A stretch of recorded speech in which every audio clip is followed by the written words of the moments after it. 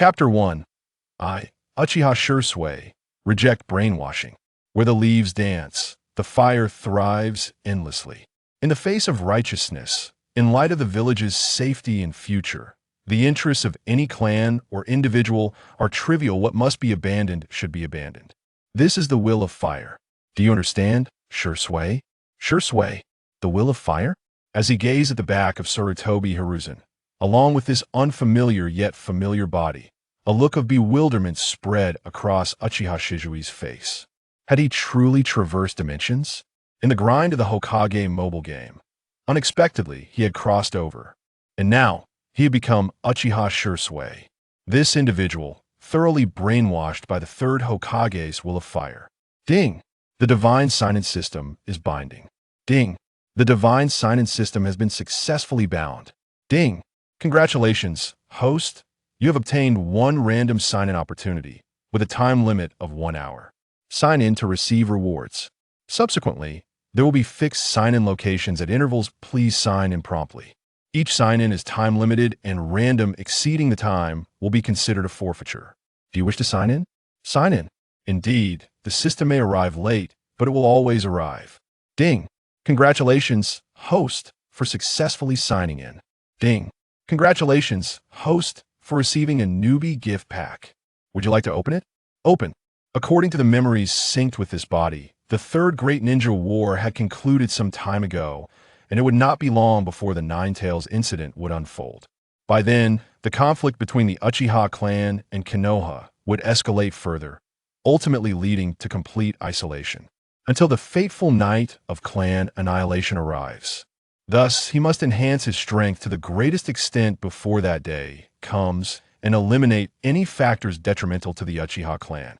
Shimura Danzo and Sarutobi Hiruzen must die. Additionally, the current clan leader, the weak Uchiha Fugaku, who would forsake clan interests for family, must also be replaced. Only then could he survive. Open. Ding. Congratulations, host, for acquiring the wood release bloodline limit. Ding. Congratulations, host, for mastering wood release, wood dragon technique. Ding. Congratulations, host, for mastering wood release, 4 pillars prison technique. Upon hearing these rewards, Uchiha Shisui's eyes gleamed with excitement. Although wood release, wood dragon technique, and wood release, 4 pillars prison technique were not the most powerful. One was offensive and the other defensive. In the current state of Konoha, where open warfare was temporarily stalled and undercurrents surged, these techniques were more than sufficient. In the next instant, an overwhelming vitality surged within Uchiha Shisui, seemingly out of nowhere.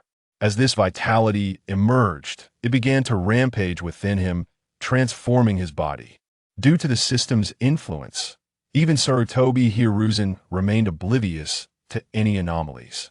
On the other side, Sarutobi Hiruzen turned to Uchiha Shisui, noticing the confusion on his face juxtaposed with the determination in his eyes. Satisfied, he patted Shisui's shoulder.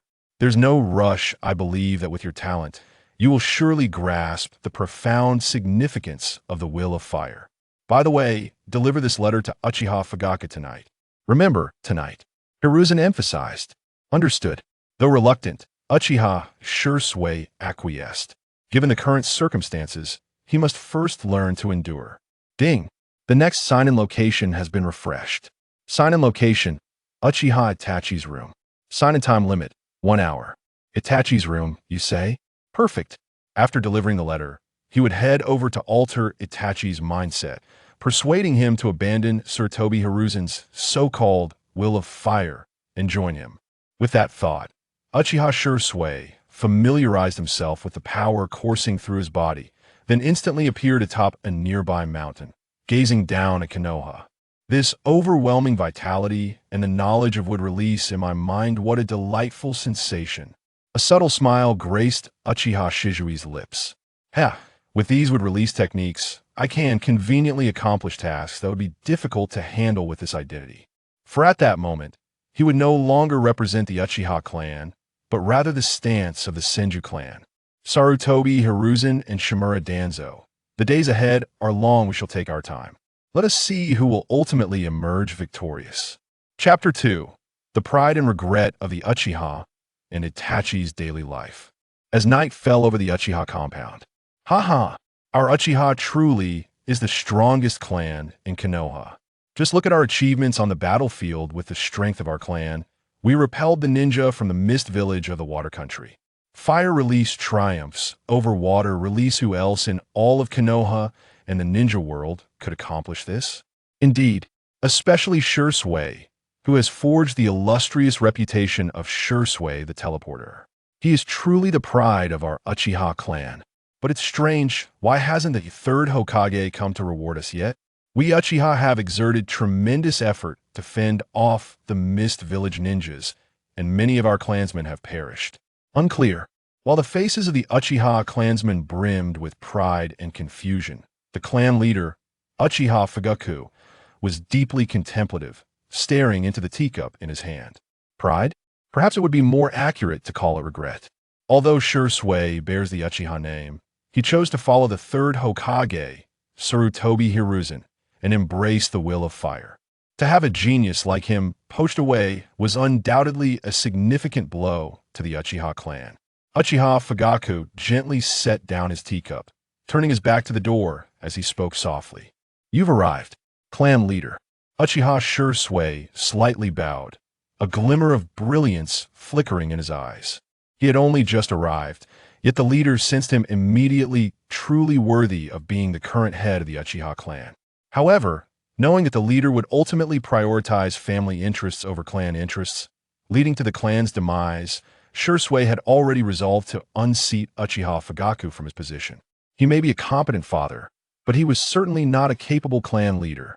To ensure the survival of the Uchiha, and to save himself, he must remove Fugaku from leadership. Was it the third who sent you? Yes.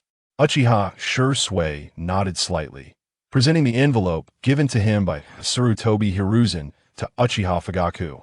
Fugaku glanced at the envelope and then at Uchiha Shisui, opening the letter in front of him. A public verbal commendation? Heh, that's a decent reward. Our Uchiha clan, single-handedly repelling the Mist Village ninjas at great cost, only to receive a mere verbal commendation from you. Sarutobi, were you thinking, Hiruzen? You are well aware of what the Uchiha clan needs, what could alleviate the internal strife within the clan and the village. Yet, the letter has been delivered. Clan leader, I shall take my leave. Uchiha Shisui had no desire to engage in further conversation with the weak Uchiha Fugaku. If you wish to be a good father, then let someone more suitable take on the mantle of clan leader. Step. Shisui, have you chosen the village after all? Just as Uchiha Shisui exited the room, Uchiha Fugaku, having closed the letter, spoke at the opportune moment. Perhaps. Uchiha Shisui left behind those 3 words before vanishing in a flash. Rather than continue facing this dangerous yet laughable man, he would prefer to meet his younger brother, Uchiha Itachi, and alter his faith in the will of fire, persuading him to join his cause. Whoosh. Ding. Congratulations, host, for completing the sign-in. Sign-in location, Uchiha Itachi's room. Ding. Congratulations, host, for receiving the sign-in reward. Mastery of wood release, wood clone technique. Another wood release. However, just as Uchiha Shisui completed the sign-in, he heard the 5 or 6-year-old Uchiha Itachi sitting in the courtyard, murmuring with a troubled expression. So many clansmen died for the sake of achievement, yet the villagers still regard the Uchiha with indifference. The will of fire is perhaps more suited for. Ouch! Before Uchiha Itachi could finish his thought, a hand unexpectedly struck his head. In an instant, a shadow darted past, sending him flying. Yet, even after receiving a kick from Uchiha Shisui, Uchiha Itachi did not collapse as he had before. Instead, he struggled to steady himself. Witnessing this, Uchiha Shisui was taken aback. Itachi, you've made progress. Of course. Brother Shisui, I've been getting stronger all along. One day, I will catch up to you. Stabilizing himself, Uchiha Itachi lunged toward Uchiha Shisui, concealing a shuriken in his sleeve, launching a surprise attack aimed at Shisui's face. Simultaneously, he formed hand seals, preparing to unleash fire release. In response, Uchiha Shisui smiled gently, his face radiating warmth and sunshine. According to the memories he inherited, Uchiha Shisui often engaged in combat with Uchiha Itachi, almost every encounter culminating in a skirmish. Naturally, the outcomes of those battles were always one-sided. Stop it. You're being unfair. You said last time that I couldn't hit your backside. You. Chapter 3. Verbal Duels, the True Will of Fire. Moreover, this action of his could render Sarutobi Hiruzen increasingly complacent towards him. Once the other party had completely lowered their guard, the opportunity for him to strike would present itself. At the same time, outside Orochimaru's abode, a shadow flickered through the night with incredible speed, akin to a specter, evading the relentless pursuit of the root ninjas. Orochimaru, my first ally. I have arrived. Chapter 4. Astonishment. Senju Hashirama actually has descendants in a dimly lit chamber. A man with long black hair and fair skin, adorned with Magatama-shaped earrings, whispered softly while preparing test tubes. Tangible things are bound to wither away, just like humans. Only the intangible can achieve immortality. This man is none other than Orochimaru, the target of Uchiha Shisui's mission. However, just as the man became engrossed in his work, a vague silhouette abruptly manifested upon a chair within the laboratory. Sanai Jishu. In response to this uninvited guest, Orochimaru's golden pupils constricted sharply, and from his sleeves sprang forth serpents, their mouths poised to strike. Orochimaru, is this your hospitality? With Shisui's voice echoing, the serpents that lunged forth abruptly froze. All severed in an instant. The only visible object was a shuriken, stained with traces of blood, spinning in his hand, along with a boy shrouded in a wooden mask, his identity shrouded in mystery. Damn it! Seeing this unexpected intruder effortlessly shatter his ninjutsu, Orochimaru set down the test tube in his hand and spoke ominously. Who are you? Do you not fear being forever ensnared here for so brazenly invading Konoha and attacking a Hokage disciple? Though Orochimaru had begun conducting live experiments, he had yet to fully reveal himself on the surface.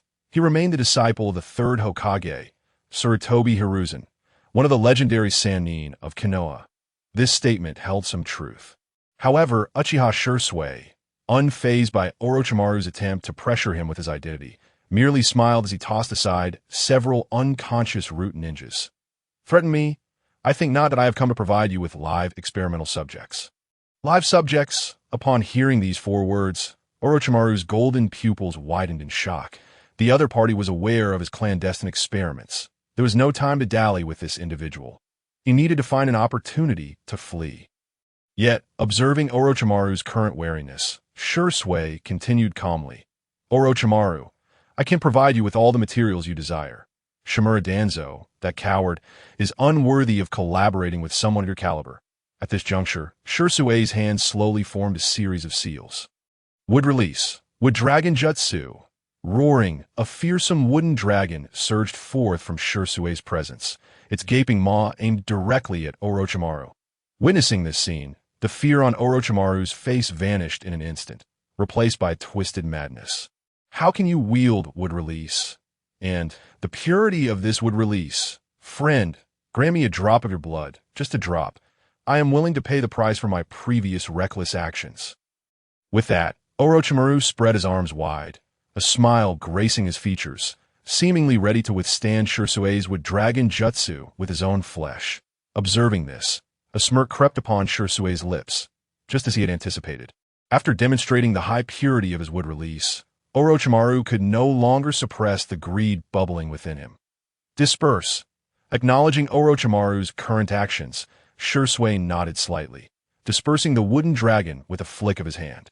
He drew a shuriken across his palm, allowing a few drops of blood to spill forth towards Orochimaru.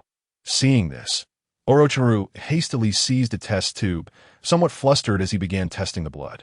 After a considerable time, Orochimaru suddenly lifted his head, letting out a maniacal laugh, his whole body trembling with excitement. This is precisely what I desired. This is what I have longed for. In the next moment, Orochimaru turned to face Uchiha Shisui, his expression brimming with enthusiasm. My friend, tell me, what must I do? As long as I can continue to obtain this high-purity blood infused with wood-release chakra, I am willing to comply with any request at this moment. All he craved was immortality. I find conversing with intelligent individuals rather enjoyable, particularly those as capable as yourself. With that, Shisui unveiled the purpose of his visit. My name is Senju, a disciple of the first Hokage, Senju Hashirama. I have recently returned from my training, and I am quite dissatisfied with the current state of Konoha. How has the Senju clan fallen so low? Why is the Uchiha clan so marginalized? The current Hokage is utterly disappointing. Thus, to ensure the stability and strength of Konoha, I must eliminate all detrimental factors, and for that, I require your assistance in betraying Shimura Danzo at a specific time, preferably leading to his demise. Kill Danzo. You wish to betray Konoha. Orochimaru furrowed his brow slightly. Although Danzo's health had declined with age, assassinating him without arousing suspicion would still prove challenging, considering Orochimaru's reservations. Shisui slowly approached the experimental table, placing a hand upon his shoulder, causing Orochimaru to take a step back. Seeing this, Shisui's smile remained intact. Do not fear. Had I intended to kill you, I would have acted long ago and would not waste time engaging in conversation. With that, Shisui's tone shifted. Betray Konoha? I have no such intention. However, Danzo must die. If he does not, the relationship between the Uchiha and Konoha will further deteriorate, ultimately leading to a rupture and betrayal. This is not a scenario I wish to witness. If anything were to happen to the Uchiha, he would undoubtedly suffer the consequences. In any case, I will create the specific opportunity for you. You merely need to continue your research and wait. Very well, I will trust you for the time being. After a moment of contemplation, Orochimaru ultimately acquiesced. However, if the situation turns unfavorable, I will terminate our collaboration immediately. After all, I do not wish to endanger my life due to a young man's reckless impulses. Have you ever encountered a true dragon that breaks its word like a venomous serpent? Orochimaru remained silent. In response, Shisui shrugged slightly to be by the way. Hand me the Kusanagi sword. His abilities extended beyond terrifying speed. He also possessed formidable swordsmanship. Thus, he required a superior weapon. Very well. Orochimaru paused for a moment before ultimately tossing out a specially crafted Kusanagi sword. He understood that his relationship with the individual before him, who claimed to be a disciple of the first Hokage, Senju Hashirama, was merely transactional to gain, one must also relinquish. Whoosh! A fine sword. If that is the case, farewell. Shisui examined the Kusanagi sword, admiring its sharpness, a satisfied smile gracing his face. In the next moment, his figure blurred, leaving only his calm voice resonating within the laboratory. I merely offer you a better opportunity for choice, not a demand. You may wait until the future circumstances are more favorable to decide. Orochimaru, I believe you possess great potential that I hope your final decision will not disappoint me. Chapter 5. Ruthless Annihilation. This is Konoha's territory a few days later, outside Konoha. Lord Shisui. There are no irregularities surrounding the village. Uchiha Shisui gazed at the Konoha ninjas accompanying him on patrol, a sunny smile illuminating his face. Excellent, everyone! Ding! The sign-in location has been refreshed. The new site is a dense forest 500 meters outside Konoha. Coordinates have been sent. Before Shisui could finish speaking, the system's voice suddenly rang out. After waiting for several days, a new sign-in location had finally appeared. However, he needed to send the individuals before him back first. You've all worked hard. Let's call it a day that I will conduct another quick patrol and conclude. You all may return to rest. Understood. Upon hearing Shisui's words, the ninjas eagerly retreated. Truly, Lord Shisui is benevolent, though we hail from the same clan. The other Uchiha ninjas have been rather disappointing. Naturally, for Lord Shisui is the one nurtured by the Hokage. Indeed, as the last few ninjas departed, the smile that adorned Uchiha Shisui's face abruptly vanished. Among those who had just left, several abruptly halted midway, concealing themselves in the shadows of the trees. It was evident that these were sent by either Sarutobi Hiruzen or Shimura Danzo to track him. However, could they keep pace with his speed? In the next instant, Uchiha Shisui's form became indistinct, vanishing in the blink of an eye.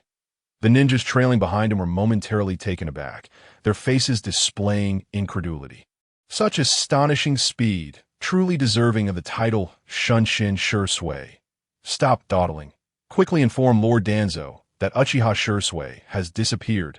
With a rapid patter of footsteps, as those ninjas hastily retreated, Uchiha Shisui had already reached the designated sign-in location. System, sign in. Ding. Congratulations, host, you have successfully signed in today. Ding. Congratulations, you have acquired the special forbidden technique. Human Sword Unity, currently mastered at 10. The special forbidden technique, Human Sword Unity, entails the sacrifice of a portion of one's vitality to forcibly merge one's essence with that of a weapon, unleashing an instantaneous surge of 300% power. Note: the vitality consumed by the special forbidden technique, Human Sword Unity, can be restored through the bloodline limit, would release a forbidden technique that demands the sacrifice of vitality. Quite intriguing. Others might approach this technique with trepidation, but he would not, for he had mastered would release. Just as Uchiha Shisui obtained the special forbidden technique, not far behind him, 3 ninjas clad in black were swiftly approaching. Their speed was commendable, and their chakra fluctuations indicated they were likely of Jonin rank. Were they Danzo subordinates? Or perhaps Sarutobi Hiruzans? Although their identities remained unclear, since they were not adorned in Konoha attire. Eliminating them should pose no problem, but he chuckled softly, a hint of derision flickering in his eyes, as his form blurred once more. Meanwhile, the 3 hastily advancing root ninjas had slowed their pace, proceeding cautiously.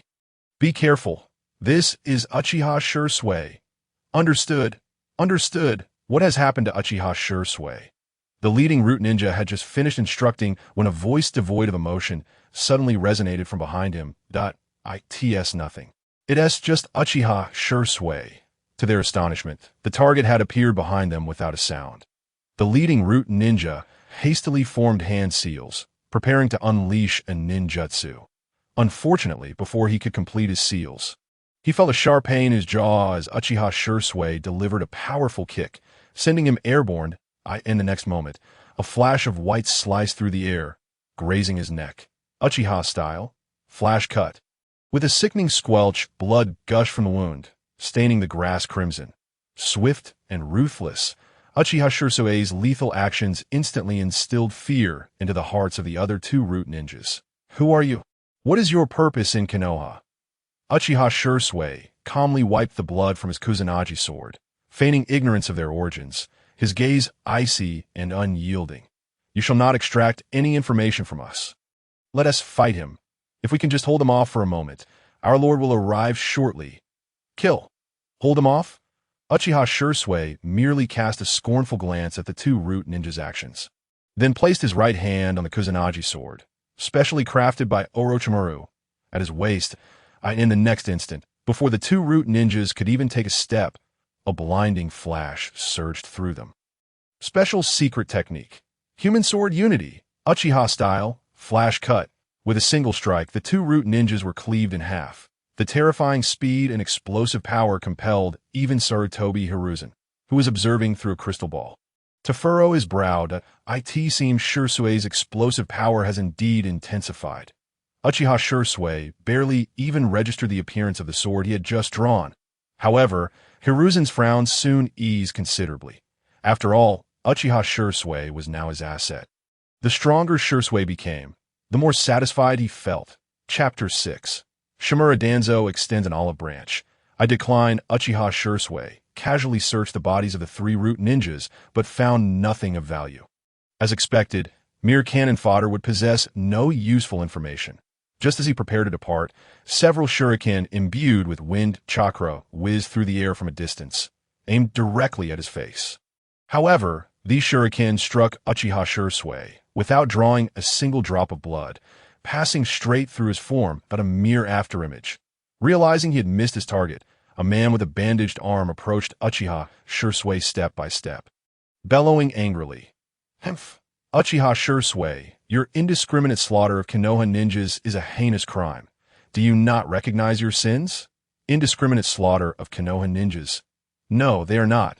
Konoha ninjas would never attack their own comrades. Uchiha Shisui feigned righteousness, his expression resolute. Observing this, Sarutobi Hiruzen nodded slightly before the crystal ball. In his eyes, Uchiha Shisui had been sufficiently brainwashed. Conversely, Shimura Danzo's expression turned grim. If those individuals were Konoha ninjas, then how could they have attacked Uchiha Shisui? If they were not, how could his men fall to Uchiha Shisui so easily? As Danzo's face darkened, the root ninjas behind him wore expressions of grave concern. How ruthless, to strike without hesitation. No wonder you are known as the Shunshin Shisui. Then tell me, why were you patrolling so far from the village? Danzo pressed on, questioning. For the safety of Konoha, to expand the patrol range. Is there a problem? If I hadn't sensed something amiss, the infiltrators from other ninja villages would have already breached the village. Infiltrators, that wretched brat had audaciously assigned an identity to the 3 dead men. After all, the dead cannot speak. However, today, there were no other Umbu members around Uchiha Shisui, presenting him with a perfect opportunity to test Shisui's resolve. With this thought, Danzo maintained a stern demeanor but approached Uchiha Shisui step by step. Placing a hand on Shisui's shoulder, a faint smile breaking through his otherwise grim countenance. I understand the situation now. You've done well. Since these fellows are infiltrators from other ninja villages, you have every right to eliminate them. The village will remember your contribution. However, as he spoke, Danzo's tone shifted, leaning closer to Uchiha Shisui's ear to whisper, Shisui, you know I've always held great admiration for you. It's just unfortunate that Sarutobi got to you first. But fear not, for I am formally inviting you to join the root. Should you accept, your standing within the root will only be second to me, and all members will heed your command. This way, you should be better positioned to protect the village and uphold the will of fire. What do you think of such a proposition? The position of the second-in-command within root, a tantalizing offer. Yet before the watchful eyes of many, Uchiha Shisui shook his head. I decline. Why? Danzo's smile instantly froze, a glint of malice flashing his eyes. I am a member of the Umbu, and I only take orders from the 3rd Hokage. Sarutobi Hiruzen. Again with Sarutobi Hiruzen. I'm the one most fit to become Hokage. How dare he vie with me? Hearing Uchiha Shisui's words, Danzo's expression darkened to an extreme, his right hand firmly patting Shisui's shoulder 3 times before turning to leave. Very well, then, however, as he stepped 5 meters away, his hands swiftly formed seals. Shisui, I've noticed your ninjutsu has grown a bit rusty lately. Today, let me guide you on behalf of the 3rd Hokage. Wind release. Vacuum wave. Empty. In the next moment, a torrent of dense wind chakra erupted from the mouth of Shimura Danzo, transforming into a scythe-like hurricane that swept mercilessly towards Uchiha Shisui. Yet Uchiha Shisui merely shook his head in response. Just as the hurricane scythe was about to close in on him, his palm, resting on the Kusanagi sword, shimmered as he unsheathed it once more. The blade thrust forward in a spiral, chakra swirling around it like a tempest, and made direct contact with the hurricane scythe. Uchiha style, Gale Sword. With a thunderous roar, the hurricane scythe was utterly obliterated by Uchiha Shisui's Gale Sword. Witnessing the spectacle, Shimura Danzo gritted his teeth, a hissing sound escaping his lips. This brat's swordsmanship has grown even stronger. Damn it, if I cannot possess such talent, then I shall destroy him with my own hands in the next heartbeat. Shimura Danzo charged towards Uchiha Shisui, hands forming seals as wind chakra surged violently. However, Uchiha Shisui's form suddenly vanished. When he reappeared, he was already behind Shimura Danzo, his right hand resting on Danzo's shoulder. In an instant, Danzo's body went limp. Had it not been for the timely intervention of other root members, he would have collapsed to the ground. Not be alarmed. It is merely an ordinary jinja. I must return to report on the patrol situation. The burden now falls upon you. Continuing to engage Shimura Danzo held no purpose. At this juncture, it was not the right time to eliminate him. If action were to be taken, it would have to be thorough. He aimed to bring Shimura Danzo to utter disgrace. Whoosh! After Uchiha Shisui departed, the seemingly unconscious Shimura Danzo slightly opened his eyes, a fierce glint flashing through the narrow slit. Uchiha Shisui, relish your triumph for a while longer. The next time we clash, when you are confidently convinced that I have fallen prey to your jinjutsu, I shall deliver a lethal blow. Those eyes of yours belong to me. Shimura Danzo. Chapter 7. Danzo in a rush. The fourth Hokage summons following the rejection of his overtures. Shimura Danzo ceased to disturb Uchiha Shisui. The return of the chosen successor of Sarutobi Hiruzen, Namikaze Minato, signaled the commencement of the fourth Hokage election. Thus, he intended to support Orochimaru in the competition for the position of Hokage of Konoha. Although his chances seemed slim, the allure of the Hokage position was irresistible, compelling him to make an attempt, even if it meant operating from the shadows. Regrettably, the final outcome could be summed up in 2 words: failure. At the root headquarters, Shimura Danzo swept his hand across the documents on the table, roaring in frustration. Damn it! Why? Why can't Namikaze Minato become the fourth Hokage, while you can? That bastard Hiruzen! Why does he oppose me at every turn? Only I, as Hokage, can lead Konoha to a more prosperous future. In response to Danzo's current outburst, Orochimaru could only respond with a cold smirk. He had never harbored many illusions about his teacher. The outcome of this election failure was entirely within his expectations. However, given the manner in which his beloved teacher treated him, he felt no need to hold back any longer. As Orochimaru contemplated this, a root ninja suddenly appeared before him, and Danzo, speaking respectfully, "Sir, the fourth Hokage, Namikaze Minato, has just sent word for Uchiha Shisui of the Uchiha clan to come personally. We have yet to ascertain the specific reason." Uchiha Shisui. Upon hearing that name again, Shimura Danzo slammed his hand on the table, signaling the root ninja to leave before turning to Orochimaru. The failure of the Hokage election is just that. Regretting it now is futile.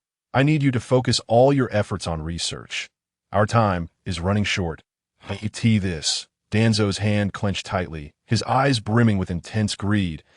I must hasten to merge the cells of Senju Hashirama and acquire the power of the Uchiha clan's Sharingan. Only then can we turn the tide. I shall realize my plan and become the Hokage of Konoha. I shall do my utmost. Meanwhile, as Shimura Danzo conversed with Orochimaru, Uchiha Shisui turned his gaze towards the Hokage's office. A glimmer of brilliance flashing in his eyes. The yellow flash. Namikaze Minato. To be honest, had it not been necessary, I would truly prefer to avoid excessive contact with him. This man is too perfect and powerful. I fear my identity may be exposed. And if exposed, unless I utilize the Mangeki Sharingan or reveal my would release, my current strength would render the outcome of a battle against Namikaze Minato fraught with uncertainties. After all, one of my greatest abilities is speed, and Minato excels in the same domain. With this thought in mind, Uchiha Shisui adjusted his attire slightly, and in the next moment, his form became a blur. Shortly thereafter, he arrived at the door of the Hokage's office, knocking politely. "Fourth Hokage-sama." "Come in." As he opened the door without employing the body flicker technique, he chose a very ordinary approach, before possessing sufficient strength. He would not rashly engage in combat with Namikaze Minato. However, his restraint did not guarantee that Minato would refrain from striking first. Whoosh, whoosh, whoosh. The moment Uchiha Shisui stepped through the door, a series of shuriken flew towards him, targeting his vital points. Tch. Upon seeing that Namikaze Minato had initiated an attack, Uchiha Shisui's eyes gleamed with determination. Sharingan, activate. In that instant, the 6 shurikens soaring through the air appeared to come to a halt in his vision. Dodging them now would be exceedingly simple. Whoosh! Just as Uchiha Shisui evaded the 6 shuriken, 2 preemptively aimed kunai suddenly emerged, their speed astonishingly swift. Testing my strength, are we? Given the circumstances, if I do not show a glimpse of my abilities, it may provoke unnecessary suspicions from the other party. Uchiha Shisui's mind raced, and the next moment, he drew a Kusanagi sword. Uchiha style, flashing cut, clang, clang. He had not even utilized the body flicker technique. Truly worthy of the reputation he earned during the Third Shinobi World War. Just as the third Hokage had noted, "You're quite formidable." Namikaze Minato, with his blonde hair, sat back in his chair, squinting at Uchiha Shisui with a slight smile. "Shisui, how about you join me and work by my side from now on?" Chapter 8. The initial clash with Namikaze Minato schemes and tests what is the purpose of Namikaze Minato's actions. undermining Sarutobi Hiruzen.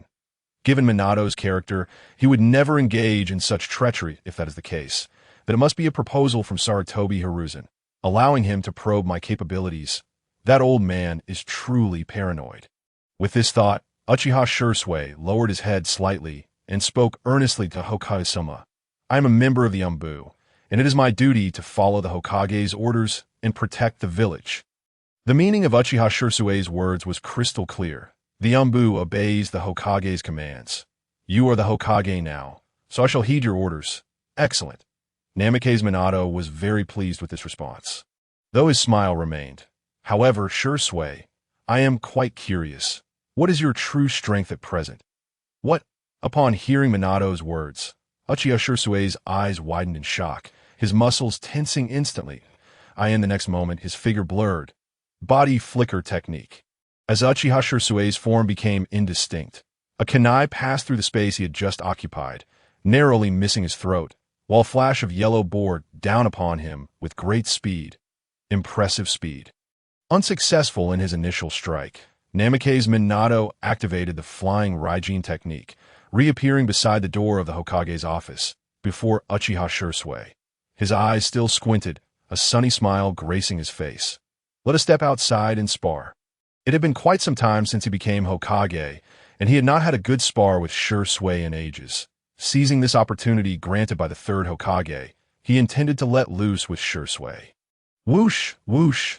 As Namake's Minato's words fell, their figures instantly materialized beside a tree outside the Hokage's office. Clang, clang, clang.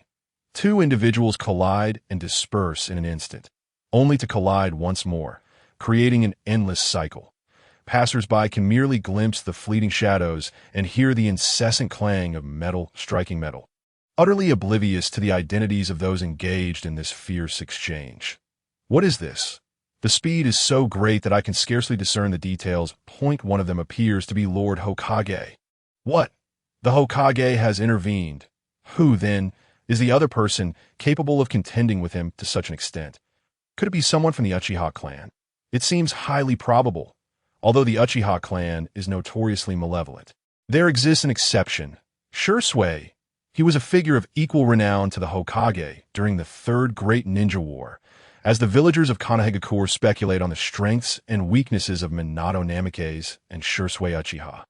Hiruzen Sarutobi suddenly appears at the Hokage's office door, gazing intently at the flickering shadows in the distance, reflecting Shisui has indeed grown stronger. This is for the better. Hiruzen, puffing on his pipe, exhales a ring of smoke into the sky.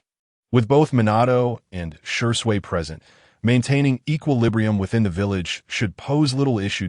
As for the Uchiha clan, the greatest uncertainty within the village, let Danzo deal with them gradually.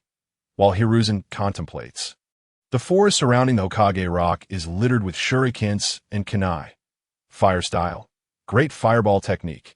A massive surge of chakra erupts from Shisui Uchiha, and with his hand seals completed, a colossal fire dragon, radiating intense heat, lunges toward the flickering Minato. Faced with this onslaught, Minato opts not to confront it directly. His form vanishes once more, reappearing behind Shisui. Flying Thunder God technique. At that moment, a sphere brimming with violent chakra materializes in Minato's palm. After numerous tests, he has finally begun to take this battle seriously. What is this? As if sensing something, the Tomo and Shisui's blood-red Sharingan whirl rapidly. 1 Tomo, 2 Tomo, 3 Tomo, 2 stages, boom! A tremendous explosion engulfs a 10-meter radius, creating a massive crater in the ground and sending dust swirling into the air. Yet, despite landing a successful hit on Shisui, Minato's expression shows no sign of triumph. Instead, his eyes widen in grave concern, fixated on the imposing shadow emerging from the dust. That is the Uchiha clan's unique ability. Susanoo. Chapter 9. The mighty Susanoo, standing firm against Minato. As Shisui steps forward from the crater, he commands the green giant, Susanoo, to advance steadily, its tempestuous chakra radiating outward, including toward Minato's vicinity. Lord Hokage, I apologize for any offense. However, Minato pays no heed to the chakra's assault, effortlessly evading it with a series of swift movements. What truly concerns him is the figure before him, whose eyes are blood-red and shaped like 4 shuriken blades. The Uchiha Sharingan, in response to Minato's second stage of the Flying Thunder God. Shisui activates his Uchiha Sharingan and invokes Susanoo. Wait! As Shisui emerges from the crater, Minato notices that this green skeletal form appears to be only a partial manifestation. Shisui Susanoo is not yet complete. Observing this, Minato, gripping the kunai marked with the Flying Thunder God seal, smiles and remarks, "Why only half-formed? This cannot be the complete Susanoo, can it?" Hiruzen Sarutobi is tasked with assessing Shisui's true strength. Yet now, not only has Shisui failed to demonstrate his full power, but he hasn't even summoned the complete Susanoo. "You are not my enemy," Shisui states calmly. "Moreover, Lord Hokage, you have not yet fought with all your might." Against an unserious Minato, Shisui merely needs to utilize Susanoo to shield his upper body. Furthermore, had he wished to conceal his identity, even confronting Minato with his own body and weapon would not have posed much difficulty. After all, having acquired wood release, his physical strength and recovery capabilities have transcended their former limits. He is formidable now. Even without revealing his wood release, he possesses the ability to defeat Konohagakure's yellow flash. Minato Namikaze, standing still. Upon hearing Shisui's words, the spiral sphere in Minato's left hand trembles slightly, and his smile grows increasingly pronounced. However, in the next moment, the chakra within the sphere stabilizes rapidly and begins to swell with intensity. "In that case, I command you, in the name of the Hokage, to demonstrate your true strength. This pertains to the difficulty of the tasks I shall delegate to you henceforth, if you truly aim to protect the village and uphold the will of fire. Then give it your all." Whoosh, the yellow flash streaks by. "Come forth, Shisui." "Haha, self-deprecation," scoffs Danzo Shimura, who has approached Hiruzen's side outside the Hokage's office, a mocking expression on his face. That is the strongest genius of the Uchiha clan in this generation. His strength is undeniable, and his Uchiha Sharingan possesses the most potent genjutsu, capable of forever altering one's mindset. Even Minato, the village's yellow flash, cannot hope to rival him. Hiruzen, upon hearing this, continues to exhale smoke rings in silence. Tacitly agreeing with Danzo's assertion, both Minato and Shisui share a remarkably similar combat style, one that concludes with speed. However, should a misstep occur, Shisui's advantage over Minato would be exponentially greater, with Susanoo enhancing both defense and offensive capabilities. Coupled with the powers of the Uchiha Sharingan, Shisui's Kodoamitsukami, unless Minato were to fight with his eyes closed throughout the battle, any opportunity Shisui seizes could spell the end for him. Hiruzen's silence, to Danzo, appears as contemplation of his previous remarks. Thus, he continues to stoke the flames. This ability is far too perilous. It must remain under the control of Konohagakure in our hands. Yet, just as Danzo's words finish, a glimmer of light flashes in Hiruzen's eyes. He lowers his pipe and speaks solemnly. "Shisui is a part of Konohagakure, my ally. If you dare to act against him, you know the consequences." Humph. Danzo waves dismissively, turning his back to Hiruzen and gazing once more toward Hokage Rock, unconvinced. "Shisui Uchiha, your ally? Ha! It won't be long before that Sharingan of his belongs to me. With those eyes, I could undoubtedly seize control of all of Konohagakure. No, with them, it may not even be impossible to dominate the entire ninja world." While madness fills Danzo's eyes, on the other side, Minato, having once again employed the Flying Thunder God technique, instantly arrives beside Shisui. Multiple kunai, each marked with the Flying Thunder God seal, are simultaneously hurled from his hand, targeting the various cracks in Susanoo's form. Meanwhile, Minato himself thrusts a kunai directly towards Susanoo's back, though Susanoo boasts formidable defensive capabilities. Minato's previous assault has already left its mark. As long as he continues to unleash sufficiently powerful attacks, he can surely harm the Uchiha hidden within. Observing this scene, Shisui's heart fills with exasperation. A kunai against Susanoo? This reminds me of someone. However, as Shisui remains poised, awaiting Minato's advance, a brilliant flash of yellow lightning suddenly arcs around him. Witnessing this, Shisui's Sharingan narrows in surprise. the skeletal form of Susu, previously bare, now rapidly fills with dense veins and flesh. Following that, the armor of the Tengu emerges, enveloping Shisui within its protective embrace. While others may not recognize this technique, Shisui is acutely aware of its significance. This is one of Minato's signature jutsu, akin to the second stage of the Flying Thunder God, Spiral Flash Super Round Dance Howl.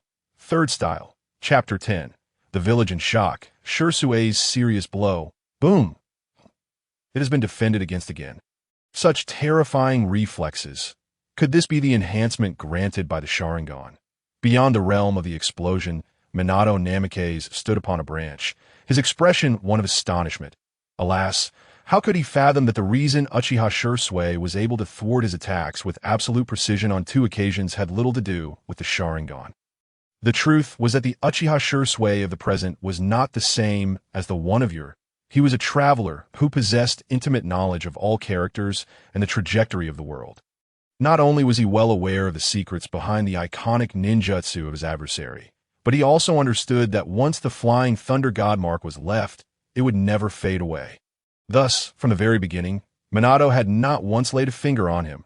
He had no desire to be ambushed by Minato utilizing the Flying Thunder God mark while orchestrating his plans in the shadows.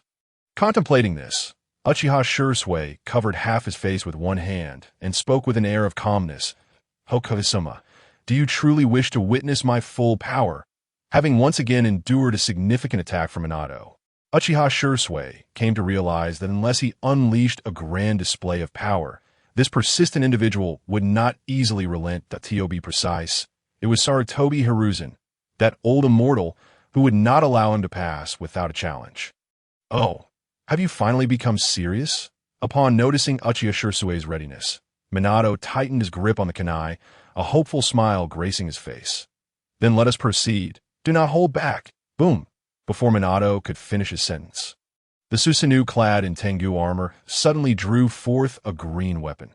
The terrifying chakra surged like a tempest, rampaging through the surroundings, ruthlessly obliterating all trees within a radius of several meters. And this was merely the beginning. As the green weapon was unsheathed, an overwhelming torrent of chakra erupted from Uchiha Shisui's being, ultimately converging into the green weapon. Observing Uchiha Shisui's actions, Minato furrowed his brow, uncertain of his intentions. While Shisui was well aware of all of Minato's trump cards, Minato, on the other hand, had little understanding of him. In the next moment, the green weapon, enveloped in an immense quantity of potent chakra, was hoisted upon the shoulder of the Susanoo. A dreadful aura began to emanate from it, rippling outward in concentric waves. With each wave, the power of the green weapon grew ever stronger, its might reaching a level that caused Minato's expression to shift dramatically. It appears you are indeed serious. In that case, I cannot afford to lag behind. While speaking, Minato clasped his kunai and formed hand seals, as radiant yellow lightning danced with countless afterimages, flashing wildly across the area. Minato understood well that if he did not act now and allowed Shisui to gather power, he would undoubtedly be the one to suffer the consequences. Shisui, receive my next attack. Spiral, Flash, Super Tornado. Without granting Minato the chance to continue, Uchiha Shisui resolutely grasped the green spiral sword and thrust it toward a spot illuminated by flickering yellow lightning. Spiral sword. Boom! As Uchiha Shisui launched his strike, the ground trembled violently. The path of the spiral sword shattered trees, and the earth was soon riddled with numerous cracks. Debris flew in every direction, erupting in a cacophony of chaos.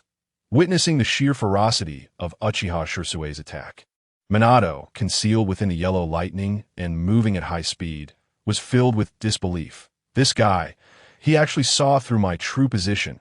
How is that possible? Despite the myriad of questions swirling in his mind, Minato was acutely aware of what he needed to do.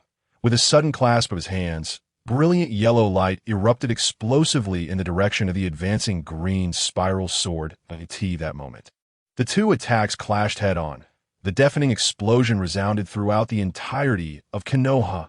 Boom! Chapter 11. The head of the Umbu, I decline. Boom! As the colossal explosion reverberated, an influx of villagers from Konoha quickly gathered below Hokage Rock. The blast seemed to have originated from the forest above Hokage Rock. What on earth was happening? Why were the Hokage and Uchiha Shisui engaging in battle atop Hokage Rock? Could it be that the nefarious Uchiha clan was finally making a move?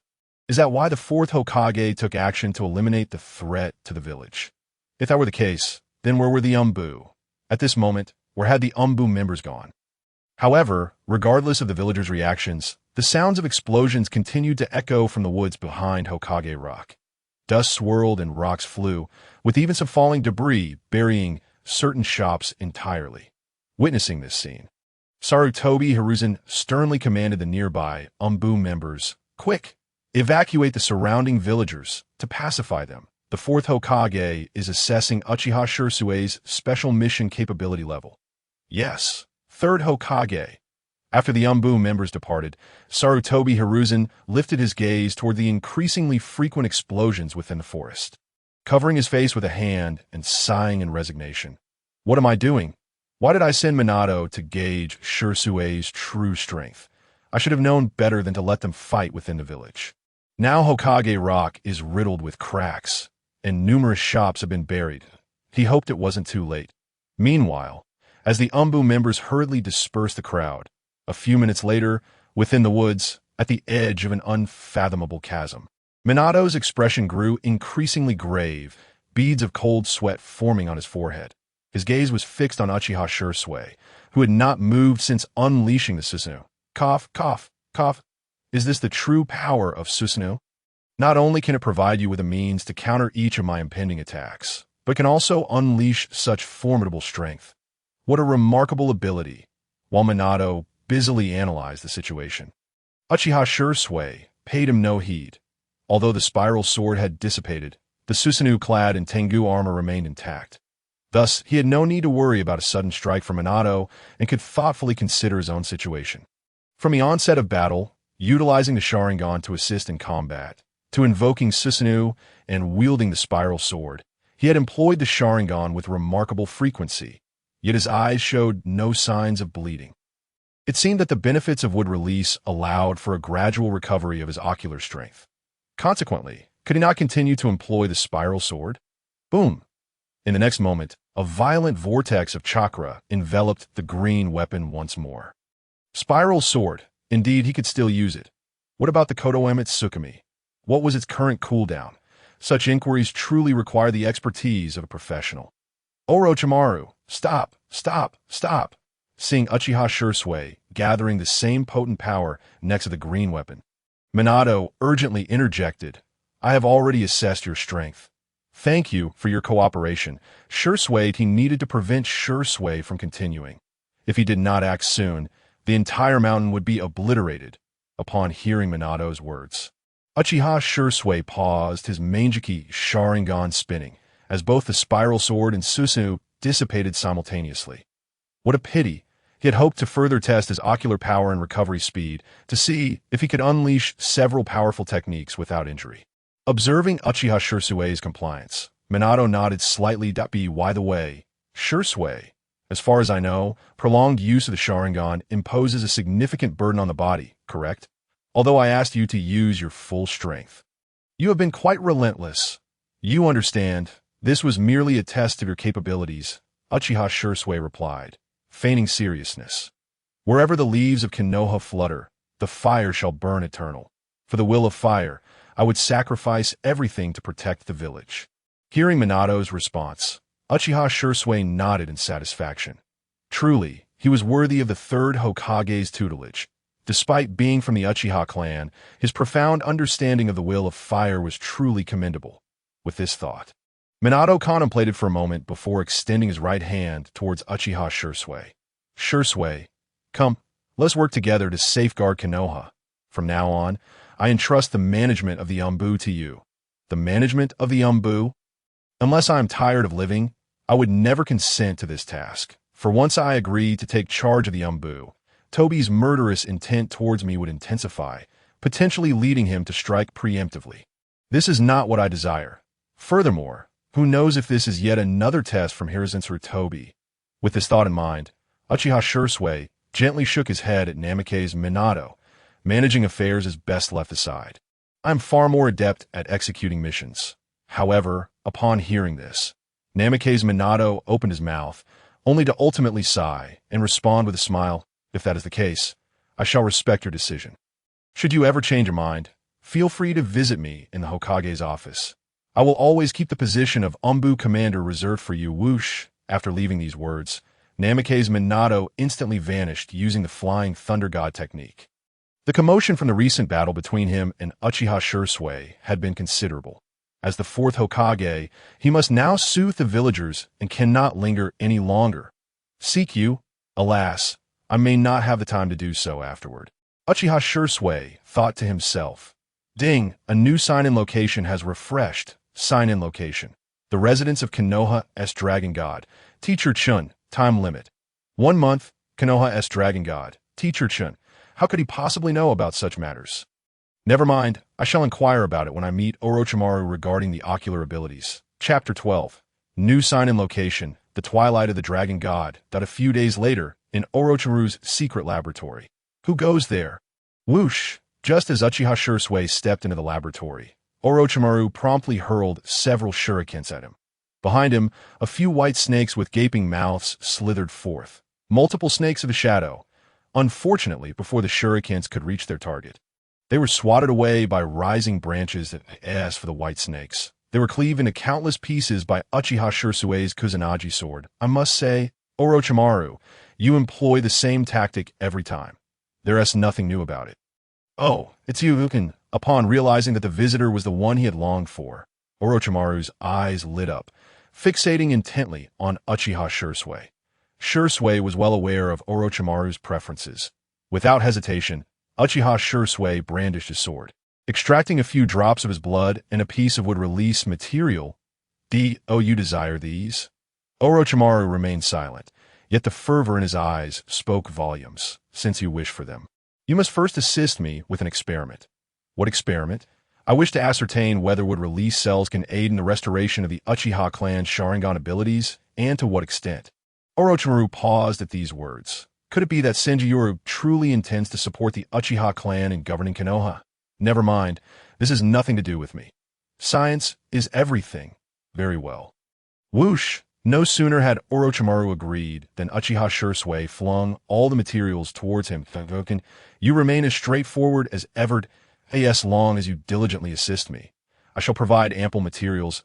To this point, Uchiha Shisui casually remarked, by the way, it seems the guards here have increased. I've waited many days only to encounter a day with fewer guards. Upon hearing this, Orochimaru, while meticulously storing the offered items as if they were priceless treasures, explained, you see, a few days ago that scoundrel Tobi's plan to support me in running for the fourth Hokage failed. Consequently, he has devoted all his energy to researching the first Hokage cells, eager to obtain the Uchiha clan's power, which naturally also increases the guard presence. Uchiha Shisui remained silent, sipping water from the table, seemingly deep in thought, or perhaps supervising the experiment. Orochimaru paid this no mind, as long as Shisui provided materials. He could desire whatever he wished, including mere observation. After a long while, Uchiha Shisui feigned disinterest and casually inquired, by the way, Orochimaru, have you heard of Konoha's Dragon God? Teacher Chun, that fellow should currently be referred to as such. I wish to meet him. You mean him? Orochimaru paused, then continued with his work.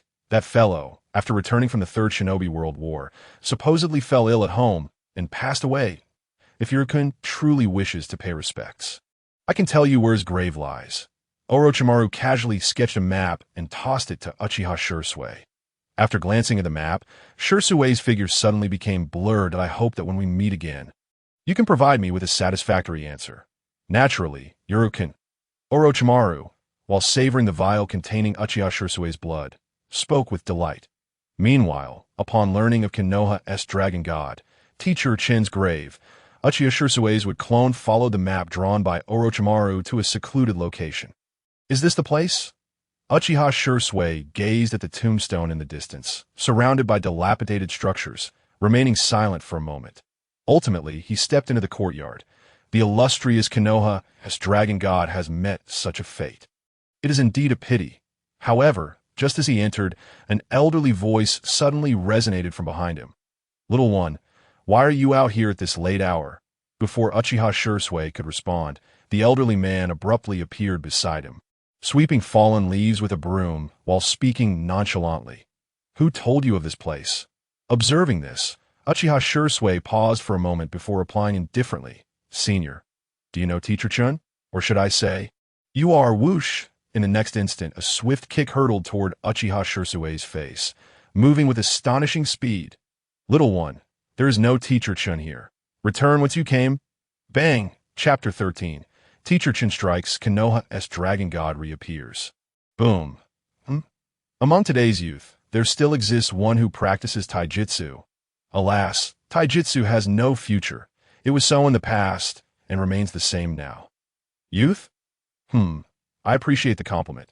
Uchiha Shisui, having caught Teacher Chun's kick with one hand, glanced at his palm before shrugging. Currently, his identity is Senju, disciple of the first Hokage, Senju Hashirama, and his standing is on par with that of Hiruzen Tsurutobi and others. Therefore, he should not be considered young. On the other side, the fact that Uchiha Shisui had effortlessly blocked his attack surprised the elderly man. Nonetheless, this did not mean he would relent. Young one, taijutsu has no future. Only by diligently cultivating ninjutsu can one qualify as a true ninja. Tap, tap. The elderly man, who had been holding the broom, suddenly set it down and accelerated towards Shisui. He launched a spinning kick. Bang! In that moment, the elderly man's kick bore tremendous force, rapidly approaching Uchiha Shisui's face. Quick, precise, and ruthless, with no hesitation whatsoever. If an ordinary ninja were struck, they would likely lose all ability to move instantly. This is the Konoha Whirlwind. No, the range and power far exceed that of the Konoha Whirlwind. With this realization, a faint smile appeared on Uchiha Shisui's face. As far as he knew, Konoha's dragon god, Teacher Chun, had three signature techniques of considerable power: the Konoha Great Whirlwind, the enhanced version of the Konoha Whirlwind, and the Konoha Gale. The most powerful of them, which had earned him fame during the Third Shinobi World War, was the Konoha Dragon God. Unfortunately, what Teacher Chun had just executed was merely the Konoha Great Whirlwind. Faced with such a technique, he need not even resort to ninjutsu. With this in mind, aided by his Sharingan, Uchiha Shisui merely shifted his right leg backward and slightly tilted his body, effortlessly evading Teacher Chun's Konoha Great Whirlwind. "Indeed, you are Konoha's dragon god.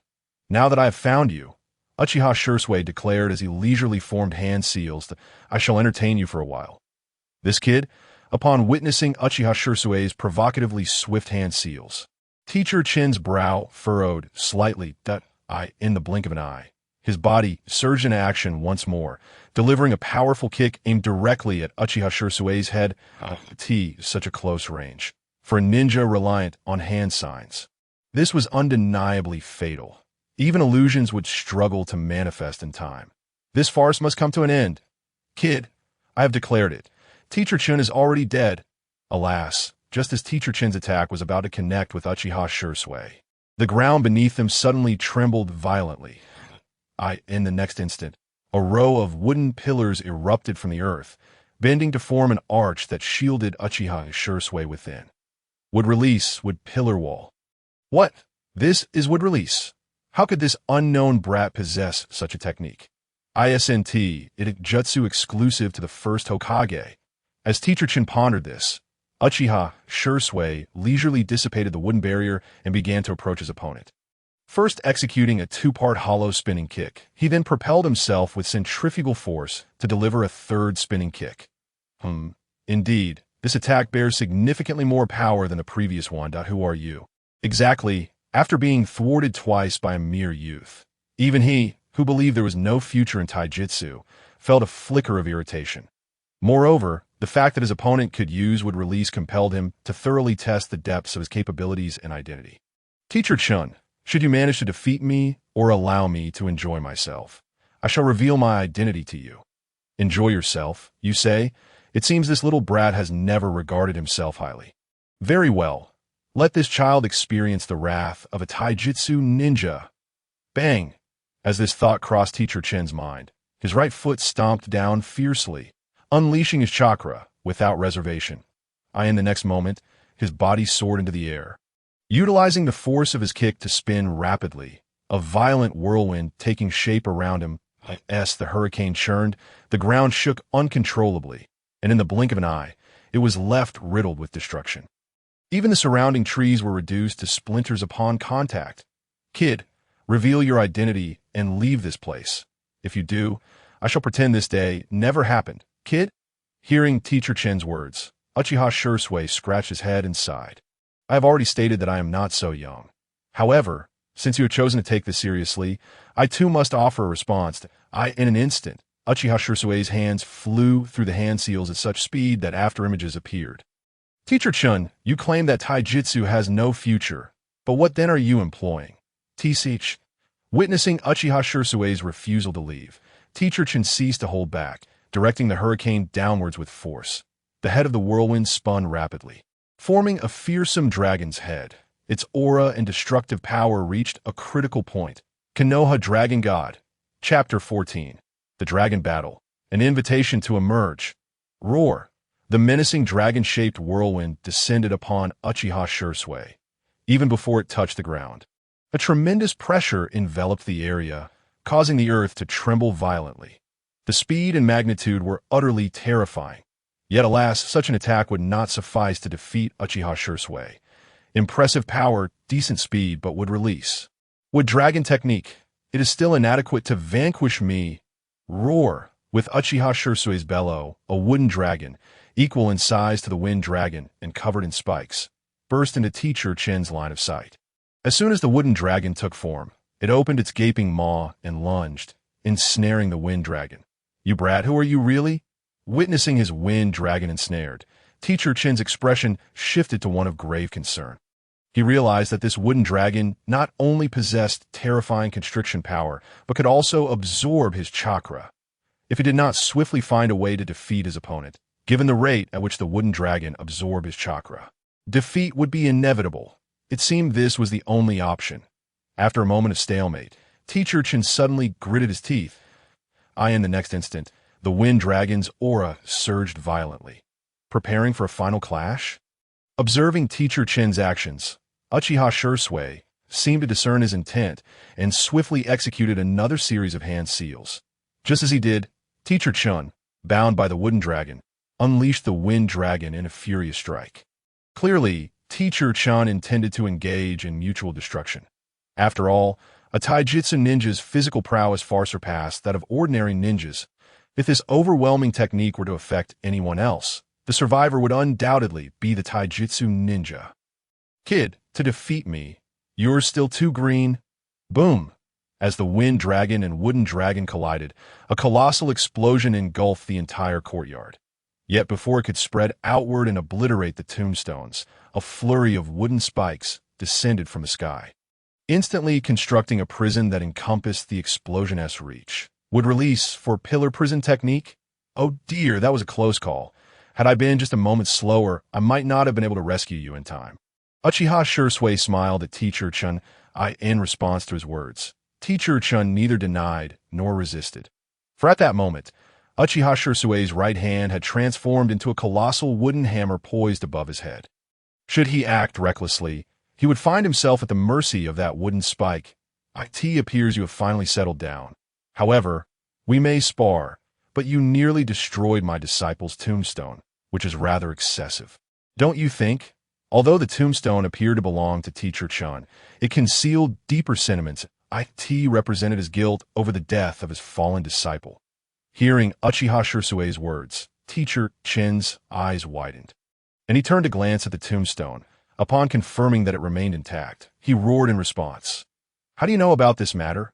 Why, you ask. Sensing the moment had arrived, Uchiha Shisui released his wood-release chakra, smiling faintly. Allow me to formally introduce myself. I am Senjuro, of the Senju clan, and Lord First Hokage Senju Hashirama is my mentor. Thus, I reiterate, do not call me kid. We are of a similar age. Olchin as for how I came to know your past. I possess my own means. Teacher Chun, upon hearing this, was filled with disbelief. What?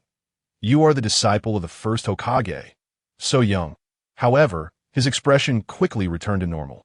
And he sat down in a state of despair. He even became disinterested in questioning why Uchiha Shisui wore a cloak to conceal his true appearance. Indeed, the Senju clan is known for its formidable vitality. It is natural for you to appear youthful at this juncture. Teacher Chun, who should have been utterly exhausted, felt his muscles tense suddenly, his fists pounding against the ground at eye. Drip, drip. Tears fell from Teacher Chen's eyes, soaking his clothing and the fallen leaves around him. That I am unworthy to be his teacher. I am unworthy. Had I not taught him taijutsu, had I not sent him in a battle as a taijutsu ninja, but rather with another instructor, he would not have met such a tragic fate. Taijutsu. Ha ha ha. My disciple perished in the face of an enemy who merely employed illusion techniques. Witnessing Teacher Chen's despondent expression and hollow gaze, Uchiha Shisui stepped forward. Approaching the tombstone, he gently brushed the dust from its surface and sighed. Where the leaves flutter, the fire of life endures. You should understand well that your disciple's death is not closely tied to you. But, no buts, old Chun, how long will you continue to languish in despair? Uchiha Shisui suddenly admonished. Taijutsu is useless. Then how do you account for the power you just unleashed? Had it been anyone other than me facing you? But a typical Jainin, the victor would undoubtedly have been you. Face reality. Taijutsu is indeed powerful. As Chin-sensei fell silent once more, Uchiha Shisui extended his right hand and continued, Come forth, old Chun, and join me in extricating this village, now rotting to its very core, from the clutches of darkness, for the will of fire for the village, and for the lives of countless disciples who must not be unjustly taken. Upon hearing these words from Uchiha Shisui, Chun-sensei slowly raised his gaze, locking eyes with the figure standing beside the gravestone, perfectly aligned with the full moon above, a peculiar light shimmering in his eyes. Old Chun, let us proceed. Chapter 15. The fiery encounter with might. Guy, please grant me a moment to contemplate. Chin-sensei intently observed Uchiha Shisui for a considerable time before finally exhaling these words. Uchiha Shisui, however, was not taken aback by this outcome. Remaining patient, for the current task assigned by the system had a deadline still 20 days away. Extracting the location of the other party within that time frame posed little challenge.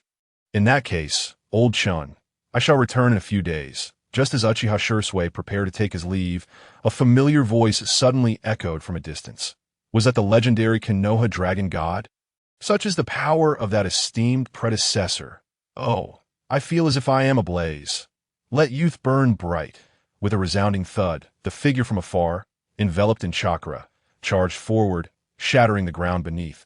Witnessing the approaching figure, Uchiha Shisui placed a hand on his forehead, shaking his head in exasperation that, confirmed, it is indeed that person, knight. Do you know that little fellow? Uchiha Shisui inquired. Upon hearing this, Knight merely nodded slightly that I suppose I do. That lad is named Might Guy, that a decent chap, with a fervent passion for taijutsu, though he may be a bit unconventional. He chuckled softly. Passionate about taijutsu, you say?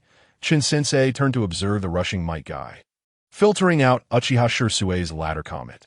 Can a person genuinely devoted to taijutsu have any significant flaws? Suddenly, in the midst of their scrutiny, Might Guy lunged forward, preparing to kneel even before landing. With a resounding thud, he descended before Chin-sensei and Uchiha Shisui, excitement radiating from him as he bowed. Chin-sensei. Oh, is it truly you? I heard tales of your sacrifice during the Third Shinobi World War. Yet here you are. Indeed, that last strike was executed by you, right? Truly worthy of the title Konoha Dragon God, the strongest in taijutsu, he exclaimed, laughter spilling forth. The plan for tonight's thigh muscle training was undoubtedly the right choice. Chin-sensei opened his mouth, intended to clarify, but at that moment, Might Guy had already become invigorated. Haha, I feel like I'm on fire. Tonight, I shall embark on double the thigh muscle training. No, triple, 5 times. Let youth burn bright. What is happening with this person? Chin-sensei awkwardly turned to Uchiha Shisui, who merely shrugged in resignation. It was only now that Chin-sensei comprehended the meaning behind Uchiha Shisui's earlier words. This little fellow was indeed quite unique. However, as if struck by inspiration, A glimmer returned to Shin-sensei's once dulled gaze. It seems there are still ninjas who ardently cherish taijutsu. Taijutsu indeed has a future.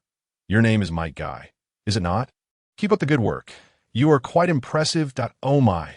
Shin-sensei, you know me. I am so thrilled. I must execute tenfold thigh muscle training tonight. With that declaration, Might Guy commenced his training on spot. Flashing a radiant smile towards Shin-sensei as he spoke, Shin-sensei, I have always believed that taijutsu is the strongest. Rest assured, I will not let you down. I will strive to enhance my taijutsu and grow stronger. Proclaiming to all that taijutsu reigns supreme. Excellent, excellent, Shin-sensei nodded, his previously stooped frame now straightening with a series of audible pops from his joints. The intensity in his eyes flared brightly. Might Guy, if you wish. Come here once a week. What? Really, Shin-sensei, you can count on me. I will be here punctually every day. Let youth burn bright. Ah, I meant once a week, Shin-sensei said, shaking his head helplessly as Might Guy re-entered his fervent state. Yet soon, a gentle smile graced his face as he gazed up at the moon above. But this feels rather pleasant. My disciple, just watch. I shall live on for both our sakes, transmitting the allure of taijutsu onward. I promise. Chapter 16. The Art of the Senju Clan, persuading young Itachi days later at Konoha Village in Shin-sensei's residence. Ding! Congratulations, host. You have completed the sign-in location. Shin-sensei's residence. Ding! Congratulations, host. You have received the sign-in reward. Mastery of wood release. Senju Clan Techniques. Senju Clan Techniques? ISNT that for constructing buildings? Shin-sensei mused, dismissing the thought. Although not a combat-oriented skill, he had at least completed the sign-in task. Furthermore, the most significant achievement of this endeavor was not the wood release, Senju Clan Techniques, but rather that Shin-sensei had agreed to emerge from seclusion. After Might Guy's fervent declaration that night, and during the past few days spent at the gravestone, sharing his heart's burdens regarding his departed disciples while mentoring Might Guy in taijutsu, Shin-sensei finally decided to gather his belongings and venture into the village to seek out children suitable for taijutsu training. He even promised to visit the Uchiha clan's territory to meet a child named Uchiha Itachi. Thus, he now needed to return and persuade his younger brother, Uchiha Itachi, to study some body-enhancing taijutsu under Shin-sensei. The fully developed Uchiha Itachi was undeniably strong, a considerable asset. Yet, Uchiha Itachi possessed a critical flaw. His physical condition was alarmingly poor, significantly affecting his endurance and combat potential. He pondered how immensely powerful Uchiha Itachi could become if only his physical prowess were improved. That thought filled him with anticipation, since he were preparing to emerge from seclusion. I too must take my leave. Old Uchiha Shisui prepared to depart. Shin-sensei set down his belongings and inquired, "Are you still planning to guard Konoha from the shadows, without stepping into the light?" Indeed, the level of decay within the village is far too severe. I must observe from the shadows, discerning who is trustworthy and who embodies the will of fire inherited from our predecessors. Hearing Uchiha Shisui's words, Shin-sensei nodded to, in that case, may we meet again by fate. Indeed, I believe we shall reunite soon. Please, emerge from seclusion first. Certainly. With a swift motion, Uchiha Shisui's figure vanished after bidding farewell to Shin-sensei. That afternoon, a shadow clone of his expertly scaled the walls of Uchiha Itachi's residence. Uchiha Itachi was diligently practicing with shuriken at that moment. As Uchiha Shisui vaulted over the wall, a shuriken suddenly appeared before him. Not bad, you've improved. Your reflexes are quicker. Uchiha Shisui beamed at Uchiha Itachi. Seeing this, Uchiha Itachi hurried over, his eyes sparkling with admiration and trust. In response, Uchiha Shisui affectionately ruffled Uchiha Itachi's hair, smiling as he asked, "Itachi, have you considered a question during your recent training?" "What question, brother Shisui?" Uchiha Itachi gazed at him wide-eyed. "What do you think is the most critical aspect you need to enhance at present? Your ocular power? Fire release? Or, ouch, brother Shisui, why do you keep hitting my head?" Uchiha Itachi rubbed his sore head, looking up at Uchiha Shisui with a pitiful expression. "What is it that I need to improve right now?" "Your physical condition. Why physical condition?" It seems that Uchiha Itachi has pondered something, Yet after opening his mouth, he refrained from articulating the analysis swirling in his mind. Observing this, Uchiha Shisui reached out and gently ruffled his head, smiling as he spoke. What you are currently contemplating, I would like you to learn some physical techniques to enhance your physical prowess. What? But Brother Shisui, our Uchiha clan does not specialize in physical techniques. This is rather... Ouch! A bump appeared on Uchiha Itachi's head once more. Are the opinions of others truly that significant? What we need to do is strive to better ourselves and safeguard our clan and village. As he said this, Uchiha Shisui gazed skyward. With your talent, Itachi, I believe you will grasp the fundamentals in no time. When that moment arrives, even I shall have to regard you with utmost seriousness. Keeping pace with me, or even surpassing me, should not pose a challenge. Surpass Brother Shisui? Upon hearing those 6 words, Uchiha Itachi's eyes gleamed with excitement. Really? Can I truly surpass Brother Shisui? Of course, as long as you are diligent and willing to endure hardship. I will. With Shisui's encouragement, Itachi's face radiated enthusiasm. However, it was not long before his expression turned somber. But our Uchiha clan lacks any ninjas proficient in physical techniques. There is no one to teach me. Perhaps, Brother Shisui, you could instruct me? I still have missions to undertake, and it is impossible for me to constantly guide you. However, there is someone who would be quite suitable as your teacher, and he will arrive shortly. Let us tidy up.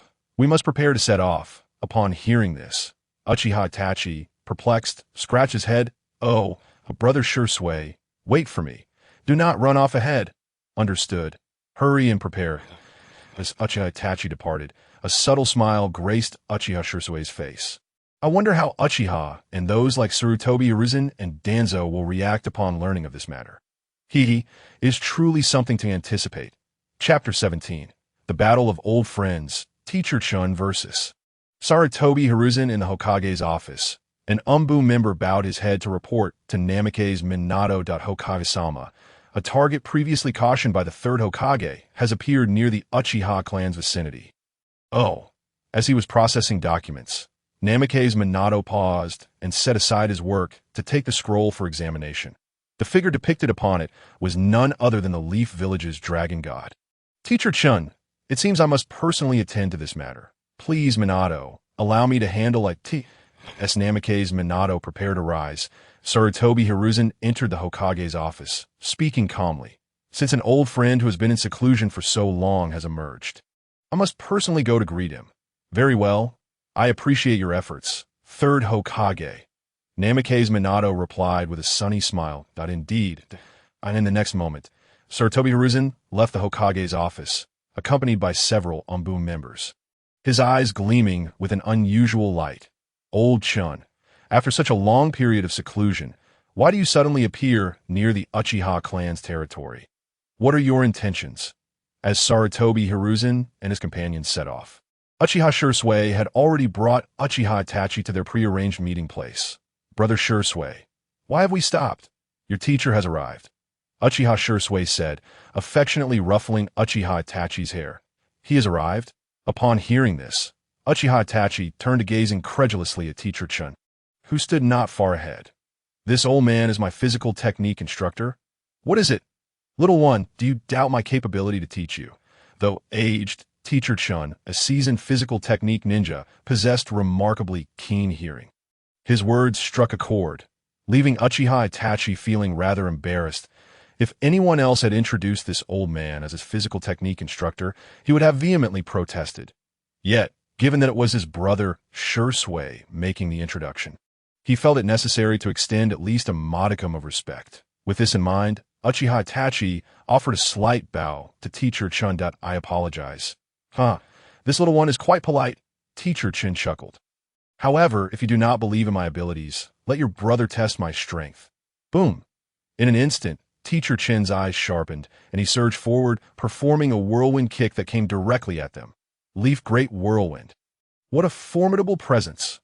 Uchiha Itachi was taken aback as he witnessed the once slightly stooped Teacher Chun now emanating such overwhelming might.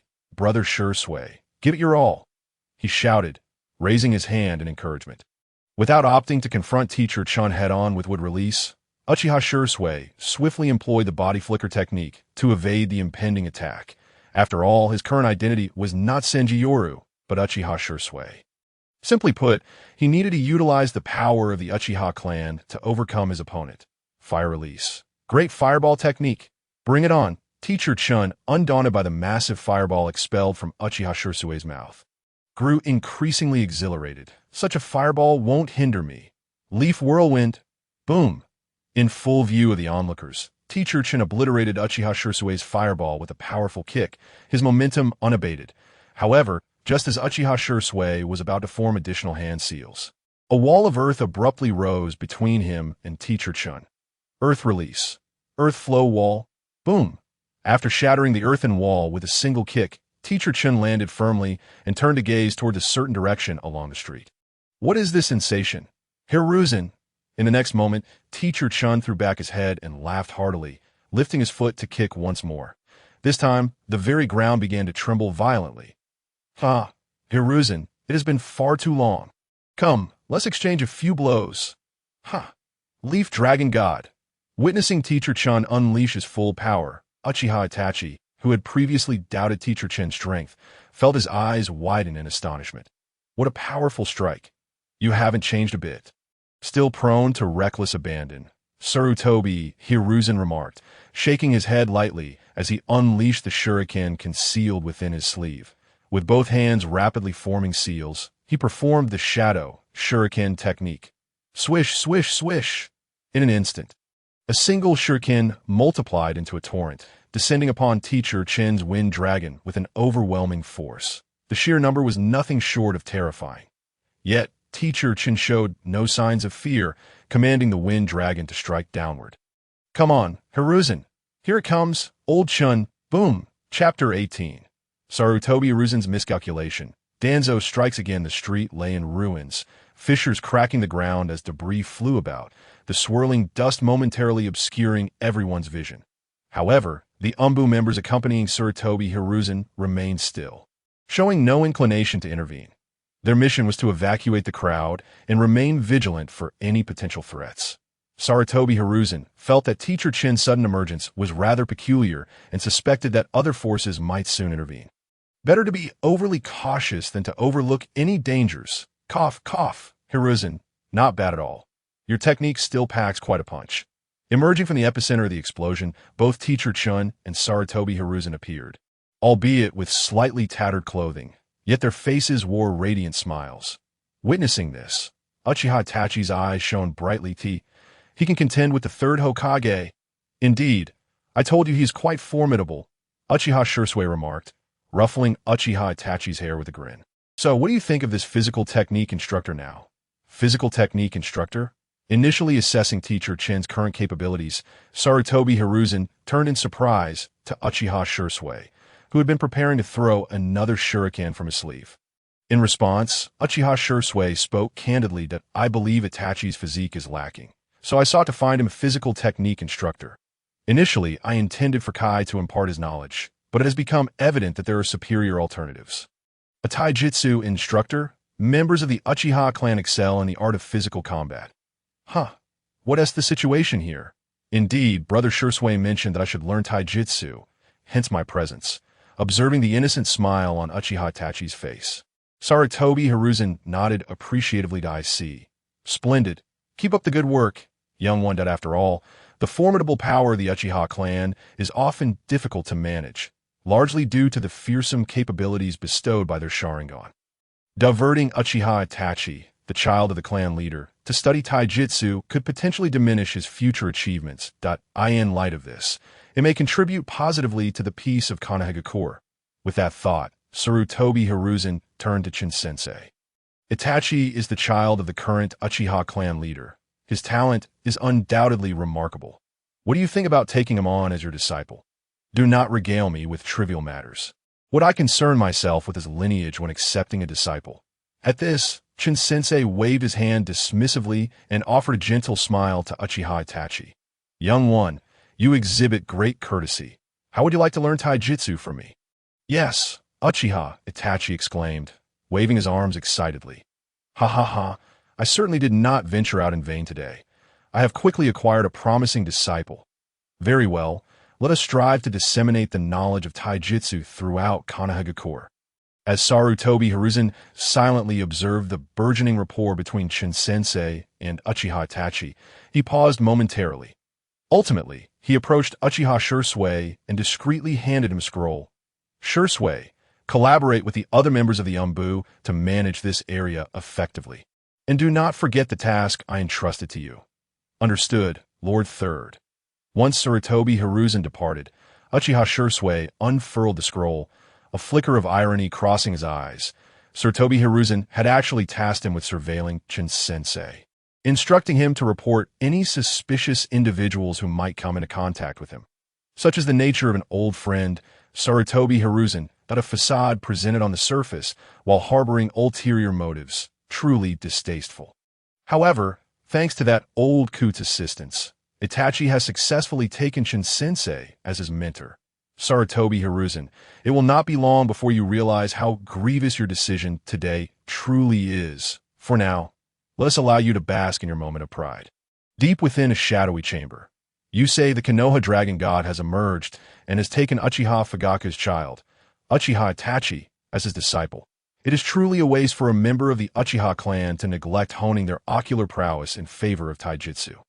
Shimura Danzo slowly polished the katana in his hand, his eyes brimming with derision. By the way, did Shin-sensei encounter any other dubious individuals during this outing? No such findings were reported. Upon hearing the words of the root member, Shimura Danzo abruptly halted his polishing and findings. Speaking of which, you did not complete the last mission in its entirety, did you? Yes, Lord Danzo. With a swift motion, a blade glinted as it sliced through the air, and the root member felt a sharp pain in his neck, blood gushing from the wound. The next moment, the headless corpse collapsed, lying motionless in a pool of crimson. In that case, you have no further value to remain. The root has no need for failures. Take him away and ascertain the current strength of that old fool. As Shimura Danzo's words echoed, several root ninjas emerged silently from the shadows to drag the corpse away. Yes, Lord Danzo, the Konoha dragon god? Anyone who dares obstruct the smooth progression of my plans shall meet their demise. Chapter 19. Practical Taijutsu Instruction, Konoha Dragon God versus Root Assassin Nightfall. Outside the room assigned to Shin-sensei by Sarutobi Hiruzen. In the courtyard. Young one, today, as training concludes here. From now on, come to me every afternoon. Additionally, remember this. Although you hail from the Uchiha clan, and the taijutsu I impart to you is solely to enhance your physical capabilities, it does not imply that you may neglect your training. You understand my words.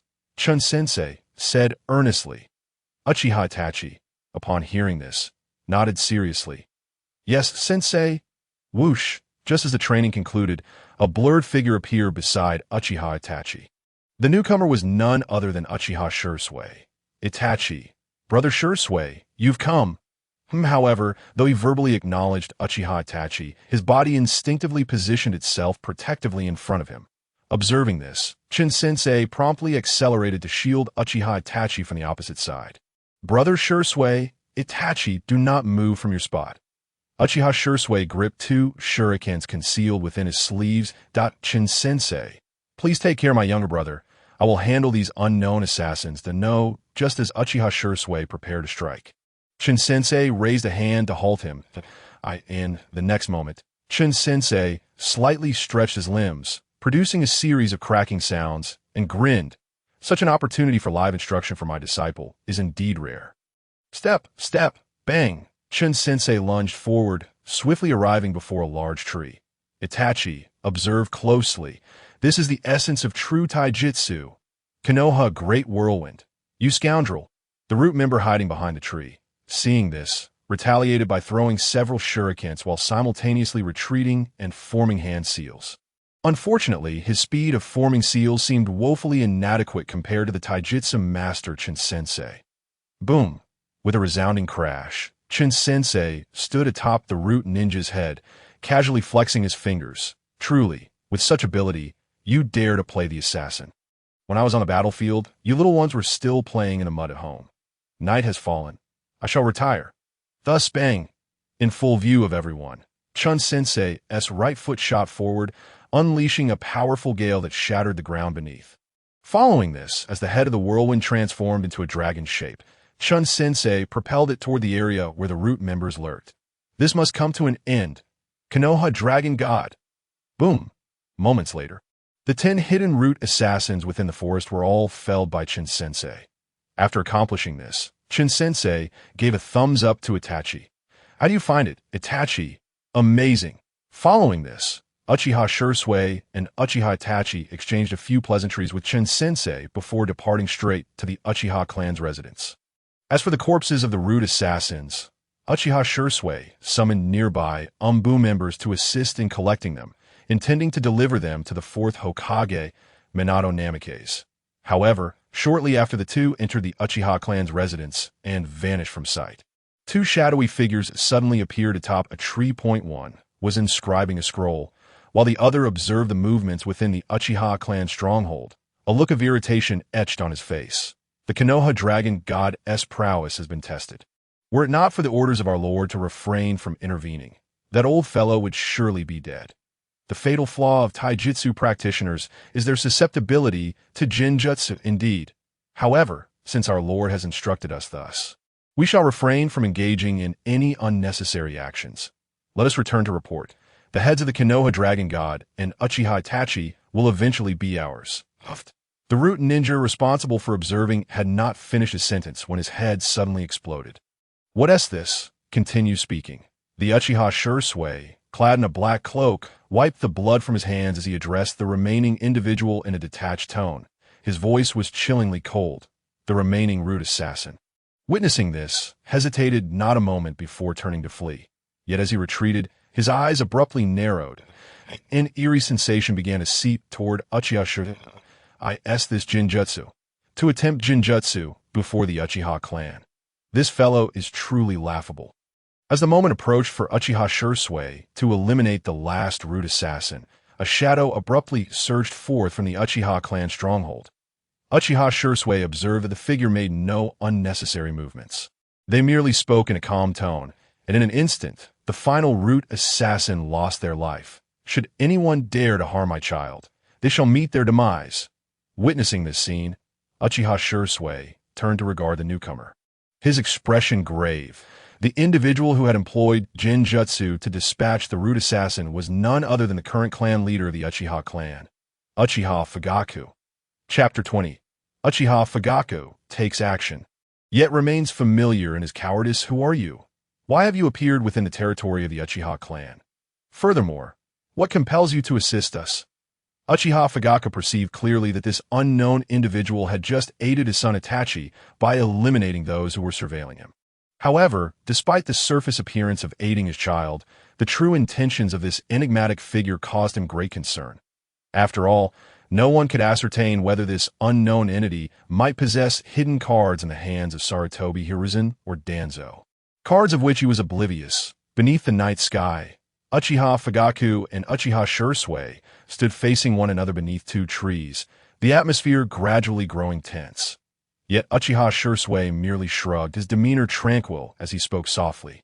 You are the current leader of the Uchiha clan? Humph, a coward like you lacks the right to inquire about my name. Coward, you seek death. Upon hearing Uchiha Shisui's words, Uchiha Fugaku swiftly formed hand seals, his hands moving so rapidly that they appeared to leave after images, as though he were unleashing a technique in an instant. Fire style, great fire dragon technique. Roaring forth, a fierce fire dragon erupted from Uchiha Fugaku's mouth. Charging toward Uchiha Shisui that in response. Uchiha Shisui also formed hand seals. Aware that he faced Uchiha Fugaku, the clan leader, he dared not underestimate him. With style, wood pillar wall, a wall of wood rose from the ground, effectively intercepting the fire dragon summoned by Uchiha Fugaku. With style? You possess wood style?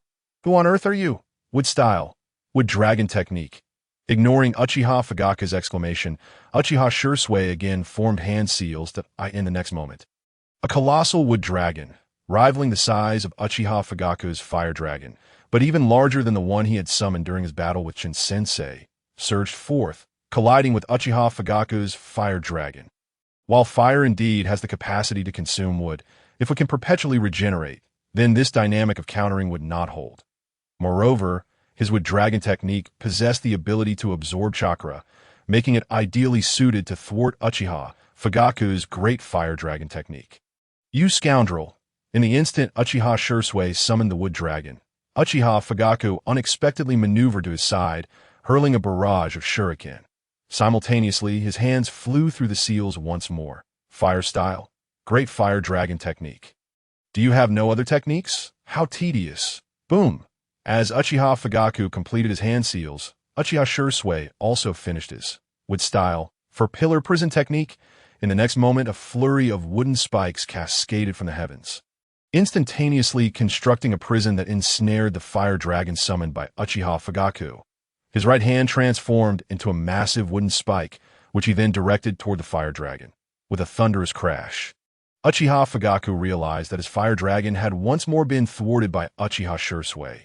He now understood that this individual before him was undoubtedly his equal in strength, if not superior.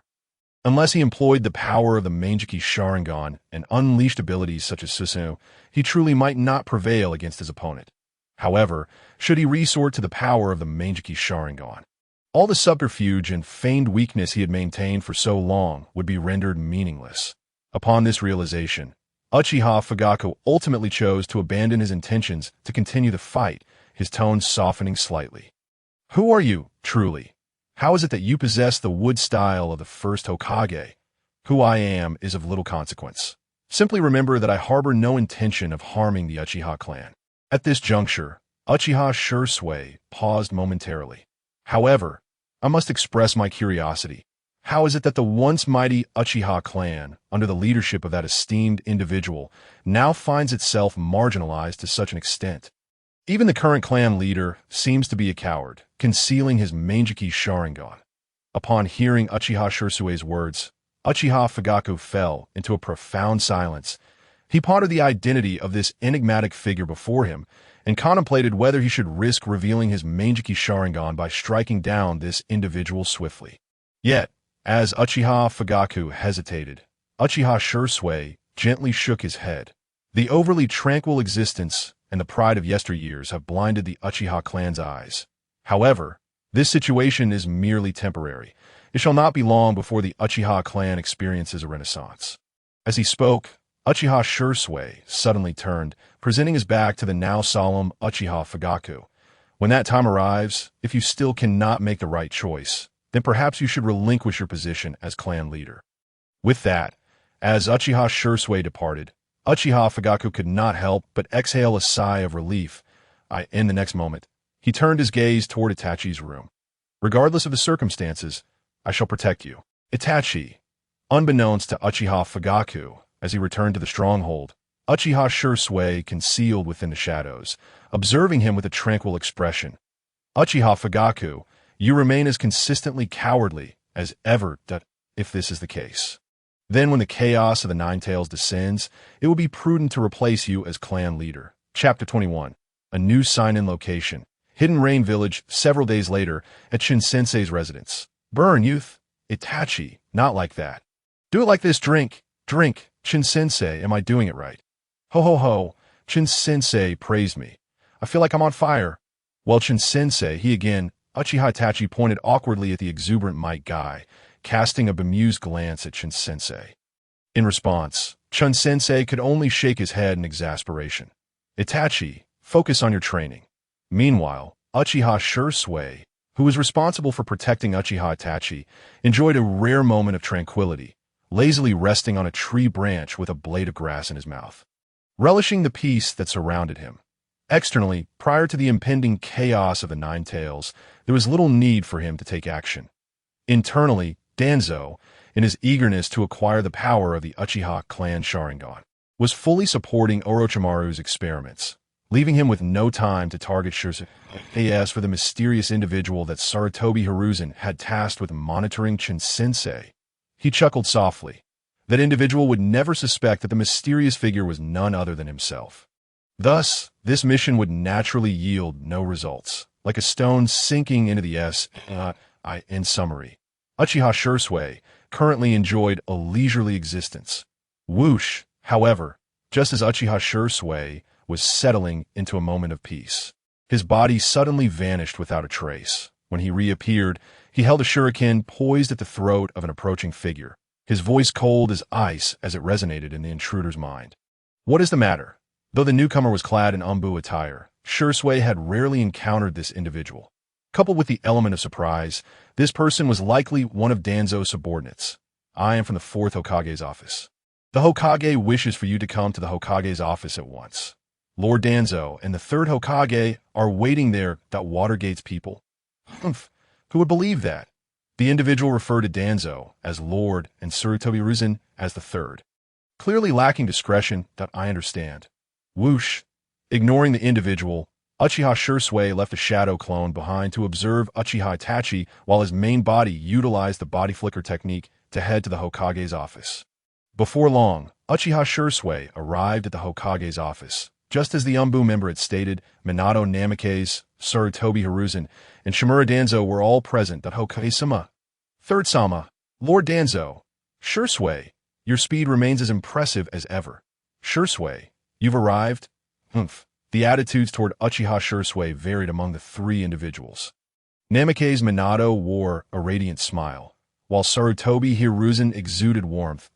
In contrast, Shimura Danzo adopted a condescending demeanor.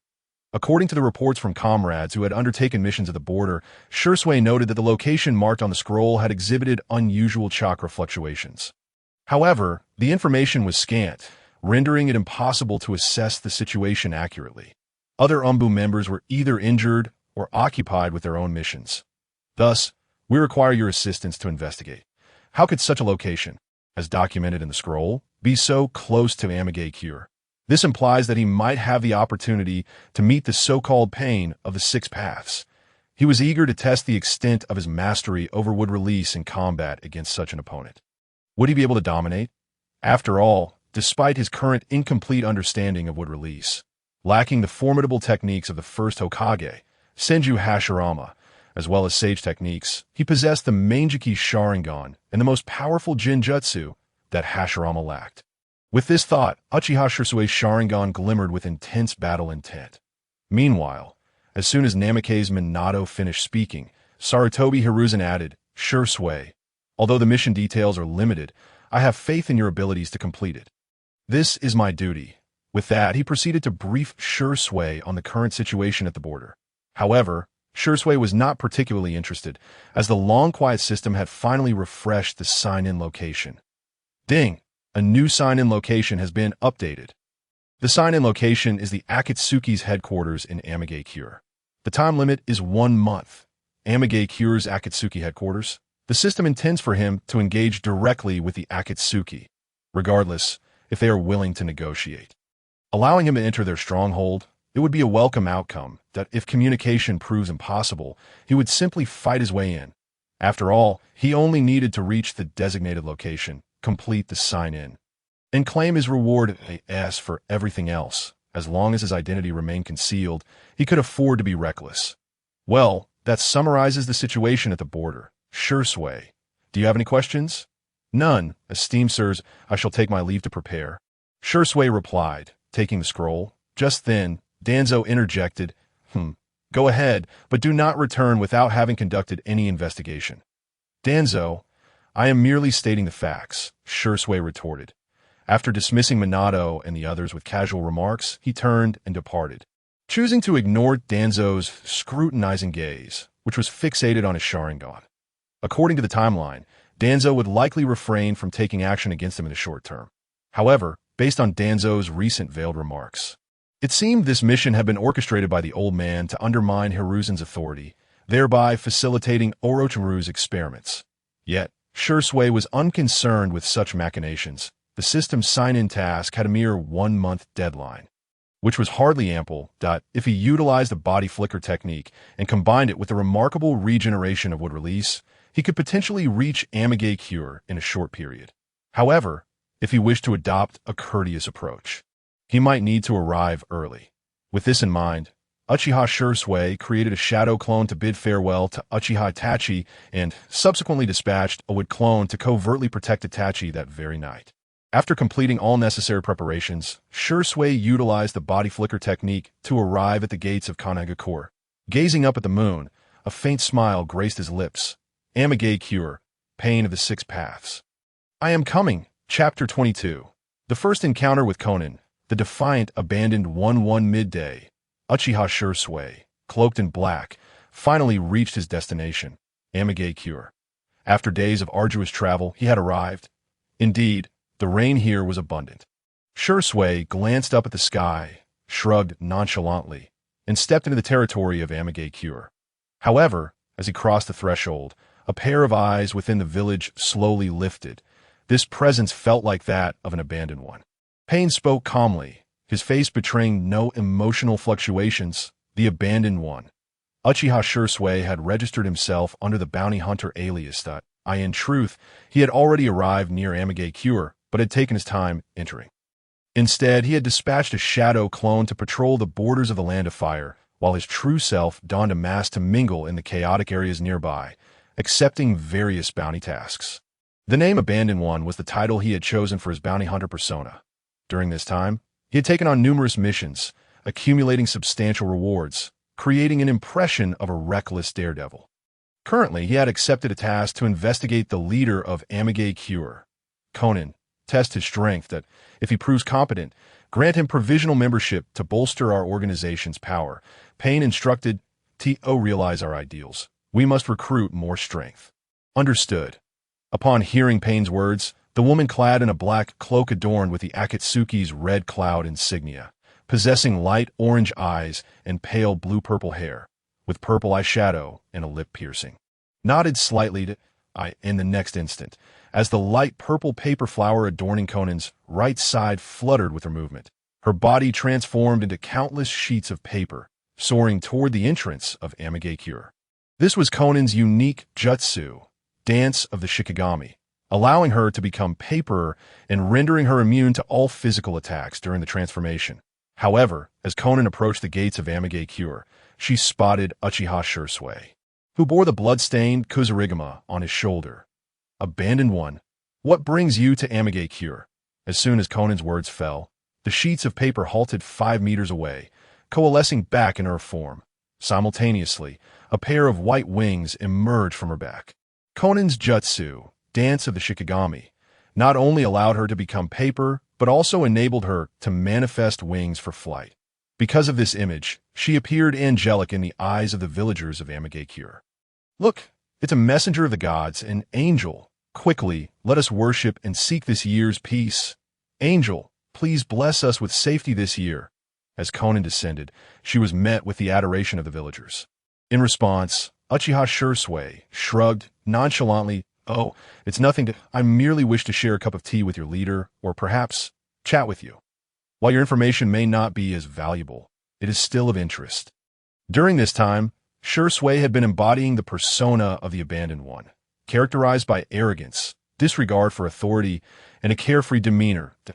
In essence, he no longer needed to adopt a coy approach as he had in Konoha. Here, he could revel in his freedom. Upon hearing Shisui's brazen words, Konan's brow furrowed slightly, instinctively prompting her to expel him. The surrounding villagers were equally incensed. How dare he be so disrespectful to the divine envoy? The angel. He was finished. Indeed, the angel will surely punish him. Punish, punish. Yet amidst the villagers' fervent cries, Konan recalled Pain's words and nodded slightly at Shisui. Descending from the sky as she dispelled her wings, I can join you for tea and share some information to help you earn a bit of money. But if you wish to learn about our leader, you must first defeat me. Indeed, the angel's heart is pure. You shameless outsider. Should you dare disrespect the angel, we shall expel you. All right. Upon hearing Xiaonan's words, Uchiha Shisui disregarded the threats posed by the surrounding villagers and approached Xiaonan without hesitation, wrapping an arm around her shoulder as they strolled toward the small pavilion at a tea shop. Xiaonan's brows furrowed tightly, clearly displeased by his actions. Yet, reflecting on Nagato's instructions, their ideals, and the legacy of Yahiko, she ultimately chose to endure. Uchiha Shisui, unfazed by her discomfort, suddenly lifted her chin with a grin once she settled into a chair. Now, let us discuss the particulars regarding you and the leader of Akatsuki. Details about your private life and measurements would suffice as well. Huh. Xiaonan's expression hardened at Shisui's brazen demeanor. After a moment of cold scrutiny, she eventually produced a piece of paper and slid a string of numbers toward him. After receiving the paper, Uchiha Shisui paused briefly. 88, 58, 85. He scrutinized Xiaonan with a smile. That IT seems genuine, quite substantial indeed. Shall we now engage in earnest discussion? Xiaonan's voice was icy. What discussion? Uchiha Shisui feigned ignorance as he took a seat opposite her, shrugging nonchalantly. I refuse to leave without meeting your leader. Of course. You could choose to defeat me instead. If you succeed, I will depart as you wish. Very well. Abandon her. I hope you keep your word.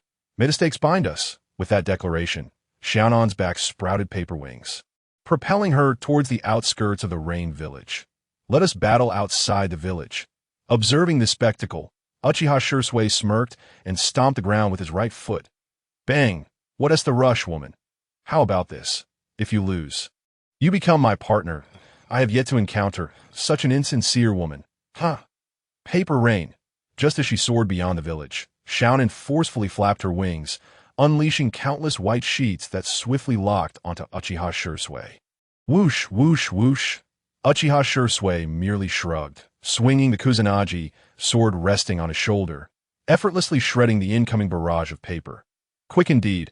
I wonder about your explosive power. Xiaonan slowly raised her right hand, the fluttering paper fragments returning to her as they coalesced into 3 spears, aimed directly at Uchiha Shisui's head. Witnessing this, Uchiha Shisui grinned, ignoring the 3 spears as he performed a rather ordinary body flicker technique, appearing behind Xiaonan. Thud! With a flash of his sword, Xiaonan was cleaved in 2. However, despite her body being bisected, the paper swiftly reassembled, restoring her figure. Observing this, Uchiha Shisui feigned ignorance as he swiftly formed hand seals. Suddenly, with a clap, he declared, since my sword techniques cannot subdue you, let us try this instead. Wood release. Wood dragon technique? Roar. Chapter 23. The inevitable encounter with pain. What? As Uchiha Shisui summoned a wood dragon adorned with deadly spikes, not only was Xiaonan, embroiled in battle with him, taken aback, but even Nagato, who had initially regarded him merely as a prospective member, wore an expression of astonishment. Wood release. This bounty hunter actually possesses wood release techniques. Could it be that someone from Konoha has arrived? Wait, no. At present, it seems there is no one in Konoha capable of such techniques. Even the hidden forces of Konoha could not possibly master this caliber of wood release. After all, this is the ninjutsu of the legendary sage of the Shinobi world. The first Hokage, Senju Hashirama. Who then is this individual before us? Hey, why are you spacing out upon witnessing my wood release? What is with all of you? This makes me feel rather unchallenged in this fight. Let me tell you, had it not been for my principle of not killing women, you would have been done for long ago, understand? Uchiha Shisui stood atop the head of the wood dragon, the Kusanagi sword resting on his shoulder, speaking impatiently. Now, hasten and reveal your remaining techniques. If you lose, you will be my partner, and I shall summon your leader to join me for tea, engage in a chat, and take notes for my reward. Hearing Uchiha Shisui's continued defiance, the initially skeptical Xiaonan and the others reached a preliminary conclusion. The abandoner possessed formidable swordsmanship and speed, but the reason he could complete bounties without his targets ever returning alive was likely due to the fact that they were all eliminated. As long as he silenced all witnesses, what did it matter if his true abilities were revealed? Hey, why have you fallen silent? If you remain mute, I shall take that as your agreement to become my partner.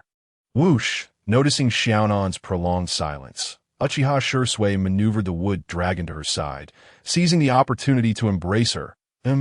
Indeed fragrant. From now on, we are partners. Before Uchiha Shisui could finish a sentence, Xiaonan immediately dissolved into paper. Escaping his grasp and reconstituting herself beside the wood dragon, her expression grave. Hey, what is wrong? Are you planning to go back on your word? If so, can I assume I have the right to raise your Rain Village? As he spoke, Uchiha Shisui swiftly formed hand seals once more. Would release. Wait. Just as Uchiha Shisui was about to strike again, the animal path of pain suddenly intruded into the area. Following this, the animal path quietly whispered a few words to Shaonin. Moments later, she turned to Uchiha Shisui and said, "If you wish to meet our leader, you may. Let us take you there. Now, that's more like it. Our dear angel, by the way, what do you say about becoming my partner? We'll discuss that once you qualify to become an official member under our leader."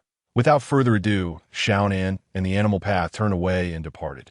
Observing this scene, Uchiha Shisui shrugged and utilized the body flicker technique to pursue them. Pat, pat. Moments later, under Shaonin and the animal path's guidance, Uchiha Shisui finally arrived at the location where the Deva path of pain resided. As Shaonin and the animal path landed, they retreated to the side of the Deva path, remaining silent. "Abandoner, you have arrived?" Uchiha Shisui completely ignored Pain's greeting. For the instant he stepped into the area, the system's voice resounded in his mind. "Beep! Congratulations, host, for completing the sign-in location, the Akatsuki headquarters in the Rain Village. Beep! Congratulations, host, for receiving the sign-in reward. Mastery of would-release ninjutsu, wood-man technique. Would-release, wood-man technique? A technique capable of rivaling Susanoo, with a body that can withstand tailed beast bombs, integrating both offense and defense. This sign-in reward is indeed splendid.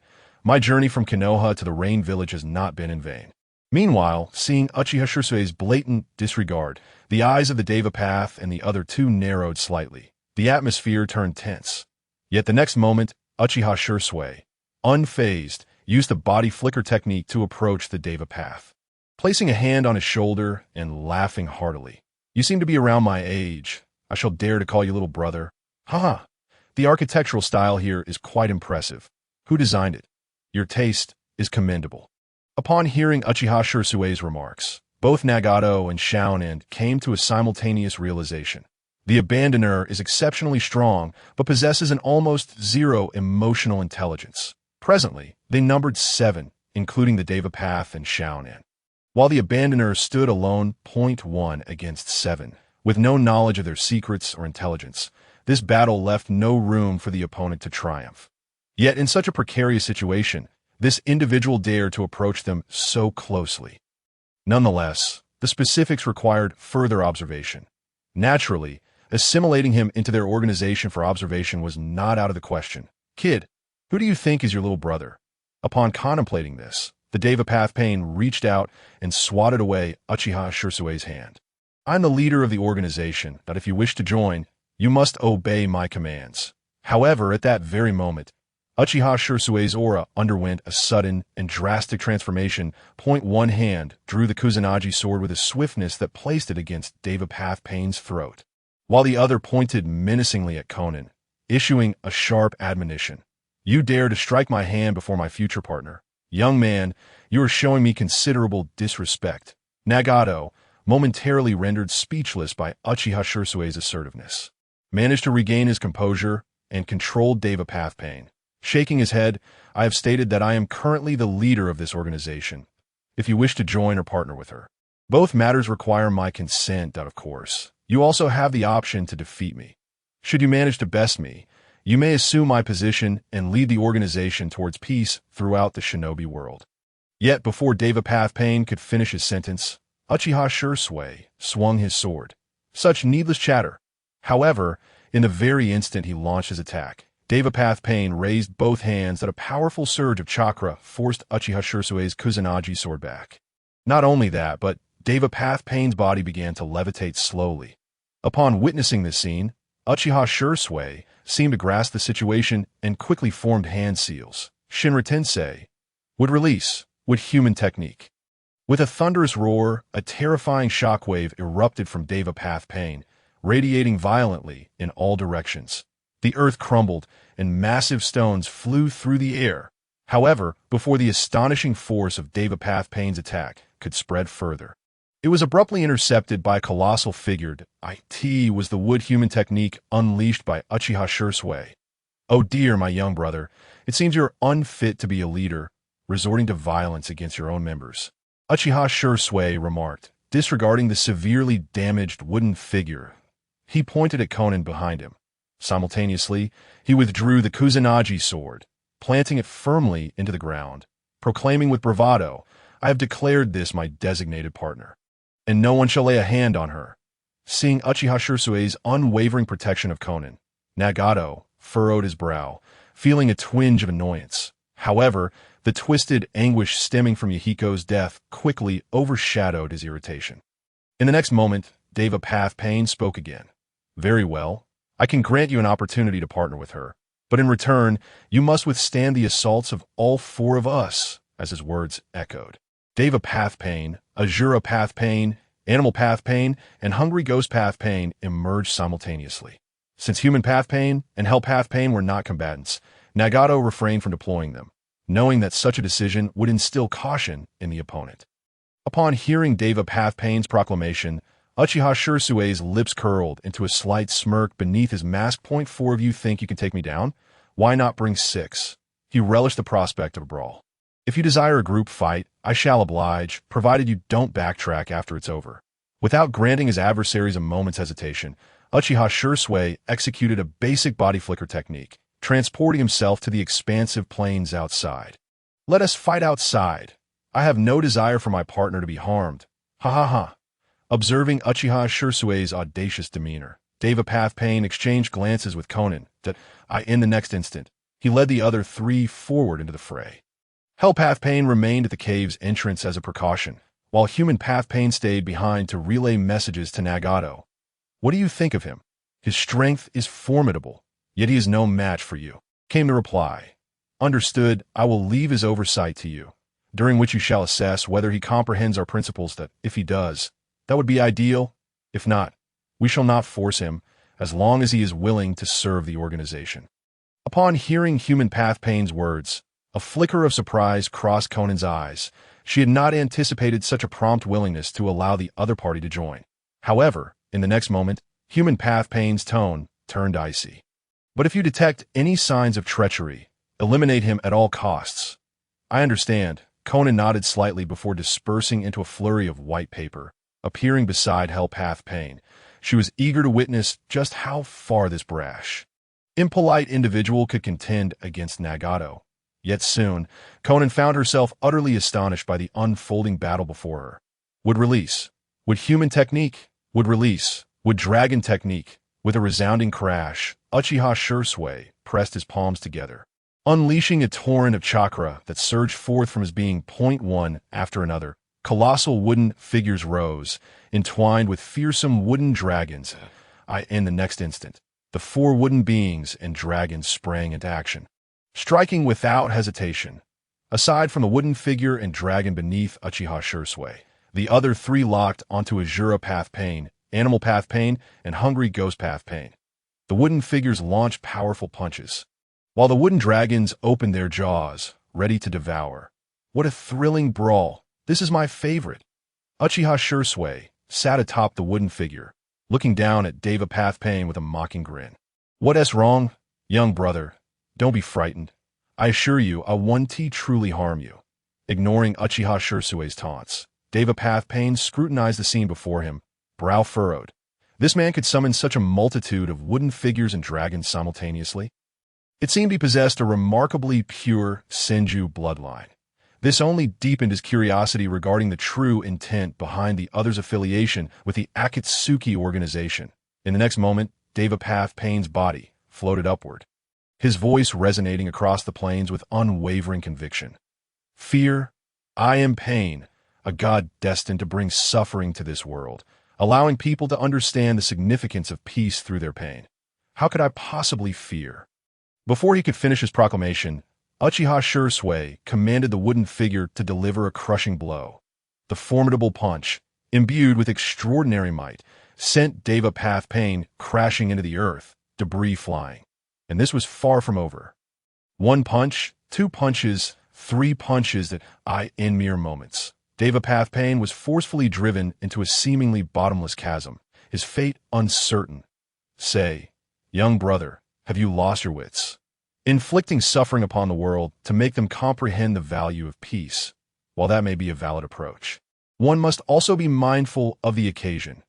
In the next instant, the wooden dragon beside Uchiha Shisui soared towards Azura Path Pain from behind, seizing a moment of distraction to strike with its tail. Hungry Ghost Path Pain and Animal Path Pain, one with the ability to absorb chakra and the other shielded by numerous summoned beasts, would not be easily subdued in a short time without fully employing his body flicker technique or Susanoo. Hence, he opted to target the relatively more manageable Azura Path Pain. Point 1. Must always choose the softest fruit to squeeze. In the midst of battle, was there truly a need for idle chatter? Did he expect everyone to wait for him to finish speaking before they could strike? Observing Uchiha Shisui's ruthless and decisive combat style, Conan's brow furrowed. This outcome was far from what she had envisioned. The four puppets controlled by Nagato were, against all odds, struggling in a 4-on-1 scenario. Yet, within the cave, Human Path Pain nodded in acknowledgement, his voice laced with approval, though the abandoner's demeanor is indeed somewhat brash and his wits occasionally lacking. His combat prowess and skill are undeniably impressive, that I shall leave him in your care, with the hope that you can enlighten him to the folly of this world. Only through experiencing profound suffering will people truly grasp the importance of peace. With those parting words, Human Path Pain receded into the shadows. Witnessing this, Conan understood that her next course of action would be to prepare for any opportunity to rescue that audacious individual. For Nagato was about to get serious. Chapter 25, Daily Life with Nagato, and Conan, what on earth has summoned such a thing? Shinra Tensei, boom! As Uchiha Shisui sat atop the wooden figure. Jesting, the once battered Deva Path Pain suddenly roared from the depths of the pit. Alongside his cry erupted an overwhelmingly terrifying repulsive force. In an instant, the wooden figure beneath him was reduced to a flurry of splintered wood. Has this fellow finally decided to be serious? Sensing the starkly different aura emanating from Deva Path Pain, along with the astonishing chakra he unleashed, Uchiha Shisui's hands flew into a series of rapid seals. Multiplying into 4 forms. 3 wooden clones, armed with the Kusanagi sword, stood ready to block the massive boulders hurtling towards him. Meanwhile, his true self performed the hand seals once more, joining his palms in prayer. Is this the true strength of the leader of the Akatsuki? Ha! Exhilarating, truly exhilarating. Behold! Would release. Shinjutsu Tenin. Just as Uchiha Shisui attempted to execute his wood release technique, a dreadfully powerful force surged forth from Deva Path Pain's hands, forcibly drawing him closer, interrupting his ninjutsu. Of course, Uchiha Shisui could have utilized his body flicker technique to escape this area. However, that level of body flicker technique belonged to Uchiha Shisui himself, not to the abandoned. Thus, he could only feign a clumsy flight towards Deva Path Pain. You are strong, but it is time for this to end. Abandoned, experience the organization's purpose in your suffering, realize how right it was to join us. Boom! Before the eyes of many, the rubble, dust, wooden figures, and wooden dragons on this plane were all drawn into the sky by the terrifying attraction. This naturally included the exhausted and injured Uchiha Shisui. What is this? Uchiha Shisui feigned confusion as he looked up at everything around him, suddenly shouting out loud. Exhilarating, truly exhilarating. Is it merely suffering? Come, fulfill your demands. Abandoned, concealed within the shadows, Nagato's eyes flashed with a fierce determination. Blood trickling from the corner of his mouth as chakra surged uncontrollably from him. Recruit such a powerful individual as his companion. He would have to pay a price. Planetary devastation, as the 4 words escaped Deva Path Pain's lips. Everything affected, including Uchiha Shisui, was compressed into a colossal meteor. Then, an explosion, boom! Watching the raging winds and the falling boulders and debris overhead, Conan's body transformed into paper. Sheets of white paper glided over the obstacles, ultimately enveloping the injured Uchiha Shisui to protect him. Yet, just as she encased him, her emotions were suddenly stirred. For this reckless individual, who should have lost consciousness, was now giving her a thumbs up. At such a moment, he remains engaged in such futile gestures, unafraid that I might suddenly strike him down. Truly foolish. A month later, outside the Akatsuki's main base on the ravaged plain, Shinra Tensei, Shinjutsu Tenin, planetary devastation. Boom! a figure wielding the Kusanagi sword. Standing atop the wooden figure, was repeatedly brought down by Devapath Pain. Yet the frequency of his falls seemed to lengthen over time. This was a source of great frustration for Nagato, ever since the other party's arrival. The overall combat strength of the organization had significantly improved, leading to fewer appearances for Nagato himself. Everything was quite satisfactory, for all the spies from the Land of Earth and the Land of Wind had been dealt with by Uchiha Shisui. As for the spies from the Land of Fire, with Uchiha Shisui's shadow clones around, not a single patrol task along the border of the Land of Fire fell to any other ninjas. Uchiha Shisui had taken it all upon himself. However, while there were benefits, drawbacks were also inevitable. Since joining the Akatsuki, Uchiha Shisui's true self had frequently engaged in battles with Devapath Pain, and whenever he had the opportunity, he would spar with him to avoid embarrassment and maintain the image of invincibility. Nagato needed to fight seriously each time.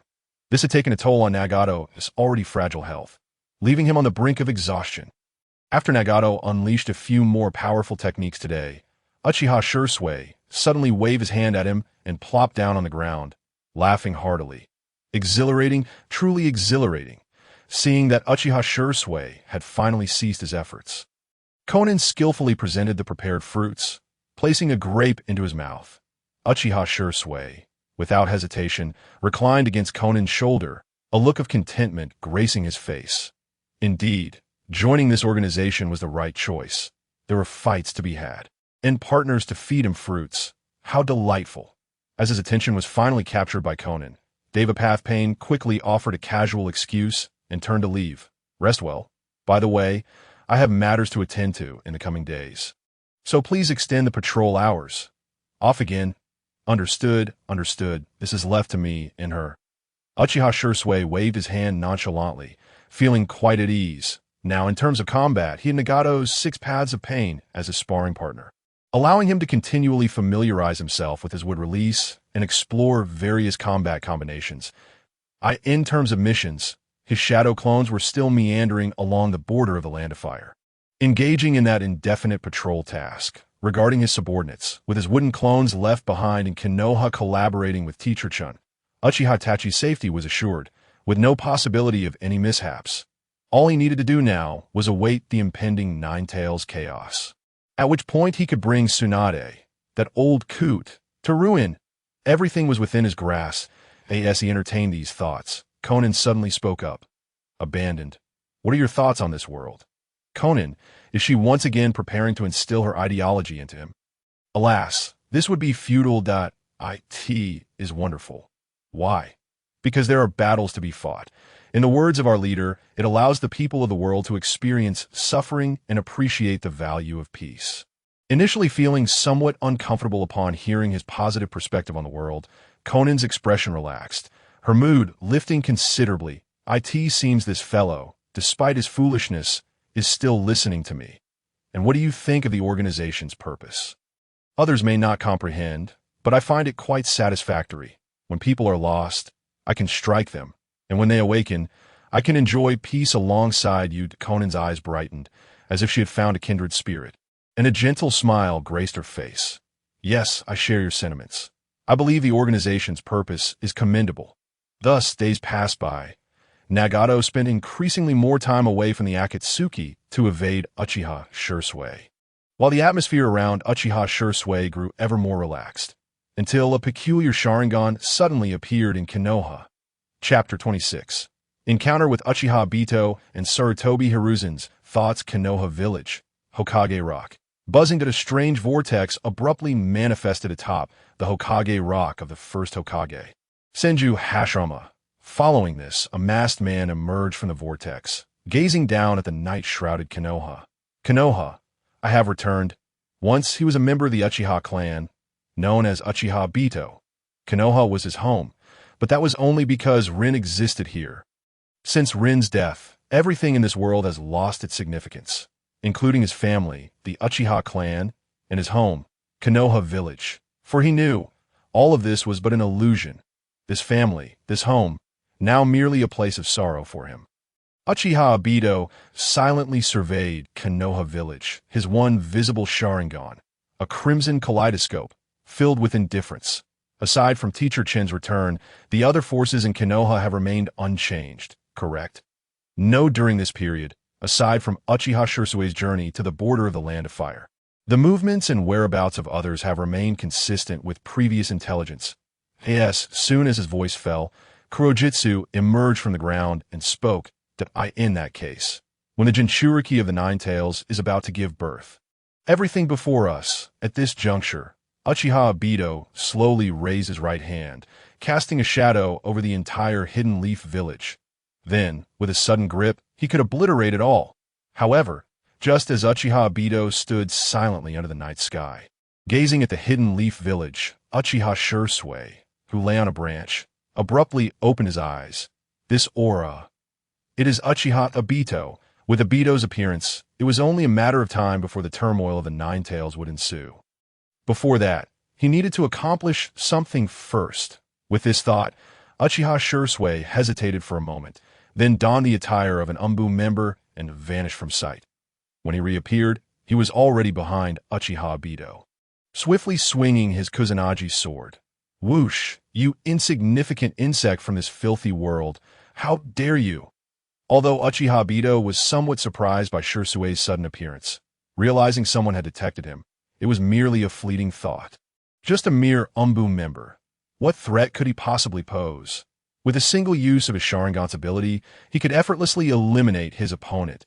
As Uchiha Obito activated the Sharingan's power, Kamui, the Kusanagi sword that was meant to behead him, passed right through his body. What is this? Uchiha Shisui feigned confusion, quickly retracting his sword and retreating. His purpose for coming was merely to experience Uchiha Obito's Manjiki Sharingan, Kamui, in advance, to prepare for suppressing him during the impending Nine Tails chaos. The Sharingan, an exclusive bloodline limit of the Uchiha clan, is also known as the Eye of the Mind's Reflection. The evolution from 1 Tomo to 3, and even to the Manjiki Sharingan, is invariably accompanied by suffering. To experience pain and awaken the power most desperately needed within. This is the essence of the Uchiha clan and their Sharingan. Take, for instance, Uchiha Obito's Kamui. Obito denies this world, deeming it false, and strives to create a reality where Rin exists. Thus, the ability of Kamui emerged. After feeling the power of Kamui up close, he was now ready to proceed with his task, that he intended to rouse the attention of that individual within the Hidden Leaf village. A commendable reaction, but alas, it holds no significance. While Uchiha Shisui feigned confusion, Uchiha Obito's body was already drawn away by that strange vortex. When he reappeared, he was now behind Uchiha Shisui, and a kunai was thrust mercilessly towards his head. Accompanied by a cold, mocking voice, "Die, insect!" Yet just as Obito was about to succeed, a flash of yellow suddenly appeared between the two. Clang. The crisp sound of metal colliding rang out as Uchiha Shisui's kunai was forcefully deflected. Indeed, he has arrived. The fourth Hokage, Minato Namikaze. Upon seeing Minato arrive, Uchiha Shisui immediately retreated, feigning a solemn shout, that Hokage-sama. Be careful. This fellow possesses unusual abilities. Leave it to me. You must hurry back to inform the third Hokage. Understood. Uchiha Shisui nodded and departed from Hokage Rock, preparing for a long-distance observation as for delivering the message. He could easily hypnotize an Umbu member with a Genjutsu. Whoosh! Just as Uchiha Shisui left, Minato grasped a kunai and instantly teleported to where Shisui had just stood. In the next moment, their kunai clashed head-on. However, just when Minato was about to make another move, Uchiha Obito suddenly smiled coldly. The Hidden Leaf will ultimately perish. Everything is an illusion. Foolish beings, cherish these final moments. Buzzing. Immediately after, his body was absorbed by the strange vortex before Minato's eyes. With Minato's arrival, Uchiha Obito knew it was time for him to leave. After all, the Jinchuriki of the Nine Tails had yet to give birth. The moment to unleash the Nine Tails had not yet arrived, and there was no need to remain here entangled with Minato. Witnessing this scene, Minato furrowed his brow. Those eyes, they seemed to belong to the Uchiha clan's Manjiki Sharingan. The Manjiki Sharingan, a space-time ability, yet there seems to be no such individual in the Uchiha clan of the Hidden Leaf. Moreover, if he truly were a member of the Uchiha clan, upon realizing Minato's presence. He would undoubtedly attempt to eliminate him. Yet, that individual did not. Instead, he fled. With this thought, Minato's expression grew more solemn. The situation appeared to be more complicated than he had anticipated. Whoosh, whoosh. As Minato pondered, Hiruzen Sarutobi also received word and hurried over. Minato, have you dealt with that individual? Not yet. He possesses space-time ninjutsu, allowing him to escape. However, rest assured, Third Hokage, for the peace of the village, I will do my utmost to capture him. Hiruzen nodded, a look of satisfaction gracing his face. Minato, you've worked hard, it's what I should do. Watching Minato's departing figure, Hiruzen felt a sense of discontent. According to his original plan, after supporting Minato to the position of Hokage, he should have been able to operate behind the scenes, continuing to wield power over the hidden leaf and implement his will. However, reality was not as such. Since Minato took office as the fourth Hokage, he seemed to have garnered even more support from the people, his actions aligning more closely with the interests of the various clans within the village. This left Hiruzen feeling somewhat awkward. Under these circumstances, unless a special situation arose, he would find it nearly impossible to reclaim the power that belonged to him. For instance, if something unfortunate were to befall Minato, but with his mastery of the Flying Thunder God technique, could such an unfortunate event truly occur? Chapter 27. I am the Avenger, Madara. Uchiha Madara. 1 month later. In the Root's secret chamber, haven't you made any progress yet? So much time has passed, and you've only achieved this little. Bang! Shimura Danzo swept all the recorded data files onto the floor, roaring at Orochimaru. His face twisted with rage. Orochimaru, tell me, are you playing me for a fool? How many materials have you delivered to me recently? Facing the furious Danzo, Orochimaru spoke calmly. Do you think I can produce results with such limited materials? Lord Danzo, are you dreaming? Of course, I have been somewhat distracted assisting my Lord Uru with experiments, and I have indeed made some progress. The power of wood release can significantly reduce the damage caused to the eye power from the Sharingan, and the effects are quite remarkable. It is preliminarily determined that the ability that has stagnated for over a decade could be reduced to mere days, perhaps even just a few days under the influence of wood release. However, I certainly won't divulge this information to you. After all, the materials provided by Lord Uru are far superior and more valuable than yours. Hearing Orochimaru's words, Danzo gritted his teeth, his expression fluctuating between anger and frustration. Ultimately, he slammed his palm down on the table. You think I truly do not wish to provide you with more experimental materials? It's not that I won't. It's that I can't. Recently, a person capable of using space-time ninjutsu has appeared in the village. If it weren't for him, Hiruzen wouldn't have strengthened the village's patrol forces. Oh, I hear someone speaking of me. Just as Danzo's words fell, a strange vortex materialized in the secret chamber. Following that, Uchiha Obito appeared before Danzo and Orochimaru. What? Upon seeing Uchiha Obito's bizarre entrance, Danzo's expression darkened, and he forcefully waved his right hand. Protect Lord Danzo.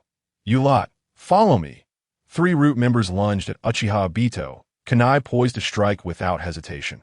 The remaining members encircled Danzo and Orochimaru, vigilantly watching Uchiha Obito before them. I am not your enemy. Ignoring the assaults of the 3 Root members before him, Uchiha Obito nonchalantly approached Danzo Shimura while speaking in the next moment, under the watchful eyes of the gathered crowd. All attacks from the 3 Root members missed their mark entirely. What is happening? Why can't I hit him? The same goes for me. I cannot either. Observing this, Danzo's hand instinctively tightened around the hilt of his weapon. His expression grave, he recognized that one eye. This individual is a member of the Uchiha clan. Do not be alarmed, Obito declared. I have stated that we are not enemies. In fact, we could be considered the best of allies. My objective, after all, is the Uchiha clan. Allies, the Uchiha clan?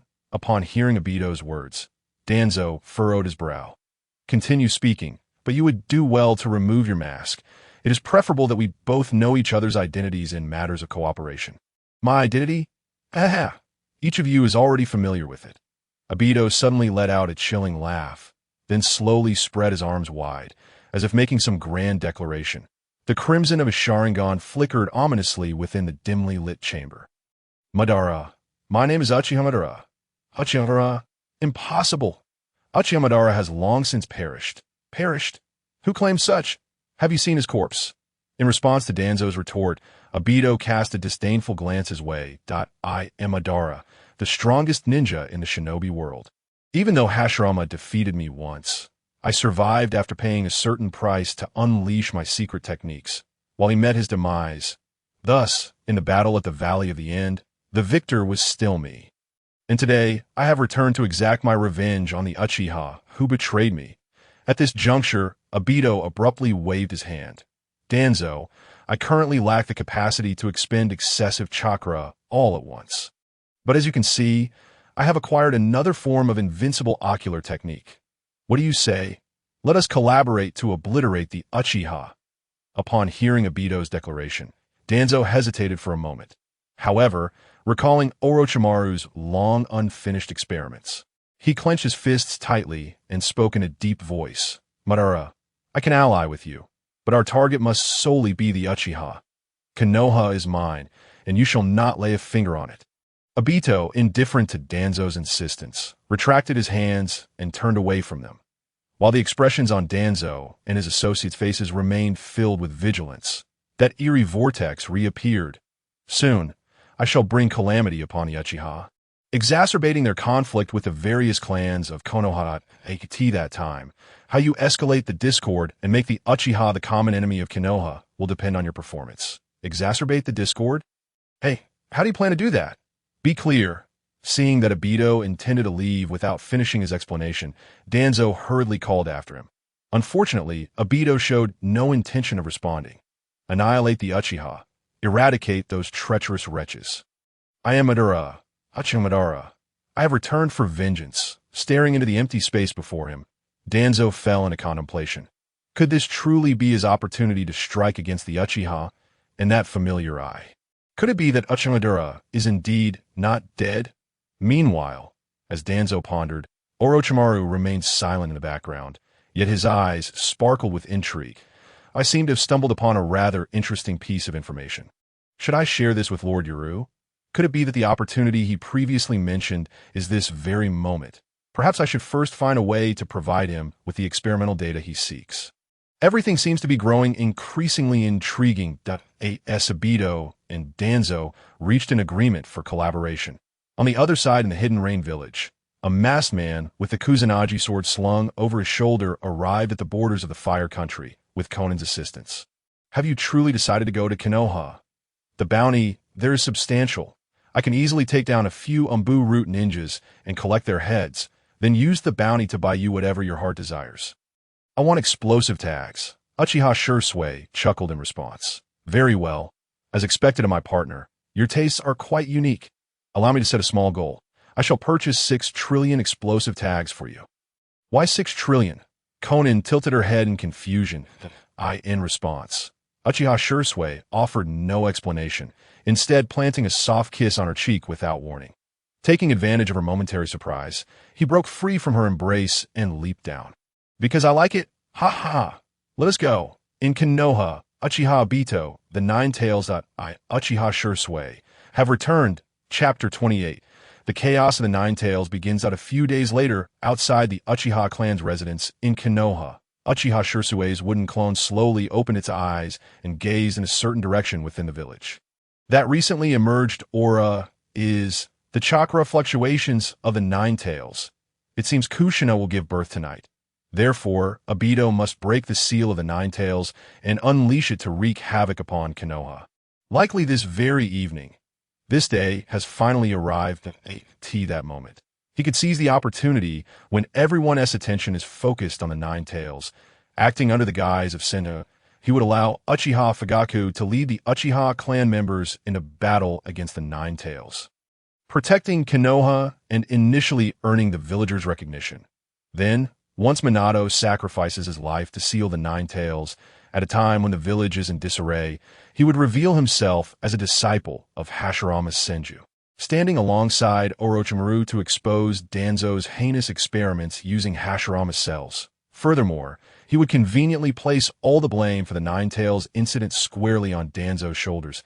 To that point, Danzo would undoubtedly be utterly disgraced and become the target of public ire. As for the Uchiha clan, after this incident, their conflict with the villagers of Konoha would not escalate further. Instead, they would gradually integrate into the village as for the night of the massacre. His younger brother Itachi has already been brought over. How could the night of the massacre possibly occur? Just as he was contemplating this, the system's voice suddenly echoed in his mind without warning. Ding!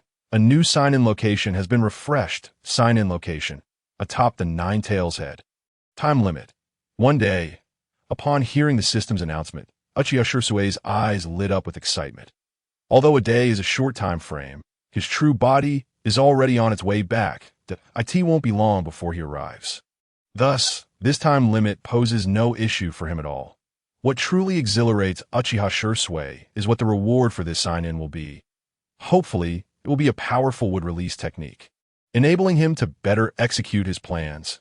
As Uchiha Shisui sensed the overflowing chakra of the Nine Tails emanating from within Kushina, a strange vortex suddenly appeared in the shadows of a tree outside Konoha. Tonight is the time for the Nine Tails Jinchuriki to give birth. I have finally awaited this day, Uchiha Obito stated calmly. Beside him, Black Zetsu nodded slightly. The target's position remains unchanged. It seems Minato has not detected us. Since we are commencing, let us follow the plan. With Obito's final words, his form was once again engulfed by the eerie vortex. Moments later, a tremendous explosion erupted within Konoha without warning. Boom! Following that, the roars of beasts and cries of anguish filled the air, instantly permeating the entire village. Enemy attack! Enemy attack! Damn it, what is happening? Who dares to brazenly assault the village? Quickly proceed to the explosion site and ascertain the situation. The immense commotion naturally startled everyone in Konoha, including the Uchiha clan, the Hyuga clan, and the members of both the Umbu and Root.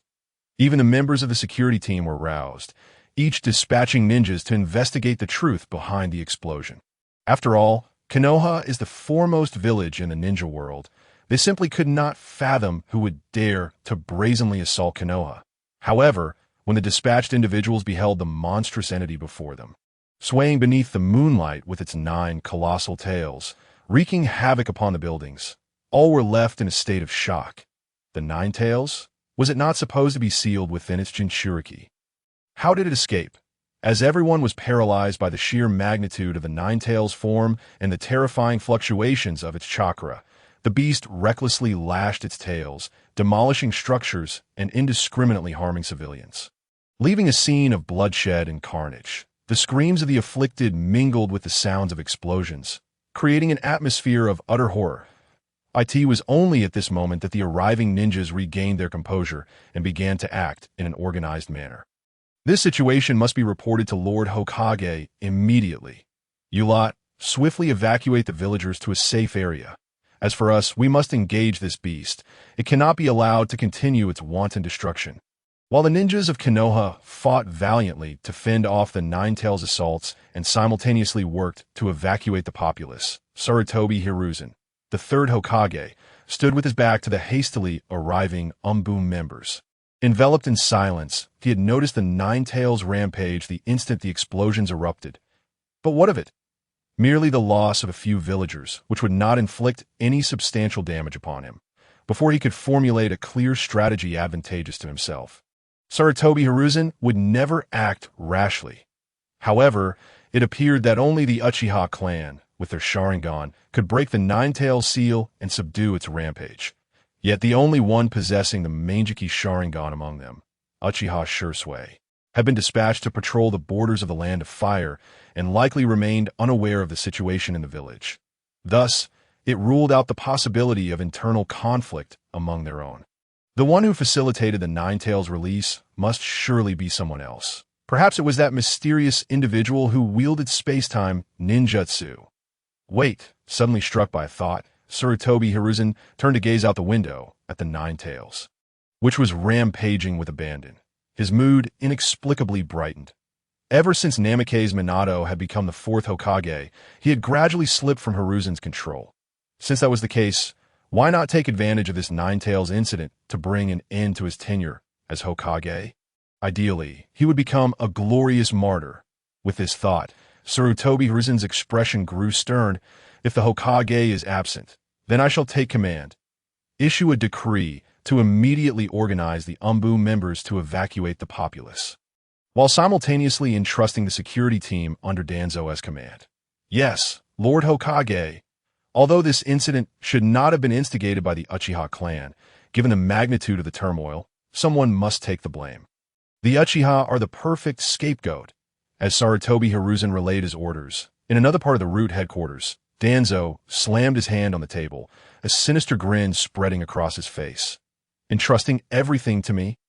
It seems that Hiruzen has finally come to his senses. Relay my orders. Instruct the security team and the Uchiha to remain on standby. They are not permitted to act without my command. The Uchiha clan, I shall see how they maintain their standing in Konoha after this incident. Chapter 29. The radiance of the Bietian god shines, the advancing Uchiha, while the Nine-Tails wreaked havoc upon Konoha. At the Uchiha clan's residence, Uchiha Fugaku, countenance darkened as he examined the scroll delivered by the Umbu and Root members. Initially, due to Shisui being on patrol, the Nine-Tails breakout and subsequent destruction of the village should not have implicated the Uchiha. This incident also presented an excellent opportunity for the Uchiha to protect the village and alleviate tensions with the villagers. Yet, under these circumstances, Hiruzen ordered the Uchiha security team and all clan members to follow Danzo as commands. Even more absurdly, Danzo's command was to remain stationary. While this might seem to minimize the Uchiha's losses in the Nine-Tails incident, it would inevitably position them as the prime target of public ire following the chaos. I say, our clan leader Fugaku, the outside world is already in turmoil. As Uchiha Fugaku sat in his room with a grim expression, a voice suddenly interrupted him. "It was you." Upon seeing the newcomer, Uchiha Fugaku's Sharingan shrank in an instant, transforming into the Mangeki Sharingan, revealing no concern for exposure. For the figure standing before him was none other than the enigmatic ninja who had previously displayed the power of wood release. Did you release the Nine-Tails? The individual before him possessed strength comparable to his own. If they wished to forcibly unleash the Nine-Tails, it was certainly within their capability. Yet what could their motives possibly be? He could not comprehend. No, Uchiha Shisui shook his head slightly and tossed the scroll to Uchiha Fugaku. Observing this, Uchiha Fugaku activated his Mangeki Sharingan to inspect the scroll for danger before unfolding it to read. Moments later, Uchiha Fugaku ignited the scroll in flames. Why should I trust you? Why should I believe Danzo is conducting that experiment? Because you have no choice. Uchiha Shisui gazed out the window at the Nine-Tails battling Konoha ninjas, his brow furrowing. Without further ado, he unleashed his formidable chakra. The opportunity was fleeting. Uchiha Fugaku must swiftly lead the Uchiha clan into action. Otherwise, they would miss their chance that if you lead the Uchiha into action now, although it would incur the sin of disobeying orders, you would gain the villagers' recognition. Conversely, if you comply with orders and remain idle, the Uchiha will undoubtedly become the target of public scorn after the Nine-Tails incident. They may even face expulsion. Uchiha Fugaku fell into silence upon hearing this. He understood the truth of Shisui's words, yet this decision bore the weight of the Uchiha clan's survival. He had to tread carefully. Ultimately, which choice would benefit the Uchiha clan? Make your choice, Uchiha Fugaku. After delivering this statement, Uchiha Shisui fixed his gaze intently upon Uchiha Fugaku, his Mangeki Sharingan poised for activation. Seizing the opportunity, while the Nine-Tails diverted the crowd's attention, Orochimaru had informed his wood clone of the remarkable efficacy of wood release in chakra restoration. With a dormant ability spanning over a decade, it could be reactivated in just a few days or even mere days. Given this, why should he continue to be courteous to Uchiha Fugaku? If the latter complied and led the Uchiha against the Nine-Tails, he would reserve his Bietian god for others. If not, he would be left with no choice but to turn Uchiha Fugaku into his puppet. Meanwhile, as Uchiha Shisui contemplated this, Uchiha Fugaku remained silent for a moment before ultimately shaking his head. No, I cannot allow the Uchiha clan to take such a great risk. What a pity. Upon hearing Uchiha Fugaku's words, Uchiha Shisui shook his head slightly and turned his back to him, his voice tinged with regret. Witnessing this, Uchiha Fugaku merely bowed his head in silence. Yet, just as he believed Uchiha Shisui was about to leave, the latter suddenly turned back to him. Uchiha Fugaku, are you curious about who I am? Hearing Uchiha Shisui's words, Uchiha Fugaku instinctively raised his head. However, as he completed this action, he beheld an incredulous sight, one he would never forget. The final scene he would witness. Stop. Be a Tien God. Activate. Without uttering a single word to Uchiha Fugaku, Uchiha Shisui immediately activated Kotoeme Tsukumi to bring him under control. The reason he revealed his true identity was to provoke a lapse in Fugaku's defenses, allowing him to strike with precision. After all, Uchiha Fugaku was also a man endowed with a Mangeki Sharingan, and Shisui had no desire to meet his demise in a treacherous manner. Ultimately, he succeeded. You swiftly gathered all the ninjas of the Uchiha clan and rushed to the scene to engage in battle with the Nine Tails. Yes, my lord. Upon hearing Shisui's command, the already subdued Uchiha Fugaku respectfully bowed before departing to execute the order. The Uchiha clan answered the call, assembling promptly at the main gate. Swiftly support the battlefield and protect our village. The clan leader has finally issued the command. Ha. Now those fellows in the village shall witness who truly reigns as the foremost family in Konoha. Indeed, our Sharingan is the mightiest, as Uchiha Fugaku led the Uchiha ninjas to the battlefield. A wave of fatigue suddenly enveloped Uchiha Shisui's Mangeki Sharingan. Yet simultaneously, there was a force within his blood that continually mitigated that sensation. Clearly, this was the power of wood release, restoring his depleted ocular strength. The feeling of temporarily losing one's abilities was distinctly uncomfortable, but at this moment, Shisui turned his gaze toward the direction of the root base, a playful smile gracing his face. Some individuals were about to encounter a headache. Allow me to further complicate the situation. Whoosh! In the next instant, Uchiha Shisui vanished without a trace. Meanwhile, Shimura Danzo, who had been lounging comfortably at the root headquarters, was jolted into action upon receiving intelligence from his subordinates. What did you say? Uchiha Fugaku personally led the entire security team to the battlefield. Furthermore, all the Uchiha ninjas have joined, the entirety of the security team's strength, the entire clan's might. What on earth is happening? One might think the fourth great ninja war had commenced. Moreover, how has the usually cautious Uchiha Fugaku suddenly turned so aggressive? There is something amiss. There must be an underlying issue. Lord Danzo, Uchiha Fugaku and his cohort have surpassed our surveillance range and are about to head to the battlefield. Should we intervene? Bang! Upon hearing this from his subordinate, Shimura Danzo seized the man and hurled him away, roaring furiously, Intervene! With what shall we intervene? Tell me, with what shall we intervene? This is the Uchiha clan we are dealing with. Born for battle, do you wish for me to walk into my demise? No. I must take action. I must do something. Yes, Hiruzen. I can seek out Sarutobi Hiruzen, urging him to join me in stopping Uchiha Fugaku. Otherwise, if they succeed in reaching their destination, who will shoulder the blame?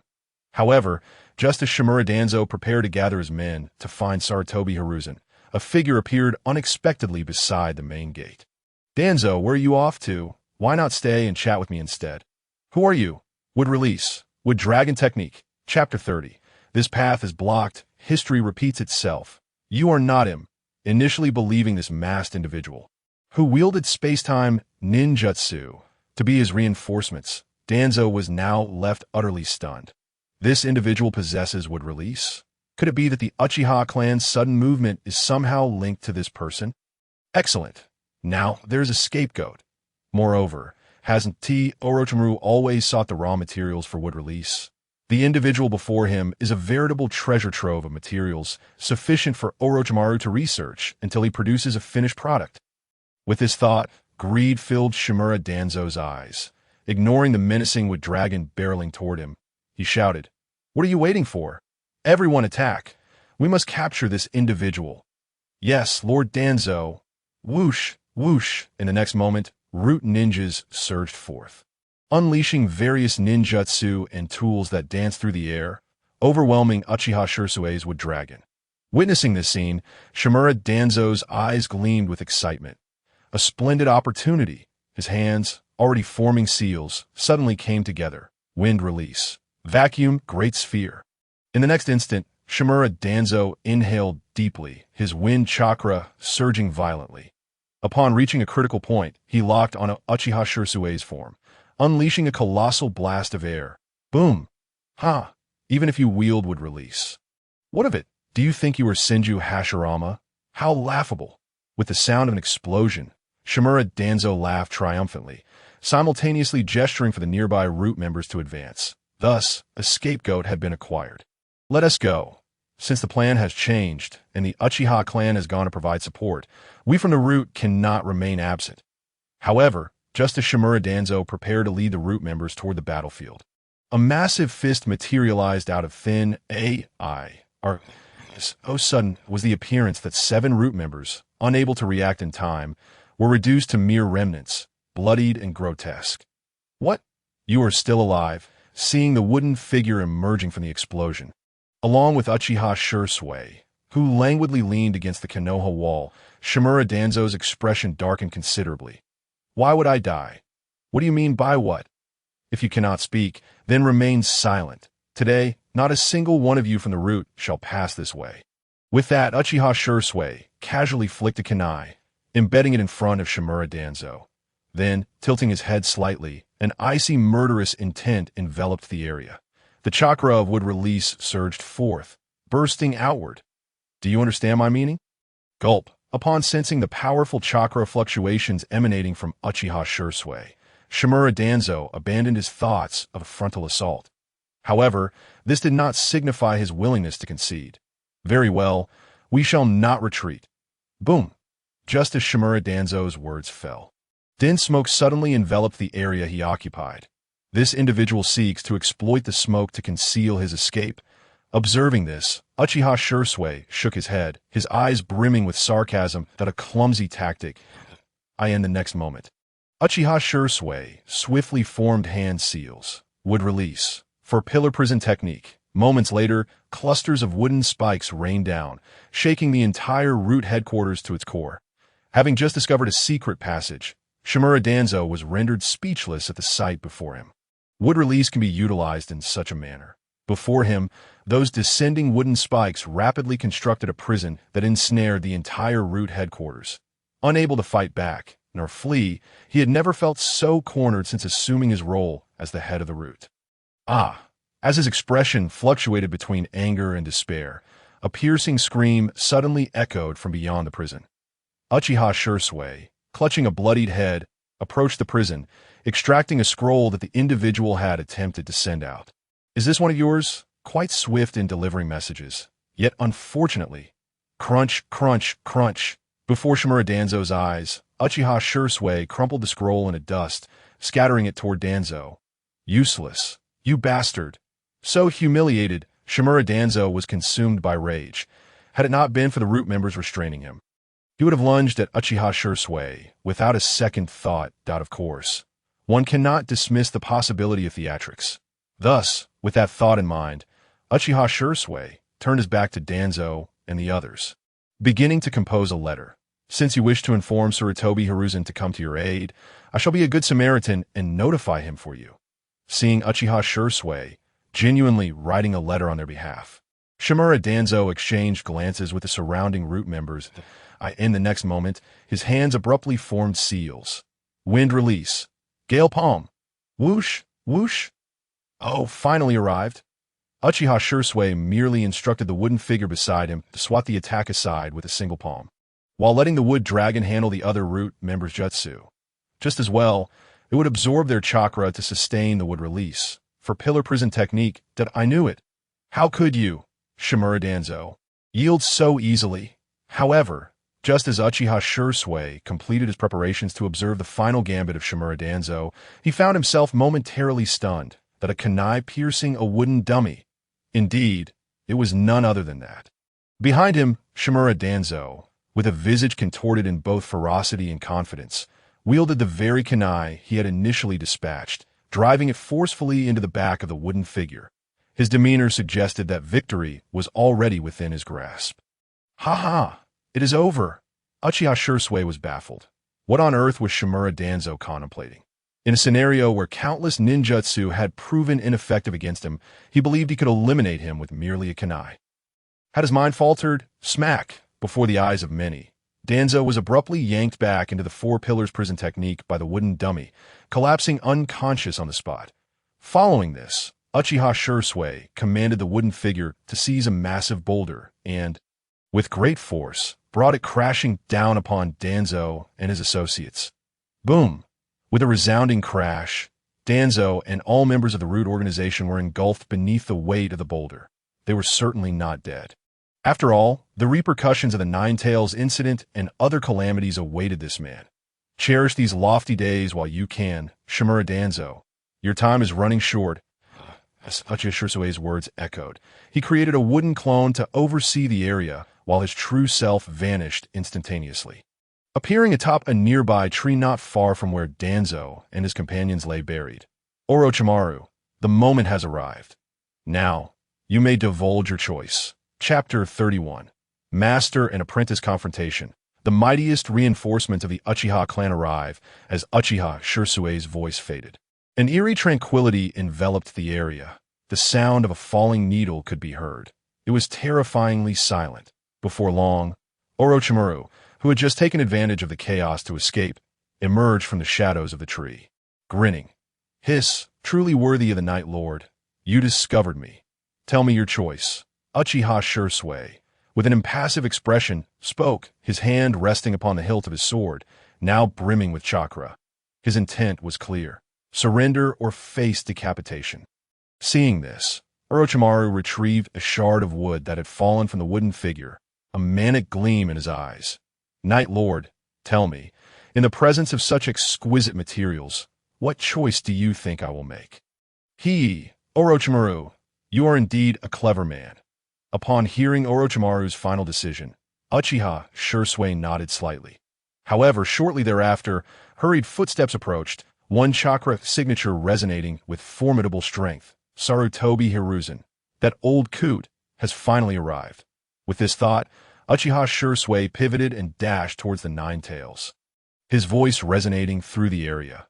These two wooden dragons and a wooden figure will temporarily heed your commands, aiding you, installing Sarutobi Hiruzen, that I hope you do not disappoint me. On Hiruzen's side. Merely a brief delay will suffice. The paramount task now is to ensure the Uchiha clan reaches the battlefield safely. Additionally, to sign atop the Nine Tails. Upon hearing Uchiha Shisui's words, Orochimaru licked his lips.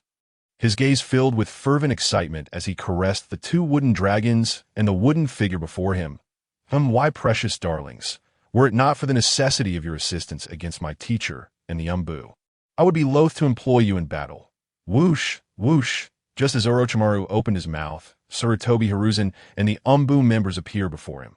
Even before they arrived, commands were issued forth. Everyone, disperse and seek the wooden ninja mentioned in the letter. As per our plan, as for Danzo's fate, it is of no concern. Yes, third Hokage, roar! Yet at that moment, as the Umbu members hastily split apart, two massive tails and fists descended upon Sarutobi Hiruzen simultaneously. Protect the third Hokage. You handle the attacks from both sides. I will take care of the wooden figure in the center. Observing that the Umbu members could not react in time, Sarutobi Hiruzen gritted his teeth and began to perform hand seals with fervor. Boom! Doton! Dori Heki! The next instant, a wall of stone erupted from the ground, blocking the path of the wooden figure's fist. However, just as Sarutobi Hiruzen prepared to take advantage of the moment to escape, the stone wall was suddenly riddled with countless cracks. What? Boom! Shattering through Sarutobi Doton. Dori Heki, the wooden figure's fist continued its relentless advance towards him. Damn it! How could it be so fast? Realizing he had been cornered with no escape, Sarutobi Hiruzen gritted his teeth and formed seals once more. Fire overcomes wood. Even wood release cannot escape the principles of elemental domination. Let us see how this fares. Katan. HK no Jutsu. Boom. As Sarutobi's voice echoed, a searing fireball erupted from his mouth, thrashing about like a raging dragon, colliding head-on with the wooden figure's fist, while he successfully halted the wooden figure's assault. The force seemed somewhat lacking. A successful outcome. In that case, let us try this as well. The wooden figure, having suffered damage and forced to retract its fist, lifted its foot, preparing to stomp Sarutobi Hiruzen into oblivion. Yet, just as that foot was about to descend, Sarutobi Hiruzen's hands flew into rapid seals, moving even faster than before. Faced with life and death, he had no choice but to take it seriously. Doton, Dordan, Katan, Hkak no Jutsu. What is this? Seeing Sarutobi Hiruzen simultaneously unleash two radically different elemental jutsu, Orochimaru furrowed his brow. His teacher's combined jutsu, the Fire-Water Earth Fireball, before Orochimaru, the earth beside Sarutobi Hiruzen morphed into a dragon-shaped head, opening its maw to unleash a torrent of mud bullets towards the wooden figure's feet, restraining its movement. Simultaneously, a surge of flame erupted from his mouth, searing the wooden figure's legs. Everyone, unleash your full power. For the will of fire, for the peace of the village. Hearing Sarutobi Hiruzen's rallying cry, the Umbu members engaged in battle against the wooden dragons were invigorated, their eyes ablaze with determination as they unleashed their ninjutsu recklessly. Attack without retreating. The third Hokage speaks true. For the will of fire. For the peace of the village. Charge. We shall fight these beasts to the end. For the will of fire. Witnessing the sudden surge of combat fervor among the Umbu members, Orochimaru fell silent for a moment before beginning to withdraw into the distance. Once the wooden figure and dragons were defeated, he would make his escape without hesitation. After all, his mission was merely to stall Sarutobi Hiruzen and his team, not to eliminate them. Thus, there was no need to risk revealing his identity by engaging in direct combat. Rumbling, while battle erupted on Orochimaru's front, on the other side of the battlefield, the Ninetales rampaged unchecked within the village of Konoha. In its wake lay a gruesome trail of dismembered bodies. Damn it, have we not yet located the Hokage? And what of the third Hokage? What is happening? Uncertain. Yet, given the current situation, if the prominent clans of the village do not send reinforcements soon, we may not endure much longer. Bang, bang, bang. Those Konoha ninjas who were desperately holding the line, believing all hope was lost, found themselves stunned. For before them, fireballs of unknown origin surged forth from behind, intercepting the Ninetales' attacks. Not only that, but a middle-aged man, radiating powerful chakra, leapt directly in front of all the battling ninjas, his hands swiftly forming seals together. His booming voice resonated across the battlefield. Katan. Keiki no Jutsu. Roar! In the next instant, a ferocious fire dragon, its maw gaping wide, charged directly at the Ninetales. Boom! With an explosive roar, the flames surged outward, causing Uchiha Fugaku's cloak, emblazoned with the Uchiha clan as crest, to flutter wildly in the shockwave. In full view of all, Uchiha Fugaku slowly turned, his crimson Sharingan glimmering vividly amidst the inferno. The leader of the Uchiha clan, Uchiha Fugaku, had arrived with his entire clan. As Uchiha Fugaku spoke, the ninjas of the Uchiha clan swiftly surged past the civilian ninjas, gathering resolutely beside him. A multitude of Uchiha warriors, in unison, unsheathed their great swords, their spirits ignited with fervor. We have arrived. Chapter 32. The moment has come, the nine-tail signs in the sky. Heavens, could it truly be the current clan leader of the Uchiha Fugaku? The Uchiha clan has come. Our reinforcements have arrived. It is astonishing that in our village's direst hour, the only ones to extend their hand in support and safeguard us are the so-called malevolent Uchiha. Hey, why are you hitting me? Malevolent. I believe some have deliberately tarnished the Uchiha's reputation. Once we weather this storm, I shall offer them a sincere apology. Indeed, count me in. And me. Witnessing Uchiha Fugaku lead the entire Uchiha clan to our aid, the faces of the civilian ninjas brimmed with exhilaration. Were it not for the fact that some Uchiha clan members stood in their way, they would have rushed forward to fight side by side, sharing life and death. After all, this was not merely a handful of individuals coming to assist, but the entire clans might rallying to our cause. Such immense benevolence could not go unappreciated. Roar! As the civilian ninjas trembled with anticipation, the Ninetales, having been struck by a barrage of fireballs, finally regained its composure. However, when its massive head abruptly turned to face the Uchiha clan before it, particularly Uchiha Fugaku and his cohorts, its fury ignited. Roar! For those eyes, gleaming with the ominous red of the Sharingan, invoked within it a torrent of distressing memories. In the next instant, the Nine-Tails swung its colossal claws and tail, locking onto the Uchiha clan members before it. The battle commenced anew.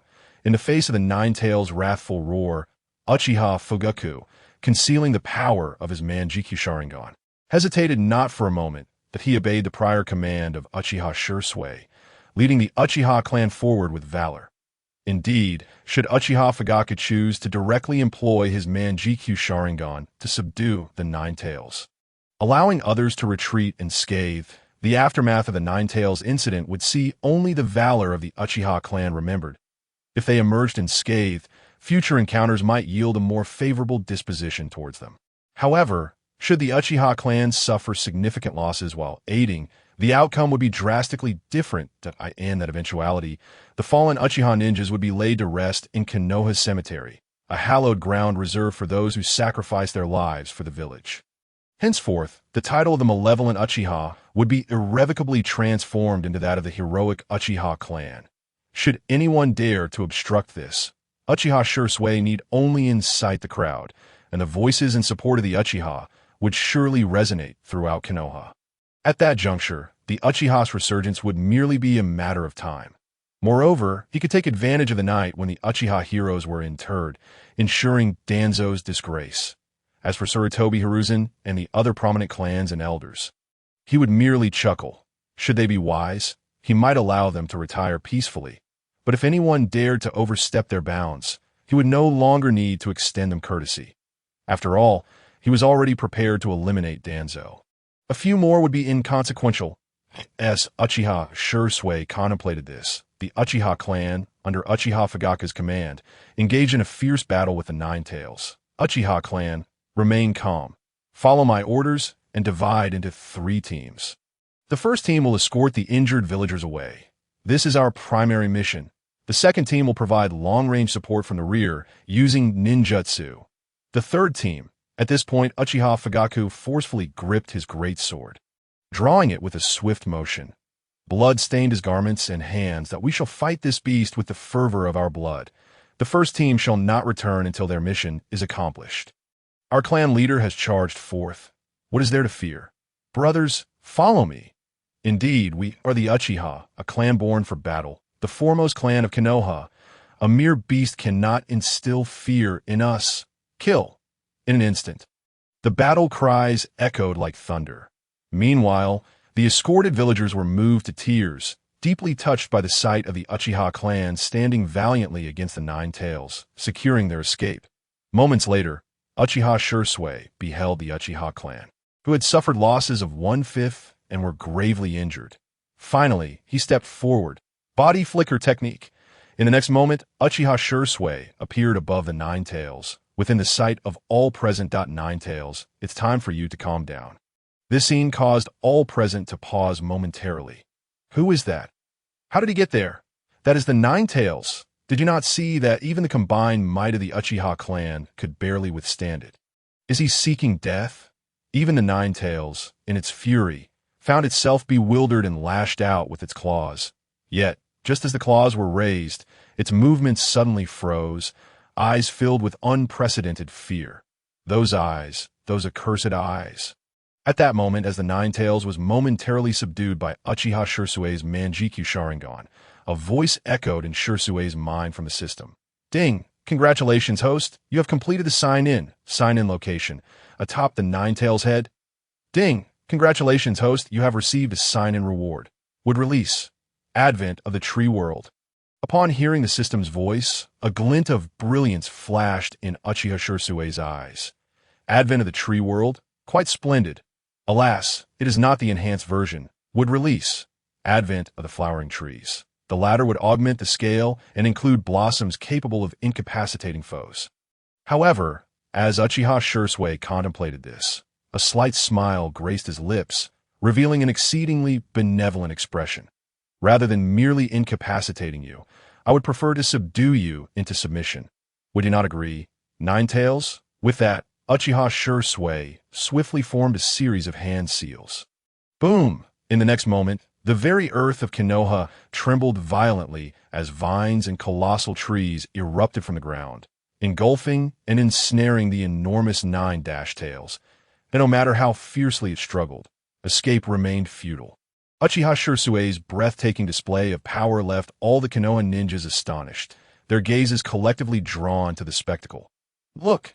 That is the wood release of the first Hokage. Heavens, could it be that the first Hokage has returned? What a blessing. We are saved. First Hokage! First Hokage! Amidst the fervent cries of the ninjas, Uchiha Shisui, standing atop the Ninetales' head, bellowed as he struck the beast's face that, "I am Senju, disciple of the first Hokage. Hashirama Senju, beast, you better submit." Bang, bang, bang. Chapter 33. The humiliated Ninetales, Uchiha Obito in disarray. Roar, roar.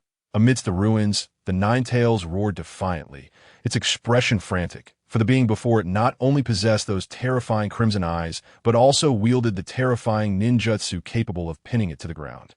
This individual was not to be trifled with.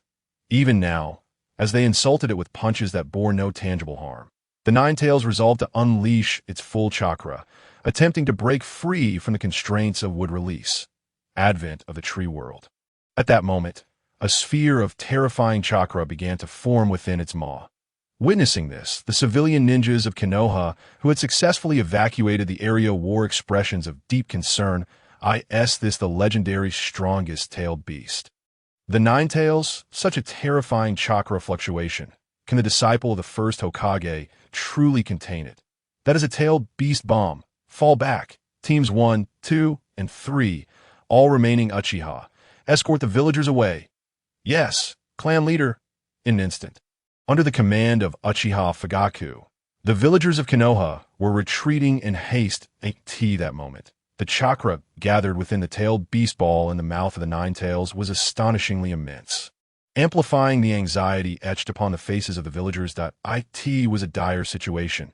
It's over, it's over. Look at that lord. He seems paralyzed by the terrifying tailed beast ball. We're all doomed today. Suddenly, one villager cried out, "Wait, look, the Ninetales is aiming for the Hokage rock. That is the very symbol of the Hokage, revered throughout the ages. Damn it. Uchiha brothers, swiftly evacuate the villagers. Our lives are expendable. We might as well charge back to draw the Ninetales' attention."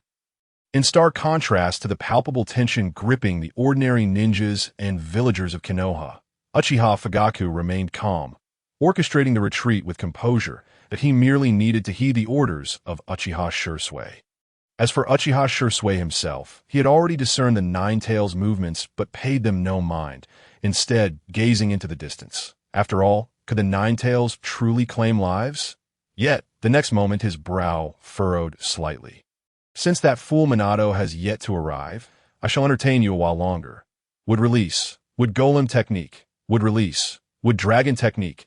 Roaring fiercely, a colossal wooden figure in a dragon suddenly breached the Ninetales' line of sight, unleashing a deafening roar. Upon witnessing this spectacle, the Ninetales was thrown into disarray. It distinctly recalled being struck on the head by that wooden figure, leading to its own collapse. With this memory resurfacing, the Ninetales abruptly altered its attack direction, flinging the tailed beast ball towards Uchiha Shisui. Boom! In an instant, a terrifying pulse of chakra erupted as the tailed beast ball, imbued with an aura of destruction, surged forth, wreaking havoc upon the surrounding structures and trees. Even the massive vines binding it began to snap in succession. It was as if the heavens themselves had unleashed divine retribution. However, before the Ninetales could unleash a victorious roar, an enormous hand suddenly lunged forward, seizing the tailed beast ball barehanded and forcefully shoving it back into the Ninetales' mouth. The Ninetales' eyes widened in disbelief, utterly astonished. Is this possible? Boom! The next moment, a tremendous explosion ignited within the Ninetales' mouth, causing its body to swell and then revert to its original form, its surface now marred by countless cracks. Yet, just as the Ninetales believed the nightmare had concluded and sought to flee, it was oblivious to the fact that this was merely the prologue. Roar! The next instant, two wood dragons darted out from either side, ensnaring its body and once again restricting its movements. Oh, Ninetales, how mischievous you are. It appears my teacher's admonitions have failed to temper your ill temper.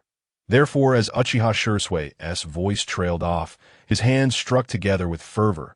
With a thunderous sound, one wooden figure after another emerged from the heart of the explosion. Encircling the Ninetales, the creature was left bewildered, struggling to comprehend the situation. Yet before it could gather its thoughts, the surrounding four wooden figures advanced, each delivering a punch to its head. Uppercut, lower cut, left hook, right hook. Allow me to remind you of my teacher's kind words. Roar! In that instant, the chilling cries of the beast resonated throughout Konoha, lingering in the air. Simultaneously, as the ninjas of Konoha gazed in disbelief at Uchiha Shisui's torment of the Ninetales on the other side. Uchiha Obito, pursued by Namake's Minato, felt his crimson Sharingan flicker momentarily. Hee, our fourth Hokage, listen to how the Ninetales cries with excitement. Hurry back to protect your village, otherwise Konoha may well vanish, upon hearing Obito's words. Minato's expression darkened significantly. The true culprit lay right before him, yet he found himself unable to apprehend him. I cannot delay any longer. I must take a chance in the next moment. Minato accelerated, thrusting his kunai toward Obito's Mangeki Sharingan as he closed in, abandoning defense to forcefully accelerate. Ridiculous. Obito chuckled coldly, tilting his chin upward, activating Kimui and allowing Minato's kunai to pass through him harmlessly. However, just as Obito's kunai was about to pierce Minato's heart, the latter vanished. What? Flying Thunder God, second stage. Boom! Minato's sudden appearance behind him caught Obito off guard, sending him tumbling to the ground. Yet, utilizing Kinui's power, he quickly regained distance from Minato. Beneath his mask, his expression darkened ominously. Damn that yellow flash. He's still holding back. But do you think this means victory? The next moment, Obito's body was absorbed by the Mangeki Sharingan. When he reappeared, he found himself atop the Ninetales' head. Boom! Standing atop the Ninetales, Obito nonchalantly brushed off his attire, then spread his arms wide. Ha! Konoha! Meet your doom before the absolute power of the Ninetales. Yet, before Obito could unleash the Mangeki Sharingan's power to control the Ninetales and continue its rampage through Konoha, his expression froze, filled with confusion. What were these wooden figures and dragons surrounding the Ninetales? And who were those Uchiha standing by, merely spectating? Had he stumbled into the wrong place? With Obito's loud exclamation, all eyes turned toward him. Even the Ninetales beneath him regarded him with disdain, leaving Obito feeling utterly embarrassed. According to his intelligence, Konoha possessed no ninja capable of such advanced wood-release techniques. Damn it. White Zetsu, how did you gather this intelligence? However, if this individual was not a Konoha ninja, considering this possibility, Obito forced himself to maintain composure. Who might you be? Surely you are not of Konoha, yet I am curious as to why you wield Hashirama's wood-release. Who are you to dare utter the name of Konoha's first Hokage? Uchiha Shisui feigned ignorance regarding Obito's identity. Upon hearing Shisui's inquiry, Obito raised his chin slightly, declaring solemnly, I am Madara, Uchiha Madara. Wood release. 4-pillar prison technique. Boom! Before Uchiha Shisui could finish his sentence, a barrage of wooden spikes rained down, ensnaring both Obito and the 9 Dashtails. At that moment, Uchiha Shisui, standing atop the wooden figure, transformed his right arm into a colossal wooden spike, ruthlessly striking down upon the ensnared Obito and 9 Tails. My teacher is Senju Hashirama. You dare claim to be Uchiha Madara? Imposter! Perish! Obito's eyes widened in shock, failing to realize that the 9 Tails beneath him was preparing to swat him aside in defense. Hashirama's disciple. There are still disciples of Hashirama alive. Damn it, White Zetsu, what kind of intelligence gathering are you conducting? With a tremendous explosion, the colossal prison erupted, sending debris flying, revealing the 9 Tails clutching its head. As for that earlier figure, he was nowhere to be seen, as if obliterated in an instant, truly worthy of the first Hokage's disciple. Such power! Lord Senjuro! Lord Senjuro! Yet, while the ninjas of Konoha expressed their exhilaration. Uchiha Shisui turned his gaze toward Hokage Rock, his hands forming seals once more. Did I ask again, are you certain you wish to remain there? Upon hearing Shisui's words, the Uchiha who had just activated Kamui to escape slowly emerged. His expression grim. This fellow, he has discerned my presence far too quickly. Next, I must suppress the nine tails. If you have any sense, leave now, and I may spare your life. Otherwise, with that said, Uchiha Shisui released all the wood-released chakra within him, and his entire presence underwent a dramatic transformation. This is my ultimate move. Senduru, we shall meet again. Although filled with reluctance, Uchiha Obito once again activated Kamui and departed from this place. Today, too many unforeseen factors have emerged in Konoha, and he must leave at once. The very moment Obito vanished, Minato Namikaze finally arrived on the battlefield. Upon seeing Minato's arrival, Uchiha Shisui slightly nodded in acknowledgement before turning to depart. His mission was to delay until Minato arrived. The task of sealing the nine tails would be left to him. However, just as Shisui turned to leave, Minato called out anxiously, "Senior, are you truly the disciple of the first Hokage? What if I am?" Shisui replied coolly, in that case, I would like to request your assistance." Moments later, the previously furious Nine Tails was subdued by Uchiha Shisui's wood release, trapped deep within a pit. Nearby, at the center of an altar, the newborn Naruto lay quietly. Kushina, leaning against the altar's edge, gently called out to Naruto, her pale face filled with sorrow and tenderness. Witnessing this scene, Minato silently closed his eyes. After a moment, he turned his gaze towards the subdued Nine Tails. His hands began to form seals. It was the sequence for the Reaper Death Seal. "Kid, why are you doing this? You have a better way to seal the Nine Tails." Uchiha Shisui calmly regarded Minato.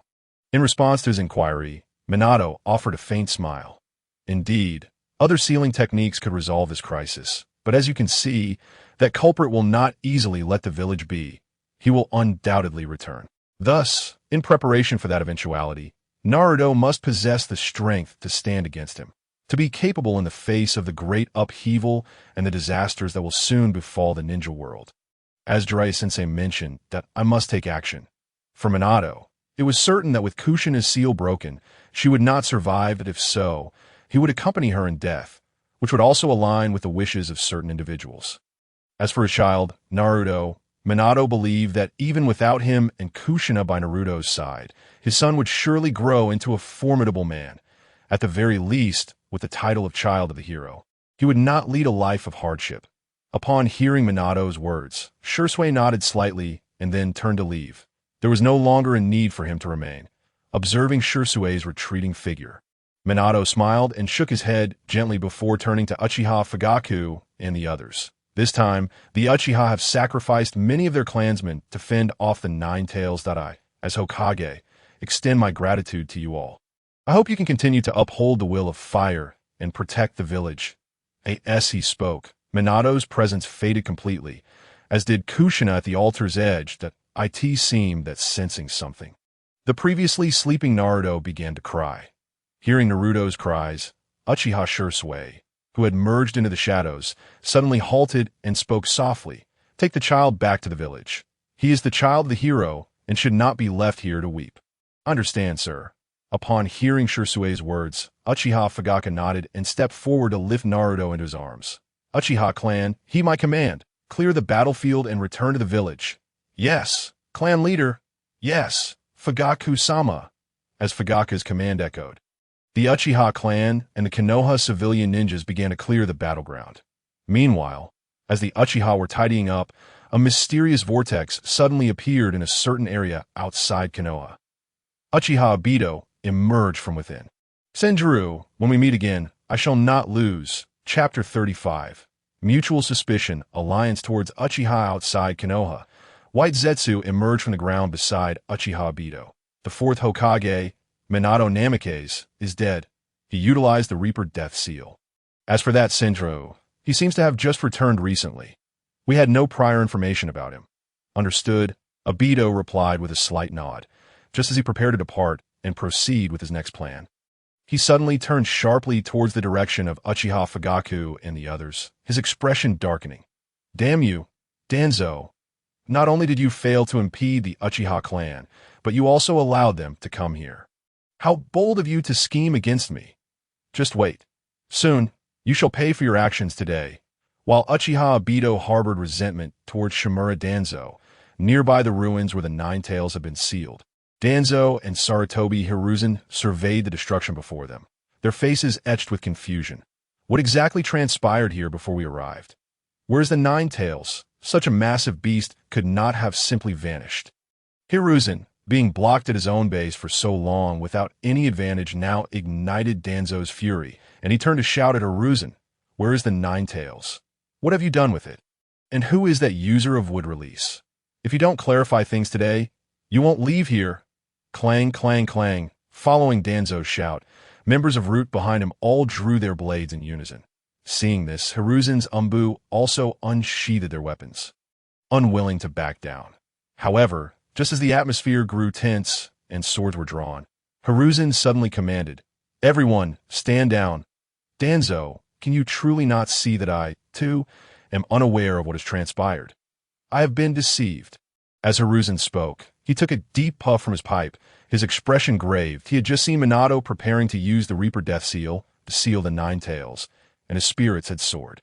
Without observing what had occurred after that, he rushed over with his Umbu, hoping to secure Naruto's custody before Danzo. But when he arrived, he found that the Uchiha had already beaten both him and Danzo to the scene. What on earth is happening? How did the Uchiha arrive first? Given Danzo's usual character of incessantly vilifying the Uchiha, he would surely have sought to thwart them at all costs. Yet, at this critical moment, he had instead delivered the Nine Tails Jinchuriki to the Uchiha. Something was amiss. If it weren't for Danzo standing right before him, Hiruzen would suspect that Danzo was collaborating with the Uchiha behind his back, orchestrating today's events together. After a moment of silence, Danzo gestured for his Root members to sheath their swords. Seeing this, the Umbu members also returned their weapons. The atmosphere fell into silence once more. Hiruzen and Danzo now awaited the return of their dispatch personnel to uncover the truth. Until they received clarity, they would not allow the person before them to leave. Moments later, an Umbu member rushed to Hiruzen's side and reported respectfully, "Third Hokage, we have investigated the matter thoroughly. Before the arrival of the fourth Hokage, Minato Namikaze, a ninja claiming to be a disciple of the first Hokage, named Senjiro, single-handedly subdued the Nine Tails using powerful wood release techniques. Subsequently, the fourth Hokage sacrificed his life to seal the Nine Tails with the Reaper Death Seal. As for the Nine Tails Jinchuriki, he is currently in Uchiha Fugaku's custody as a disciple of the first. Senjiro, what on earth is this? The esteemed teacher of mine is none other than the second Hokage, Senju Tobirama. Yet, how is it that he remains oblivious to the existence of another disciple of the first Hokage, Senju Hashirama? It must be a fabrication, undoubtedly a counterfeit." With a resounding thud, Shimura Danzo struck a nearby tree with his fist, his countenance brimming with ire. "Hiruzen, I believe it is imperative that we set aside our prejudices for the time being. Taking advantage of the fact that Uchiha Shisui has yet to return from the border, we must jointly strike against the Uchiha clan. The guardianship of the Nine Tails Jinchuriki must not fall into the hands of the malevolent Uchiha clan. The Uchiha clan, possessing the Sharingan, is already a formidable force. Should they gain complete control over the Nine Tails Jinchuriki, would not the entire Konoha become their dominion, leaving me, Shimura Danzo, with nothing?" Upon hearing Danzo's words, Sarutobi Hiruzen fell into a moment of contemplation before nodding affirmatively. Indeed, the guardianship of the Nine Tails Jinchuriki must not remain with the Uchiha clan, as it would jeopardize the peace of the village.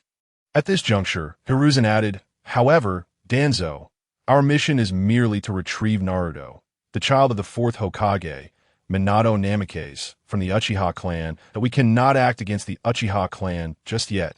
With a derisive chuckle, Danzo merely smirked, choosing not to elaborate further. He grasped that Hiruzen was not asserting that they could not act against the Uchiha clan, but rather that they should not act at this moment. In essence, after being outmaneuvered by the Uchiha clan and that so-called Senjiro, This obstinate fellow, Hiruzen, had finally seen reason. This realization would undoubtedly ease Danzo's future endeavors against the Uchiha clan. Contemplating this, Danzo's expression grew increasingly somber, as though he could already envision a scene of rivers of blood with no survivors within the Uchiha stronghold. However, just as Hiruzen and Danzo reached a consensus and made their way towards the Uchiha residence to reclaim Naruto's guardianship from Uchiha Fugaku, the conversations and glances of the villagers along their path grew increasingly uncomfortable. It felt as if they were being pricked by the countless eyes of the populace.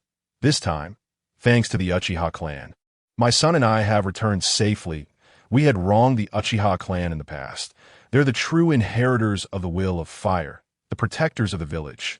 Indeed, the Uchiha clan risked everything to save us, sacrificing over 1/5 of their kin with countless casualties just to ensure our safety. Absolutely, they are far superior to those so-called prominent families. As they approached the Uchiha stronghold, members of the Umbu and Root drew near. However, upon reaching the entrance, they were met with disdain from both Uchiha clan members and civilian ninjas. What brings the Umbu and Root to the Uchiha clan at this time? Surely, you are not here to stir trouble. Trouble? Impossible! That is utterly out of the question.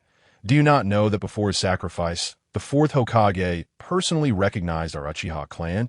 Indeed, furthermore, the Uchiha's valiant efforts have earned praise from the first Hokage's disciple, Senjutsu, and have brought honor to our clan by nurturing our little hero, Naruto. Hearing the discussions among the Uchiha clan members and civilians, Hiruzen and Danzo's expressions grew increasingly grim. Particularly, Danzo shot Hiruzen a venomous glare and hissed, "Hiruzen, I have long warned you that the malevolent Uchiha clan is an uncontrollable force, ambitious and treacherous, and should have been fully mastered by us long ago. You have remained skeptical, yet look at the level of support the Uchiha clan enjoys now." Choosing to ignore Danzo's complaints, Hiruzen gazed at the entrance, took a deep breath, and solemnly stated, "At this juncture, further discussion holds no significance. Our priority now is to reclaim Naruto's guardianship." "I'm aware of that," Danzo retorted, shaking off his hand as he led the Root members forward.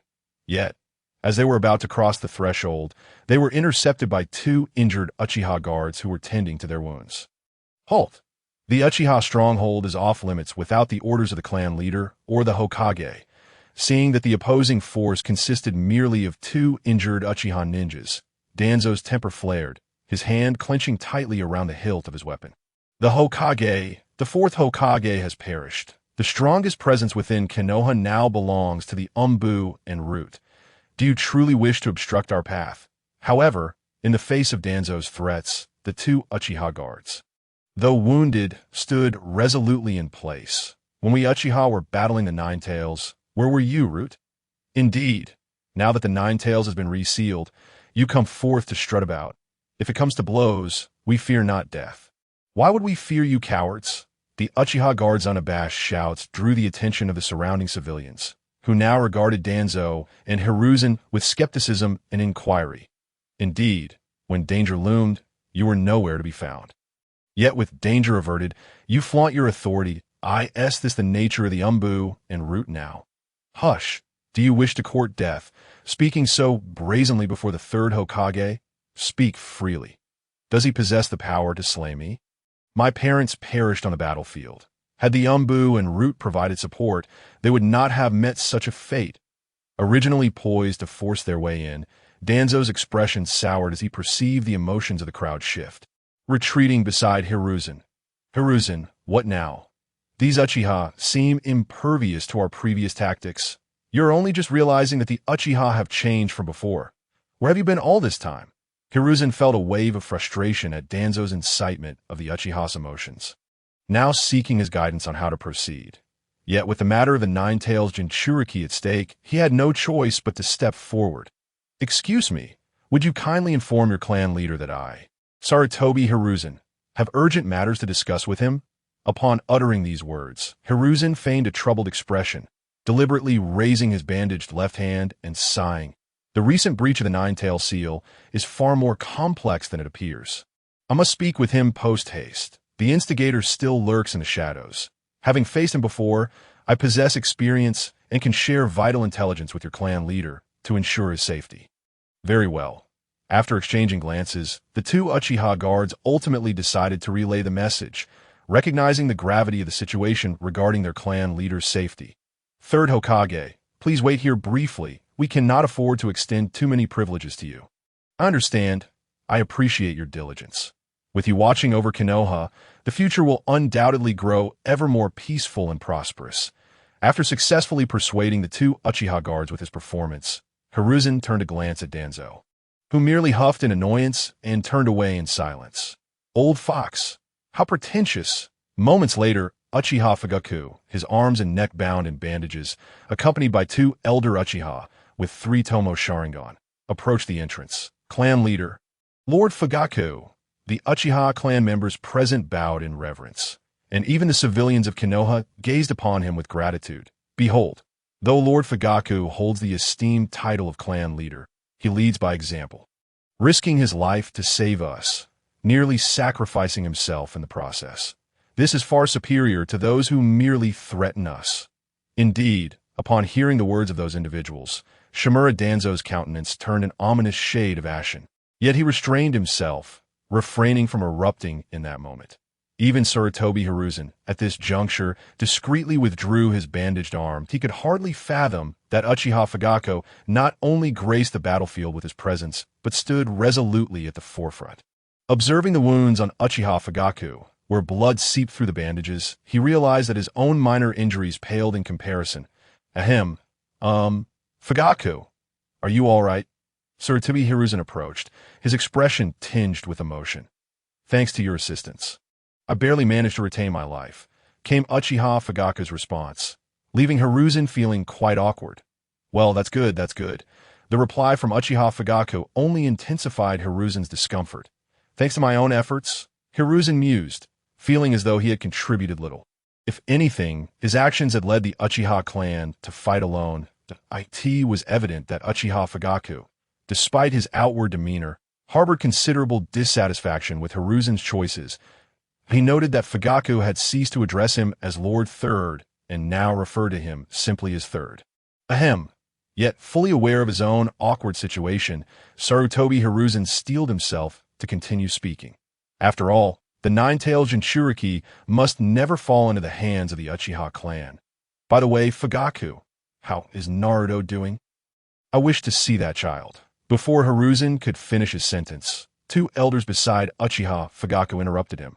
Fugaku, apologies, but Naruto has already fallen asleep alongside my son, Sasuke.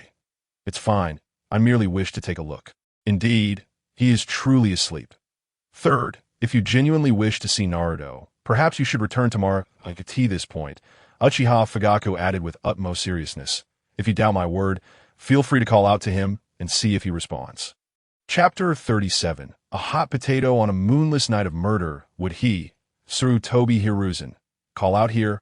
He was the illustrious third Hokage, even if he had already abdicated his position. Yet, within the confines of Konohagakure, he remained a figure of great respect. Moreover, the distance from the Uchiha clan's entrance to the clan leader's residence was such that unless he shouted like a harpy, Naruto would undoubtedly not hear him. Contemplating this, Sarutobi Hiruzen's expression soured considerably, and the smile that once adorned his face now faltered. Noting that Hiruzen's attempts to persuade were futile, Shimura Danzo stepped forward once more, intent on bolstering Hiruzen's resolve. After all, he could not accept the Uchiha clan obtaining guardianship over the Nine-Tailed Jinchuriki. However, Danzo's words were abruptly halted as Sarutobi Hiruzen's left hand grasped him firmly in the next moment. Hiruzen took a deep breath to calm himself, then nodded slightly to Uchiha Fugaku. In that case, we shall return another day. Safe travels. No need for formalities. Uchiha Fugaku regarded their departing figures with an impassive expression. Once Sarutobi Hiruzen and Shimura Danzo had completely vacated the vicinity, Uchiha Fugaku returned to his residence. Upon entering, he bowed respectfully to the man before him, who was preparing tea. Sir, they have departed, and I am certain there are no spies. I understand. Uchiha Shisui nodded slightly in acknowledgement, then turned his gaze towards Naruto, who had drifted into slumber alongside Uchiha Sasuke. Currently, Naruto, having become the new nine-tailed Jinchuriki, was undoubtedly the focal point of attention from various clans and the Umbu within Konohagakure. This was akin to a searing hot potato. However, if the Uchiha clan could justifiably retain him for the long term, Sarutobi Hiruzen and Shimura Danzo would think twice before attempting to take action against them. After all, Naruto was no mere fox spirit. He was the offspring of a hero, and this fact was no longer a secret within Konohagakure. Uchiha Fugaku had even commanded that those civilians who chose to remain in the less devastated areas of the village spread the word of Naruto's identity. As long as they survived this night, come the morrow, everything would unfold according to his design like a tea that time. Uchiha Fugaku could assert that Uchiha Shisui and other clan members were on their way back from executing missions, preparing to attend the funeral of the hero, the fourth Hokage, Minato Namikaze. Thus, the Umbu, Root, and various influential clans within Konohagakure would think twice about confronting the Uchiha clan. When the fourth Hokage's funeral commenced, he could then shift the blame for the Nine Tails to Danzo, ensuring his complete disgrace. Not long after Uchiha Shisui contemplated this, his crimson Mangeki Sharingan suddenly shimmered with an unsettling glow. Sarutobi Hiruzen and Shimura Danzo were indeed swift. It had barely been a short while before they had mobilized forces to retaliate. Among these individuals, there might even be members from other prominent clans within Konohagakure. Fugaku, you remain here to guard Naruto and Sasuke. Should anyone approach, eliminate them without hesitation. Of course, no living soul should be able to cross my eyes to reach this place. As Uchiha Shisui's voice faded, his figure vanished from sight. Body flicker technique. When Uchiha Shisui reappeared, he stood behind two ninjas bearing large swords. Do you believe there is any merit in the clan leader's actions? Even Uchiha Fugaku bears severe injuries. How could the rest of the Uchiha clan be faring any better? Indeed, this is undoubtedly the weakest moment for the Uchiha. If our clans unite with the Umbu and Root, we can surely eradicate the vile Uchiha clan. Several clans? Umbu Root. It seems the elders cannot contain their eagerness to seize a piece of the pie now that the Uchiha have suffered significant losses on the battlefield. I ask you, are you so desperate to test how much strength remains within the Uchiha? What? As Uchiha Shisui's voice resonated, the two ninjas from the prominent clans paled in shock. Without hesitation, they swiftly retreated, hands forming seals simultaneously. However, before they could successfully execute their ninjutsu, two flashes of sword light sliced through their necks in an instant. You lot. With a swift motion, blood erupted like blossoms in the air, illuminated by the moonlight, revealing Uchiha Shisui's cold eyes. You were too hasty. Am I not correct? There are still 34 friends present. Whoosh! As Uchiha Shisui's voice fell, every ninja present, who had come to test the Uchiha clan's current strength, simultaneously turned their gazes towards him. Weapons drawn, they exuded an icy, murderous intent. Since we have been discovered, let us eliminate this Uchiha brat. Precisely. As long as we prevent him from returning to report, we can continue our mission. Continue. Uchiha Shisui's lips curled into a chilling smile.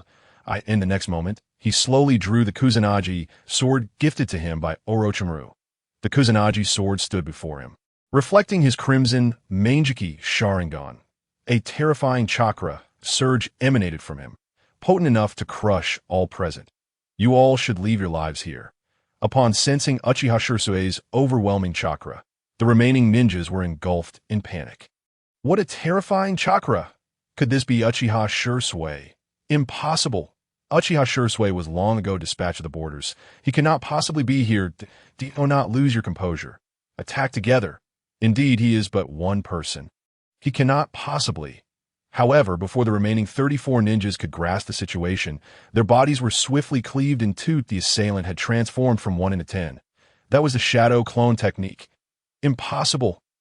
Uchiha Shisui meticulously wiped the blade of his grass-cutting sword while speaking in a calm tone. Before him, 9 shadow clones were methodically extracting severed ninja heads, placing them into various cloth bags. It was understandable for the Umbu and Root to take action, as the Uchiha clan had long been under threat. Moreover, he had already devised a plan to deal with them. However, he was taken aback by how swiftly several prominent clans within Konoha had allied with the Umbu and Root to test the strength of the Uchiha. Ha ha ha. Since the clan leaders are so enthusiastic, it is only proper for the Uchiha to reciprocate with some gifts. Chapter 38. Relationship Abduction. Partners who stab each other in the back in the depths of Konoha's night. Outside the chambers of the clan leaders, a blood-soaked bag lay quietly, its stench overpowering. This is outrageous, Uchiha. How dare you kill my men? Uchiha, what a bold move to present their heads to me. I must inform Lord Third. Indeed, the might of the Uchiha could not be underestimated. Their ability to recognize my clan's dispatched assassins was quite unexpected. The Uchiha clan, employing ruthless tactics, had eliminated all those who previously sought to gauge their strength, returning the severed heads as a grim message. This display of lethal force far exceeded the expectations of Konoha's clan leaders, instilling fear in the majority. Consequently, after this incident, aside from a handful of clans that reported to the third Hokage, Sarutobi Hiruzen, the vast majority chose to remain silent. After all, the Uchiha clan's reputation had soared. The fourth Hokage, Minato Namikaze, had publicly acknowledged them before his demise.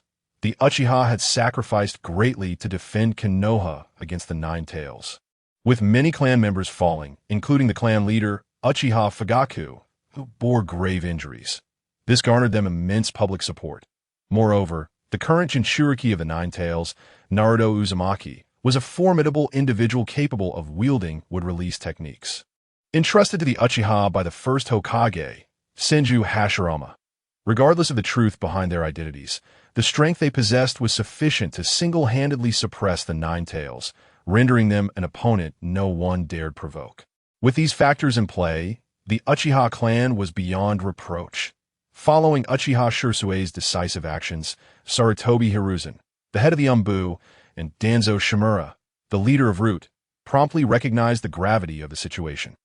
Thus, for their mutual interests, they convened with their most trusted subordinates. Present at the meeting were also two other elders of Konoha, Kofuyudatane and Hamura Mitokado.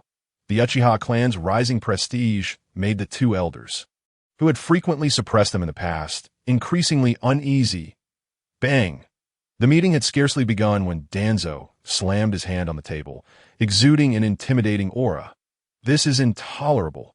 That nefarious Uchiha dares to openly challenge the clan leaders with such audacity.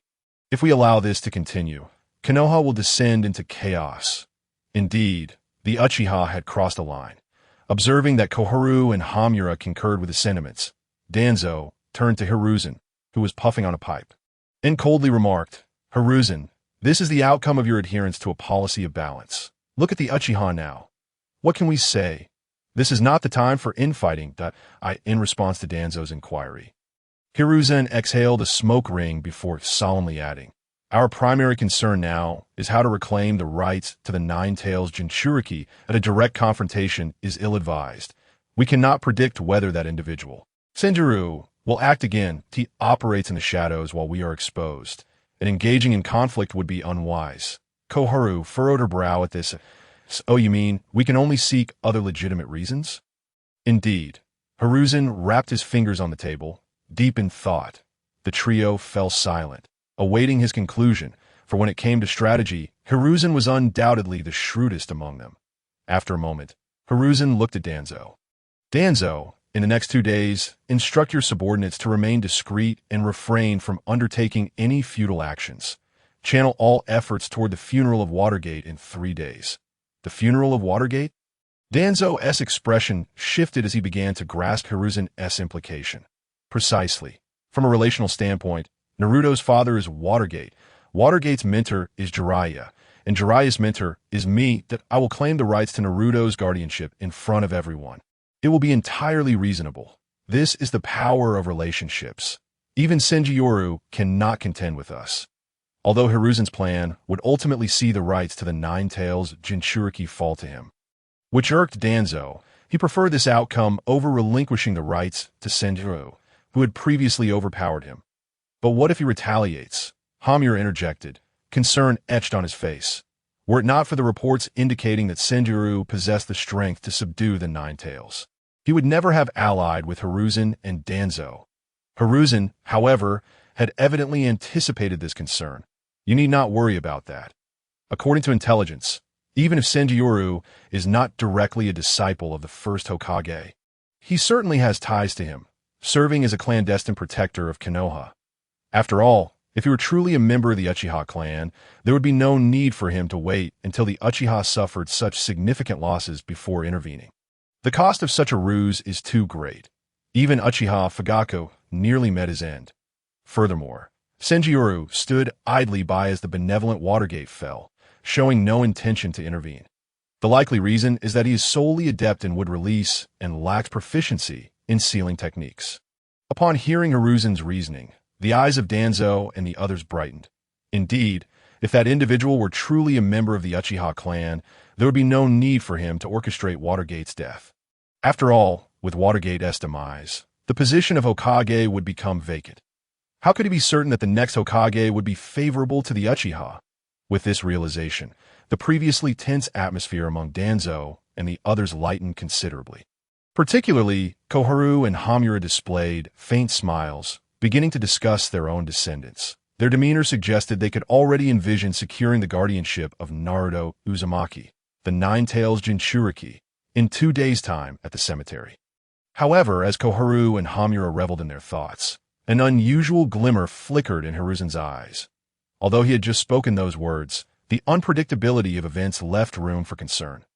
Thus, to play it safe, he resolved to discreetly undertake a task over the next 2 days, meeting with Uchiha Fugaku to demonstrate goodwill toward the Uchiha. Very well. If that is the case, let us conclude today's meeting. Indeed, we shall meet again in 2 days.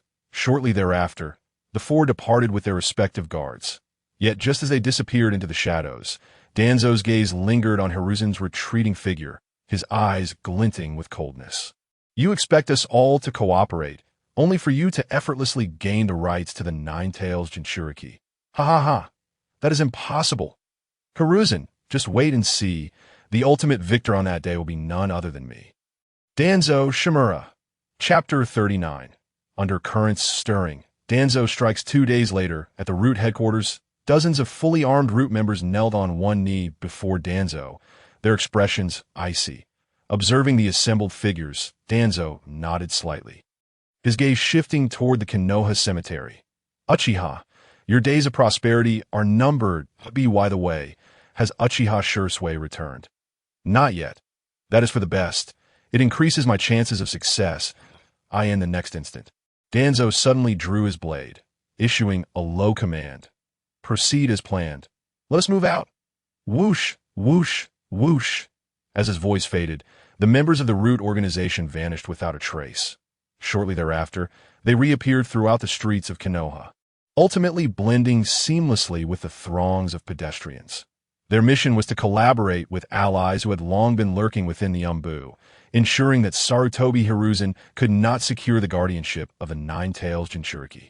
Naruto, before it was too late. 2 nights prior, they had ruthlessly slain innocent civilians, replacing them with their own. They targeted all of Sarutobi Hiruzen's subordinates near the cemetery. Once every one of Hiruzen's subordinates had been eliminated, the guardianship of the Nine-Tails Jinchuriki would rightfully belong to Shimura Danzo. With this thought in mind, Danzo raised his head proudly, accompanied by several trusted confidants, as they made their way towards the Konoha cemetery. Hiruzen, I am coming. Simultaneously, in the Hokage's office, Sarutobi Hiruzen gazed out at the bustling streets, taking a deep drag from his pipe and exhaling a perfect smoke ring, after days of soothing the populace and rebuilding their homeland. Alongside the relentless patrols by the Uchiha clan, the hospital had scarcely enjoyed a moment's respite, with doctors and nurses perpetually overwhelmed by demand. Yet despite the bustling activity, the situation in Konoha had become significantly more stable. This was the power of the will of fire, supporting their efforts to restore their home and enabling Konoha to rise anew amidst the turmoil of war. With such strength, and with all of you by my side, Konoha's future shall only grow brighter. Upon hearing Hiruzen's words, the Umbu members, including Kakashi, lowered their heads in acquiescence. Kakashi, has Shisui not returned yet? Based on reports from the border, he should be back within a day at most. A single day? It seems we shall not wait for him. Hiruzen set down his pipe, directing his gaze towards the cemetery. Even in Shisui's absence, which deviated slightly from their plan, as long as Kakashi and the others remained. There was little cause for concern as for Shisui. With his body flicker technique, he had yet to arrive in the village, and it was evident that Danzo's influence was at play. However, to delay Shisui would require a significant portion of root strength, which would undoubtedly be more beneficial than detrimental to Hiruzen's goal of securing Naruto's guardianship tonight. Then let us proceed as planned. Should any anomalies arise among the root members, you may act decisively.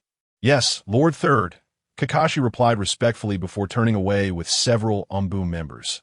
Watching the remnants of Umbu depart, Hiruzen calmly opened the door to his office. Danzo, I hope you do not make a foolish decision. Otherwise, all blame will rest squarely upon your shoulders. As both Danzo and Hiruzen set forth, the heads of Konoha's various clans began to mobilize as well. Now, aside from the ninjas on duty, every shinobi, jonin, chunin, and jinin, along with willing civilians, gathered at the cemetery. In light of the news that had spread over the past 2 days, all were now aware of the tragic fate that had befallen their fourth Hokage.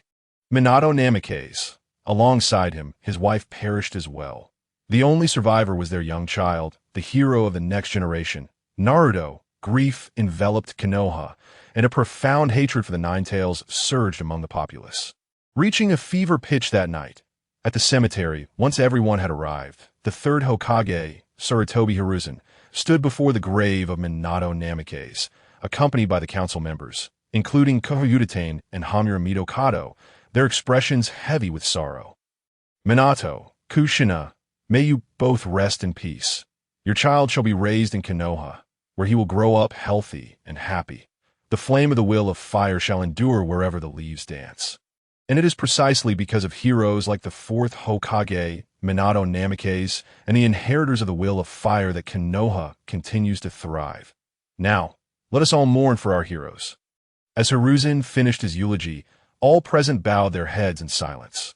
Moments later, when they raised their heads once more, Danzo's gaze had been fixed on Naruto, cradled in the arms of Uchiha, Fugaku. Now he seized the moment to speak. You all know that the fourth Hokage and his wife sacrificed their lives to seal the Nine-Tails to protect the village. They are undoubtedly great, as Danzo's words resonated. Many ninjas and villagers were visibly moved. Indeed, the fourth Hokage is our hero. What is happening? Koharu and Hamura exchanged puzzled glances at the sudden uproar among the crowd.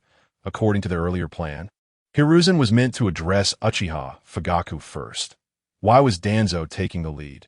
Noticing their confusion, Hiruzen subtly shook his head, indicating he was unaware of Danzo's intentions, though a flicker of unease crossed his eyes.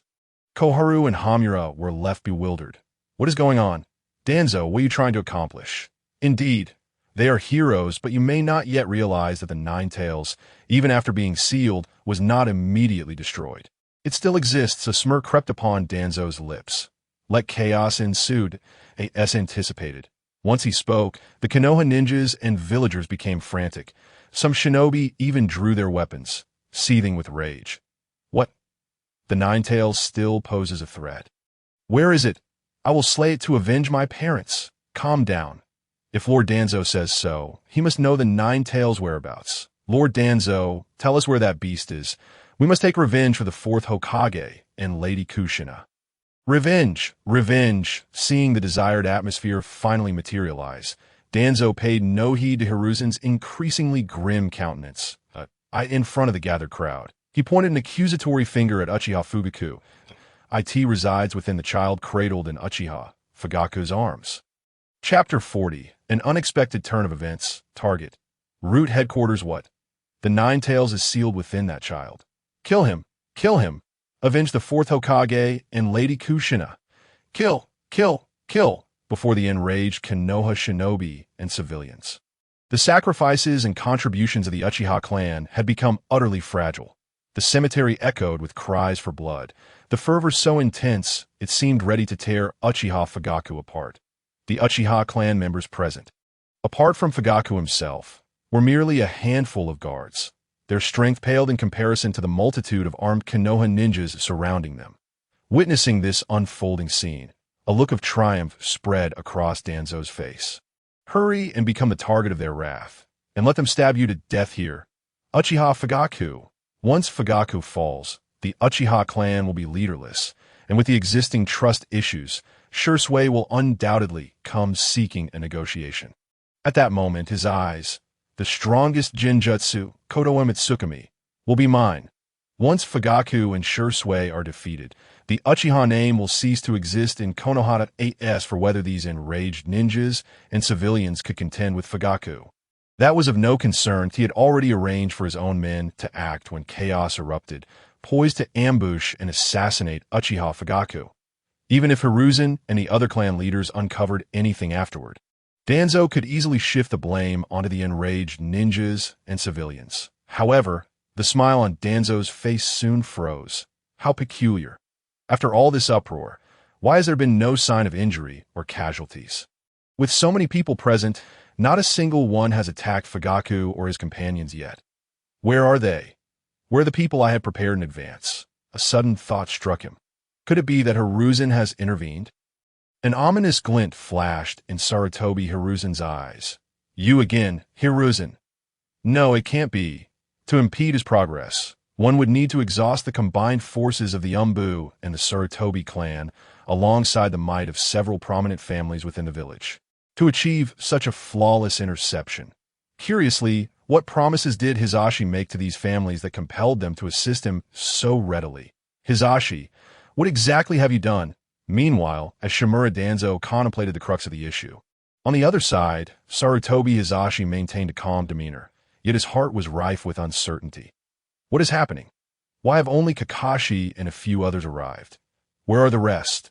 Could it be that all have been captured by that scoundrel Danzo? That seems implausible. The Umbu members who infiltrated the crowd were meticulously selected, the most trusted of his confidants, their prowess unquestionable. Yet now, not a single one was in sight. The atmosphere turned momentarily awkward. At the graves of the fourth Hokage, Minato Namikaze, and Kushina Uzumaki, Sarutobi Hisashi, Danzo, and others were at a loss regarding the unfolding event as they wore expressions of confusion, not far from the main base. Uchiha Shisui surveyed the few ninjas before him, nodding slightly. Return and inform your clan leader that I have sensed their sincerity. I shall overlook their previous misdeeds. Henceforth, strive to contribute to the future of Konoha. 2 days prior, after Uchiha Shisui had dealt with several ninja from the prominent families within Konoha and returned their severed heads, he had left a wooden clone beside each clan to monitor them. Any family that had not sought out Sarutobi Hisashi or Shimura Danzo was met again by his wooden clone.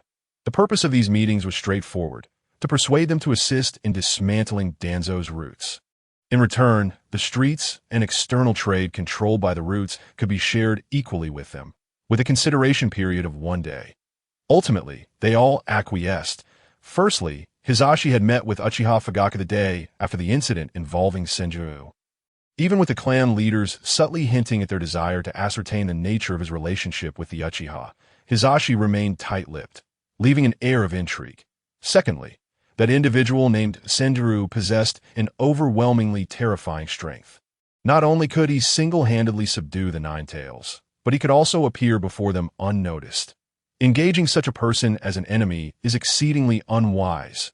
Lastly, they were merely asked to cooperate by maintaining order in the cemetery and sending a few ninjas near the root's main base to demonstrate their stance. Such a cost was negligible for these prominent families. They merely needed to dispatch a few loyal subordinates. Even if the operation ultimately failed, they could easily extricate themselves from the situation. Yes, my lord Senju. Upon hearing Uchiha Shisui's words, the ninjas bowed respectfully before retreating into the forest, ready to report back. After their departure, Uchiha Shisui turned his gaze towards the shadows on the other side, where a multitude of dark figures lingered. As he looked over, countless crimson Sharingan eyes slowly lifted. This was the entire fighting force available to the Uchiha clan. Even the protection of Uchiha Itachi and Uchiha Sasuke had been entrusted to Master Chun. The objective was to eliminate all of Danzo's minions hidden within Konoha in one fell swoop. Under the scrutiny of all present, Uchiha Shisui swiftly formed hand signs. Would release. Birth of the Deep Forest. Would release. Would Golem Technique. Would release. with dragon technique. Boom! As Uchiha Shisui unleashed one would release after another, the entire root's main base trembled violently. Enormous vines and trees erupted from the ground, ensnaring not only the ninjas within the root space, but also those ambushed outside by Danzo. Massive wooden figures swung their fists, mercilessly battering the root's headquarters. The sound of explosions echoed incessantly. After completing these actions, Uchiha Shisui suddenly bellowed, "Danzo, you have recklessly broken the seal, unleashed the nine tails, slaughtered your comrades, and caused the demise of the fourth Hokage, Minato Namikaze, and his wife. Such a beast and his nefarious minions are unforgivable." Clang, clang, clang. Following Uchiha Shisui's declaration, an array of swords was drawn by the Uchiha ninjas. The crimson Sharingan flickered ominously.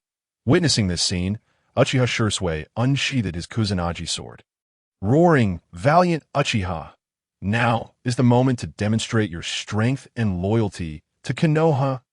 Kill, kill, kill!" In an instant, all Uchiha ninjas surged forth, forcing those root ninjas attempting to escape amidst the chaos back into the fray. As the Uchiha clan made their move, the other prominent families exchanged glances before also unleashing their unique skills upon the battlefield. For the peace of Konoha, they would kill, observing the swarm of ninjas from various families before him. Uchiha Shisui turned toward the cemetery. His body began to blur. The grand performance was about to commence. Chapter 41. Absolute Control. Fugaku awakens the Manjiki Sharingan Konoha Cemetery, gazing at the continuous cacophony of outrage before them. Sarutobi Hisashi and Shimura Danzo sensed that something was amiss, in unison. They acted. Hisashi subtly gestured to his nearby guards. Naturally, they had anticipated such unforeseen circumstances and prepared contingencies. After receiving Hisashi's signal, Kakashi swiftly mobilized several Umbu members to begin surveying the surroundings. Moreover, one among them, unnoticed by Kakashi, dashed toward the Sarutobi clan's stronghold to be prudent. In addition to Kakashi's preparations, Hisashi had also resolved to employ the Sarutobi clan's strength. This decision, however, was not communicated to anyone, including his so-called confidants. As for Danzo's guards, upon receiving his signal, not a single member of the Roots took genuine action. In truth, they were incapacitated by the ninjas from the prominent families present. All without raising an alarm. Can Danzo's inner circle truly outnumber the combined might of Konoha's notable clans? Meanwhile, Tsunade Shy and Mito Minion quietly withdrew under the protection of their guards. For them, as long as they could maintain their positions as elders and preserve their interests, that sufficed. Any additional gains were welcome, but when it came to their lives, they preferred to withdraw. Those two useless old geezers. Tsunade Shy and Mito Minion's departure did not escape Danzo's notice, yet he paid little heed. Even if all his reinforcements were eliminated, the infiltrators disguised as civilians would still be sufficient to incite chaos. The final victory would still belong to him. However, after a brief period of carrying such thoughts, Danzo began to panic once more. The infiltrators disguised as villagers had also failed to act according to plan. In the next moment, though reluctant, he turned to Sarutobi Hisashi, hissing, "Hisashi, how did you discover this?" Hearing Danzo's words, Hisashi suddenly realized something, whipping his head around to stare at the perpetually calm Uchiha Fugaku. "Fugaku, what exactly are you doing?" Observing the expression on Hisashi's face, years of rivalry led Danzo to a similar conclusion, turning to Hisashi as well. Could it be that everything occurring now is solely orchestrated by Uchiha Fugaku? Such a notion impossible. Hisashi and Danzo could not fathom how Uchiha Fugaku had managed this feat, even with the assistance of that so-called disciple of the first Hokage, Senjioru.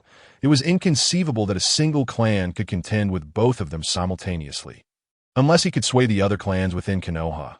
But what right did he have to do so? Suri Hisashi found himself puzzled, as did Shimura Danzo, and it appeared they would perpetually remain in the dark. For the remarkable feats achieved by Uchiha Fugaku were entirely attributable to the extraordinary contributions of Uchiha Shisui. Behind him, to be precise, it was Uchiha Shisui's unparalleled insight into the intricate narrative threads of this world that granted him such an advantage. As the expressions of Suri Hisashi and Shimura Danzo grew increasingly grave, Uchiha Fugaku, who had been standing still, finally began to advance. As he stepped forward, the common folk who had obstructed his path instinctively parted, creating a clear passage for him. Witnessing this scene, the faces of Tsurugi Hisashi and Shimura Danzo underwent a drastic transformation, and they could no longer maintain their composure.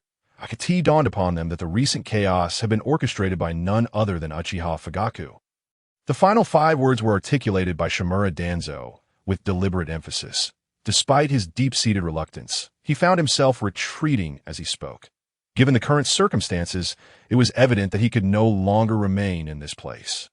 Even Tsurugi Hisashi, while feigning calmness, could not conceal the gravity reflected in his eyes, remaining ever vigilant of Uchiha Fugaku. This evening, Uchiha Fugaku was decidedly uncharacteristic. He had completely abandoned his previous approach. Not only had he ceased to compromise easily, but he had also outmaneuvered them all. Or perhaps this individual had been biding his time, waiting for the opportunity presented by the Nine-Tails incident to strike. If that were indeed the case, then the depth of Uchiha Fugaku's cunning was truly terrifying. In full view of the crowd, Uchiha Fugaku traversed effortlessly until he stood beside Tsurugi Hisashi and Shimura Danzo. In unspoken agreement, both men retreated. After all, the crimson tomo in his eyes was far from ordinary.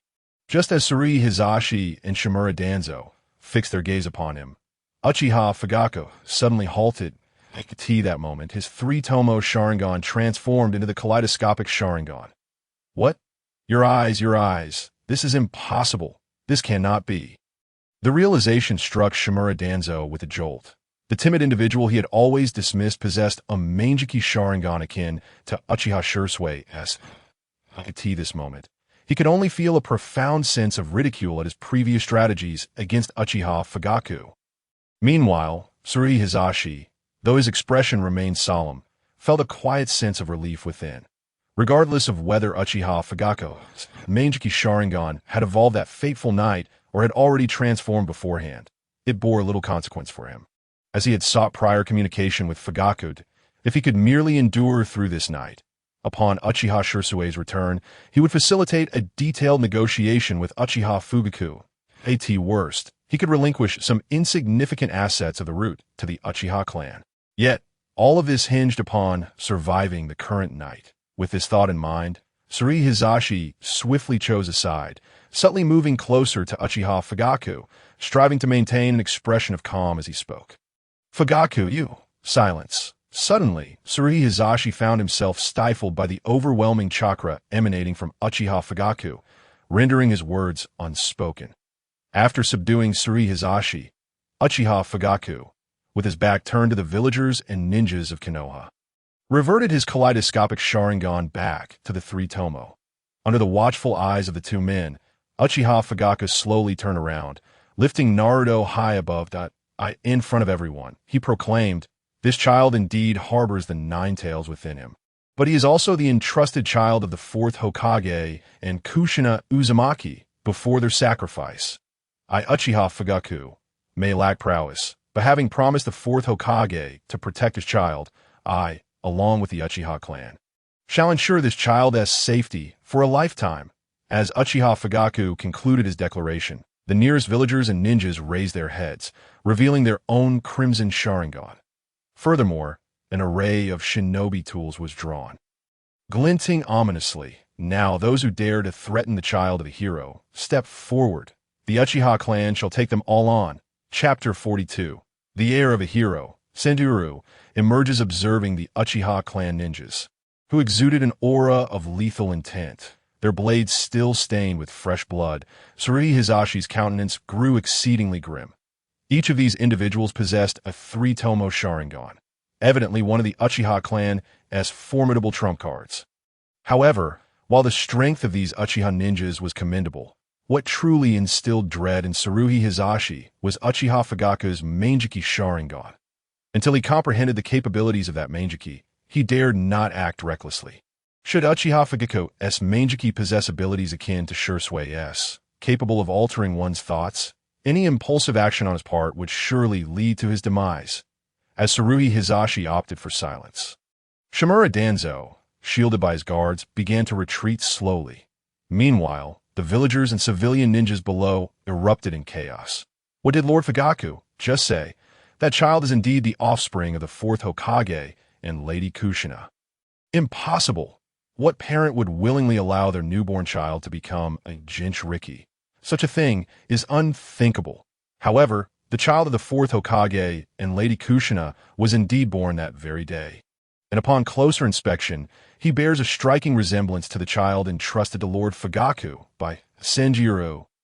Hiss, could it be that he is truly the child of the fourth Hokage and Lady Kushina? As they began to grasp this possibility, confusion spread among the villagers and ninjas, unsure of whom to trust. Amidst the maneuvering of the Uchiha clan and the representatives of various families, the atmosphere remained tumultuous yet balanced. However, as Shimura Danzo observed this scene, initially believing the Uchiha clan would finally rise with Uchiha Fugaku's assistance, his eyes suddenly brightened. It appeared that he had not yet lost. There remained a chance for a comeback. Although Uchiha Fugaku concealed himself well and played a clever hand, he lacked the finesse to deftly manipulate people's hearts and stoke the flames of discord. It was truly laughable that such a promising situation could only be maintained in its current state. Without hesitation, Danzo turned to Tsurugi Hisashi and sharply declared, "Hisashi, the Nine-Tails Jinchuriki must absolutely remain under the protection of the Umbu and Root to ensure the village's peace." Tsurugi Hisashi maintained his silence, quietly puffing on his pipe. "Hisashi, what are you hesitating for? Do you wish to expose the identity of the Nine-Tails Jinchuriki, plunging the village in a crisis once more?" Tsurugi Hisashi remained silent. He was acutely aware that given his current strength, it would be nearly impossible to contend against the Uchiha clan alone, unless he could ally with the vast majority of the prominent families within Konoha. As for Shimura Danzo, his insatiable thirst for power and the myriad of uncontrollable factors left him feeling disillusioned. It was time to gradually retract the power he had previously relinquished. However, one of Danzo's statements resonated with truth. The identity of the Nine-Tails Jinchuriki must remain concealed. Should it be revealed, those with ulterior motives from the other major shinobi villages would undoubtedly seize the opportunity. After all, with the fourth Hokage, Minato Namikaze, and Kushina Uzumaki having fallen, and the Uchiha clan suffering significant losses, the situation presented a golden opportunity for those who had long coveted Konoha. With this in mind, Tsurugi Hisashi sighed helplessly, turning to Uchiha Fugaku, and urged, "Fugaku, I can assist you in stabilizing the current situation. The Nine-Tails Jinchuriki can be raised by the Uchiha clan, while the Umbu merely needs to provide protective oversight. And what of the Root? Hisashi, this scoundrel dares to exclude himself from the contention for the Nine-Tails Jinchuriki's guardianship." As Sarutobi spoke again, he disregarded the increasingly grim expression of Shimura Danzo. My condition is quite simple. Naruto's true identity must remain concealed. Rest assured, I will issue a gag order to ensure that the villagers no longer refer to the Nine-Tails Jinchuriki with derogatory terms such as beast or fox demon. At this juncture, Sarutobi displayed a solemn demeanor, raising his pipe slightly, inhaling deeply, and exhaling a smoke ring. "Fugaku, what do you think of my proposal?" In response to Sarutobi's words, Uchiha Fugaku remained impassive, observing the tumultuous crowd before him. Unmoved, observing this scene, Danzo could not help but breathe a sigh of relief. As long as these two did not join forces, he and Root still had a chance to turn the tide. However, he warned, "Sarutobi, I shall remember this incident. You had best not give me a reason to seize an opportunity. Once the time is right, I will assuredly strip you of your ability to compete for the position of Hokage." Upon realizing that Fugaku remained unconvinced by his proposal, Sarutobi's brows furrowed in concern. This was the utmost concession he could afford, and he would have to explain it to the families he allied with. Yet, the other party seemed unsatisfied. Could it be that he coveted the position of Hokage for himself? "Uchiha, do not be overly greedy. If you are sufficiently astute, in due course, I will grant Shisui a chance to become Hokage. Otherwise, be wary. A single misstep could lead to irreparable consequences." Just as Sarutobi and Danzo awaited Fugaku's response, a faint voice unexpectedly resonated from the crowd below. Know the moment the words were spoken, every ninja and civilian present including Sarutobi, Danzo, and Fugaku, turned in unison toward the source of the sound. Their expressions varied. Some even shouted in outrage. Who dares to speak so insolently here? Indeed. Who is it? Step forward. This is the resting place of the fourth Hokage and Lady Kushina.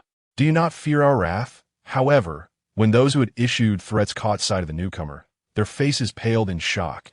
The individual was none other than the esteemed disciple of the first Hokage. Senju Hashirama, Senjuro. At this moment, Uchiha Shisui vanished from sight, reappearing beside Sarutobi and Danzo, speaking with an air of indifference that I just said, your proposal is lacking. If you have any objections, now is your chance to voice them. Chapter 43. Villagers acknowledge their mistakes. Danzo's secret exposed. My goodness. That person single-handedly subdued the Nine Tails. It's the esteemed Senjuro, gasped a citizen. If not for Senjuro's timely intervention, I would have surely perished at the hands of that beast. Senjuro. Seeing the overwhelming support for Senjuro, Sarutobi felt a twinge of annoyance. Nevertheless, he cleared his throat awkwardly and forced a smile, attempting to ingratiate himself with Uchiha Shisui. Ahem, Senjuro, it is indeed you. Initially, Sarutobi believed that Yoru belonged to the hidden protective forces established by the first Hokage. However, given the timing of Yoru's sudden appearance, it was clear that he leaned more towards the Uchiha clan. This was decidedly unfavorable news for him. Thus, he felt compelled to take the initiative, seizing the conversational advantage to discern the true stance of his counterpart. Truly, you are the disciple of the first Hokage. It appears that heroes emerge in youth. By age and seniority, you ought to address me as, I said, I think your proposal is inadequate. Do you not comprehend? With an air of disdain, Uchiha Shisui dismissed Sarutobi's attempts at camaraderie. A terrifying surge of wood-released chakra erupted from within him, causing both Sarutobi and Danzo to grunt in discomfort. Your words are excessive. Understood. Regarding the Nine Tails Jinchuriki matter, my team and I shall refrain from further involvement. Having felt the overwhelming chakra emanating from Shisui, Sarutobi chose to temporarily relent. What a fearsome chakra fluctuation. This individual's strength appears to surpass my own, with Uchiha Fugaku possessing the Manjiki Sharingan, and this Senjuro, before him wielding would release. It was evident that the Uchiha clan was poised for a complete resurgence. Sighing, Sarutobi resolved to align himself with the Uchiha to safeguard his power and interests. Without needing Shisui's prompting, he stepped forward, stating, Senjuro speaks the truth. The child in Fugaku's arms is indeed the offspring of the fourth Hokage, Namake's Minato, and Uzumaki Kushina, the true heir of heroes, Naruto. Upon hearing Sarutobi's declaration, the civilians and ninjas below stirred restlessly. Yet before they could voice their thoughts, Senjuro's commanding voice rang out. Imbued with his formidable chakra, silence. Do you comprehend the anguish that gripped the fourth Hokage and Uzumaki Kushina when they decided to seal the Nine Tails within their child? They understood their identities and responsibilities for the will of fire. To protect Konoha, they ultimately chose to sacrifice themselves and their child to contain the Nine Tails. At this moment, Uchiha Shisui pointed directly at Uchiha Fugaku and Naruto. Continuing, but what of you? Each of you clamors for blood, yearning to harm the child of heroes. Do you still consider yourselves human? Do you possess the right to stand here and honor the fourth Hokage and Lady Kushina? A pack of ungrateful wretches. You have no right to be here, no right to tread upon this sacred ground of heroes. Leave at once. At Shisui's fierce reprimand, the civilians and ninjas of Konoha trembled, their guilt rapidly expanding within them. Soon after, under the watchful gaze of all, the Uchiha ninjas knelt before Naruto, bowing their heads in mourning. The members of various clans and the civilians who had previously shouted in anger followed suit, kneeling and crying out, What? He is truly the child of the fourth Hokage and Lady Kushina, our little hero. How could we have treated him so? What have we done? We were wrong, grievously wrong. Fourth Hokage, Lady Kushina, we have wronged you, wronged the heir of heroes. We are sorry. We are sorry. In an instant, the cemetery reverberated with voices of repentance and self-reproach. Witnessing this scene, both Danzo, who had retreated to the periphery, and Sarutobi, who had chosen to side with the Uchiha, wore expressions of dismay. They realized that, following this night, the villagers would officially acknowledge the Uchiha clan. The conflict and discord between them would undoubtedly undergo a significant transformation. However, just as Sarutobi and Danzo believed the matter would conclude, Uchiha Shisui abruptly turned to Danzo, who had been attempting to make his escape. Simultaneously, several Uchiha ninjas brandished their blades, blocking Danzo and the root members' path out. Danzo, do not be so hasty to leave that I sense a familiar aura emanating from your A.R. As he spoke, Shisui extended his right hand, would release chakra spilling forth. It reminds me of my departed teacher. Panic surged through Danzo, who had intended to concede and cease the struggle for the Nine-Tails Jinchuriki's guardianship. His eyes widened in alarm. Could this individual truly be a disciple of Senju Hashirama? Otherwise, how could he possess such terrifying perceptiveness, capable of discerning the issue with his arm? After Shisui's revelation, Fugaku, cradling Naruto, stepped forward, his voice icy. Senjiro, I sense the chakra of our clan's long-lost member, Uchiha Kagami, emanating from him. Uchiha Kagami, upon hearing the words of Uchiha Fugaku, Uchiha Shisui feigned ignorance and inquired, Fugaku, are you certain? I am certain, Uchiha Fugaku replied solemnly, nodding his head. Witnessing this scene, Shimura Danzo was engulfed in panic. One Senjuro was already enough to give him a headache, leaving him struggling to find a reason to extricate himself. Now, with the addition of the newly awakened Manjiki Sharingan wielding Uchiha Fugaku, it was apparent these two scoundrels were not merely vying for the custody of the Nine-Tails Jinchuriki, but were instead intent on taking his life. Is that so? Uchiha Shisui remarked. Slowly turning to face Shimura Danzo, an overwhelming surge of terrifying chakra erupting from his being. Danzo, come, enlighten us both. In stark contrast to Shimura Danzo's ever-changing countenance, Sarutobi Hiruzen silently took a step back. He had long been aware of the experiments conducted by Danzo and Orochimaru, yet had chosen to remain silent. However, such matters were ones he would never admit to if someone had to perish. It should be Danzo alone. He had no intention of severing ties with Senjuro and Uchiha Fugaku. Danzo, for the peace of Konoha, bear this burden well. Chapter 44. Hyuga Hisashi takes a stand. Shimura Danzo finally strikes nonsense. You are all spouting nonsense. You only wish to seize control of the root organization from me. Let me make it clear that is utterly impossible. I am a member of the Elder Council of Konoha, and I have made immense contributions to this village. You have no right to lay a hand on me.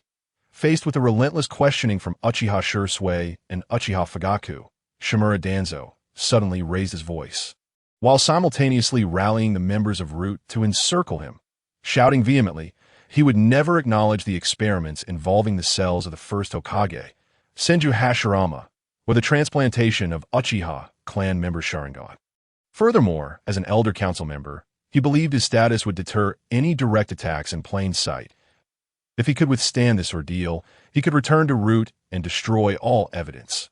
Should his misdeeds eventually come to light, he would shift all blame onto Orochimaru. After all, the latter was merely a pawn in his game. When the time came, sacrificing him for self-preservation would be a privilege for Orochimaru.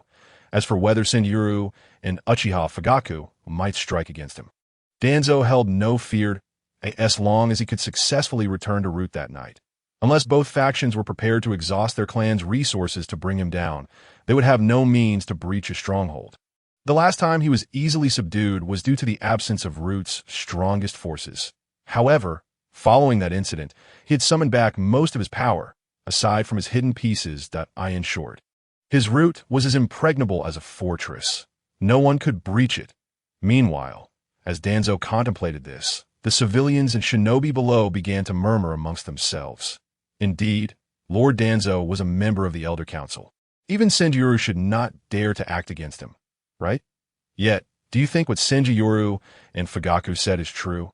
Could it be that Danzo would go so far as to desecrate the remains of the first Hokage and act against the Uchiha clan? This I find hard to dismiss, especially since it was Senjuro who spoke. Amidst Danzo's furious outbursts and the crowd's discussions, Uchiha Fugaku suddenly turned to a particular direction. It was none other than Hyuga Hisashi. The current head of the Hyuga clan at this moment, he stepped forward, standing beside Uchiha Shisui, and nodded slightly. Senju. Hyuga Hisashi? Hyuga Hisashi. The sight of the typically neutral Hyuga clan stepping forward at this juncture caused both Sarutobi Hiruzen and Shimura Danzo to freeze. Their expressions filled with incredulity. Their gazes then shifted back to Uchiha Shisui. How could this fellow, Senjiro, have persuaded even Hyuga Hisashi? What sorcery was at work? As long-term custodians of power and interests in Konoha, Sarutobi Hiruzen and Shimura Danzo were well aware of how adept Hyuga Hisashi was at navigating political waters.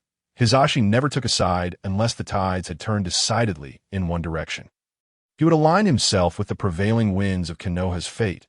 For this reason, both Hiruzen and Danzo, along with other members of the Elder Council, had always regarded Hisashi with indifference that in his eyes.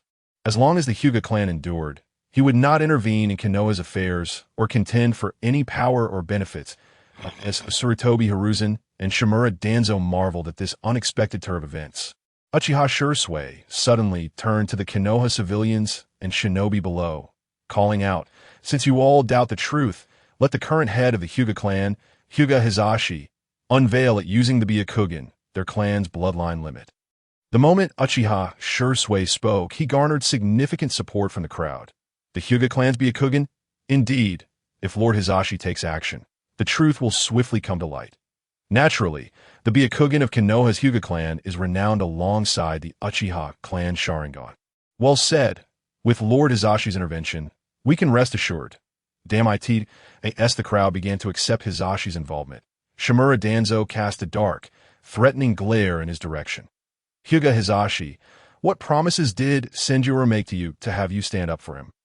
Promises? None are needed. Even if this fellow named Senjuro had not personally sought me out, I would still be compelled to act at this moment. Not long ago, our Hyuga clan's loyalists brought me critical intelligence. Shimura Danzo's root has been completely uprooted. In essence, Shimura Danzo was already finished, and his intervention was simply a matter of aligning with the inevitable course of events that benefited Konoha. With that thought, Hyuga Hisashi gave a slight nod in acknowledgement of Danzo. What promises? Lord Danzo, you misunderstand. I merely wish to unveil the truth that everyone seeks. I have received no promises from Lord Senjuro. The next moment, Hyuga Hisashi's eyes suddenly narrowed. Byakugan, activate. Seeing that Hyuga Hisashi was genuinely about to employ the Byakugan against him, Shimura Danzo hastily pulled a root member in front of him as a shield, shouting, "Act now." Yes, Lord Danzo. As members of Root sprang into action, the hands of Shimura Danzo, which had long been prepared within his sleeves, suddenly came together. Wind release. Vacuum sphere. In the next instant, Danzo unleashed a barrage of chakra projectiles, akin to bullets, towards the Uchiha Shinobi obstructing his path. Whoosh, whoosh, whoosh, boom. With an explosive sound, Shimura Danzo accelerated his escape, fleeing without a backward glance. Uchiha Fugaku, in league with the suspect Senjuro from the Nine Tails incident, has incited the head of the Hyuga clan, Hyuga Hisashi, to attack members of the Elder Council. His actions are highly suspicious. Members of Root, seize him at once. Show no mercy to those who resist. Observing the Root shinobi charging towards him and Uchiha Fugaku, Uchiha Shisui maintained a calm demeanor. Casting a meaningful glance at the panicked Shimura Danzo, he not only sought to ruin Danzo's reputation, but also aimed to plunge him into utter despair. The method to bring someone to the depths of despair is rather simple. Offer them hope when they are most desperate. Then, just as they believe salvation is at hand, deliver the final blow of despair. As Uchiha Shisui pondered this, the already escaped Shimura Danzo's expression grew increasingly grim. Senjuro, is it? Wait until I return Root. You will witness the true extent of my terrifying power. Who will ultimately emerge victorious? We shall see. Chapter 45. Sarutobi Hiruzen takes a stand. The village unites in condemnation. Why did Lord Danzo run away? So, has Lord Hisashi seen the truth? And who is really in the right? I don't know. Let us retreat behind Lord Fugaku for now, but he is far more trustworthy than the Umbu or Root members.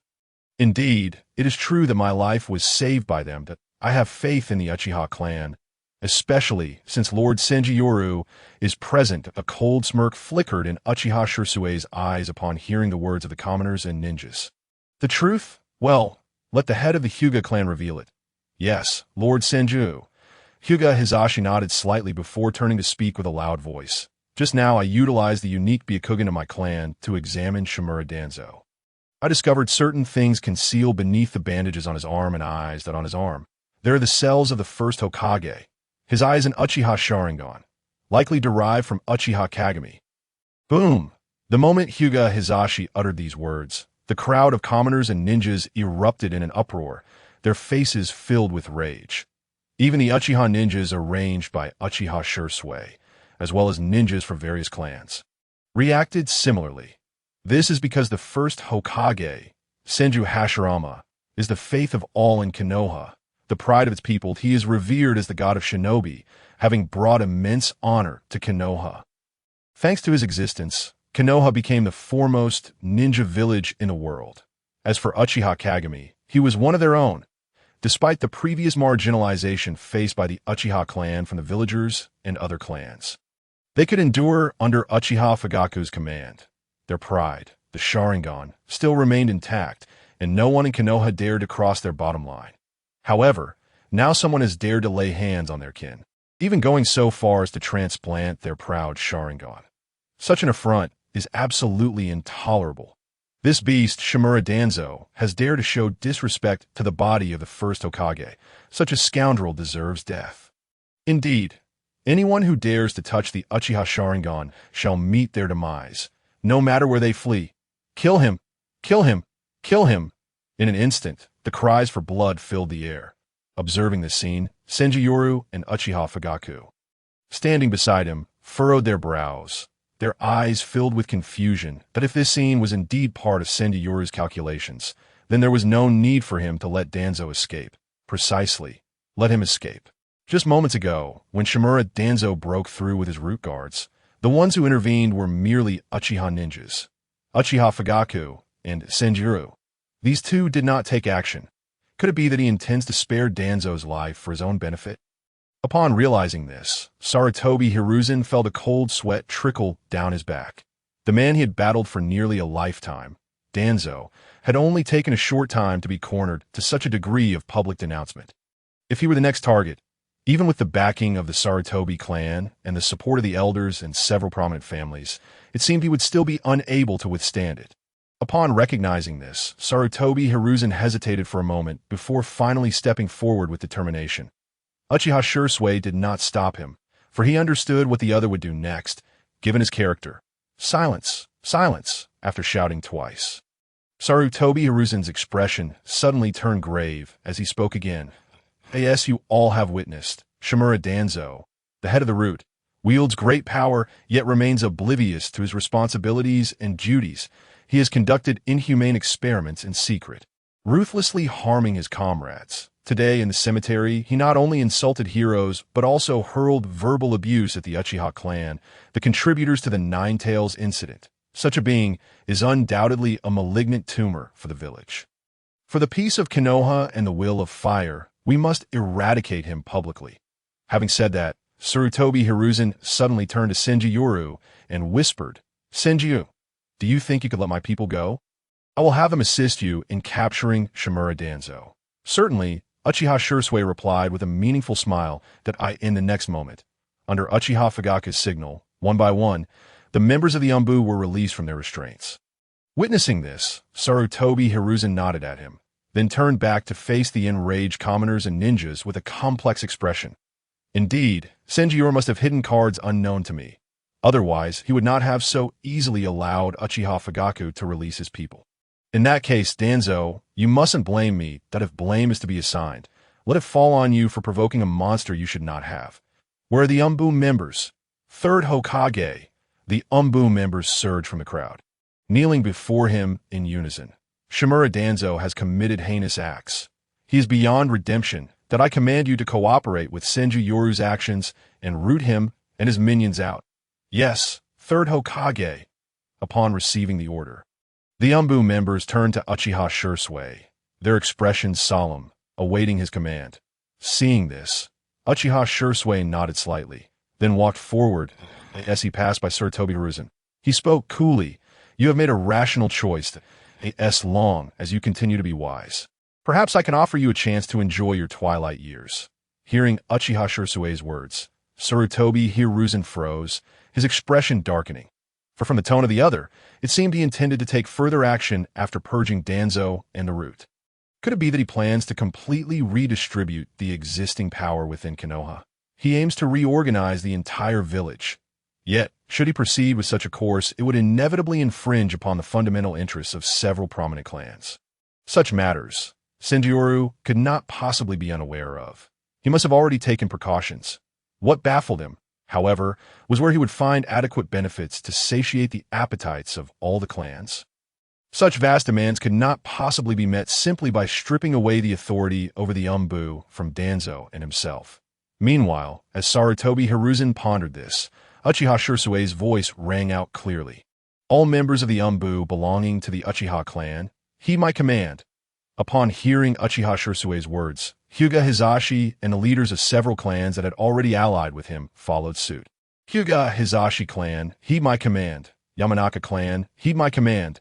Akimichi clan here. In an instant, a multitude of ninjas responded in unison. The next moment, Uchiha Shisui clapped his hands together. Would release, would golem technique, Shimura Danzo having committed unforgivable sins. Let us proceed together and eradicate him and his minions from root. Kill, kill, kill. Chapter 46. Shimura Danzo enters desperation. Uchiha Shisui returns in the dense forest near the root's main base. Fire release. Great fire dragon technique. Wood release. Wood dragon technique. Protect the Lord. Uchiha Shisui's two wooden clones unleash their jutsu from either side, ruthlessly annihilating Shimura Danzo's subordinates. Glancing at the corpses strewn across the ground, Uchiha Shisui spoke indifferently. Maintain this speed and continue the pursuit. Remember, do not rush. Understood, Lord Senjiro. Uchiha Shisui's intention in allowing Shimura Danzo to escape was to gradually drive him into a corner. Only then would the latter be compelled to unleash all his hidden power for the sake of survival. And indeed, this strategy proved effective that, in his desperation to survive, Danzo dispatched numerous uniquely attired ninjas, all at the Jonin level. These individuals varied in attire, some dressed as commoners, some as Umbu, and others from different ninja villages, numbering in the dozens. Observing the beleaguered figure of Shimura Danzo fleeing ahead, Uchiha Shisui's blood-stained visage broke into a slight smile. Danzo, let's take our time. Pat, pat, pat. Shimura Danzo, clutching his shoulder wound, hastened forward under the protection of several deathly loyal subordinates he had secretly trained. Behind him lay countless cold corpses, blood-soaked and forming shallow pools of crimson. To successfully break free this time, Danzo had nearly mobilized all his hidden assets accumulated over the years, incurring significant losses. However, as long as he could escape, he would find a way to rise again. Damn you, Senjiro! Damn you, Uchiha Fugaku! Remember this grudge from tonight. I will settle it with you sooner or later, especially you. Senjiro! After the Kyuubi incident, it was truly laughable that he still dared to strike against me, despite being unable to unleash powerful ninjutsu. In Shimura Danzo's perspective, the reason Senjioru allowed him to live was solely due to his body not having fully recovered. Otherwise, if the opponent still possessed the strength to suppress the Kyuubi, there would be no reason to spare him, granting him the opportunity to regroup at the base. Senjioru, let me allow you to revel in your moment of triumph for now. Soon, you and the Uchiha clan shall face true annihilation. After all, based on his understanding of Sarutobi Hiruzen, once Hiruzen became aware that Senjioru's strength had diminished, he would undoubtedly begin to act covertly. At that time, all Danzo needed to do was coordinate with Hiruzen, allowing him to eliminate Senjioru without expending too much effort, and that Uchiha Fugaku, with his pair of Mangeki Sharingan, he was a target he must secure. However, just as Danzo harbored such thoughts and continued his journey towards the base, a multitude of Uchiha clan ninjas suddenly emerged along his path, unleashing a barrage of fireballs. Fire release. Great fireball technique. Retreat. Quickly retreat. Yet, Just as Danzo had begun to retreat with his remaining loyal subordinates, the Uchiha clan ninjas, who had been waiting for him, emerged from the dense forest. Particularly chilling were the weapons in their hands. Still stained with uncoagulated blood, paired with their crimson Sharingan, creating an unervingly sinister scene under the night sky. Witnessing this, Danzo's expression darkened significantly, but just as he instinctively sought to retreat, Uchiha Shisui, Sarutobi Hiruzen, and the heads of the various clans within Konoha had now arrived. In an instant, all avenues of escape for Danzo were completely sealed. Uchiha Shisui stood atop a wooden figure, gazing down at the disheveled Danzo with an indifferent tone. "Danzo, you have lost." Hearing Shisui's words, Danzo gritted his teeth, gripping his shuriken with a malevolent expression as he roared at him. "I have not lost. I am an elder of the Konoha Council, the head of Root. Without substantial evidence, you cannot lay a hand on me." Since he could not break through to return to Root, he decided to take down Senjiro first and await reinforcements from headquarters. "Yes, Lord Danzo." As Danzo's command echoed, his last few loyal subordinates brandished their weapons and followed suit.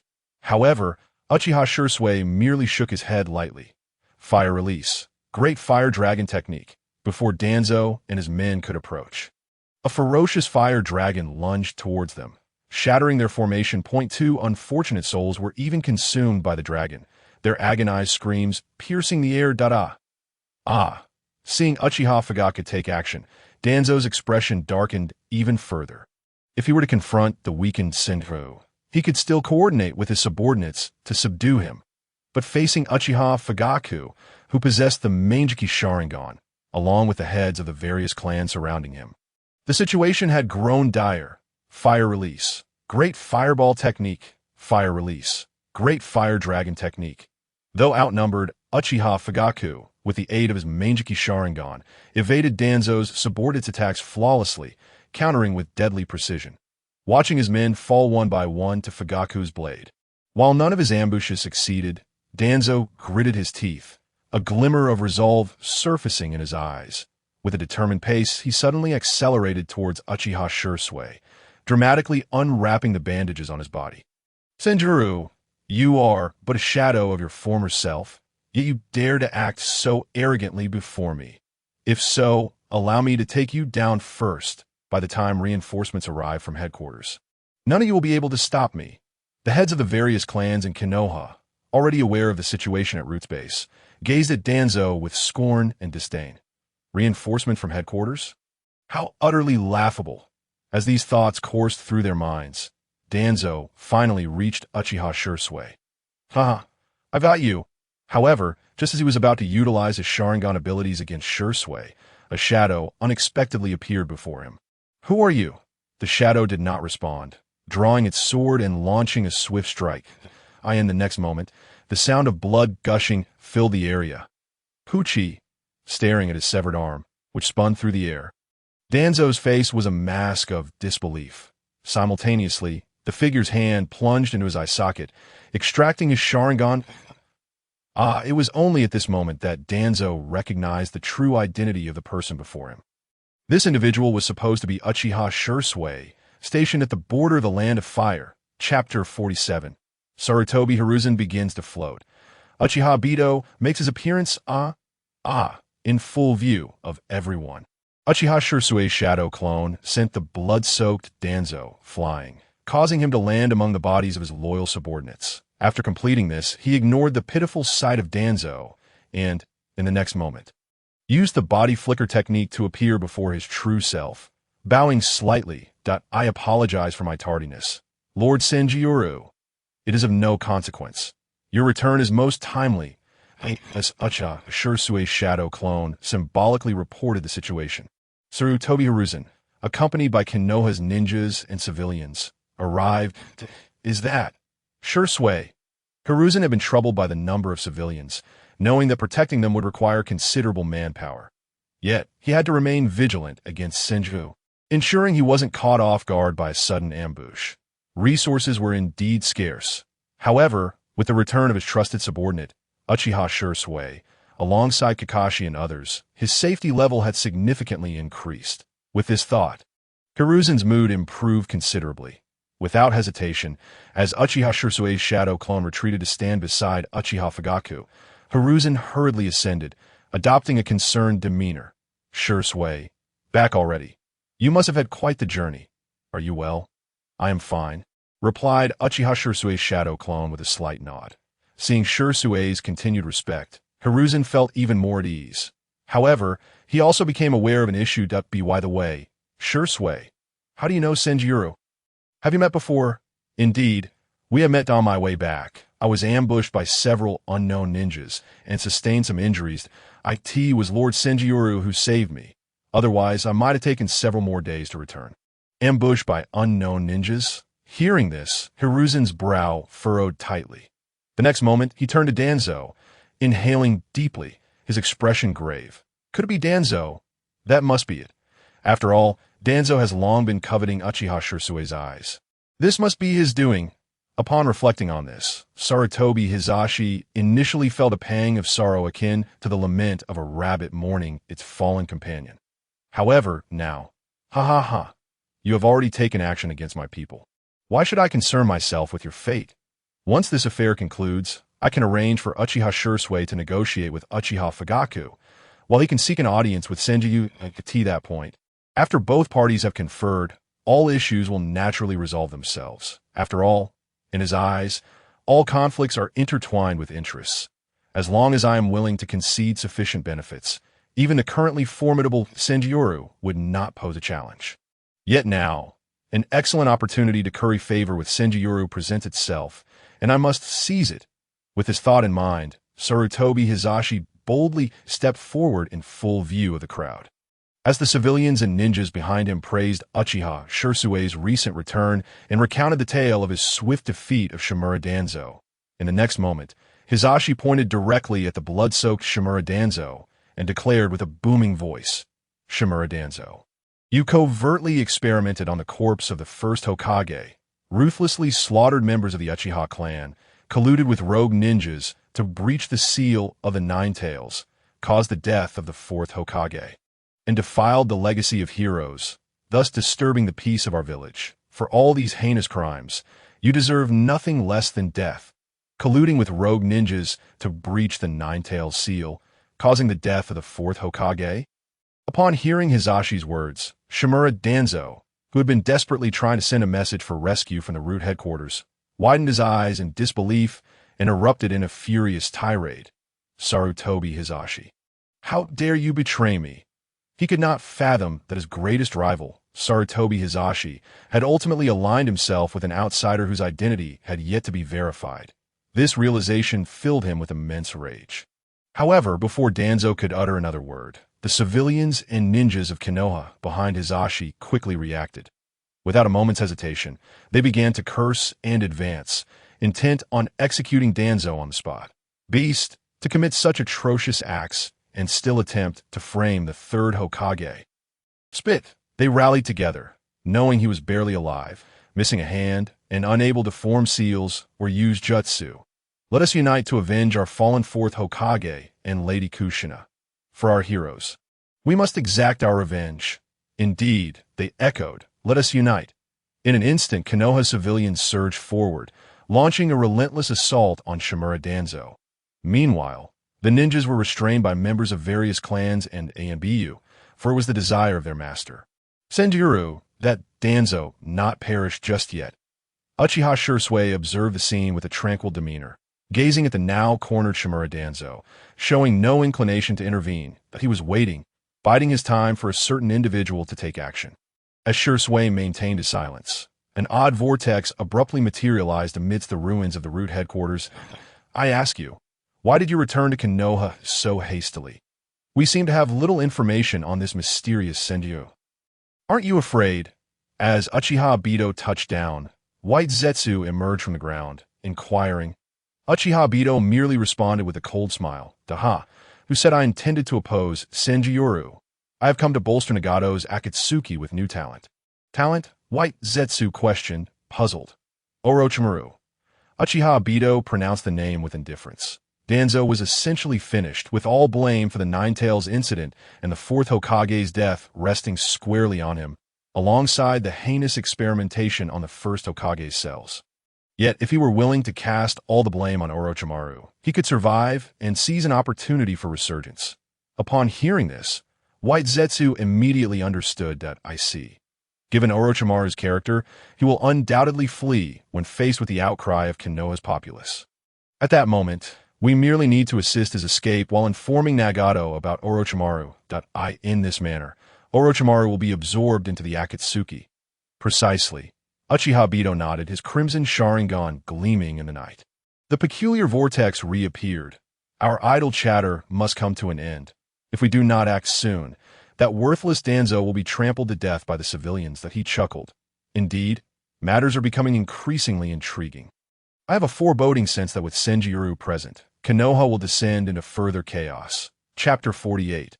Obito takes action. Shadow Clone unleashes. Susanoo trample him. Trample this beast. Spit. As the civilians continued to pummel the bloodied Shimura Danzo. An odd vortex suddenly appeared beside him. How the mighty Shimura Danzo, once filled with arrogance, has now fallen to such depths. Hearing this voice, the disoriented Danzo could only grasp at the air, desperately clutching Uchiha Obito's garment. Help! Help me! Name your terms, and I shall comply. Name my terms. Truly, you are our esteemed Danzo, displaying such resolve even in this dire situation. Uchiha Obito smirked coldly. In the next instant, he unleashed several shurikens, targeting the heads of the surrounding civilians. Deal. Upon seeing the shurikens hurtling towards them, the previously enraged civilians panicked and began to flee. Who is this guy? He's coming to kill us. Run. Lord Senjutsu, save us. Help us. Yet, amidst the civilians' cries for help, Uchiha Shisui remained serene, perched on the shoulder of a wooden figure, seemingly indifferent to the plight of those in distress. Observing this, Sarutobi Hisashi was filled with confusion, unable to comprehend his lack of action. Having painstakingly established such authority and reputation, would he so readily abandon it? After all, with this proximity, unless Senjutsu acted immediately, there would be no time for aid to arrive. Alternatively, he could rely on his capable subordinate, Uchiha Shisui, to intervene. Otherwise, the villagers would surely meet their demise. However, Shisui was his confidant, and he had just repaid the favor owed to Senjutsu. In essence, Uchiha Shisui would still heed his command. Yet this was also advantageous for him. The more mistakes Senjutsu made, the more beneficial it would be for him. Just as Sarutobi Hisashi contemplated this, the shurikens thrown by Uchiha Obito were on the verge of striking the civilians when a calm voice suddenly resonated beside him. Shisui, you go. Understood. Lord Senjutsu. Whoosh. As Uchiha Shisui's shadow clone acknowledged the command, a blurred figure abruptly appeared before Uchiha Obito. Why Lord commands you to leave. Clang, clang. In the next instant, the crisp sound of metal clashing echoed through the area as all of Uchiha Obito's shurikens were deflected to the ground. Even the shuriken in his hand was intercepted by Uchiha Shisui's shadow clone. Witnessing this scene, the civilians who had been saved erupted in excitement, their expressions filled with gratitude as they shouted in unison. Look, Uchiha Shisui has come to our rescue, truly worthy of being compared to the yellow flash of the fourth Hokage. His speed is incredible. I just heard it. It was Lord Senjutsu who ordered Uchiha Shisui to save us. Indeed, Lord Senjutsu is unlike the Anbu or Root, never abandoning us. Lord Senjutsu! Lord Senjutsu! Upon hearing the villagers' cheers, Sarutobi Hisashi's expression darkened considerably. He could not fathom why Uchiha Shisui would so readily heed Senjutsu's orders. This far exceeded his expectations. Shisui, are you foolish? Though he felt immensely displeased, the situation had already evolved beyond his control, leaving him to navigate this unfolding drama step by step. Clang, clang, clang, that as Sarutobi Hiruzen pondered. A crisp sound of metal clashing reverberated throughout the area once more. Sparks flew, and shadows danced. However, despite the rapid strikes of Uchiha Shisui's shadow clones, each attack would ultimately pass through Uchiha Obito's body just before making contact, inflicting no genuine harm. In contrast, Obito's assaults landed on Shisui, tearing his garments and leaving him in a somewhat disheveled state. Yet, Even in such circumstances, Shisui's shadow clones persisted, wielding shurikens and casting jutsu. The individual before him had been deliberately evading his gaze since the onset of the confrontation. It was evident that Uchiha Obito was fearful of Shisui's Manjiki Sharingan, fearful of the most potent Jinjutsu, Kodoa Mitsukami, space-time abilities, impressive. Yet at that very moment, both Shisui's shadow clone and the body seated upon the wooden figure's shoulder activated their Sharingan. Their eyes spinning at a rapid pace, the three Tomo transitioned into the Manjiki Sharingan. The crimson gaze appeared utterly mesmerizing against the backdrop of the night.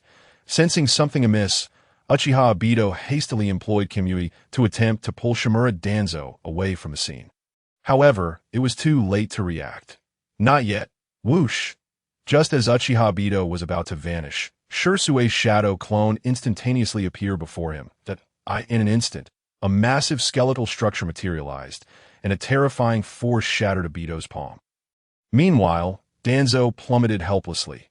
Before he could reach the ground, he was forcefully stomped down by Obito, who had activated Shisui. Boom! The overwhelming might rendered him unconscious, blood splattering everywhere. Observing this scene, Uchiha Shisui, seated upon the wooden figure's shoulder, spoke calmly. Medical team, retrieve that beast. He still holds value. Uchiha will take care of the protection. Yes, Lord Senju. Upon hearing Shisui's command, the Konoha medical team, escorted by a cadre of Uchiha ninja, dragged Danzo back. This was the order from their lord Senjioru, and none dared to question it. Even Sarutobi Hiruzen and the heads of various clans bowed their heads in silence, not daring to utter a word. Meanwhile, as the medical team and Uchiha guards brought Danzo back, Shisui's shadow clone had already ascended into a massive Susanoo skeletal form, intricately woven with veins and flesh. The black Tengu armor now donned. Susanoo, gazing at the Susanoo wielding a verdant weapon, Uchiha Obito glanced at the Uchiha guards flanking Danzo and at the figure named Senjioru standing nearby. Uchiha Obito, unwilling to concede, let out a cold huff. A strange vortex reappeared, seemingly preparing to depart. Yet just as half of Obito's body began to fade, Shisui's shadow clone commanded the green Susanoo, swiftly drawing forth the verdant weapon. Simultaneously, an overwhelming chakra surged forth from the weapon. Spiral sword, quick, precise, ruthless, with a swift strike, kill, swoosh, boom, a tremendous explosion erupted, dust swirling, trees shattering, the very earth trembling beneath the force. In no time, a narrow, jagged chasm appeared before the onlookers, leaving them in awe. Chapter 49. Arrogant Obito. Senjuru's thunderous tactics. Cough, cough, cough. Hisashi, what does the current situation stand? Need I say, it is surely concluded. After all, that was the full-force strike of the strongest genius of the Uchiha clan this generation, Uchiha Shisui. Indeed, the power of that last blow, I doubt many present could withstand it, let alone that coward lurking in the shadows. Amidst the praises from various clan heads, Sarutobi Hiruzen and the Uchiha ninja basked in the accolades. Their spirits high. However, Hisashi Hyuga furrowed his brow, his Byakugan narrowing, his expression darkening. Realizing something, Sarutobi Hiruzen inquired solemnly, Hisashi, have you perceived something? The battle, it seems, is not yet over. Step, step, step. With Hisashi's words, Uchiha Obito emerged unscathed from the explosion. Save for a new scar upon his face, every other part of him remained unharmed. How can this be? Witnessing this scene, the heads of Konoha's clans wore expressions of disbelief, the Uchiha clan's most formidable genius. Uchiha Shisui, after activating Susanoo, had failed to eliminate his adversary, leaving only a scratch upon his visage. Impossible! Yet as disbelief washed over the clan leaders, a peculiar gleam flickered in Obito's eyes. In the next moment, he clapped his hands and approached Uchiha Shisui, his face adorned with commendation. Truly worthy of being compared to the yellow flash of Konoha, the fourth Hokage, Minato Namikaze. Your speed is indeed impressive. Alas, he continued, giving Shisui's shadow clone a thumbs up before flipping his hand downward, still somewhat lacking. Uchiha Obito possessed confidence. As long as he refrained from meeting Shisui's gaze, avoiding the most potent Jinjutsu, Kotoa Mitsukami, he would not grant Shisui any opportunity to seize the advantage in the ensuing battle. Ha ha ha! If the yellow flash could not retain me, neither can you, Shisui. The actions of Uchiha Obito left the majority of Konoha's ninjas and civilians in shock, for they had never anticipated that someone would dare to openly disdain Konoha's ninjas. Was this fellow seeking death? Before long, several ninjas from the various clans emerged, angrily rebuking Uchiha Obito while requesting to engage Shisui. Just a ninja from another village that do not think that obtaining a single Mangeki Sharingan through trickery makes you invincible. Lord Senjutsu, allow me to confront him. I am certain I can teach this fool a lesson about Konoha's might. And us, we wish to join. However, compared to the ire displayed by these individuals, the clan heads of Konoha and Sarutobi Hiruzen fell into deep contemplation. This newcomer, with his Mangeki Sharingan, possessed a power that was anything but trivial. Consequently, they hesitated to act rashly while searching for a means to counter his abilities. Just as those from Konoha were restrained by their clan leaders, and those reluctant to act had yet to devise a strategy, a voice resonated from the midst of the crowd. Since the younger generation is so eager, allow me to test the capabilities of your Mangeki Sharingan. Upon hearing Shisui's words, all Konoha ninjas turned their attention towards him, the majority filled with excitement. Lord Senjutsu is stepping in personally. That arrogant fool is doomed. Yet, even though Shisui could merely leave a scratch upon Obito's face, Senjutsu, clan leader, you must have faith in Lord Senjutsu. He will undoubtedly prevail, upholding the honor of our Konoha. The foremost ninja village. Let us hope so, came the resigned reply. As Uchiha Shisui leaped from the wooden figure and approached Uchiha Obito step by step, Obito's brow furrowed slightly, his focus and muscles instinctively tensing. Knowing what his Mangeki Sharingan's community could achieve, he dared to engage. Was he forcing himself into the fray, or had he truly discovered a means to counter it? No. If this individual could eliminate Danzo in mere days, he was certainly not one to act on impulse. For the sake of his future plans, he could not afford to be careless of a brief probe of Shisui's strength, then an opportunity to withdraw. Yet, just as Uchiha Obito contemplated this, the figure before him abruptly blurred for an instant. Not good. Almost the moment this thought emerged in his mind, he instinctively activated the kaleidoscope of his Sharingan. Regrettably, while this action indeed allowed him to evade Uchiha Shisui's full-force body flicker technique and the sweeping strike of the Kusanagi sword, he was unable to dodge the two subsequent attacks, a slap and a shuriken, delivered by Shisui.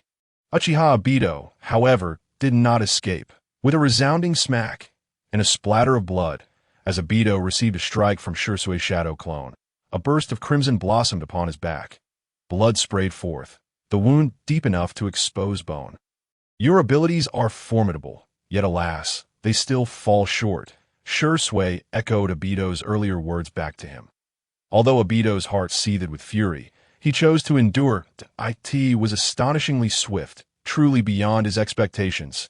He had never anticipated that Senjutsu, who was supposed to excel only in would release like the first Hokage, would possess such terrifying speed. Indeed, he was even faster than Uchiha Shisui. Moreover, the two shadow clones of his adversary matched Shisui's speed. Could it be that this individual is truly the direct disciple of the first Hokage?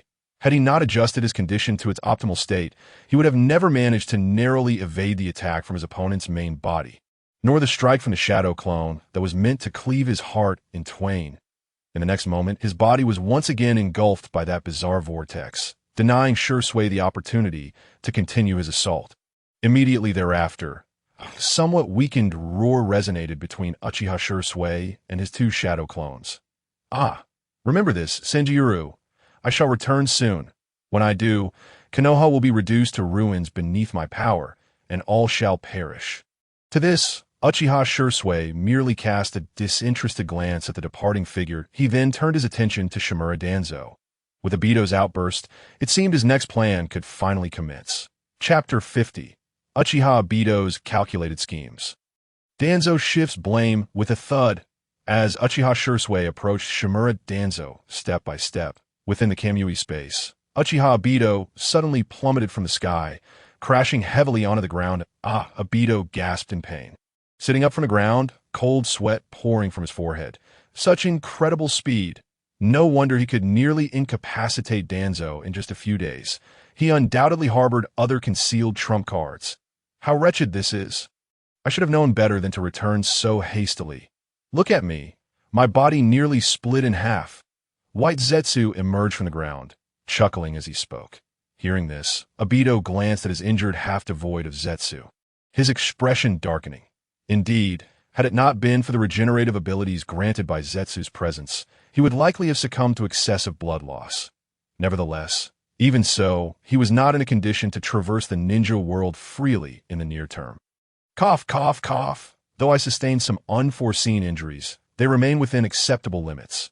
Moreover, our gains from this excursion are substantial. To this point, confidence lit up Obito's eyes.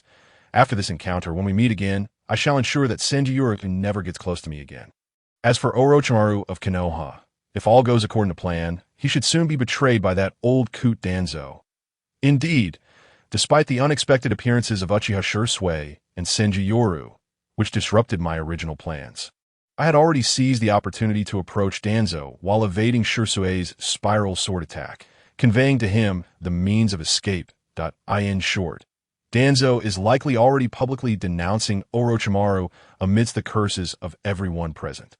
The disciple of the third Hokage, Sarutobi Hiruzen, and one of the legendary Sannin, Orochimaru, will ultimately defect from Konoha and become a formidable asset for us.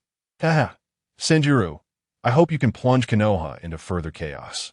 As Uchiha Obito pondered this, Uchiha Shisui had already reached Shimura Danzo.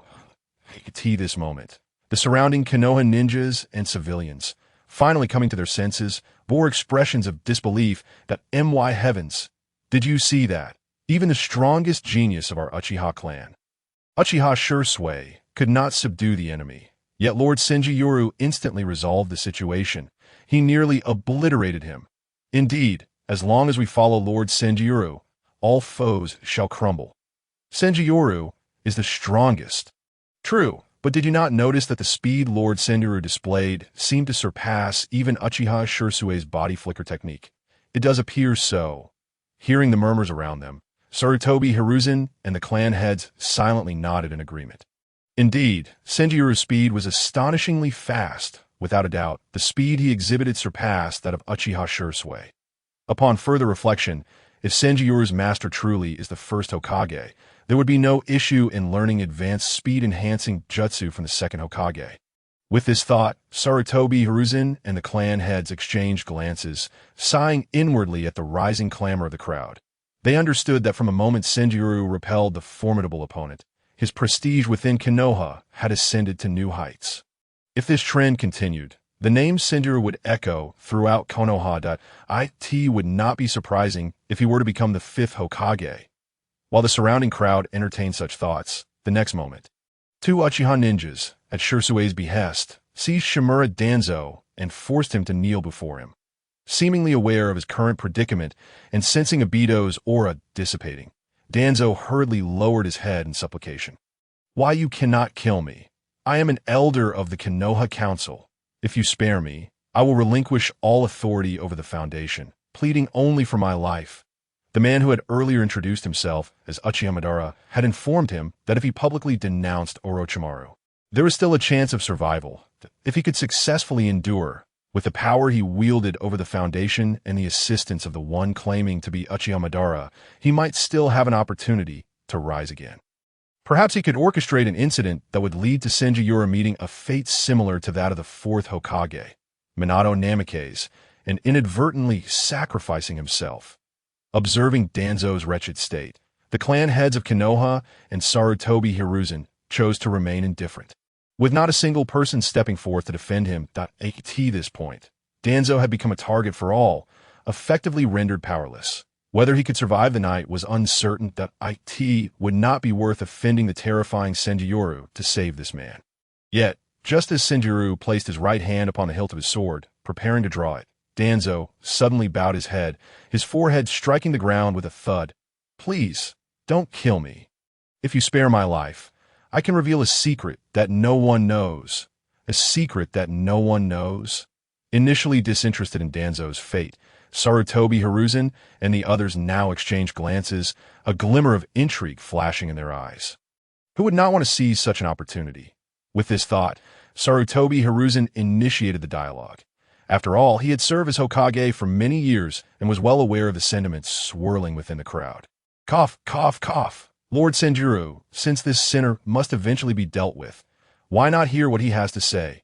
Indeed, as anticipated, after Sarutobi Hiruzen spoke, clan heads began to voice their agreement one after another. The third Hokage is correct. I concur.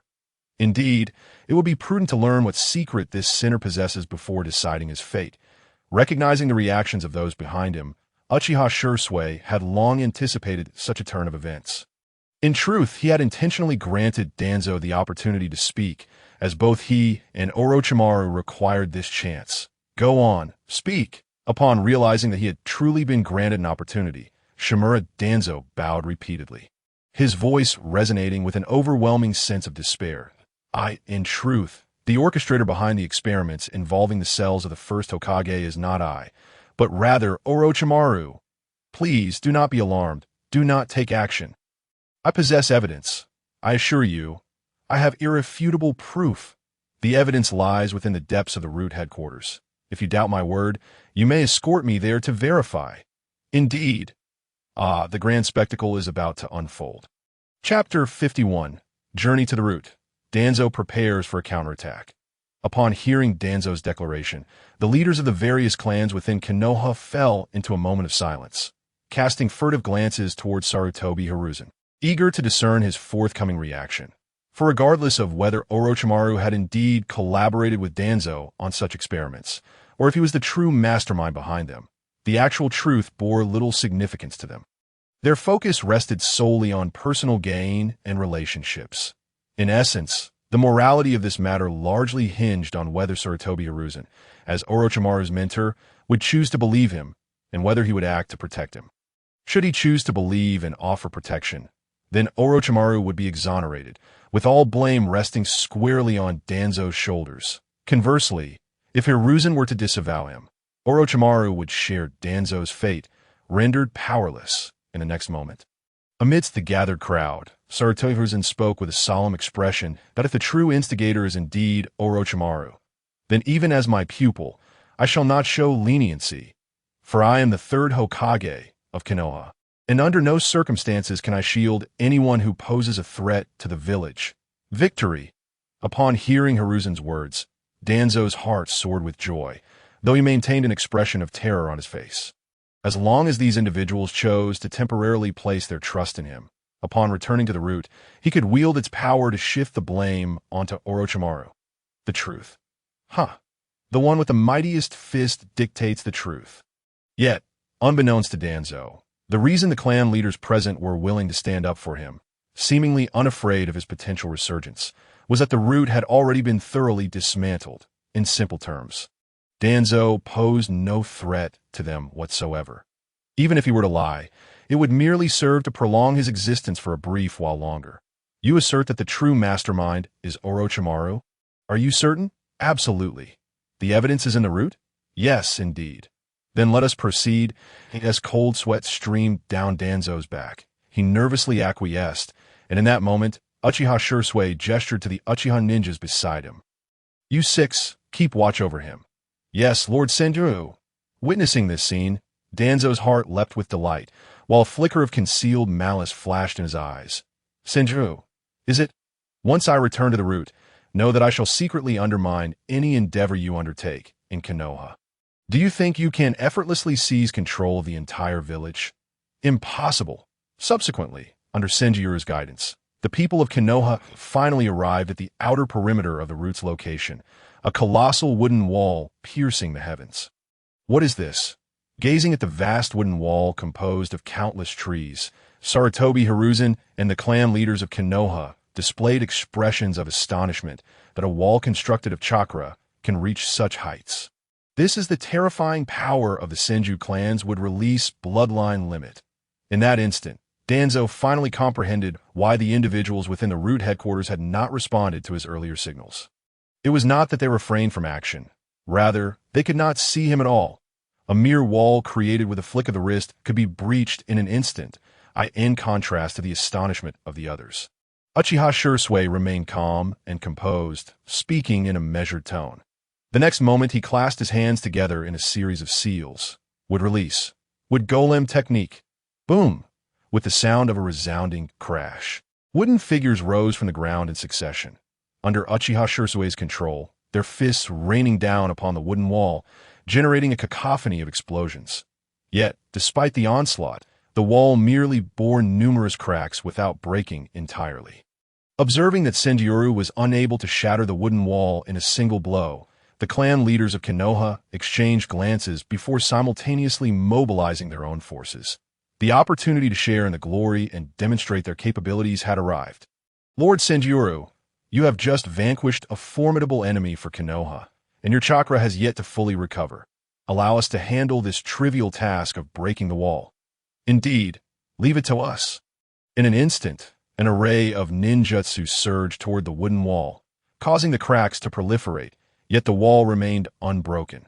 This left the clan leaders within Konoha wearing expressions of deep concern, signaling their trusted aides to relay a message.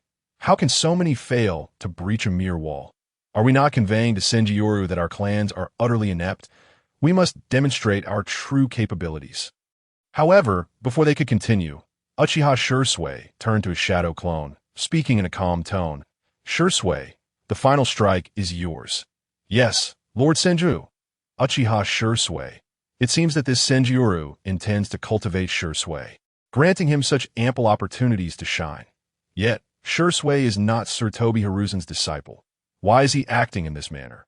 In that moment, the clan leaders of Konoha turned their gazes towards Sir Toby Hiruzen. Although he maintained an outward appearance of calm, inwardly, he felt a surge of displeasure. He was keenly aware that following this night, while the underground assets of the root might be distributed among the clans present, the power of the root would be firmly grasped by Senjuro. As for the position of Hokage and the Umbu, it all depended on the extent of this individual's ambition, that if he were to safeguard his current interests with Shisui, Hiruzen would acquiesce. However, if Yuru aimed to usurp both the Umbu and Hokage roles, his appetite would be excessively voracious. He could see that point. It would likely not require Hiruzen's intervention. The clans within Konoha would begin to feel threatened, fearing they might become the next targets of Yoru's ambitions. Senjuro would become akin to Uchiha Madara of old, immensely powerful, yet ultimately abandoned by the entirety of Konoha. As Hiruzen contemplated this, under the gaze of all, Uchiha Shisui unleashed Susanoo. Clad in the armor of the Tengu, wielding the sword of spirals, the formidable green chakra surged forth, enveloping the weapon at Susanoo's waist. In the next moment, the colossal Susu thrust its sword forward. Boom!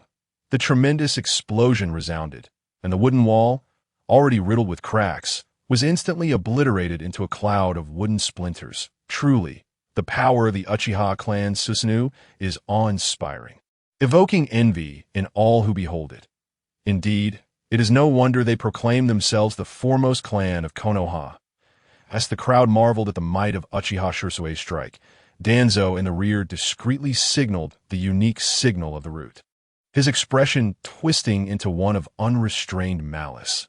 After enduring humiliation for so long, he had finally awaited this moment. His reinforcements were finally on their way. However, the next moment, as the dust obscuring his vision began to dissipate, Danzo stood frozen in place. Chapter 52, Orochimaru's Revelation. I am the undercover agent. What on earth is happening here? Where are the headquarters of the root and its ninjas? How did it come to this? Could it be that this place has also fallen victim to the attacks of that outsider? Damn that outsider. How dare they repeatedly strike against our Konoha? Wait a moment, if that's the case. Then the evidence that Danzo spoke of would be impossible to locate, gazing at the scattered rubble and the nearly dried pool of blood before him. The faces of the Leaf Village civilians and those ninjas who did not participate in the root's offensive were now etched with solemnity. However, when they turned to glance at Shimura Danzo, hoping to discern any further words from him, what they encountered was a figure slumped on the ground, staring vacantly and muttering to himself. Impossible. This is absolutely impossible. Witnessing this scene, Sarutobi Hiruzen and the heads of the various clans in Konoha felt a rush of incredulity. Who could have anticipated that the man who once wielded immense power over Root, managing a multitude of ninjas and enterprises, could stand toe-to-toe with the third Hokage, Sarutobi Hiruzen, and at times disregard the influence of the various clans within Konoha, would now be driven to madness by someone who had only recently appeared? Truly, the whims of fate are unpredictable. Nonetheless, in the hearts of the onlookers, they had already deemed Shimura Danzo as a dead man walking. The pivotal question remained: how would Senjia choose to end him? Bang! In a moment of frenzy, Danzo suddenly lunged forward, attempting to grasp what had been reduced to ruins. Root, yet he stumbled and fell. Even so, Danzo still shouted in rage, his face contorted with unwillingness, and why Root had so many ninjas. How could it just vanish? Jinjutsu! Yes, everything is a mere illusion. In the next instant, Danzo abruptly turned to face Uchiha Fugaku and Uchiha Shisui shadow clones, as well as the throng of Uchiha ninjas behind them, his expression transforming into one of grotesque fury. Thud, thud, thud. Before the multitude, Danzo suddenly accelerated, his visage becoming increasingly twisted. "It is you. You have blinded my eyes. Return to me. Return my Root, my power, with this reckless act." The wounds on his battered body split open anew, blood gushing forth, painting him a crimson figure. Yet, even in this state, Danzo continued to run towards the Uchiha clan members. Observing this, Uchiha Shisui's Sharingan began to whirl imperceptibly. Jinjutsu! Arg! In the midst of his charge, Danzo found his path skewed due to the Jinjutsu cast by Uchiha Shisui, ultimately stopping 10 meters away from him. Despicable sinner, still trying to retaliate at death's door and harm Lord Senjia. Where is the Uchiha clan's allegiance? Protect Lord Senjia. Hyuga clan, heed the call. Protect Lord Senjia. In an instant, one after another, Konoha ninjas positioned themselves before Uchiha Shisui, forming a protective barrier. However, just as Danzo was about to continue his advance towards the multitude of ninjas from Konoha, a light chuckle suddenly echoed behind him. "Lord Senjia, you have finally arrived. I was beginning to worry I might be mistakenly killed by my own people. By the way, let us allow this rude individual to lie here for a moment." With a splatter of blood, a crimson blossom erupted behind Danzo. Yet for Orochimaru, there was no intention of admiring the scene. He simply kicked Danzo's body towards the Uchiha clan's guards. Bind him up. Truly, not even a single useless person can be kept in check. Upon witnessing the sudden appearance of Orochimaru, who had just incapacitated Danzo, Sarutobi Hiruzen and the heads of the various clans in Konoha regarded him with heightened vigilance. The moment Senjia spoke, they would immediately take action against him. As for Orochimaru's public act of incapacitating Danzo and his words, the majority present paid little heed. After all, Danzo had already reached that state, and Root had been obliterated into ruins, leaving no evidence to substantiate Orochimaru's identity. In this context, no one could discern whether this Orochimaru was friend or foe. While these thoughts swirled in their minds, Orochimaru continued to advance, seemingly unfazed by the vigilant ninjas gripping their weapons before him. 8 meters, 7 meters, 6 meters, 5 meters. Orochimaru. Moments later, as Orochimaru approached within 5 meters of Uchiha Shisui, nearly brushing against a Konoha ninja's weapon, Sarutobi Hiruzen suddenly spoke in a grave tone. "You are currently suspected of colluding with the sinner Shimura Danzo, conducting heretical research on the body of the first Hokage. Surrender immediately and cease any futile resistance." Resistance? Why would I resist? Orochimaru regarded Sarutobi Hiruzen with a playful expression, a smile still adorning his face. "Teacher, are you worried for me? I am truly touched," reminiscent of the time during the 4th Hokage selection. At Orochimaru's words, Sarutobi Hiruzen's brow furrowed slightly. Previously supported by Danzo, no one knew whether Orochimaru had acquired any incriminating evidence from him. Therefore, he had to be apprehended to eliminate any potential threats and deny Senjia the opportunity to extort him. In the next moment, he signaled to the Umbu members beside him to take action. "Orochimaru, the peace of Konoha cannot be threatened. The will of fire requires our succession. How could someone who does not comprehend the will of fire?" aiding the wicked, be worthy of becoming Hokage. Cease your meaningless resistance and surrender. He, faced with Kakashi, who, armed and accompanied by several Anbu members, charged towards him, Orochimaru merely responded with a cold smile. Soon, Kakashi arrived before Orochimaru, swinging his weapon in an attempt to subdue him alongside the Anbu members. Yet just as he was about to succeed, several indistinct shadows suddenly appeared before him. Clang, clang, clang. Are these Uchiha clan ninjas? Why are you protecting Orochimaru? He is an accomplice of Danzo. In response to Kakashi's inquiry, the Uchiha ninjas blocking his path, expressionless, wielded their blood-stained blades, forcing them back. The scarlet tomo of their Sharingan flickered in the darkness as they explained.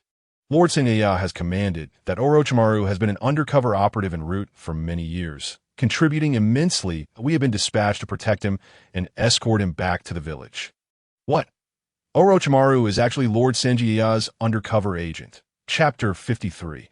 I trust myself. A collective confusion regarding the appointment. Orochimaru is an undercover agent. Orochimaru is an undercover agent. After the Uchiha clan ninja spoke, Sarutobi Hiruzen suddenly felt overwhelmed, his mind repeatedly fixating on those 6 words. His disciple, one of the legendary Sannin of Konoha, was actually the undercover operative for this individual known as Senjiya. Moreover, he had been an undercover agent for many years.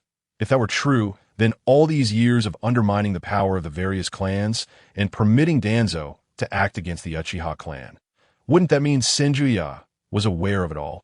As this realization dawned, Sarutobi Hiruzen felt a surge of panic within, yet he maintained a facade of calmness as he addressed Kakashi and the others. Since we are all on the same side, Kakashi, lead everyone back. Yes, third Hokage. Upon hearing this, Kakashi promptly led the Anbu members back to Sarutobi Hiruzen's side, resuming their protective stance. Once they returned, Sarutobi Hiruzen immediately transformed his previously stern demeanor, beaming with a smile as he spoke. Orochimaru, you truly are one of the legendary Sannin of Konoha, my most esteemed disciple. I never believed you would betray the village. I was just thinking of bringing you back to find evidence to clear your name.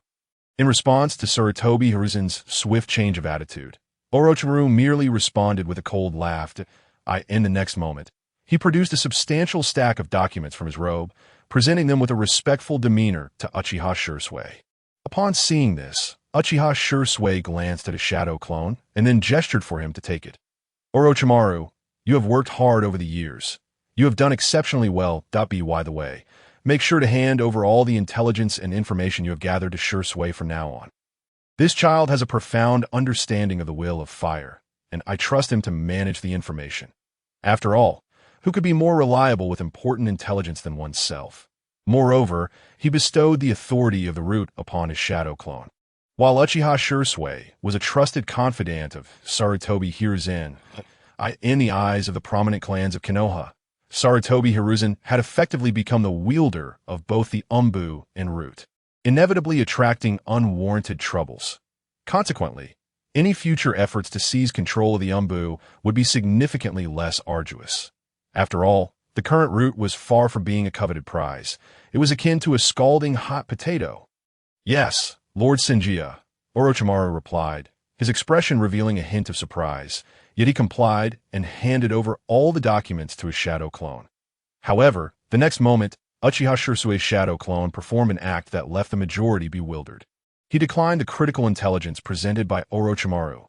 Immediately after, before the watchful eyes of the assembly, Uchiha Shisui's shadow clone suddenly knelt on one knee. My lord, I am merely an ordinary member of the Anbu. Such significant information overwhelms me. I fear I may mishandle it. Upon hearing Shisui's words, Orochimaru chuckled and shook his head. Since Lord Senjiya has entrusted the root to you, you should accept it with confidence. Lord Senjiya has always had a keen eye for people. Recall, he previously directed me to serve under that old fool Shimura Danzo. I spent several years there and ultimately fulfilled my mission successfully. As Uchiha Shisui's shadow clone feigned difficulty, Orochimaru attempted to persuade him, while Uchiha Fugaku and the Uchiha ninjas behind him spoke up. Shisui, this is the Lord's goodwill. You should accept it. Indeed, Shisui, The Lord's trust in you is a testament to his faith in our Uchiha clan. Do not refuse. Seeing that the tide had turned, all the major clans within Konoha began to urge Uchiha Shisui's shadow clone to acquiesce.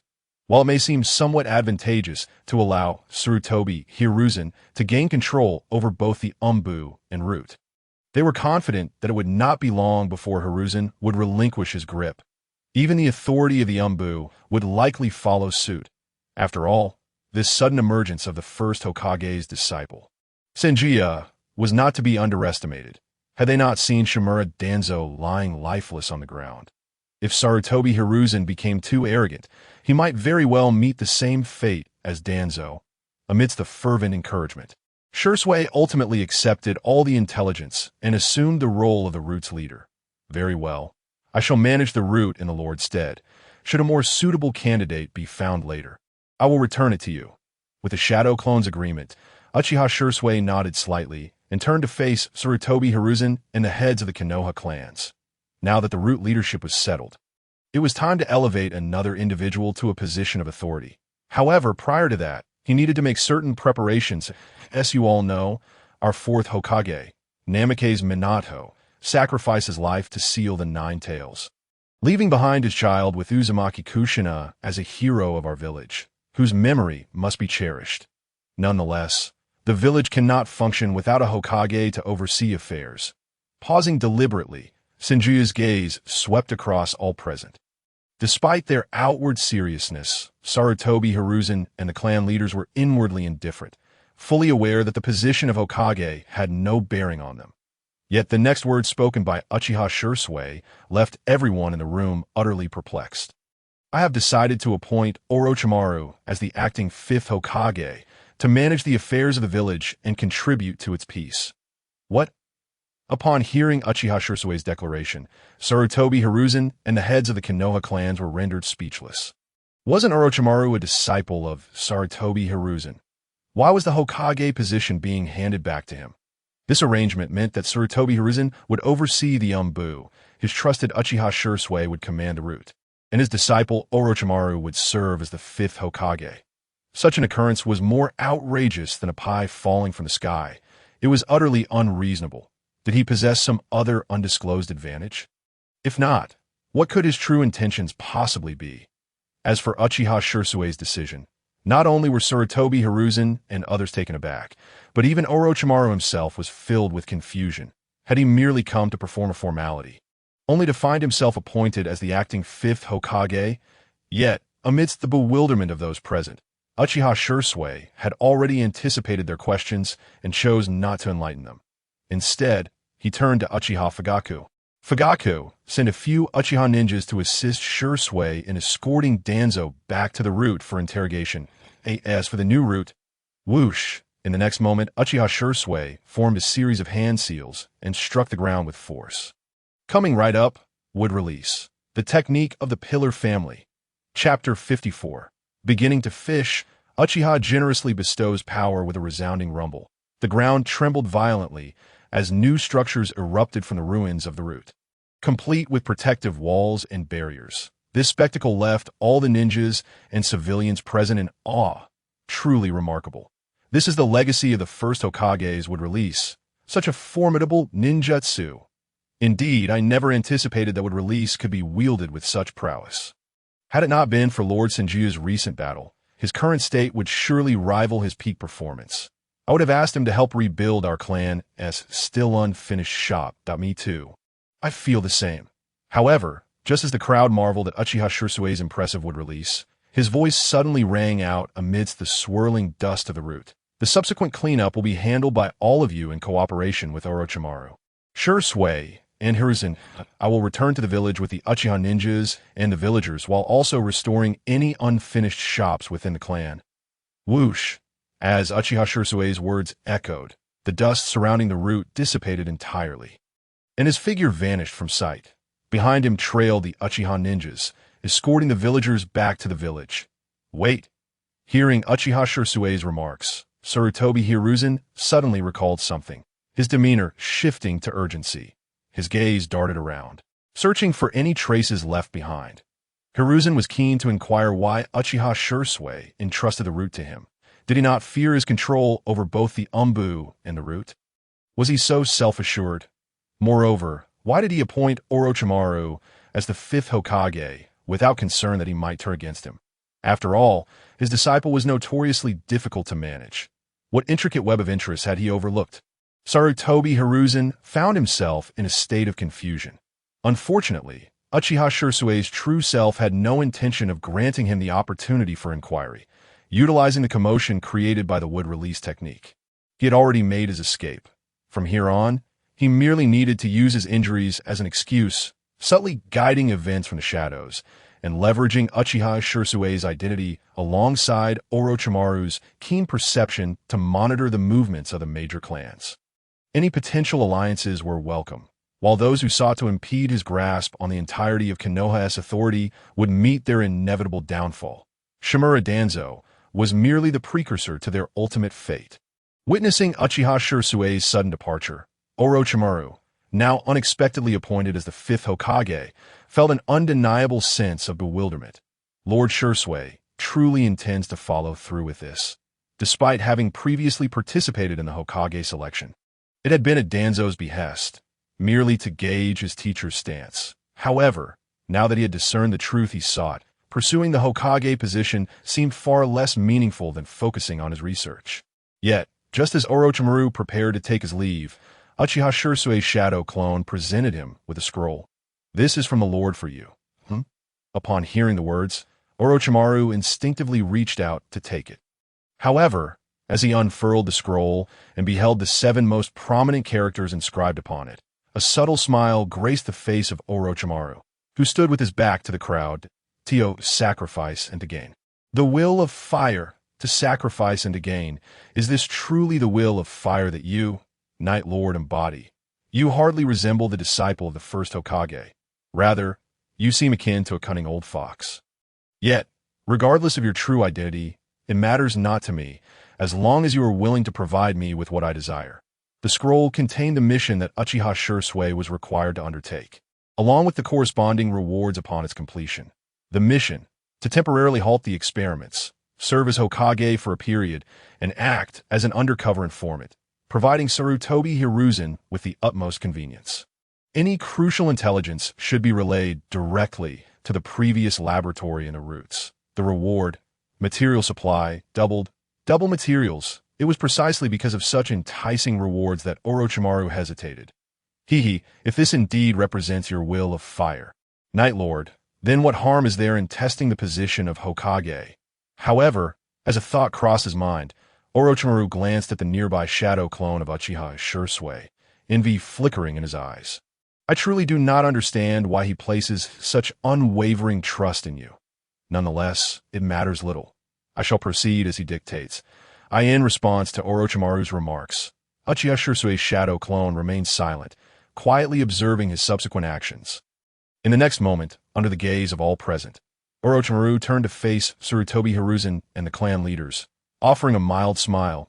In the days to come, I humbly request the guidance of my esteemed teacher and all the clan leaders. Upon hearing Orochimaru's words, those clan leaders who had been contemplating the power of Uchiha Shisui's would release only just realized the differences in his current identity. Indeed, the Orochimaru of today was no longer merely the one who had failed to secure the position of Hokage. He had become the designated fifth Hokage of Konoha. With this revelation, the clan leaders, led by Hyuga Hisashi of the Hyuga clan, began to curry favor with Orochimaru. Orochimaru-sama, you are too modest. With the support of Lord Senjuyi, you are sure to become the fifth Hokage of the village. Hisashi, shouldn't you refer to him as the fifth Hokage now? Indeed, from now on, it is only fitting that our clan receives the care of the fifth Hokage. In contrast to the flattery of the clan leaders, Sarutobi Hiruzen merely nodded slightly, offering a token smile, yet refraining from further comment. It was evident that he was still pondering the rationale behind Uchiha Shisui's decision to delegate power. However, while Orochimaru exchanged pleasantries with the clan leaders, Uchiha Shisui's shadow clone silently handed a scroll to Uchiha Fugaku, who had remained quiet throughout. Observing the scroll, Uchiha Fugaku feigned confusion as he opened it to read. After a brief moment of silence, he calmly spoke. Since the fifth Hokage has taken office, we, the Uchiha clan, would like to present a gift to signify our sincerity for the peace of the village. Upon hearing Uchiha Fugaku's declaration, all eyes turned toward him. The Uchiha clan is willing to voluntarily relinquish half of the authority of the security department and all non-Uchiha personnel to the Roots, which is currently short-staffed, to facilitate the cooperation of the Hokage in managing the aftermath of the Nine Tails incident and the rebuilding of the village. What? At these words, Sarutobi Hiruzen and the clan leaders froze, their expressions a mixture of shock and disbelief as they stared at him. Could it be that Uchiha Fugaku has lost his mind? Chapter 55, Fugaku's Decision. Power for Territory. As Uchiha Fugaku made his statement, the clan leaders, who had just congratulated Orochimaru, as well as Sarutobi Hiruzen, who had yet to comprehend Uchiha Shisui's previous decision, were now rendered speechless by the revelation. What on earth was happening today? Why were such abnormal events occurring one after another? Just moments ago, Senji had assigned all positions of Hokage and the head of Roots to individuals connected to Sarutobi Hiruzen. Now, Uchiha Fugaku was directly relinquishing the long-held authority of the security department. Neither of these developments was normal. In response to their astonished reactions, Uchiha Fugaku remained calm and explained, since the Nine Tails incident, the Uchiha clan has sacrificed over 30% of its members, with 50 to 60% sustaining injuries of varying severity. Given the current situation, we can no longer maintain our previous level of security operations. Even if we were to forcibly retain control of the security department, it would serve no purpose, only exhausting our clan members and worsening our circumstances. Upon hearing this, the crowd finally began to comprehend the situation. Indeed, the Uchiha clan had already lost around 20% of its members in the Nine Tails incident, and with the losses incurred from the conflict instigated by Shimura Danzo's inner circle, the Uchiha clan was now essentially comprised entirely of injured shinobi. The defense of the surrounding areas of Konoha was something they simply could no longer sustain alone, should they continue to hold out. The next time an enemy attacked, the Uchiha clan would likely face a rapid decline into oblivion. Compromising by relinquishing part of their power was truly the wisest choice. Wait, if the Uchiha clan were to cede half of their power and the non-Uchiha personnel from the security department, they would likely no longer qualify to be regarded as the foremost clan in Konoha. The title of the leading clan would likely shift to the Hyuga clan. This enormous threat that had loomed over everyone's minds was now finally at a level that all could accept. Moreover, if the Uchiha clan were to relinquish half of their authority, the significantly understaffed Roots would undoubtedly begin to recruit more personnel. Consequently, each clan could send their own members into the fold, thus increasing their influence in Konoha's affairs. In short, Uchiha Fugaku's choice was indeed good news for all the clans. After a brief moment, the clan leaders turned to Uchiha Fugaku, offering him words of consolation, as if fearing he might reconsider his decision. Fugaku-sama, do not be too disheartened. The fallen members of the Uchiha clan are all heroes of Konoha. Though they have sacrificed themselves, they will forever live on in our hearts. Indeed, Fugaku-sama, I know that your clan has many injured members and may be in dire need of medical supplies. Once I return today, I shall send someone to deliver some to you, that we shall do the same. It is our duty to care for the wounded of the Uchiha clan who bled for the village. Precisely. However, amidst the comforting responses from the clan leaders, Sarutobi Hiruzen remained unfazed. His gaze had shifted to Uchiha Shisui, who was now extracting a third scroll. Each of these bewildering decisions seemed intricately linked to the scrolls in Shisui's possession. It appeared that once today's events concluded, he must find an opportunity to engage with Shisui. If possible, he must acquire the contents of those scrolls.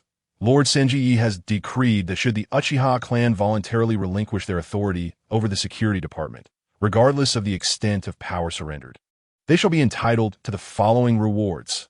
Indeed, it was as he suspected. Upon hearing Uchiha Shisui's words, a subtle glimmer of intrigue sparked in Sarutobi Hiruzen's eyes. It seemed the contents of the scrolls in Shisui's hands recorded decisions and actions following Lord Senji's directives. If he could grasp this information, he would be able to foresee the subsequent actions of others. In summary, he must obtain those remaining scrolls.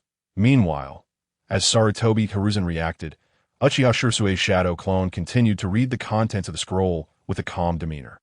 In light of the Uchiha clan's valiant efforts during the Nine Tails incident, demonstrating unwavering sacrifice and embodying the spirit of Konoha's will of fire, a residential area has been designated for reconstruction, with the nearest plot to the hospital being gifted to the Uchiha, ensuring the best treatment for the wounded. Regarding the decision made by Senjutsu, the leaders of the various clans initially harbored some resistance. After all, the Uchiha clan had long endeavored to infiltrate the core areas of Konohagakure through various means, vying for high-level authority within the village. Their ambitious and predatory nature necessitated vigilance. However, the Uchiha's current entrance into the core area of Konoha was not motivated by a desire for power, but rather to provide better treatment for the injured. In light of this, both emotionally and rationally, it was difficult for them to impede such an action. Moreover, prior to their entrance, they had indirectly bestowed upon the other clans half the quotas of the security department. Nevertheless, unlike the indifference exhibited by the leaders of other clans, Sarutobi Hiruzen sensed something amiss, yet he could not pinpoint the issue in such a short time. Regardless, the majority of the Uchiha clan's ninjas were injured, presenting little threat. The key concern remained the attitude of Senjutsu, along with Uchiha Fugaku, who possessed the Sharingan's Manjiki. As long as he kept a watchful eye on these two individuals, Konoha would still remain firmly in his grasp. Subsequently, Orochimaru engaged in further discussions with Sarutobi Hiruzen and others as they walked back to Konoha. Only Uchiha Shisui's shadow clone remained at the root, ostensibly handling paperwork. He chuckled to himself, Sarutobi Hiruzen. You could never fathom that the half of the security department's power relinquished by the Uchiha would ultimately return to my hands. Presently, Uchiha Shisui wields all the power of the Uchiha clan within Konoha, the entirety of the security department, and commands the Hokage. Thus, regardless of how much power he distributes to the root, it ultimately remains under his control. In fact, this maneuver has allowed the Uchiha clan to regain the right to reside in the core area of Konoha at no cost. In simpler terms, as he gradually consolidates power over the Umbu, the entirety of Konoha's authority will rest solely in his hands. As for the leaders of the various clans in Konoha, they are merely opportunists. As long as he ensures the continuation of their families and safeguards their interests, offering a token amount of power occasionally will pose no issue. The power of the Umbu will soon be in my grasp. Let us wait and see. Sarutobi Hiruzen. Chapter 56. Orochimaru assumes the role of fifth Hokage. Senjutsu holds the stage days later. Through the collective efforts of the people of Konoha, the village finally regained its former appearance. The shops, thanks to Uchiha Shisui's wood release, pillar house technique, quickly resumed operations. Coupled with the temporary business facilitation offered by the various clans, commerce in the village swiftly returned to normalcy. The streets bustled with people, showing no traces of the recent battle. However, within the highest-level conference room of the Hokage Tower, the atmosphere was exceedingly grave. The upper echelons of Konoha had gathered that day primarily to reassess the successor to the Hokage. The clan leaders of the Uchiha, Hyuga, Aburame, Akimichi, and others convened to cast their votes for the two candidates for the position of fifth Hokage, one being Orochimaru, a renowned Sannin and disciple of the third Hokage, and the other being Uchiha Shisui, a member of the once dominant Uchiha clan. Although Orochimaru was effectively the designated fifth Hokage due to the influence of Senjutsu, the process still required formalities. Moments later, the voting concluded with Orochimaru securing nearly 2/3 of the votes, successfully becoming the fifth Hokage. However, despite Uchiha Shisui's defeat, it was evident to any astute observer that the rift between the Uchiha clan and the other clans and commoners in Konoha was gradually dissipating following the Nine Tails incident and the devolution of power. This election for the Hokage had indeed seen Uchiha Shisui fall short. Yet, no one could predict whether the Uchiha clan might directly succeed in the next election. That I hereby announce that the individual who has ultimately become the fifth Hokage of our village is Lord Orochimaru. Fifth Hokage! Fifth Hokage! As he observed the enthusiastic cheers of the clansmen before him, Sarutobi Hiruzen found himself devoid of joy. Had Uchiha Shisui succeeded, he could have leveraged his influence over him, along with his control of the Umbu, to regain authority over Konoha. Moreover, being young, Uchiha Shisui could have been manipulated until the time of his retirement. Thus, prior to the election, he had exerted efforts to rally support for Uchiha Shisui. Unfortunately, he had ultimately failed. Though the barriers between the Uchiha clan and the other clans were diminishing, a degree of wariness lingered, preventing them from allowing one of their own to ascend as the fifth Hokage. As for Orochimaru, despite being his disciple with notable strength, achievements, and contributions to Konoha, Sarutobi Hiruzen deemed him too difficult to control. For instance, had it not been for Danzo's overreaching actions, he might have remained oblivious to Orochimaru's presence as a spy beside Danzo for several years. Sent by Senju, Orochimaru, how adept you are at hiding. Yet, even so, the next moment, Sarutobi Hiruzen took the stage to officiate the Hokage's transition of duties. However, just when everyone anticipated that he would deliver a congratulatory speech, his expression suddenly turned serious. First, I would like to congratulate my most esteemed disciple, Orochimaru, on his honorable ascension as the fifth Hokage of Konoha today. This recognition is a testament to his contributions to the village over the years, as well as an affirmation of his strength. Upon hearing this, the gathered individuals nodded slightly. Some even wore smiles. These were the clans supporting Orochimaru. However, their smiles soon faltered. But as you all should be aware, the position of Hokage is of paramount importance to Konoha. Every word spoken and every decision made can have a profound impact on the village, unlike the battlefield, where a personal misstep may only cost one's life. The decisions of the Hokage will influence the fates of all within Konoha. At this juncture, Sarutobi Hiruzen disregarded the increasingly uneasy expressions of the clan leaders below and continued, "Thus, as the teacher of 5th Hokage Orochimaru and a former 3rd Hokage myself, I shall personally assist him in his duties, fulfilling the role of a mentor until he truly matures, at which point I shall retire." Boom! Sarutobi Hiruzen's words detonated like thunder in the room. Particularly among certain clan leaders who regarded him with ill intent, they had invested considerable resources to support and promote Orochimaru. And now, with Sarutobi Hiruzen's declaration, their efforts seemed rendered futile. Yet, despite their dissatisfaction, they refrained from openly expressing their feelings, mindful of Sarutobi Hiruzen's status as the 3rd Hokage. As for the other prominent clans, especially the Hyuga and Uchiha clans, they opted to observe quietly. After all, the newly inaugurated 5th Hokage had yet to speak. The atmosphere in the conference hall grew increasingly peculiar. Many speculated that Orochimaru might follow in the footsteps of the 4th Hokage, Minato Namikaze, and tacitly accept Sarutobi Hiruzen's mentorship. Just then, Uchiha Shisui, who had intended to check on his younger brother Itachi's training progress, suddenly halted his steps. Ding! A new sign-in location has refreshed. Sign-in location.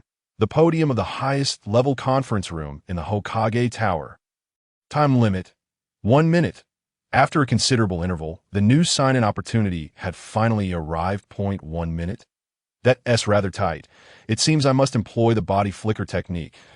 The voice of Uchiha Shisui echoed. In the next moment, his figure vanished without a trace. When he reappeared, he stood outside the conference room on the highest floor of the Hokage building. Observing his sudden arrival, the ninjas of the Uchiha clan and the members of Root, who had just emerged to seek him, hurriedly spoke up to relay the events that had transpired within. Understood that in the blink of an eye, Uchiha Shisui delivered a powerful kick to the conference room door, unleashing a terrifying surge of wood-released chakra. With a resounding crash, the door to the meeting hall shattered into fragments. He had already grasped the situation from the information transmitted through a shadow clone. Therefore, he had no intention of being courteous to Sarutobi Hiruzen. In full view of the assembly, Uchiha Shisui strode into the conference room, embodying Senjuro, accompanied by the Uchiha ninjas and Root members. His cold voice reverberated throughout the room.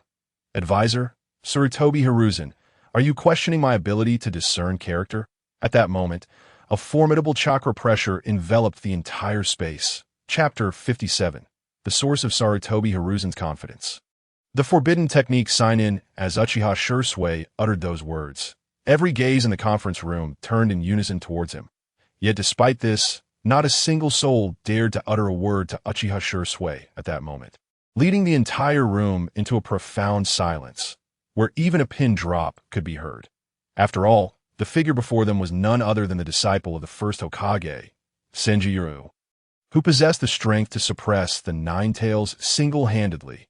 With Sarutobi Hiruzen currently in a fit of anger, speaking up would only invite trouble for oneself and their respective clans, and one wished to become the second Shimura Danzo, who had been utterly destroyed. In the midst of this scrutiny, Uchiha Shisui made his way towards the podium of the conference room.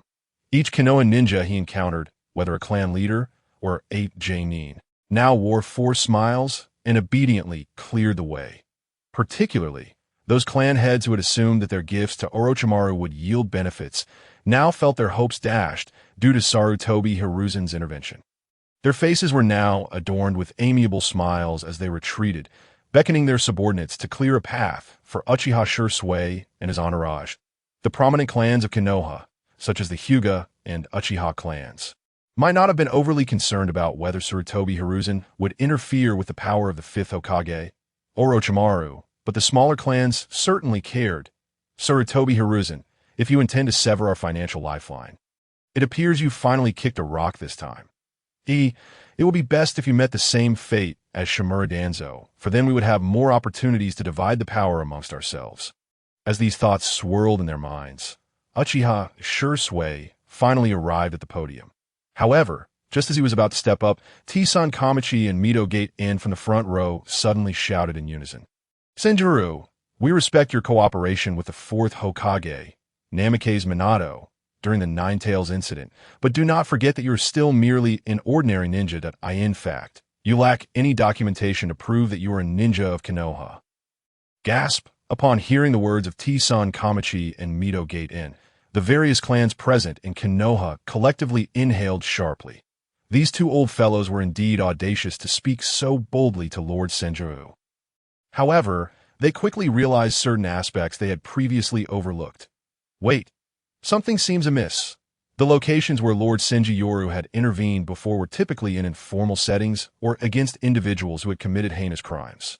Root was quietly eliminated by Lord Senjutsu and his team.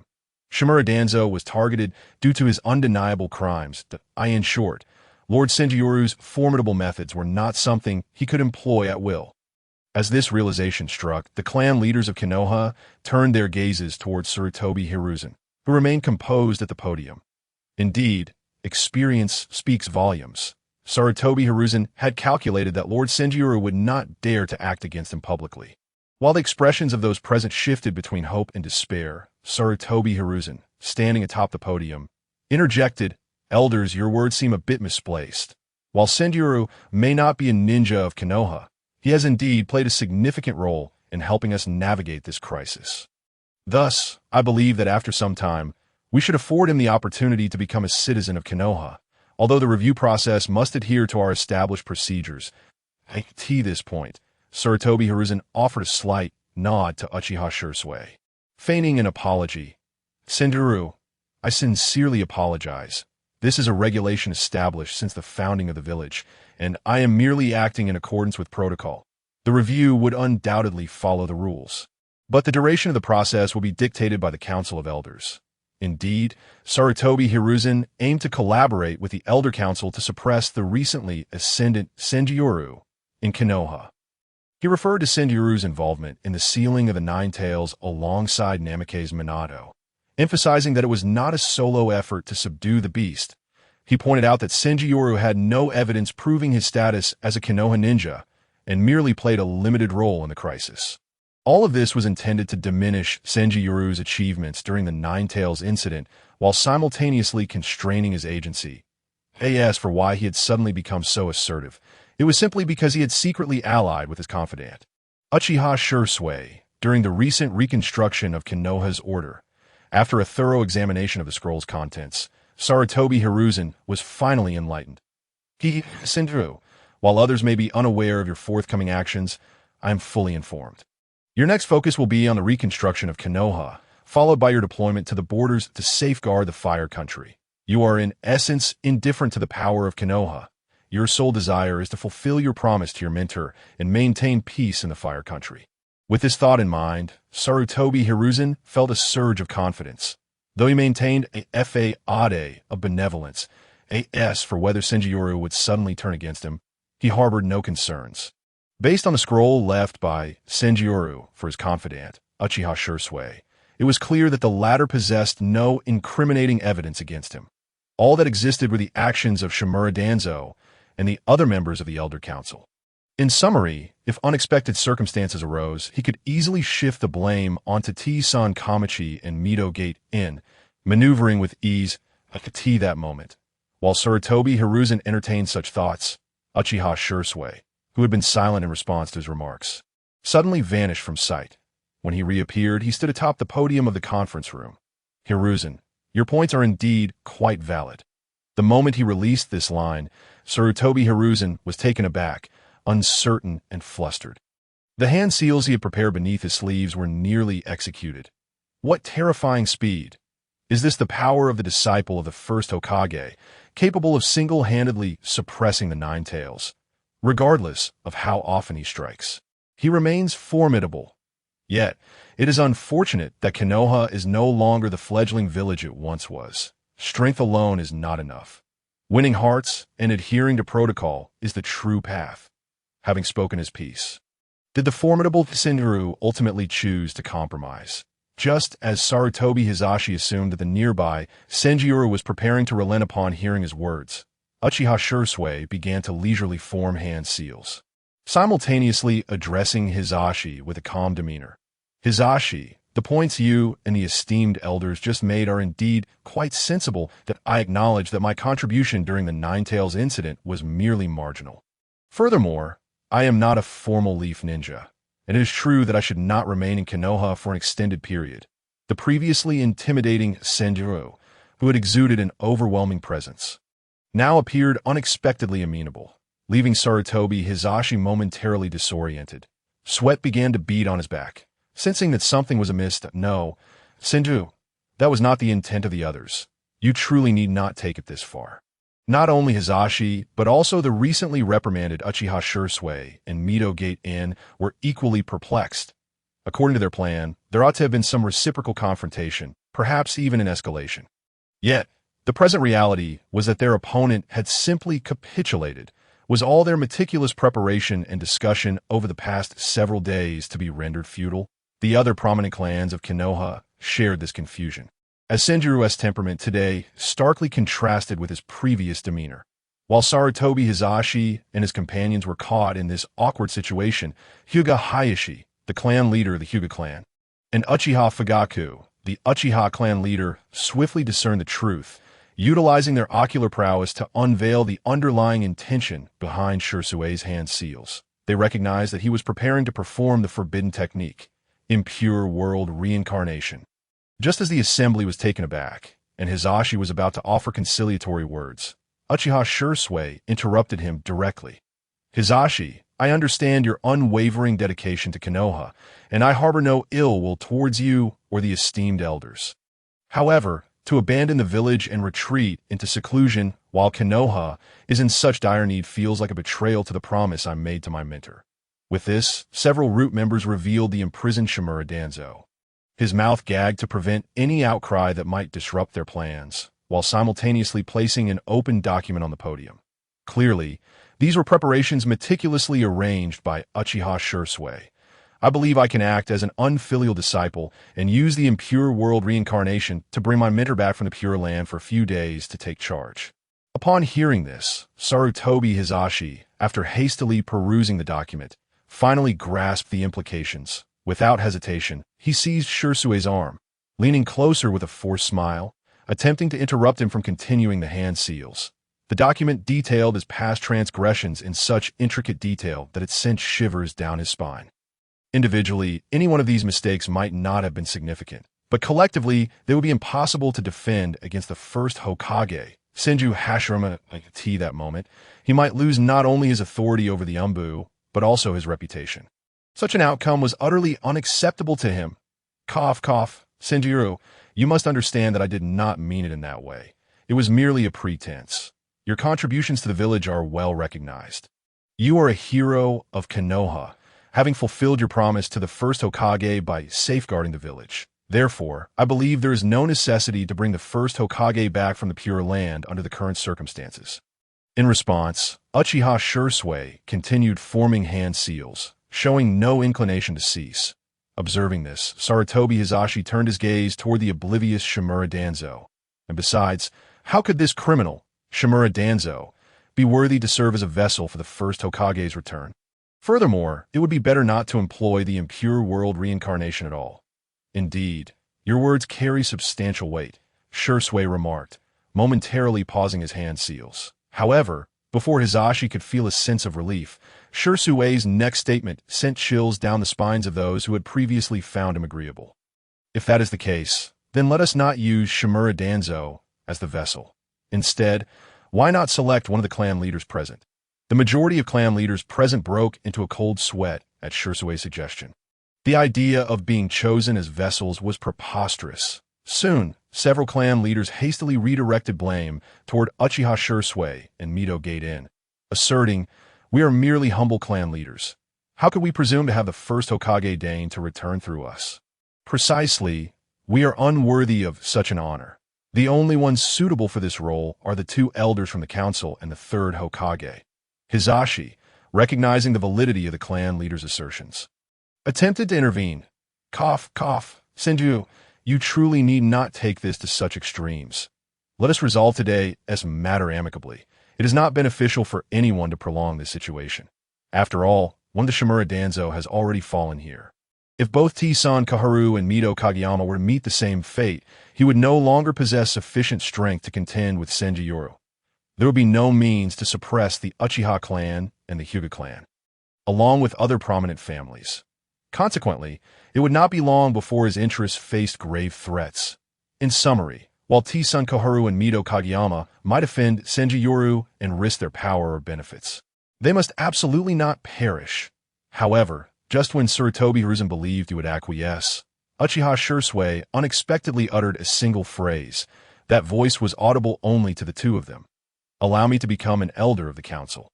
There is no need to grant me any power, as I only require a title, an elder of the council. That is unacceptable." Upon hearing Uchiha Shisui's proposal, Sarutobi Hiruzen shook his head in refusal. What nonsense is this, to allow the other party to become an elder of the council without any power? The position of elder itself is a symbol of authority. If I were to agree today and permit Senju Yoru to become an elder, then many of the actions our faction intends to undertake would be severely hampered. Furthermore, Senju Yoru could shift from orchestrating his loyal Konoha Shinobi from the shadows to directly stepping into the open to garner supporters. In short, this condition cannot be accepted. Just as Sarutobi Hiruzen had finished his rejection, Uchiha Shisui's eyes subtly shifted. In the next moment, his shadow clone immediately commanded several root members and Uchiha Shinobi to approach T-san Kaharu and Mito Kageyama. Since he did not wish to negotiate, so be it. Let the teacher handle this mess. As soon as Uchiha Shisui uttered these words, the speed of his hand seals accelerated rapidly, in the blink of an eye. He had completed 1/3 of the hand seals. Witnessing this scene, Sarutobi Hiruzen panicked. It seemed the other party was not jesting. Not only had they surrounded T-san Kaharu and Mito Kageyama, but the speed of the hand seals was also hastening. Most importantly, none of the clan heads present from Konoha made any move to intervene against the actions of the root members and Uchiha clan. They even used their gazes to intimidate those who instinctively wished to act. "What are you all doing? I tell you, we're the elders of the Konoha Council. You have no authority to lay hands on us. Guards, guards, hurry and stop them." However, although T-san Kaharu and Mito Kageyama immediately called for action, did they truly believe they could obstruct the root and Uchiha members with the shinobi at their side? Absurd. According to an anonymous informant's report, Konoha Council Elder T-san Kaharu and Mito Kageyama are suspected of colluding with Shimura Danzo to undermine Konoha from within. "We are here to arrest them." Uchiha Shisui's shadow clone solemnly announced the contents of the scroll and then vigorously waved his hand to the shinobi before him. Observing this spectacle, T-san Kaharu and Mito Kageyama grew anxious. Sarutobi Hiruzen was also distressed. He had never anticipated that his trusted subordinate Uchiha Shisui would take such action. However, upon reflection, it made sense. He had merely tasked Shisui with maintaining order in the conference room and ensuring his safety. He had not intended to prevent him from undertaking other missions. Moreover, Uchiha Shisui was deeply influenced by the will of fire, which made him easily controllable. Yet in many matters he was rather single-minded, lacking the adaptability seen in Kakashi. Had he known, he would have assigned Kakashi to maintain order and safeguard his own security. This time, he had truly underestimated the situation, while Sarutobi Hiruzen and his companions were in a state of panic. The clan heads present remained remarkably composed. Additionally, Uchiha Shisui had reached the final 3 hand seals of the Edo Tensei technique. With each movement of his fingers, Sarutobi Hiruzen's heart raced violently, and cold sweat trickled down his back. Count down to the third to last. Thump, thump. Count down to the second to last. Thump, thump. Count down to the last. I agree. I agree to allow you to become an elder of the council. Sarutobi Hiruzen sighed helplessly, his expression becoming somewhat despondent. He had never envisioned that after all the effort expended over the past few days, the ultimate outcome would be thus. Not only had they failed to reclaim any power while the 5th Hokage Orochimaru had yet to solidify his position, but they had also allowed Senju Yoru to attain an equal status to Shimura Danzo. This weighed heavily on his heart. Regrettably, Uchiha Shisui showed no semblance of sympathy for Sarutobi Hiruzen's current response. Whoosh! In the next instant, before the watchful eyes of all, he directly tossed a scroll to his shadow clone. Shisui, T-Sankaru, and Mito Kageyama are esteemed elders of our Konoha. How can you be so disrespectful? This is evidence that I, in the future, do not act so impulsively. You are the inheritor of the will of fire. You ought to learn to exercise restraint. Yes, my lord.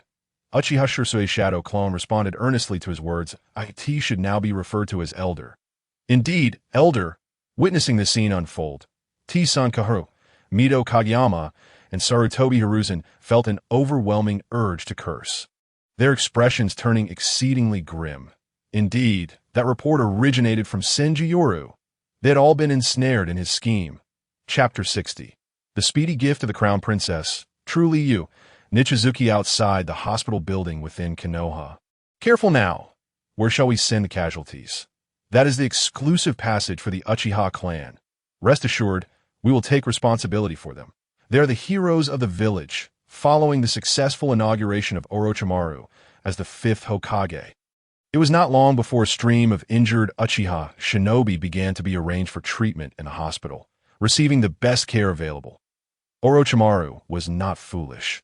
He could see that his Night Lord, much like the first Hokage, Senju Hashirama, had a trusting attitude towards the Uchiha clan. Thus, he was all too aware of the necessary course of action, especially under the impetus of double research materials. Orochimaru approached Konoha's documents and affairs with remarkable fervor.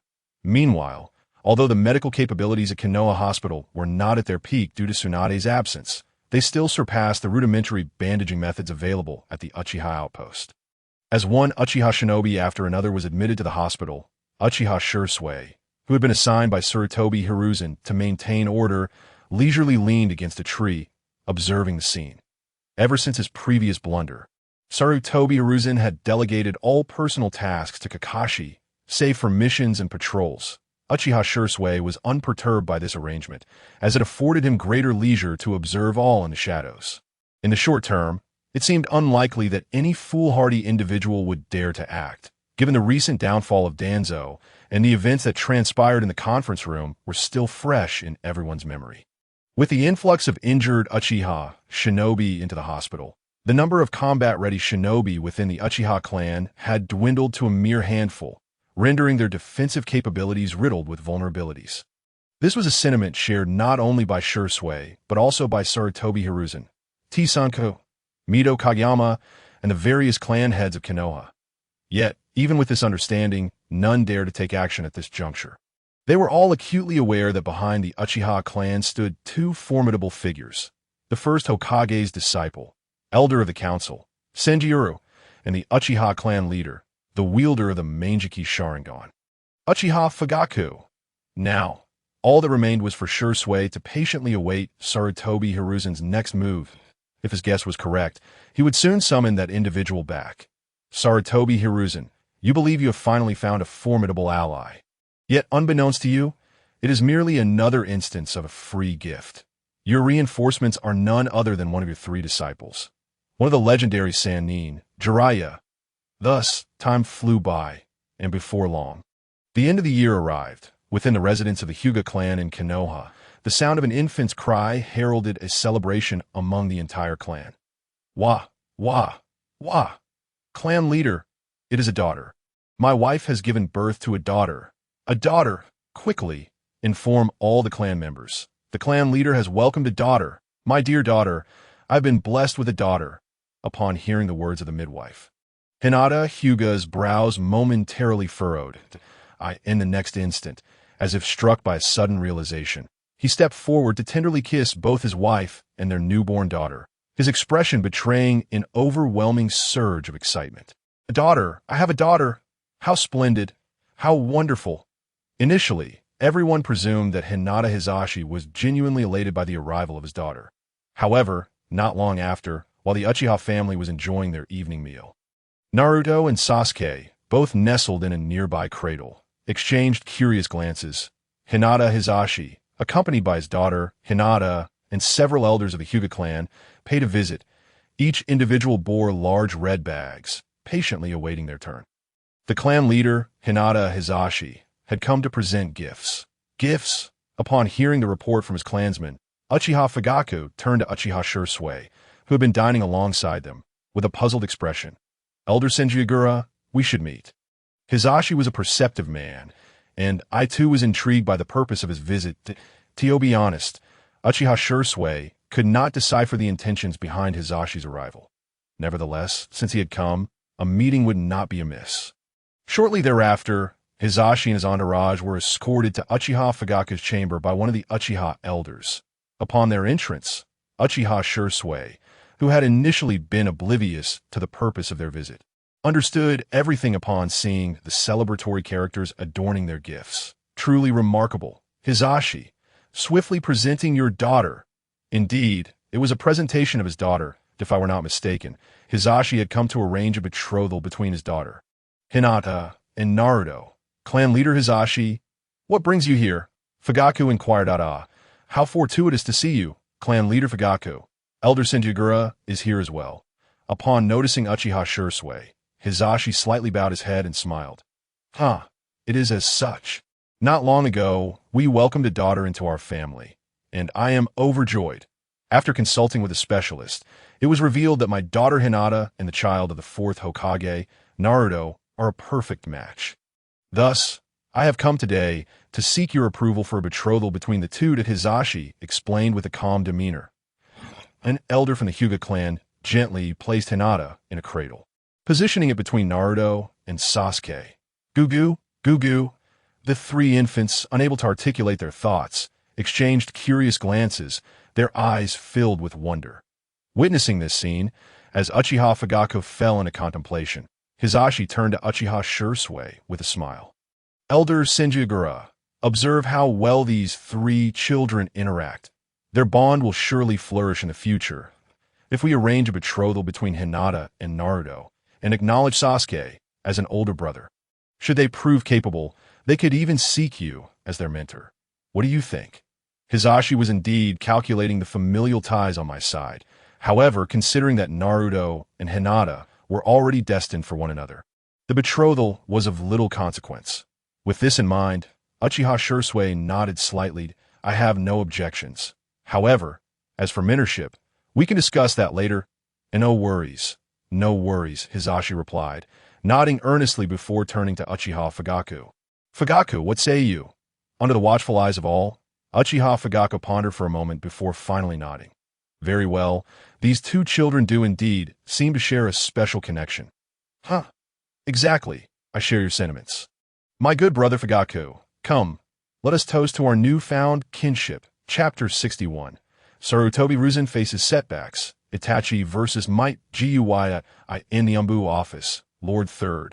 A few days prior, Hinata Hisashi, the clan leader of the Hyuga, visited the Uchiha clan to arrange a betrothal between his daughter, Hinata, and Naruto, and Uchiha Fugaku has consented. What did you say?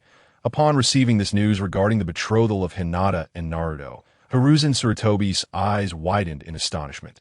Had it not been for his effort to maintain his composure, he would have spat out his tea. The audacity of Hisashi to rush to the Uchiha clan to arrange a betrothal for his newborn daughter. Truly, he prioritized familial interests above all else, moving with remarkable swiftness to the betrothal. Alas, I have no granddaughters. Otherwise, I would not have been opposed to it. After all, Naruto is no mere fox spirit, but the child of the heroic fourth Hokage, Minato Namikaze. The implications of such a union would be substantial, potentially ensuring the prosperity of the Hyuga clan for decades to come. However, since this matter has already solidified, there is no need to dwell further. Yes, Lord Third. Moreover, it is merely a betrothal and does not signify much to as long as a girl is born into any family within our ranks during this period. We can contend with the Hyuga clan. In any case, we must not allow the Uchiha and Hyuga clans to grow too close. Otherwise, all of my prior efforts to weaken the influence of the major clans in Konoha would have been in vain. With this thought, Hiruzen turned to the individual before him, a warm expression on his face. Shisui. Yes, Lord Third. Uchiha Shisui responded, feigning reverence. Observing this exchange, Hiruzen felt a surge of satisfaction. Initially, he had harbored concerns that Shisui, like Minato, might seek to break free from his control after sitting in a position of power for too long. But now his spirits were lifted. Your younger brother, Uchiha Itachi, has demonstrated remarkable talent, excelling in both ninjutsu and taijutsu during his training with the old master. Truly, he is a testament to the Uchiha lineage, a genius like yourself. As he spoke, Hiruzen took a deep breath of smoke, adopting an expression of anticipation. With young talents like you, our village will only continue to flourish. By the way, Shisui, please invite that child to visit me. I wish to personally mentor him and impart the true essence of our village's will of fire. Indeed, I speak of Uchiha Itachi. Following the downfall of Shimura Danzo and the ascension of Senjugura as the elder council leader, strengthening my own faction has become imperative. Although Itachi hails from the Uchiha clan and is Fugaku's son, I believe that with the influence of the will of fire, I can successfully indoctrinate him in no time. After all, Uchiha Shisui, who stand before me, is also a prodigy of the Uchiha clan, yet he succumbed to my teachings. However, Itachi is presently surrounded by elder Senjugura and clan leader Fugaku, so I may need to consult them. Hiruzen Sarutobi, who had initially felt quite pleased, found his smile faltering upon hearing Shisui's words. Well, Uchiha Fugaku and elder Senjugura have done an excellent job of safeguarding Itachi. Not even Shisui can approach him. Cough, in that case. Do your best to give it a try. Go ahead. Yes, Lord Third. Just as Uchiha Shisui was departing the Umbu office, the system's cold voice suddenly echoed his mind. Ding! A new sign-in location has been refreshed. Sign-in location, Uchiha Itachi's training courtyard. Time limit, half a day. The sign-in location is at Itachi's. It seems I must find time to visit my little brother today. With this thought, Uchiha Shisui swiftly used the body flicker technique to leave. After a while, Hiruzen Sarutobi inquired about recent developments in Konoha from Kakashi before allowing him to depart as well. Moments later, as Hiruzen remained alone in the Umbu office, he slowly retrieved a letter from his possession and sighed softly. Jiraiya, the power of the Uchiha clan has grown increasingly formidable. Even Orochimaru has been drawn into their fold. Teacher, I truly find myself in dire need of your strength right now. Please return swiftly. My disciple, at the Uchiha clan's residence. Drink, fire style. Great fireball jutsu. Uchiha Itachi swiftly maneuvered through the courtyard, accurately throwing shurikens that struck their targets with precision in the process, he incinerated all of the wooden stumps that Teacher Chun had tossed at him using the fire style. Great fireball jutsu. Had this been before, facing such a multifaceted training regimen, Uchiha Itachi would likely have faltered before long, his stamina depleted. Yet now, not only could he accelerate frequently, but he could also execute a variety of precise attacks along the way.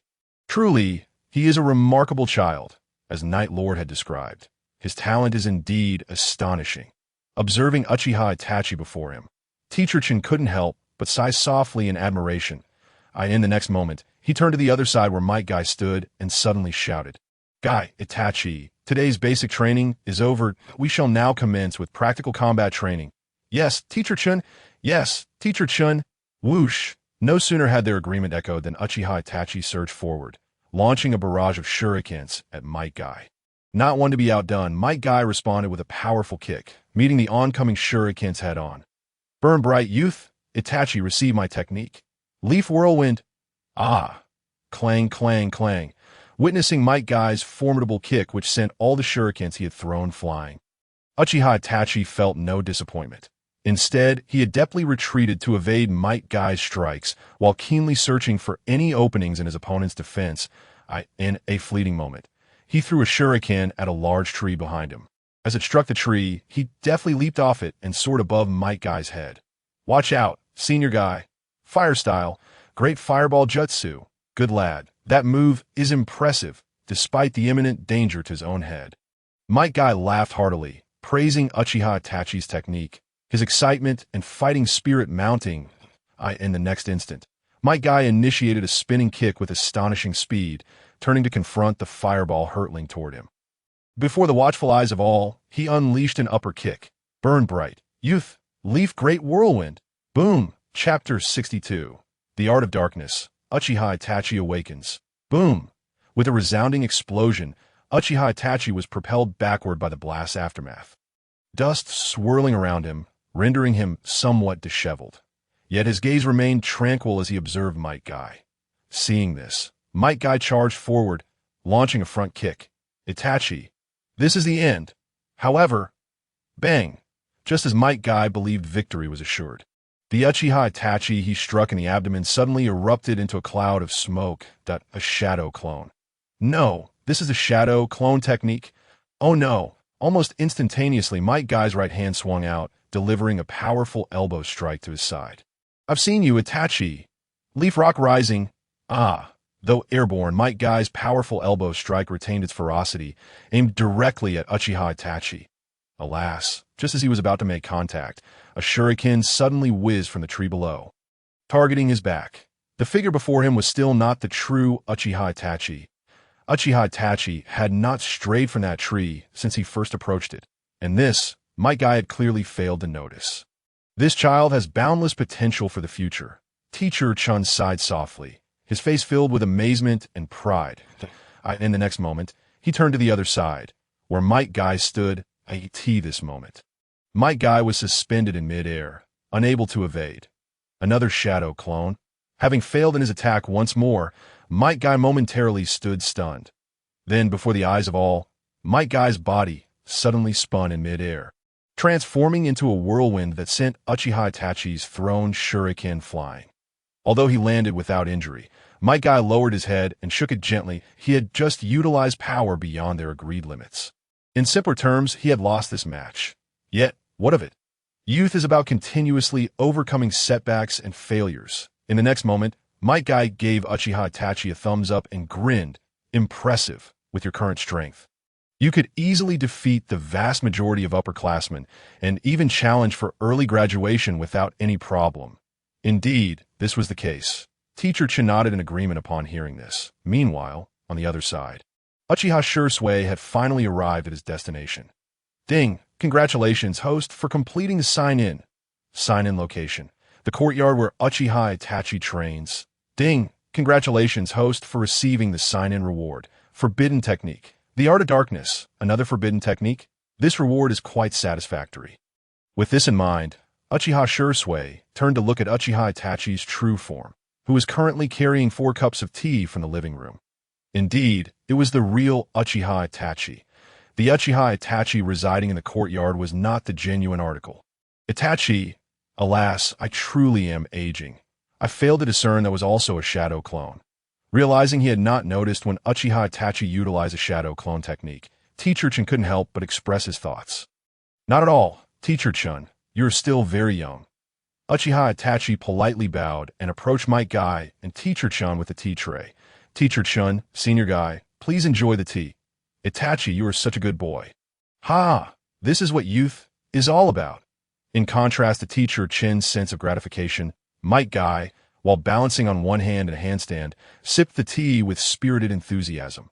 Meanwhile, Uchiha Itachi sat on a stone bench in the courtyard, gently sipping from the cup in his embrace, his little legs swinging in the air. His gaze remained fixated on the last teacup on the stone table, lost in thought.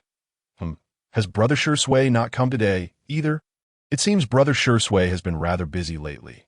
I hope to see him again soon. Observing Uchiha Itachi's current state, Uchiha Shisui smiled slightly. TSK, my little brother is indeed advancing rapidly in strength. In light of this, as the elder brother, I shall lend you a hand and allow you to awaken your eyes ahead of time.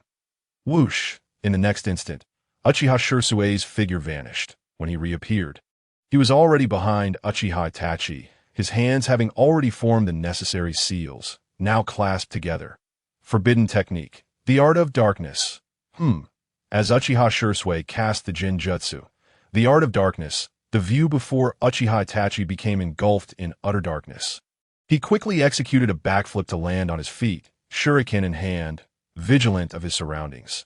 The forbidden technique. The art of darkness is a Jinjutsu that creates an environment of darkness, obscuring the opponent's vision and snatching away all light. Witnessing Uchiha Shisui's actions against Uchiha Itachi, Might Guy became alarmed. Itachi, however, before he could rush over, Teacher Chin intercepted him with a powerful leaf great whirlwind. Bang! Teacher Chin, didn't you see? The one who arrived is Shisui. They're currently engaged in some special training with Jinjutsu. Special training? Very well. Although the reasons remain elusive, Might Guy ultimately chose to place his trust in Teacher Chun and continued with his training. At the same time, within the illusion, Uchiha Itachi was cautiously surveying his surroundings while gripping a shuriken. Thump, thump, thump, thump. His heart gradually quickened, yet despite this, he showed no inclination to act recklessly. However, in the next moment, his expression changed dramatically, and his entire body began to tremble slightly. For at this moment, Shimura Danzo, who should have been confined in the Roots prison, was dragging the bloodied Uchiha Shisui toward him. Step, step! Blood-soaked Uchiha Shisui's clothes, his breath faint as if he could expire at any moment. Even his eyes had been ruthlessly gouged out. Drip, drip, drip. Ha! Those fools Hizashi and Senjioru thought a mere prison could contain me, unaware that I had left a contingency plan. However, I must sincerely thank them for placing Uchiha Shisui by my side, granting me such a perfect pair of eyes. Shimura Danzo's face contorted in rage as he hurled Uchiha Shisui before Itachi. The katana was slowly unsheathed. You dare to harm Brother Shisui? Do not be anxious. Your turn will come soon. Not just you, but your entire Uchiha clan is now completely surrounded by my men. Today marks the end of your Uchiha clan. Facing the violently trembling Uchiha Itachi, Danzo approached him with a sinister smile. Gripping the katana tightly as he neared Uchiha Shisui, he deliberately stomped down hard with his right foot. Blood splattered, staining Uchiha Itachi's youthful face. In that instant, Itachi's eyes widened in horror, his heart twisted with anguish, as if something of great importance had been snatched away. Simultaneously, his eyes transformed into the blood-red Sharingan. You bastard, I will avenge Brother Shisui. Chapter 63. Itachi joins the Roots. Kakashi tests his strength as Itachi awaken his eyes. Approaching the age of 7, this must surely be one of the strongest instances within the Uchiha clan's history. Such is the vigor of youth. Upon witnessing Uchiha Itachi awaken his eyes after being ensnared in an illusion, Teacher Chun and Might Guy wore expressions of incredulity. They were also deeply curious about what Itachi had witnessed within that illusion. In the next moment, Uchiha Shisui dispelled the forbidden technique, dark walking technique, that I will kill you. Brother Shisui, are you all right? The once menacing Uchiha Itachi transformed instantly into his usual innocent and harmless self upon realizing that Uchiha Shisui was unharmed. He tugged at Shisui's clothing, glancing around, and after a moment of excitement, he lunged forward. T really is Brother Shisui. I'm so sorry. I didn't mean to. I understand, little one, that I've been preoccupied with matters of the Roots and the village. So I couldn't come to see you. That was a gift for you. Did you like it? Seeing Uchiha Itachi's aggrieved expression, Uchiha Shisui gently ruffled his little head, still wearing that heartwarming sunny smile. I liked it. as long as it's from Brother Shisui. I love it. Meanwhile, as Uchiha Itachi reveled in Shisui's affection, Might Guy strode up to them, giving a thumbs up. You made him awaken his Sharingan with just an illusion. Impressive. Senior guy, you flatter me. It was merely a small trick to be by the way. Shisui, although the village is stabilized, various matters remain complicated. You came here for a reason, didn't you? In contrast to Might Guy's exuberance. Teacher Chun, with decades of experience, saw through the situation more clearly. Uchiha Shisui nodded slightly. Teacher Chun is correct. I returned this time to request that Itachi join the Roots and accompany me on missions. I see. Teacher Chun paused momentarily, then quickly nodded with a smile. Indeed, unless this little fellow intends to pursue the path of taijutsu relentlessly, he is certainly ready to participate in real combat now. Furthermore, with you watching over him, we can rest easy. After all, the man before them was none other than the renowned Uchiha Shisui, a genius ninja who made a name for himself during the Third Shinobi World War. And he had even participated in the recent 5th Hokage election. Though he did not succeed, it was enough to demonstrate his standing in Konoha. Indeed, rest assured. Haha, the Roots, in stark contrast to the smiles on Teacher Chun and Might Guy's faces. Uchiha Itachi blinked his blood-red Sharingan, gazing at Shisui with eager anticipation. Does this mean I can undertake missions with Brother Shisui? For now, you will temporarily accompany my shadow clone on missions. Once you awaken both Sharingan to 3 Tomo and can utilize them proficiently, I will personally take you on missions. Upon receiving Uchiha Shisui's promise, Uchiha Itachi's eyes sparkled with excitement, and he pressed his face against Shisui's arm, radiating happiness. Uchiha Shisui, noticing this, couldn't help but smile gently. Although Uchiha Itachi had already awakened his Sharingan and was undoubtedly a prodigy with formidable combat prowess, he was still only nearing 7 years of age, and his physical capabilities had yet to reach their peak. Moreover, his Sharingan comprised 1 3 Tomo and 1 double Tomo, and he had not yet mastered their USI in this scenario. Sending him out on missions across the ninja world was evidently not a wise decision. Indeed, he possessed 1 3 Tomo and 1 double Tomo. The reason Teacher Chun and Might Guy perceived Uchiha Itachi as having awakened 2 single Tomo was due to the illusion he cast upon them. After all, if Sarutobi Hiruzen and the other elders learned that Uchiha Itachi awakened his eyes with 1 3 Tomo and 1 double Tomo, they would likely be unable to contain themselves until Uchiha Itachi fully manifested and mastered the Manjiki Sharingan. He could not allow others to know the truth. Let us wait a while longer. It could be as short as a year or as long as 3 years to be by the time Itachi turns 10. Konoha will be in my complete control. In the Umbu office, Itachi awakened his Sharingan before the age of 7. He even joined Shisui's Roots. Truly, this little one is as valuable as I believed.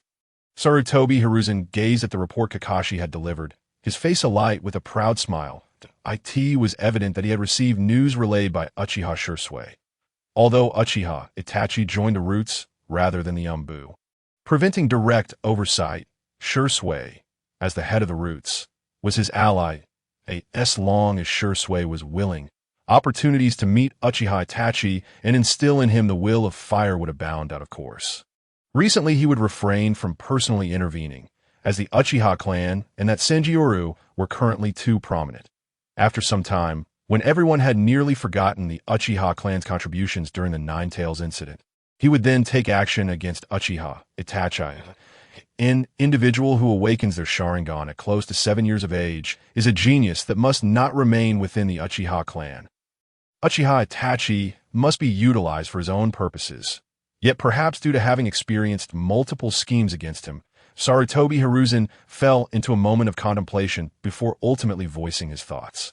Kakashi, please make a trip to the Roots. First, congratulate Uchiha Itachi on his successful awakening, and simultaneously test his current abilities. Convey to Shisui that this is my directive.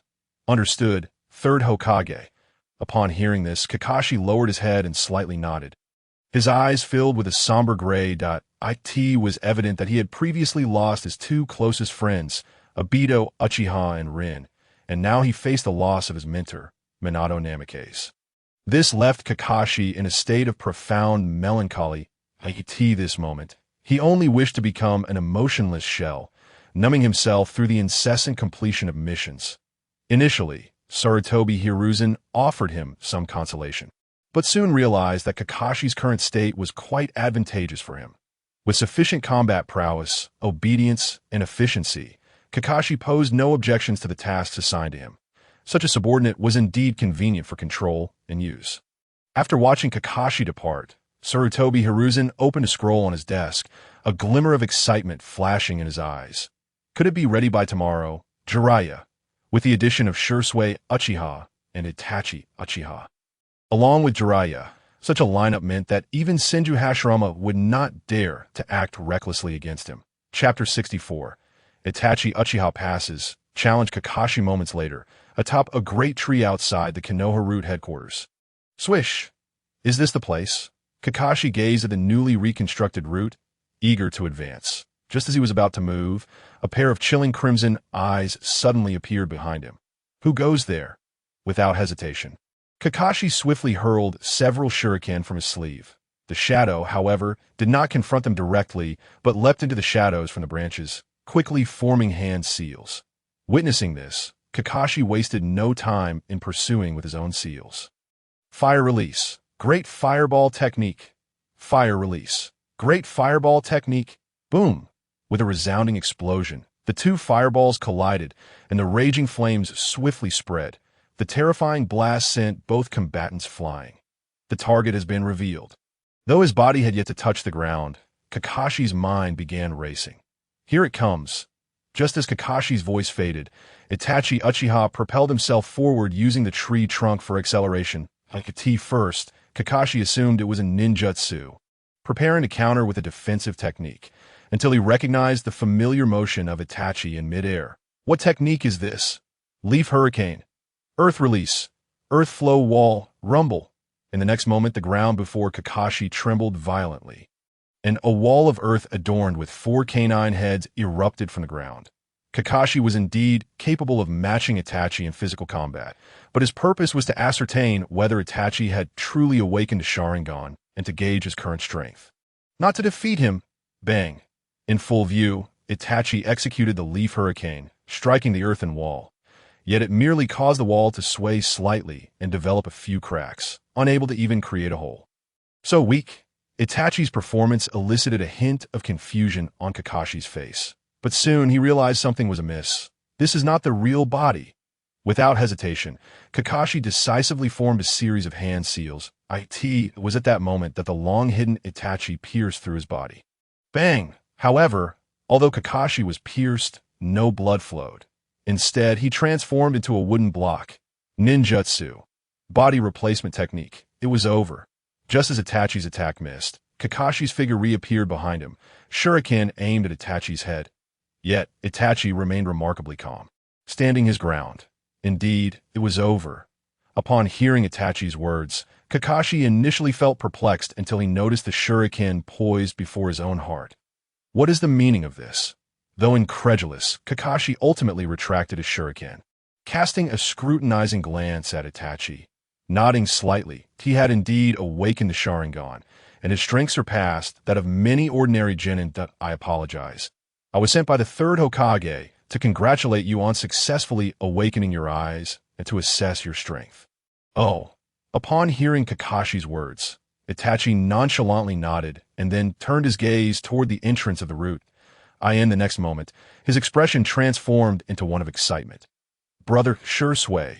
Watching Shisui Uchiha approach, Kakashi offered a slight nod to the newcomer, preparing to depart. After all, his mission was complete, and there was no need for him to linger. However, the next instant his eyes widened in shock in the blink of an eye. Shisui had already brought Itachi to stand before him. Such incredible speed. It had only been a short while since their last meeting, and Shisui seemed to have grown even stronger. Shisui, Kakashi, I appreciate you making the trip. It was nothing. Though astonishment filled his heart, Kakashi nodded and silently turned to leave. Yet before he could depart, Shisui's body swiftly moved again. In an instant, he was at Kakashi's side, his hand resting on his shoulder, a sunny smile adorning his face. Kakashi, since you've come all this way, would you mind indulging me in a spar? It would greatly benefit my brother's experience. Don't worry, a 1T and form a third. After all, this is merely a private exchange between us, and there's no need to disturb him. Upon hearing Shisui's words and seeing his crimson Mangeki Sharingan, Kakashi ultimately nodded. Very well. After all, he did not believe in the notion of gaining experience. The true reason Shisui sought to spar with him was undoubtedly to provide his brother an outlet for his frustrations. Shisui remained as protective of his younger brother as ever if Rin and Obito had not encountered their misfortunes. Our bond would have surely been strong as well, as Kakashi pondered. Having accepted Shisui's challenge, Itachi cheered enthusiastically from the sidelines. Brother Shisui, go for it. Go for it. Look, Itachi is quite interested in our battle. I shall make my move. Swish. As Shisui's voice fell, his figure vanished from sight. For Kakashi, who had previously teamed up with him on several missions, he reacted instinctively, forming hand seals. Earth release. Earth flow wall. Crack, crack. Almost instantaneously as the canine-headed earthen wall emerged, it was riddled with numerous fissures. Bang! In the next moment, Shisui burst through the wall, his right hand pressed firmly on the hilt of the Kusanagi, infusing it with fire chakra. In an instant, he drew it forth, Uchiha style.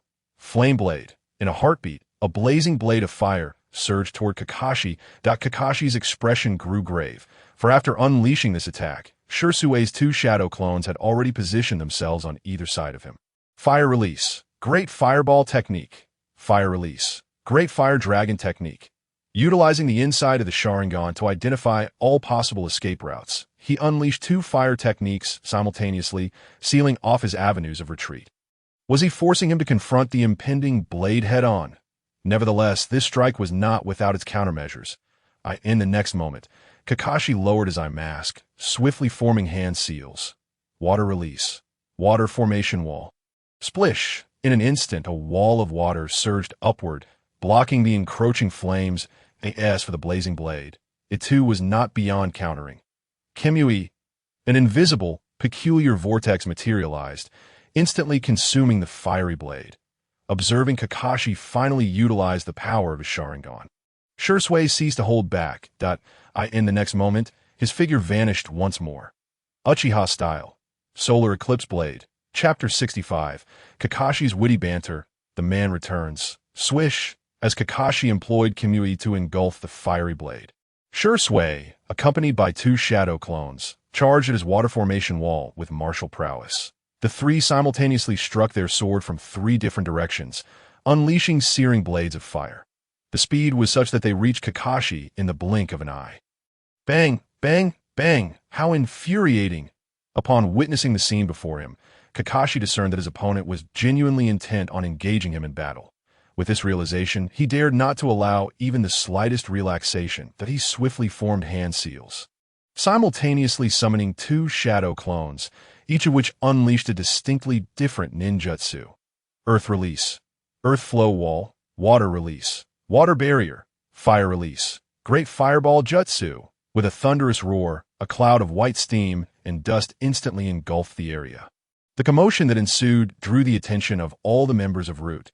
Had Uchiha Shisui not issued a prior command for them to remain still, it was likely they would have all charged into the fray. Who do you think will triumph, Lord Shisui or Kakashi? Need you even ask? It will undoubtedly be Lord Shisui. After all, he not only commands Root, but also possesses the capability to compete for the title of Hokage. Can a weaker individual truly manage Root or vie for Hokage? Indeed, that is a valid point. Moreover, Kakashi wields but a single Mangeki Sharingan, while our Lord Shisui possesses two. Victory is assured for Lord Shisui.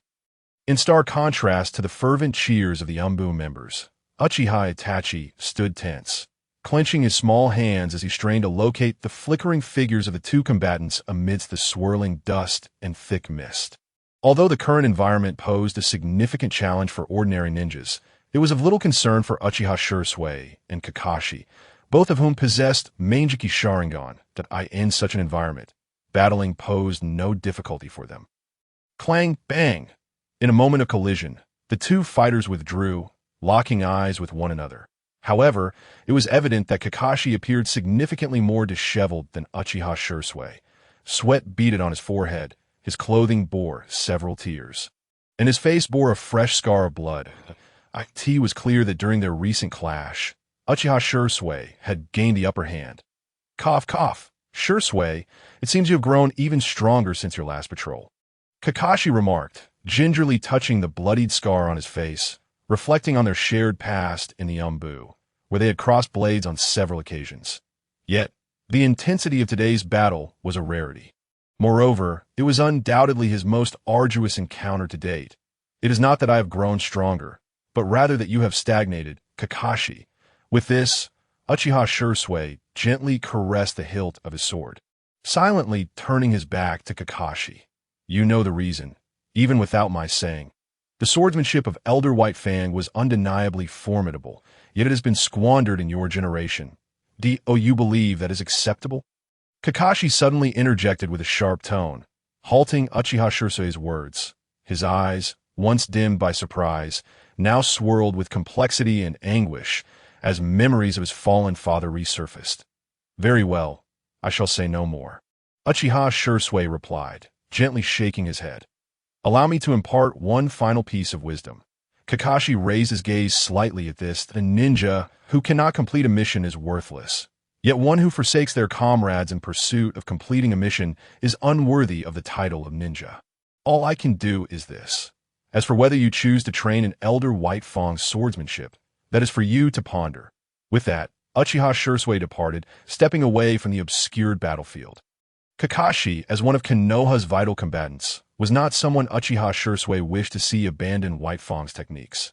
Hence, he had attempted to persuade him. Just imagine, the copy ninja Kakashi wielding White Fang's swordsmanship. How formidable would that be? As for Kakashi's current autonomy, it was of little concern, for disobedience now did not preclude obedience in the past. Shortly after Uchiha Shisui's departure, Kakashi's body began to tremble slightly, and tears streamed down his cheeks uncontrollably.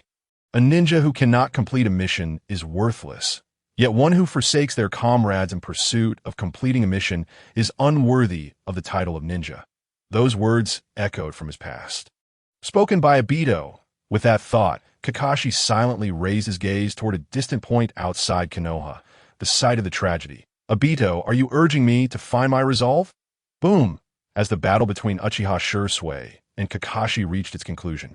Elsewhere, a man reclined against a tree beside the road from the land of fire to Konoha, leisurely sipping his drink. That he was tall, adorned with a forehead protector inscribed with the kanji for oil. His long white hair, cascading to his waist, marked by a distinctive red symbol beneath his eyes. Clad in a red overcoat and wooden sandals, his appearance was notably peculiar. Yet, this seemingly inebriated man was currently restraining several ninjas adorned with Konoha's forehead protectors, specifically infiltrators from other ninja villages. Although this world is rife with animosity, I still believe there will come a day when people will embrace mutual understanding. That wouldn't you agree? The infiltrators, despite their desire to retort at Jiraiya's drunken musings, ultimately gritted their teeth in silence. They needed to identify a flaw in his demeanor and seize the opportunity to escape. Otherwise, once the Umbu ninjas from Konoha arrived, their fate would be grim. As for Root, it had been obliterated along with Shimura Danzo, a piece of intelligence they were required to report upon returning. Yet, just as these thoughts crossed their minds, several Root ninjas suddenly approached from a distance. Swish! Upon sighting Jiraiya, the ninjas immediately bowed in respect. Lord Jiraiya! Lord Jiraiya! These sneaky fellows were encountered along the way. Take them back for interrogation. Yes, it seemed Jiraiya recognized their attire as he set down his flask and inquired. You are Root ninjas? Did not Root cease to exist? Root has been restructured. Lord Shisui is now in charge. Upon hearing the words of the ninja, Jiraiya nodded slightly. Shisui, I never imagined that Uchiha's boy would grow to this extent. I must return to see for myself. In the next moment, Jiraiya unleashed his formidable chakra and accelerated on his way, laughter echoing through the forest. Of course, the primary concern remained to extend his best wishes to his dear friend Orochimaru. Chapter 66. Orochimaru, who does not wish to become Hokage, reunites with a close friend within the Hokage's office. Orochimaru pondered, How peculiar, my eyelids have been twitching incessantly these past few days. Could it be that something is about to transpire? Staring at the piles of documents before him, he pressed his hand against his forehead, exhaustion etched on his face. Alas, is this what it means to be Hokage, to grapple with such a multitude of affairs? I truly do not comprehend the fervor with which so many vie for this position. What use is power? Science is far superior. Since assuming the role of Hokage, every morning upon awakening, he was greeted at the door by several Umbu members and Uchiha clan ninjas, who claimed they were there to protect him. Upon entering the Hokage's office, aside from attending necessary meetings during exceptional circumstances, he was continuously inundated with unending paperwork. Once he completed the documents concerning Konoha, he was faced with those pertaining to the borders of the Land of Fire. Once those were completed, he was met with the intricacies of relations with various ninja villages. By the time, the Umbu members and Uchiha clan ninjas called upon him at the door. Night had already fallen. Time to head home and rest. Tomorrow, the cycle resumes, a never-ending loop, devoid of conclusion. Bang! At one moment, Orochimaru slammed his hands on the table and stood up, gritting his teeth. I can no longer endure this. For the sake of Lord Knight, I will endure for 1 year, just 1 year. After that, I'll take my double salary and make my escape. This Hokage business is utterly exhausting. As for Orochimaru's furious roar, the Umbu members stationed at the entrance of the Hokage office and the Uchiha clan ninjas merely turned their heads to glance. They then resumed their posts with stoic expressions, devoid of any surprise. This volatile behavior from their fifth Hokage had become quite routine, occurring every few days. Initially, they would rush in to investigate, but now everyone had grown accustomed to it. Sure enough, moments later, Orochimaru glanced at the stack of documents he had just dealt with, shaking his head in exasperation. Although he refrained from further outbursts, his hands began to weave seals with remarkable speed. Shadow clone technique. In the next instant, he left his shadow clone in the office to handle the paperwork while he stealthily escaped over the wall. After all, he was one of the legendary Sannin of Konoha, renowned throughout the ninja world. Given his prowess, he would only be pursued by the other 2 Sannin or a select few formidable Konoha ninjas. The mere Umbu members and Uchiha ninjas would hardly notice his swift departure. Once outside the Hokage building, Orochimaru skillfully donned a cloak and dashed toward the outskirts of Konoha, employing both chakra and basic body flicker technique with remarkable agility. It was evident that this was not his first time executing such an escape. As long as he distanced himself from the Hokage building, he could finally find a serene spot to conduct his beloved research. Where to go? Ah, that's right there. Within Konoha, there were scarcely any places deemed safe for him. After all, he had garnered quite a following as one of the legendary Sannin, even before his ascension to Hokage. In Konoha, he was certainly a celebrity. However, there existed a hidden sanctuary solely belonging to him, Tsunade, and Jiraiya, an abandoned patch of grass on the village's outskirts, unless there was an invasion necessitating a village-wide patrol. That location was unlikely to attract any visitors. Unbeknownst to Orochimaru, as he hurried towards that secluded spot, Jiraiya, with his waist-length white hair, was striding boldly into Konoha, clad in a red coat and wooden sandals. Upon entering the village, his gaze immediately fixed upon the Hokage building, his face alight with excitement. "Ha ha, Konoha! Jiraiya, have returned." However, his eyes soon wandered to the side. Wow, that young lady is dressed quite provocatively. And that one is nice too. And that one. Young ladies, over here. With his true nature revealed upon glimpsing young women, all eyes turned to Jiraiya, who was undeniably the center of attention. "ISNT that Lord Jiraiya. ES returned. Don't you remember? Lord Jiraiya is an old friend of our 5th Hokage. They, along with Lady Tsunade, were all disciples of the 3rd Hokage. Indeed, with Lord Jiraiya's return, he must be here to extend his blessings to our 5th Hokage." In contrast to the villagers' excitement, the Umbu members, root members, and spies from various Konoha clans quickly turned to report the situation after leaving a few behind. After all, this was one of the legendary Sannin, a disciple of the 3rd Hokage, Tsurutobi Hiruzen. His return could very well instigate subtle shifts in the power dynamics among the factions within the village. As for the hurriedly departing ninjas, Jiraiya merely cast a glance before striding confidently towards a different destination. One entirely distinct from the Hokage building. A bunch of annoying fellows, let them be. Just so before heading to the Hokage building, I'll check on our secret base, oblivious to the spies trailing him. Jiraiya paid them no mind that if he wished, he could effortlessly shed his pursuers. That fellow looks rather familiar. While Jiraiya sought out the shadows of beautiful women along his path to the secret base, a cloaked figure suddenly appeared before him. I say, is that voice? Jiraiya. Orochimaru, who had originally intended to visit the secret base, was frozen in shock upon seeing Jiraiya return at this moment, his forehead lined with dark veins. Without hesitation, he turned to unleash his chakra and flee.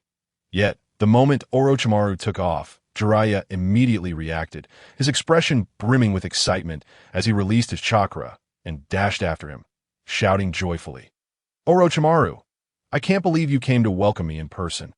I am truly touched. Wait, I should be addressing you as Fifth Hokage now, haha. Don't be shy. It's been ages. Let us sit down and have a chat. That rascal, hearing Jiraiya call out his name so brazenly in front of everyone. Orochimaru muttered a low curse and quickened his pace. In response, Jiraiya, equally unwilling to back down, accelerated, his laughter growing ever louder. Orochimaru, shall we have a race? Come on, let us have a long-awaited duel to determine who Tsunade truly favors. Ha ha! Chapter 67. You fool, don't come over. What did Lord Jiraiya just say? The person he asked chasing ISNT, an infiltrator from another village. It's the Fifth Hokage. What on earth are the guards protecting the Hokage doing? Hurry and relay this information back to the organization. We absolutely cannot allow any harm to come to the Fifth Hokage. And you lot, regardless of your clan, hurry back and summon help. The most vital task now is to ensure the safety of the Fifth Hokage. Protect the Fifth Hokage. Protect the Fifth Hokage.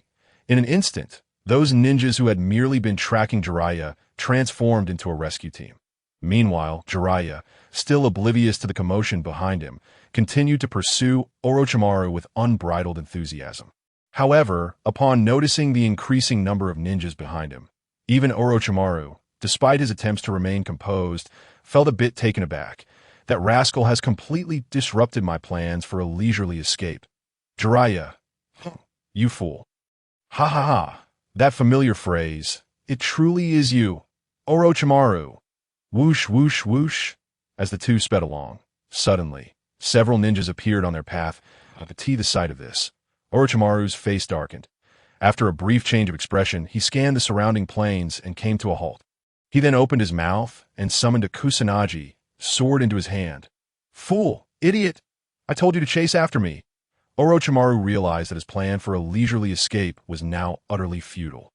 However, to simply leave without a fight was out of the question. Ha! Orochimaru, you finally made your move. Then so shall I. Seeing Orochimaru finally attacking, Jiraiya's face lit up with excitement as he rushed forward, unleashing toad oil from his mouth. Immediately, the fire chakra combined with the toad oil, erupting into fierce flames directed at Orochimaru. Fire release. Fireball technique. Yet in response, Orochimaru remained calm, splitting himself into two. The shadow clone wielding the kusanagi sword swiftly maneuvered to Jiraiya's side, while he himself rapidly formed seals. Wind release. Great breakthrough. Whoosh! In the next moment, a powerful gust of wind erupted from his mouth, forcibly countering the oncoming flames. Seizing the opportunity while Jiraiya was entangled with the shadow clone, Orochimaru again formed seals with his hands. Shuriken shadow clone technique. A shuriken shot through the air, descending upon Jiraiya from above. The IT started with 1, then 10, 100 of thousands, tens of thousands. Whoosh, whoosh, whoosh. Observing the dense barrage of shurikens before him, Jiraiya, having just dispatched Orochimaru's shadow clone, wore an excited grin. It seems you're finally taking this seriously, Orochimaru. In that case, I shall too. Shuriken shadow clone technique. In an instant, countless shurikens glimmered incessantly between the two combatants. The sound of metal clashing resonating in the air, clang, clang, clang, gurgle, gurgle.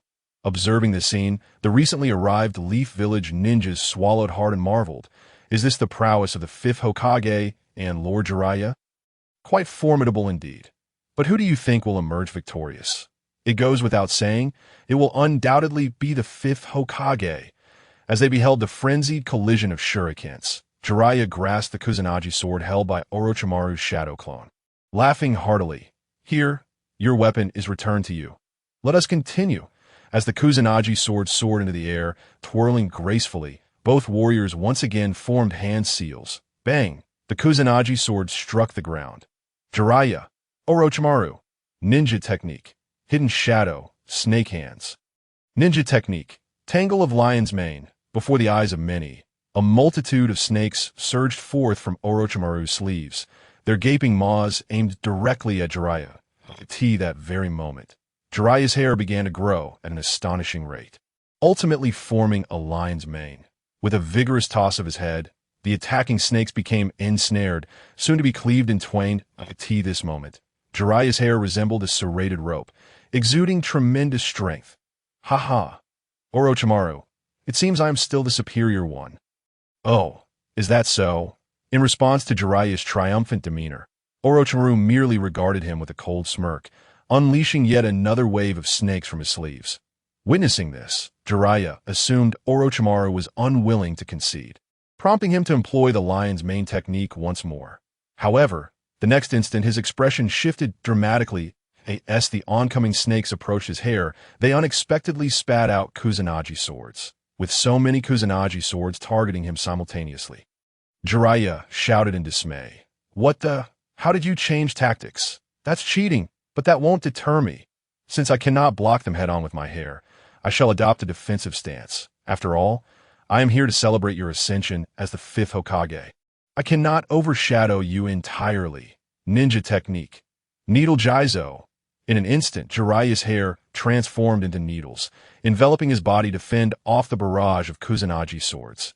Yet, while he allowed Orochimaru to dominate the physical confrontation, his tongue showed no signs of restraint. "Ha ha, Orochimaru, seeing our current states must remind you of our school days." Orochimaru's face displayed a hint of confusion, uncertain of Jiraiya's intent. However, his eyelids twitched violently. "Something is amiss. I must silence this fool quickly." Ninja technique. Orochimaru, do you remember that time we went to spy on the village girls bathing? That one time, it was quite large and round. Do you recall? Isn't it nostalgic? I feel the same way, ha ha ha. Hiss. Upon hearing this, the gazes of all present ninjas turned sharply towards Orochimaru, their eyes brimming with various emotions. Did I just hear that correctly? The fifth Hokage once spied on village girls with Lord Jiraiya? No way. The fifth Hokage could never participate in such activities. Jiraiya must be joking. Yes, it has to be a jest. The fifth Hokage is not that kind of person. However, no matter how forcefully the Umbu members attempted to explain, they cannot keep pace with Jiraiya's rapid-fire words. And then, we had agreed that you would disguise yourself as Tsunade, while I would swoop in to save the day, but who would have thought you would be taken out by Tsunade with a single kick? Ha ha. And there is more. Ah ha. Those moments truly evoke a sense of nostalgia. Jiraiya continued to share what he deemed amusing, growing increasingly animated, his laughter rendering his mouth nearly unable to close. This, in turn, incited Orochimaru's ire to a boiling point. "Jiraiya, you rascal, what are you doing? I'm going to end you." Boom. Chapter 68. The Headache of Sarutobi Hiruzen. Jiraiya challenges Senju to the entrance of the Umbu office. Sarutobi Hiruzen strolled out leisurely, taking a casual puff from his pipe and exhaling a smoke ring. What is the fuss? Is it not merely a reunion between Jiraiya and Orochimaru? Why the panic? But Lord Third, it seems Jiraiya has become overly excited. He is now overly excited upon hearing his subordinate's words. Sarutobi Hiruzen initially wore a nonchalant expression. Yet, recalling his disciple's temperament, he soon set down his pipe, feigning composure. Send someone to stop those two. How old are they to still be brawling like children? It is utterly embarrassing. Just as Sarutobi Hiruzen finished speaking, the nearby Leaf Village civilians cast doubtful glances at his face. Hey, have you heard? When Lord Third was Hokage, he had a certain book hidden in the first drawer of his desk. That kind of book? No way. It must be true. This is what Lord Jiraiya said himself, and I tell you, it is said that Lord Third has a preference for women who are large and round. Upon hearing the villagers' gossip, Sarutobi Hiruzen swiftly turned to Kakashi, firmly patting his shoulder with a serious demeanor. Kakashi, I trust you to handle this. Go summon Shisui, and take some men over there. You must prevent them from causing further chaos. Yes, Lord Third, Kakashi nodded, prepared to set off. However, Sarutobi Hiruzen suddenly pressed down on his shoulder. Wait, Lord Third, first, ensure they cease discussing my affairs. Handle the rest as you see fit. Understood. At a moment later, within the Umbu office. Entering the room, Jiraiya comfortably settled onto the sofa, his face displaying a long-awaited sense of relaxation. Teacher, you remain ever the same, full of life. Aging, I can hardly withstand the antics of you youngsters. Sarutobi Hiruzen shook his head while repositioning a particular book in his cabinet. After completing these tasks, he turned to Jiraiya. Are you planning to leave again? Upon hearing Sarutobi Hiruzen's query, Jiraiya's smile abruptly faded, and he gazed up at the ceiling of the Umbu office. Look, unless I find a suitable disciple to bring peace to the ninja world, I shall continue my journey. Perhaps in some distant place, I may encounter a disciple capable of changing this world. After all, he wished to prevent the tragedies of the Rain Village and the demise of his disciple.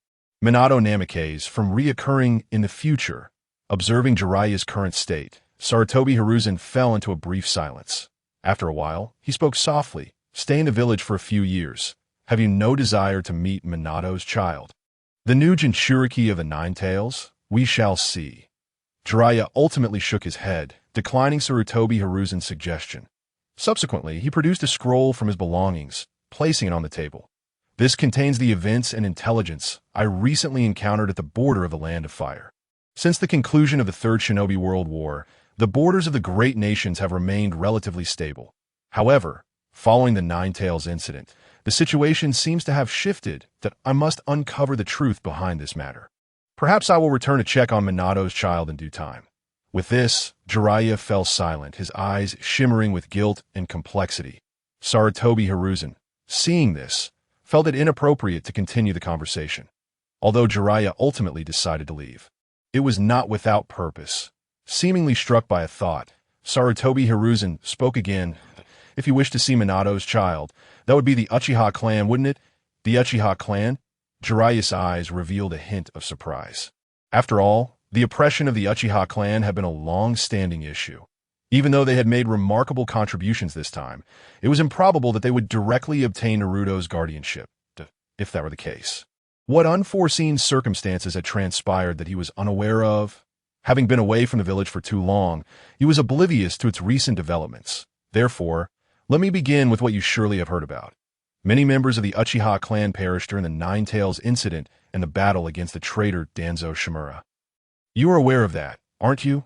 Jiraiya nodded slightly. As for that individual, given that the village has gradually stabilized, he has also begun to lead a reclusive life, which is why you have not heard any news about him. Who? The disciple of the first Hokage, Senjuro. Following this, Hiruzen Sarutobi proceeded to relay all the information regarding Senjuro to Jiraiya. After all, he knew that his disciple would certainly visit the Uchiha clan's residence to meet Senjuro. He did not expect Jiraiya to emerge victorious. He merely hoped that Jiraiya could deplete Senjuro's strength as much as possible, thereby slowing the recovery of his powers. Upon hearing the information about Senjuro, Jiraiya's expression gradually transformed from calm to one brimming with intense interest. How fascinating. He can wield the first Hokage's would release, and, like the first Hokage, shows considerable care for the Uchiha clan. With that thought, Jiraiya gathered his belongings and forcefully pushed open the door to the Umbu office. In light of this, teacher, allow me to meet Minato's child and pay a visit to the first Hokage's disciple. Senjuro, whoosh. In the next moment, Jiraiya vanished without a trace, and from a distance, his voice could be heard at Yo, Naruto. I'm coming. Watching Jiraiya's departing figure, Hiruzen Sarutobi let out a gentle sigh and then waved his right hand. Immediately, Kakashi, who had been perched on the roof of the Umbu office, jumped through the window and knelt on one knee before the third Hokage. Lord Third, Kakashi, you possess the Manjiki Sharingan, and since Shisui is a member of the Uchiha clan, I can only rely on you. Use your Manjiki Sharingan to observe their battle and return the results to me. Upon hearing Hiruzen's words, Kakashi nodded solemnly and then disappeared from sight, looking at the empty Umbu office. Hiruzen took a deep breath of smoke. Jiraiya, I hope that before you leave, you can do your utmost to weaken Senju Yuru's strength. This way, the subsequent plan to balance the power of the major clans can proceed more smoothly. Chapter 69. Jiraiya encounters obstacles. Uchiha Fugaku takes action outside the Uchiha residence. Jiraiya leaped down from a tree, landing heavily on the ground, his face alight with joy. Little Naruto, I'm here. Halt! Halt! Just as Jiraiya was about to step through the gates of the Uchiha clan, he was stopped by two guards at the entrance. Seeing this, Jiraiya helplessly shrugged. Oh, come on. We're all from the village. Can't we be friends? No way. The clan leader has issued a strict order to protect the hero left behind by the fourth Hokage. No one may enter without his command. We are merely following orders, so please do not make it difficult for us, Jiraiya-sama. When will your clan leader be coming? Jiraiya inquired. I don't know. Ever since the Nine-Tails incident. The clan leader has been recuperating and hasn't been out for several days. This is quite the conundrum. Hearing the guard's words, Jiraiya scratched his head. He understood that the fault did not lie with them.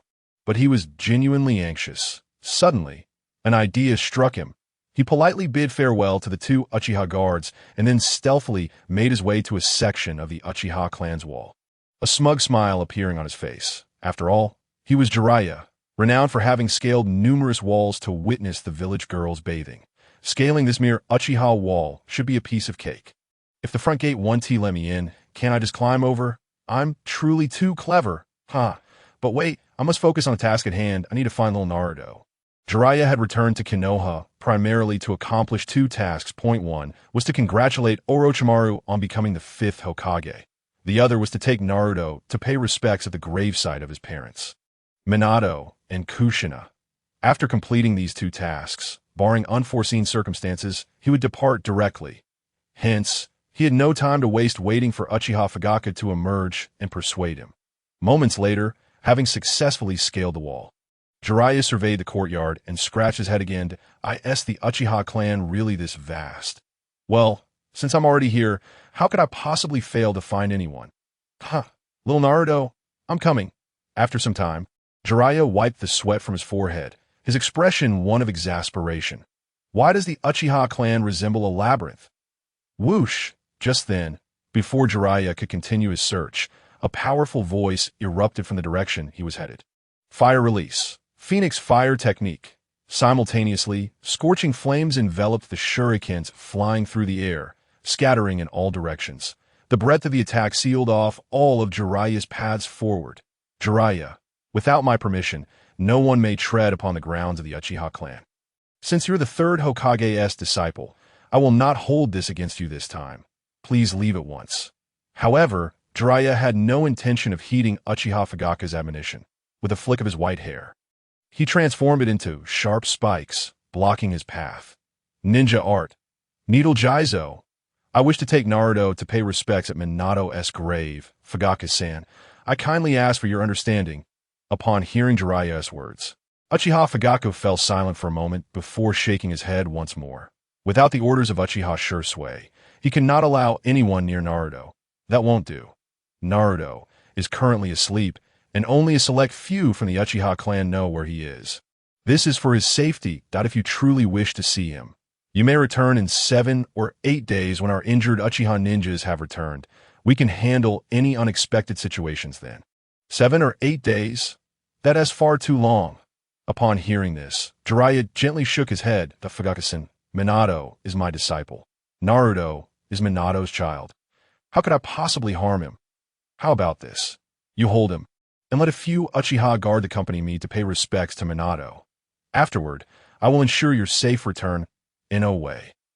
Uchiha Fugaku immediately rejected Jiraiya's proposal. If they could not even meet, how could he allow Naruto to be taken away? In that case, Fugaku-san, I must take my leave. Today, all losses incurred by the Uchiha will be attributed to me. Jiraiya shook his head in resignation, his expression suddenly turning grave. He quickly formed hand seals. His palms pressed together and simultaneously expelled toad oil from his mouth. Fire release. Great fireball technique. In the face of Uchiha Fugaku, a figure of clan leader caliber, even Jiraiya could not afford to relax. The next moment, a torrent of scorching flames surged toward Uchiha Fugaku, a terrifying sight, a great fireball of even greater power. Observing the fireball rushing towards him, Uchiha Fugaku did not retreat. Instead, he formed seals and clapped his hands together. For the Uchiha clan, aside from the power of the Sharingan, their most familiar and proficient ninjutsu was fire release. Fire release. Great fire dragon technique. Roar. With a roar, a fearsome fire dragon formed from compressed flames surged forth, hurtling towards Jiraiya's great fireball under Uchiha Fugaku's command. Witnessing this, Jiraiya, though somewhat astonished by the power of Uchiha Fugaku's fire release, great fire dragon technique, still unleashed the ninjutsu he had prepared in advance. Earth release. Hell swamp. Gulyu.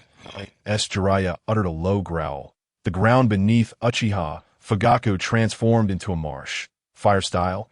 Don't even think of escaping. Noticing Fugaku attempting to leverage the impact of the fire technique to extricate himself, Jiraiya's right hand suddenly surged with an overwhelming amount of chakra, propelling him forward. The vast chakra in his hands surged violently, compressing until, at a critical moment, it reached its peak. Rasengan. Whoosh! Jiraiya hurled the Rasengan towards Fugaku's head, simultaneously retreating at high speed. Fugaku, I apologize for this, but once I pay my respects to Minato with Naruto, I shall return immediately to make amends. He had already discerned that Fugaku seemed intent on obstructing his passage through the narrow path behind him. In short, the likelihood of Naruto being over there was exceedingly high. Since the other party was unwilling to disclose this information, he had no choice but to take a gamble. However, just as Jiraiya was about to charge forward, an overwhelming sense of danger suddenly gripped his heart. Without a moment's hesitation, he retreated to the side, and that very instant, a colossal red skeletal hand came crashing down upon the very spot he had just vacated. A tremendous explosion ensued, sending dust swirling into the air. Amidst the chaos, a gigantic red skeletal giant emerged step by step. This was the Susanoo of the Uchiha clan. Jiraiya, I have warned you. Under no circumstances are you to take Naruto away. If you insist on disregarding my words, I shall be compelled to expel you. Chapter 70. The Arrival of Senjutsu. Join me in battle, Susanoo. Manjiki Sharingan. Fugaku, have you lost your mind? Upon witnessing Fugaku activate the Manjiki Sharingan and summon Susanoo, Jiraiya was thrown into a state of urgency, even addressing Fugaku by name, omitting the title of clan leader. Although Fugaku's Susanoo was not yet in its complete form, it did not diminish its formidable power. Most critically, from this moment on, he would have to confront a Fugaku whose attack and defense capabilities were greatly enhanced by Susanoo, while also remaining vigilant of the Manjiki Sharingan. Faced with this predicament, the quickest way to resolve the battle would be to enter Sage Mode, or to concede and return after a week or so. Sage Art. A week's wait. As this thought crossed his mind, Jiraiya felt a wave of frustration wash over him. Before him, utilizing Susanoo's skeletal hand to pull himself out of the Yellow Springs marsh, Fugaku's crimson Manjiki Sharingan flickered ominously. In the next moment, he commanded the red Susanoo to swing its massive skeletal hand once more, crashing directly toward Jiraiya. Jiraiya, please leave the Uchiha. With no alternative, Jiraiya steeled himself as he faced the menacing red skeletal hand barreling toward him, gritting his teeth as he prepared to use a summoning technique to call forth the toads of Mount Mayaboku for temporary assistance. Only then could he find the time to enter Sage Mode. Meanwhile, it seemed that Fugaku, protected by Susanoo, had sensed Jiraiya's intentions, and as he formed hand seals, a raging inferno was poised to erupt from his mouth. However, just as both of their techniques were on the verge of being unleashed, a resonant voice rang out from outside the Uchiha clan's grounds. With style, with golem technique, with style, with dragon technique, boom! In an instant, the ground beneath the Uchiha clan trembled violently as enormous wooden figures and dragons emerged, forcefully pushing the two combatants apart. This surge of chakra was unmistakably from Senjutsu. As Jiraiya contemplated this, Uchiha Shisui, draped in a cloak, abruptly appeared atop the wooden giant's shoulder, overlooking both Jiraiya and Uchiha Fugaku from a high vantage point. What is happening here? Although he was aware of the situation, Uchiha Shisui feigned ignorance and spoke coolly. Elder, here is the situation. Following Fugaku's account, Uchiha Shisui nodded and turned his gaze toward Jiraiya. Pervy sage, why have you suddenly returned from Mount Myaboku, causing such a commotion?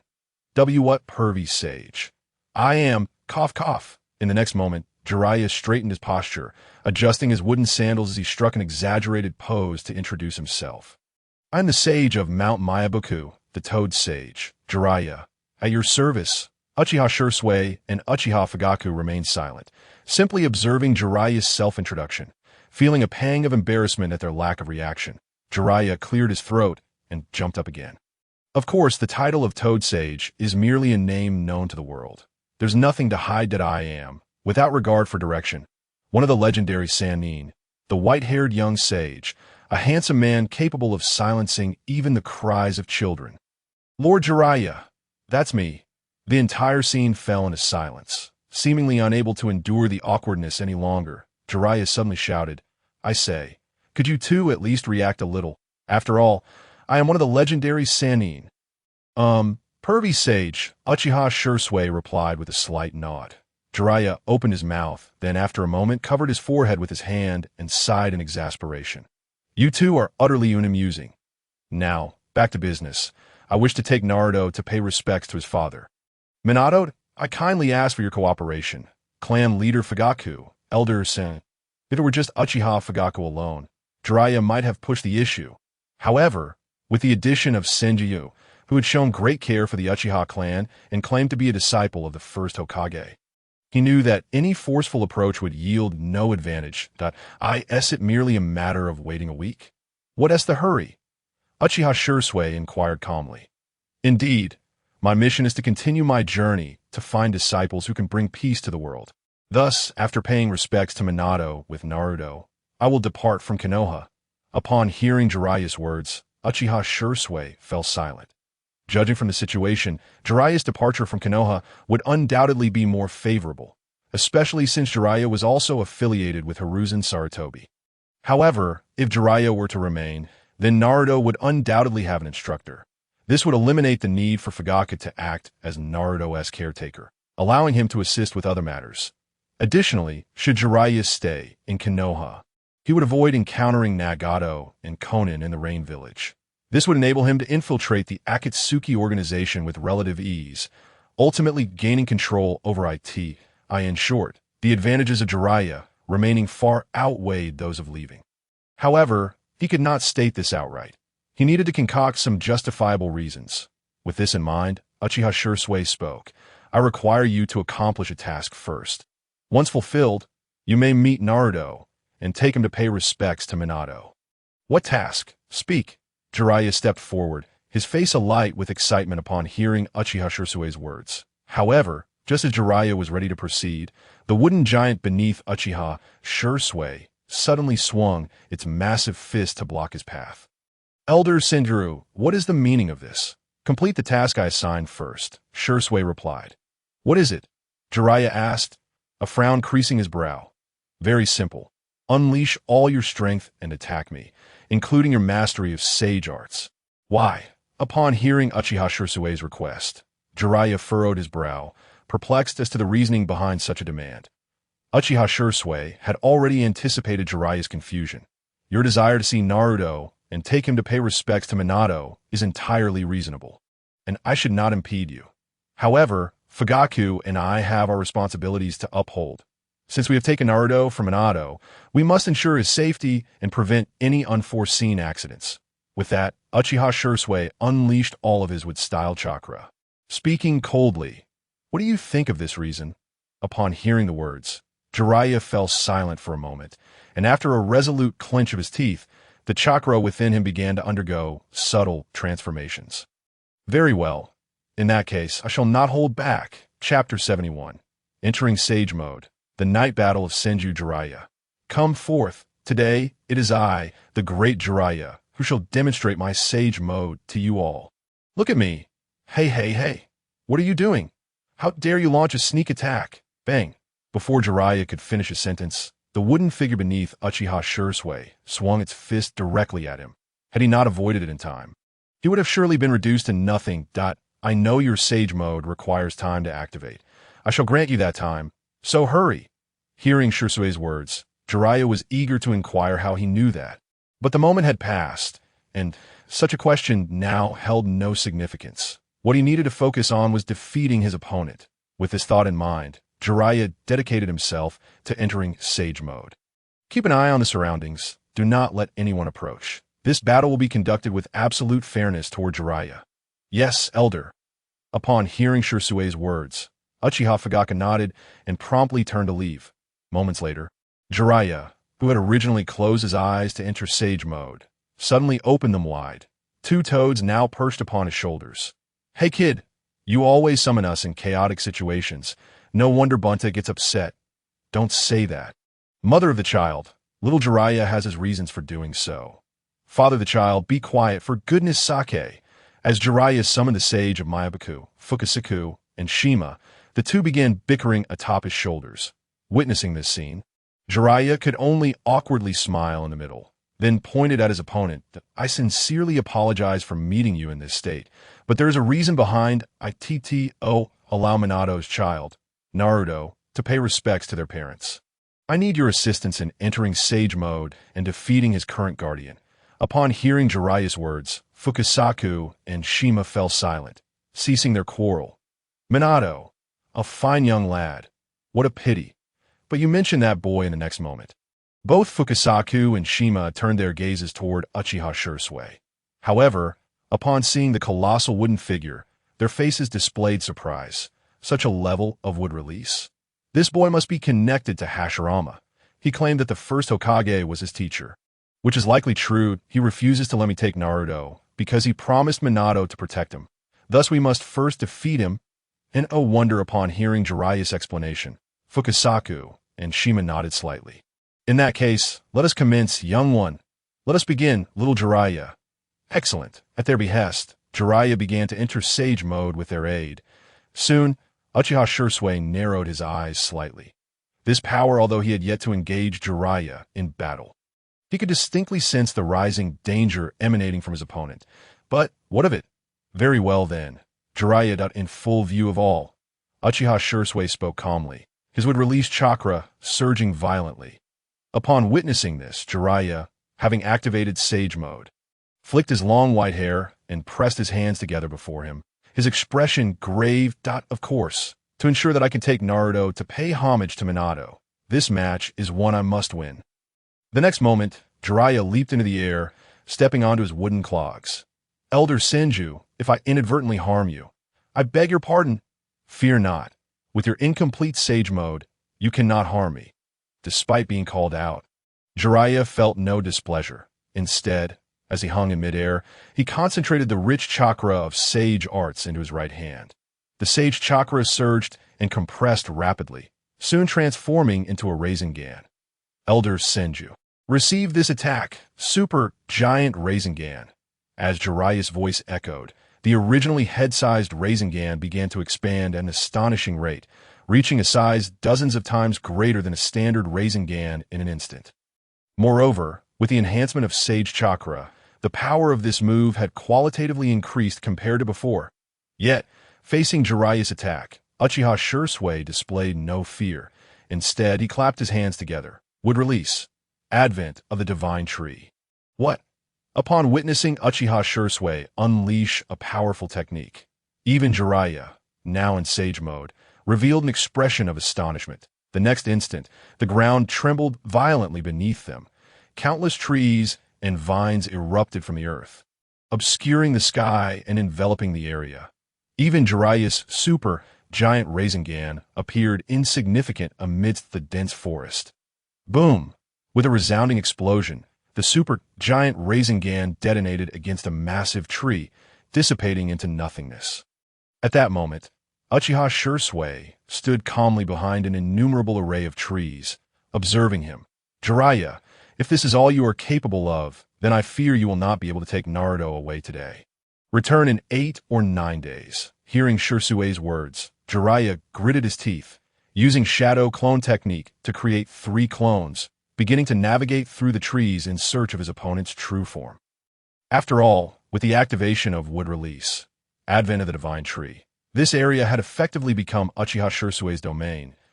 If Jiraiya wished to triumph, he had no choice but to either obliterate the entire forest or, alternatively, close in on Shisui's true form for a precise strike. Meanwhile, as Jiraiya and his clones moved swiftly, searching for Shisui's whereabouts, Uchiha Fugaku and the clan members had united to create a barrier, ensuring that their battle remained contained within a section of the Uchiha compound.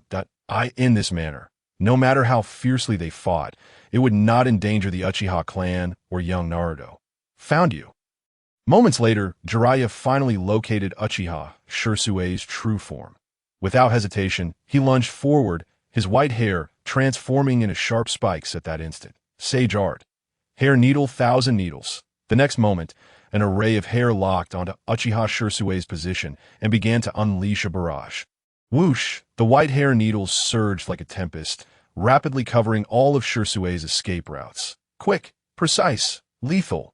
Observing this scene, Uchiha Shisui clapped his hands together. Would release. Wooden pillar wall. Instantly, wooden walls appeared before him in succession. Though the wooden walls exploded one after another, they ultimately succeeded in blocking all of the hair needles. Witnessing this, Uchiha Shisui pressed his hand against the hilt of his grass-cutting sword, speaking coldly. Jiraiya, if you do not reveal your true abilities, then what? In the next moment, Uchiha Shisui appeared instantaneously behind Jiraiya, his icy voice causing every muscle in Jiraiya's body to tense. Please, lie down. Whoosh, Chapter 72. The True Power of Jiraiya. Illusion clash, thunderous, with a flash of sharp swords gleam. A deafening explosion reverberated throughout the area, and Jiraiya's body stiffened at that moment, his expression grave as he turned to gaze at a certain spot behind him. Rendered speechless, there a gaping sword scar spread wide, leaving behind grotesque ravines in the ground, with several strands of white hair drifting through the air. Clearly, that powerful strike had been deliberately aimed away. Otherwise, he would not merely have lost a few strands of hair, while remaining unharmed in place. With this realization, Jiraiya rose once more, looking at Uchiha Shisui before him, and spoke solemnly. Boss, big sister, we may need to go all out from here on. Otherwise, we will not be able to take Naruto to pay our respects to Minato today, though I am somewhat reluctant to admit it. The current situation is indeed as such. Without the assistance of these 2 celestial beings, it is likely that I would have found it impossible to defeat my opponent today and successfully escort little Naruto to pay respects to Minato. Indeed, this disciple of Senju Hashirama possesses formidable strength, my dear. Understood. Enough with the chatter, young man, if that is the case. Let us proceed with that technique, as the sage Fukasaku and the sage Shima agreed. Jiraiya clasped his hands together, his gaze fixated intently on Uchiha Shisui. Elder Shinjigura, I shall give it my all from here on, so please be cautious. Upon witnessing the hand seals performed by Jiraiya and the sages on his shoulders, a flicker of unease crossed Uchiha Shisui's eyes, prompting him to hastily retreat. For the forthcoming technique unleashed by Jiraiya and the sages, he felt no obligation to withstand a head dash onto it. Presented an excellent opportunity to test the resilience of his wood release, advent of the world tree against the opposing sage arts, which were inherently disadvantageous. As Uchiha Shisui contemplated this, Jiraiya, Fukasaku, and Shima finally struck. Sage art. 5 right gate. With Jiraiya's declaration, he spewed forth a copious amount of toad oil, while Fukasaku and Shima unleashed their wind release and fire release respectively.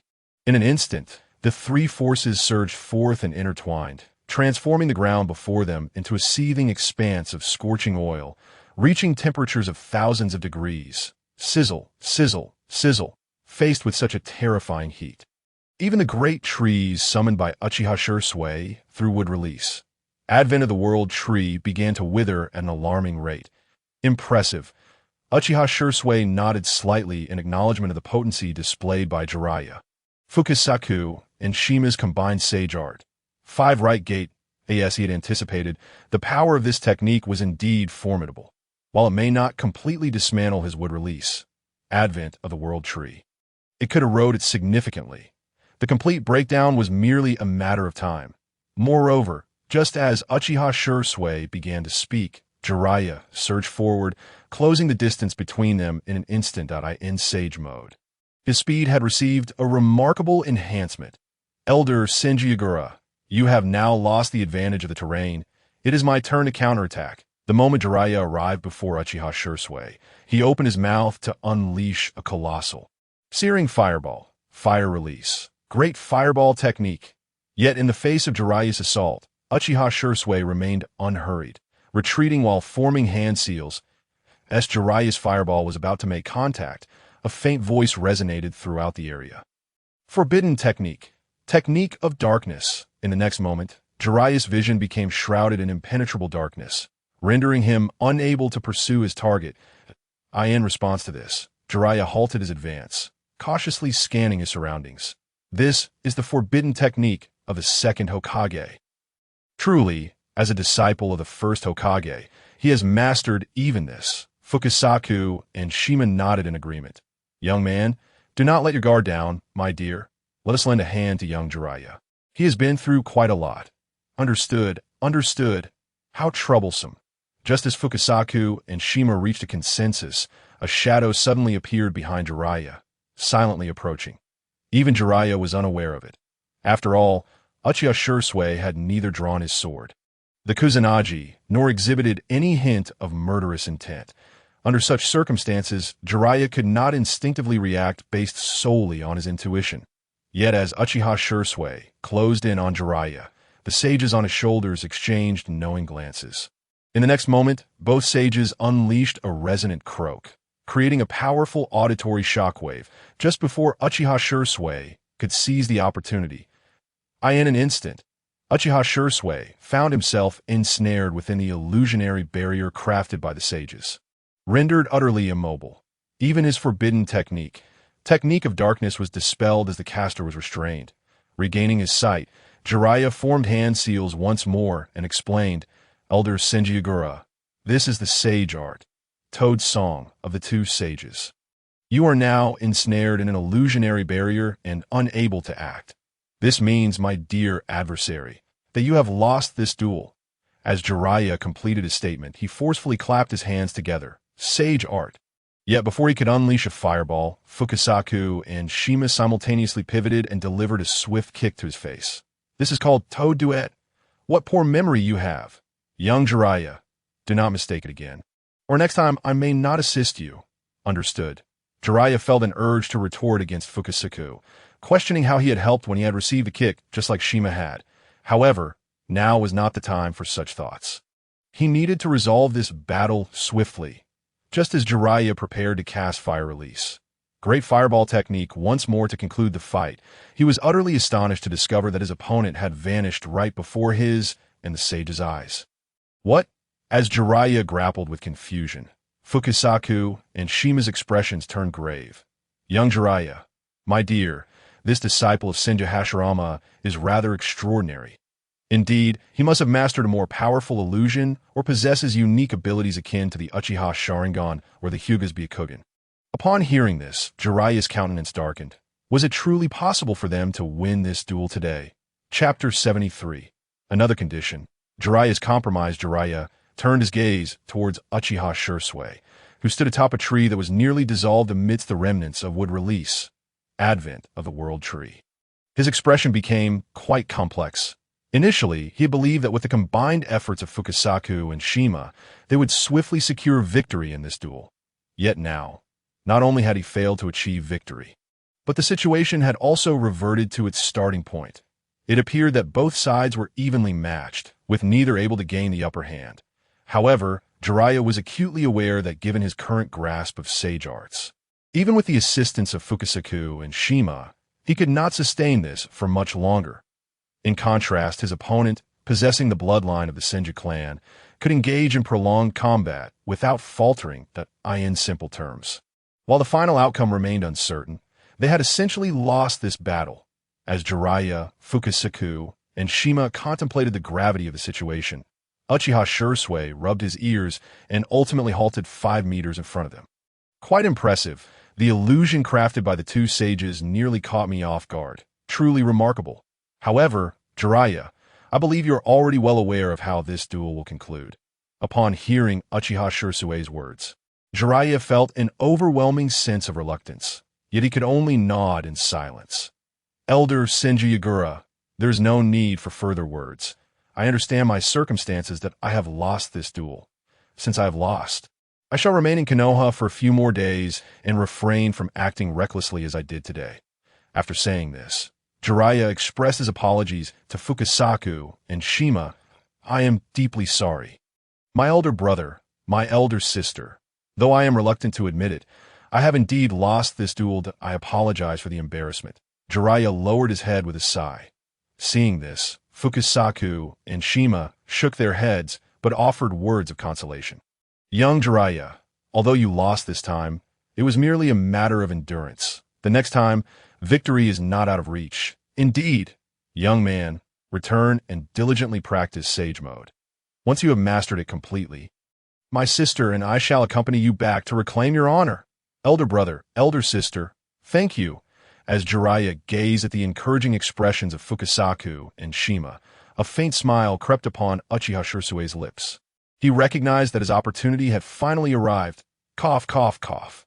Jiraiya, according to our prior agreement, it is indeed time for you to depart from this place. However, at this juncture, Uchiha Shisui deliberately paused, as anticipated. In the next moment, Jiraiya abruptly turned around, his gaze fixed intently on him. He could discern that, despite his defeat in today's duel, there seemed to be a glimmer of hope.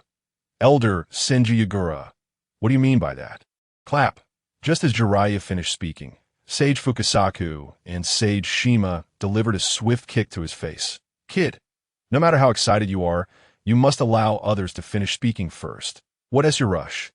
The old lady is right. Young Jiraiya, what is the hurry? My message is quite simple.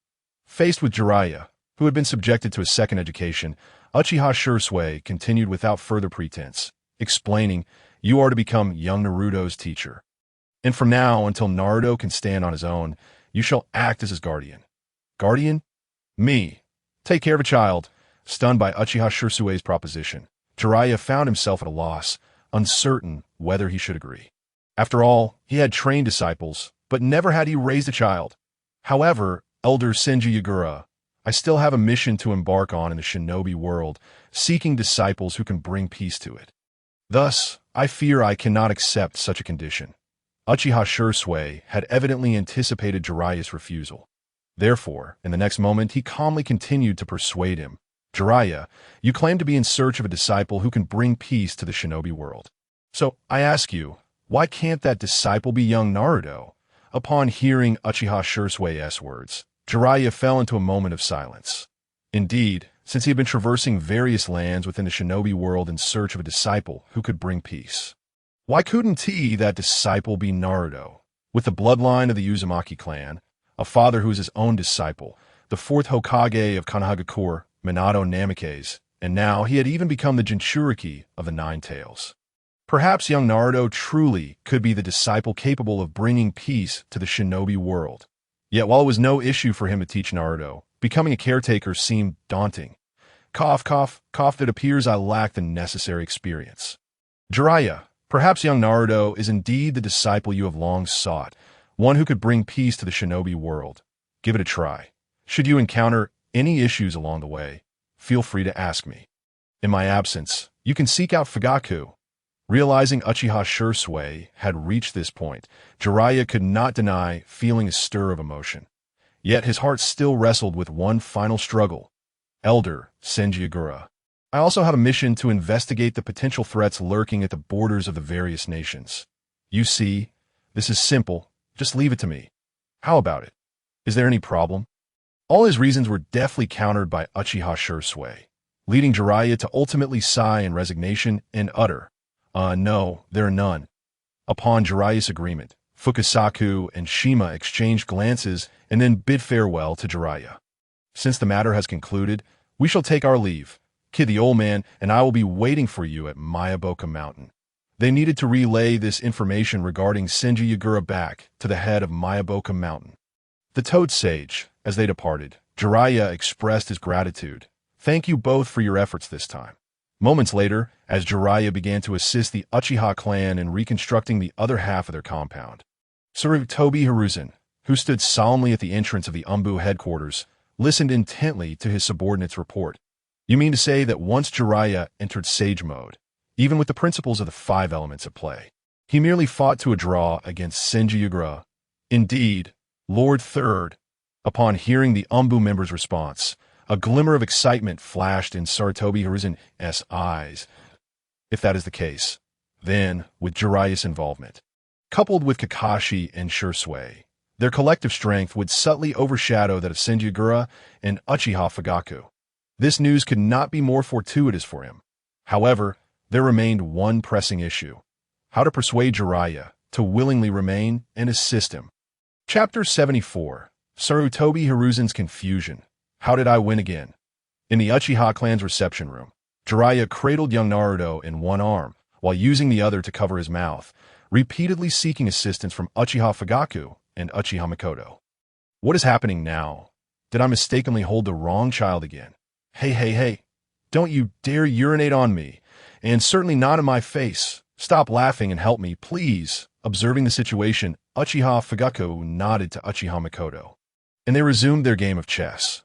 Lord Jiraiya, allow me to assist you. With Uchiha Mikoto finally taking over, Jiraiya sighed in relief. Yet when he glanced at Uchiha Shisui, a frown creased his brow. Why did it feel as though he had boarded a pirate ship? It seemed Uchiha Shisui sensed Jiraiya's gaze and, while continuing to play chess, calmly enlightened him. Now you understand the challenges of caring for a child. At this rate, if you were ambushed by an undercover agent from Shinobi village on the way to the cemetery, how confident would you be in ensuring Naruto's safety while also making your escape? Initially skeptical, Jiraiya found himself rendered speechless and no longer looking at Uchiha Shisui. He turned to face young Naruto in Uchiha Mikoto's arms, beginning to leap about in his wooden sandals. You little rascal, I am one of the legendary Sannin, unmatched across the lands. The white-haired sage, even a crying child shall be silenced by my charm. Lord Jiraiya, yes, it is I. Just as Jiraiya proclaimed his name, disaster struck his hair. Upon hearing Jiraiya's anguished cries, young Naruto clapped his hands joyfully and laughed. Wow. Uchiha Mikoto observed this scene, a gentle smile gracing her features as she softly remarked, Lord Jiraiya, it seems this child truly adores you. Adore me? More like he enjoys playing tricks. In response to Uchiha Mikoto's praise and young Naruto's watchful gaze, Jiraiya turned his head away, feigning disinterest, sensing this. Young Naruto's big eyes appeared pitifully sad. Yet, Jiraiya paid him no heed. Jiraiya remained indifferent. Moments later, with a gentle sigh, Jiraiya finally turned to young Naruto. You little rascal, this is the last time. If you dare to urinate on me again, I shall spank you. He really obeyed. He, truly deserving of my title.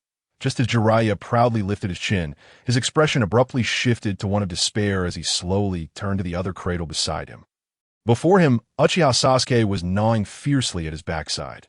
Witnessing this, Uchiha Mikoto offered an awkward yet polite smile.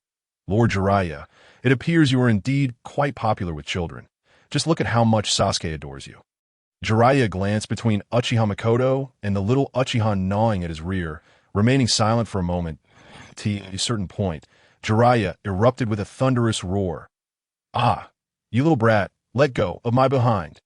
Naruto, how did you urinate on my face again? At this moment, while Jiraiya was fuming with indignation, Naruto continued to splash water around, his face adorned with an infectious smile. As for Sasuke, he remained silent, his mouth firmly shut throughout the ordeal.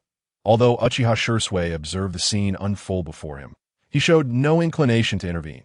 After all, the bond between Jiraiya and his disciple was exceptionally harmonious, rendering any interference unnecessary, that he simply needed to bide his time until Jiraiya fully embraced his role as a caretaker before he could depart from Konoha and seek out Konan and Nagato within the Akatsuki organization. As for Konoha, it was unlikely that any significant events would transpire in the near future. A mere shadow clone left behind would suffice to manage any affairs. Time passed, and after changing into a fresh set of clothes, Jiraiya finally carried the exhausted Naruto, who had fallen asleep from all the commotion, away from the Uchiha compound.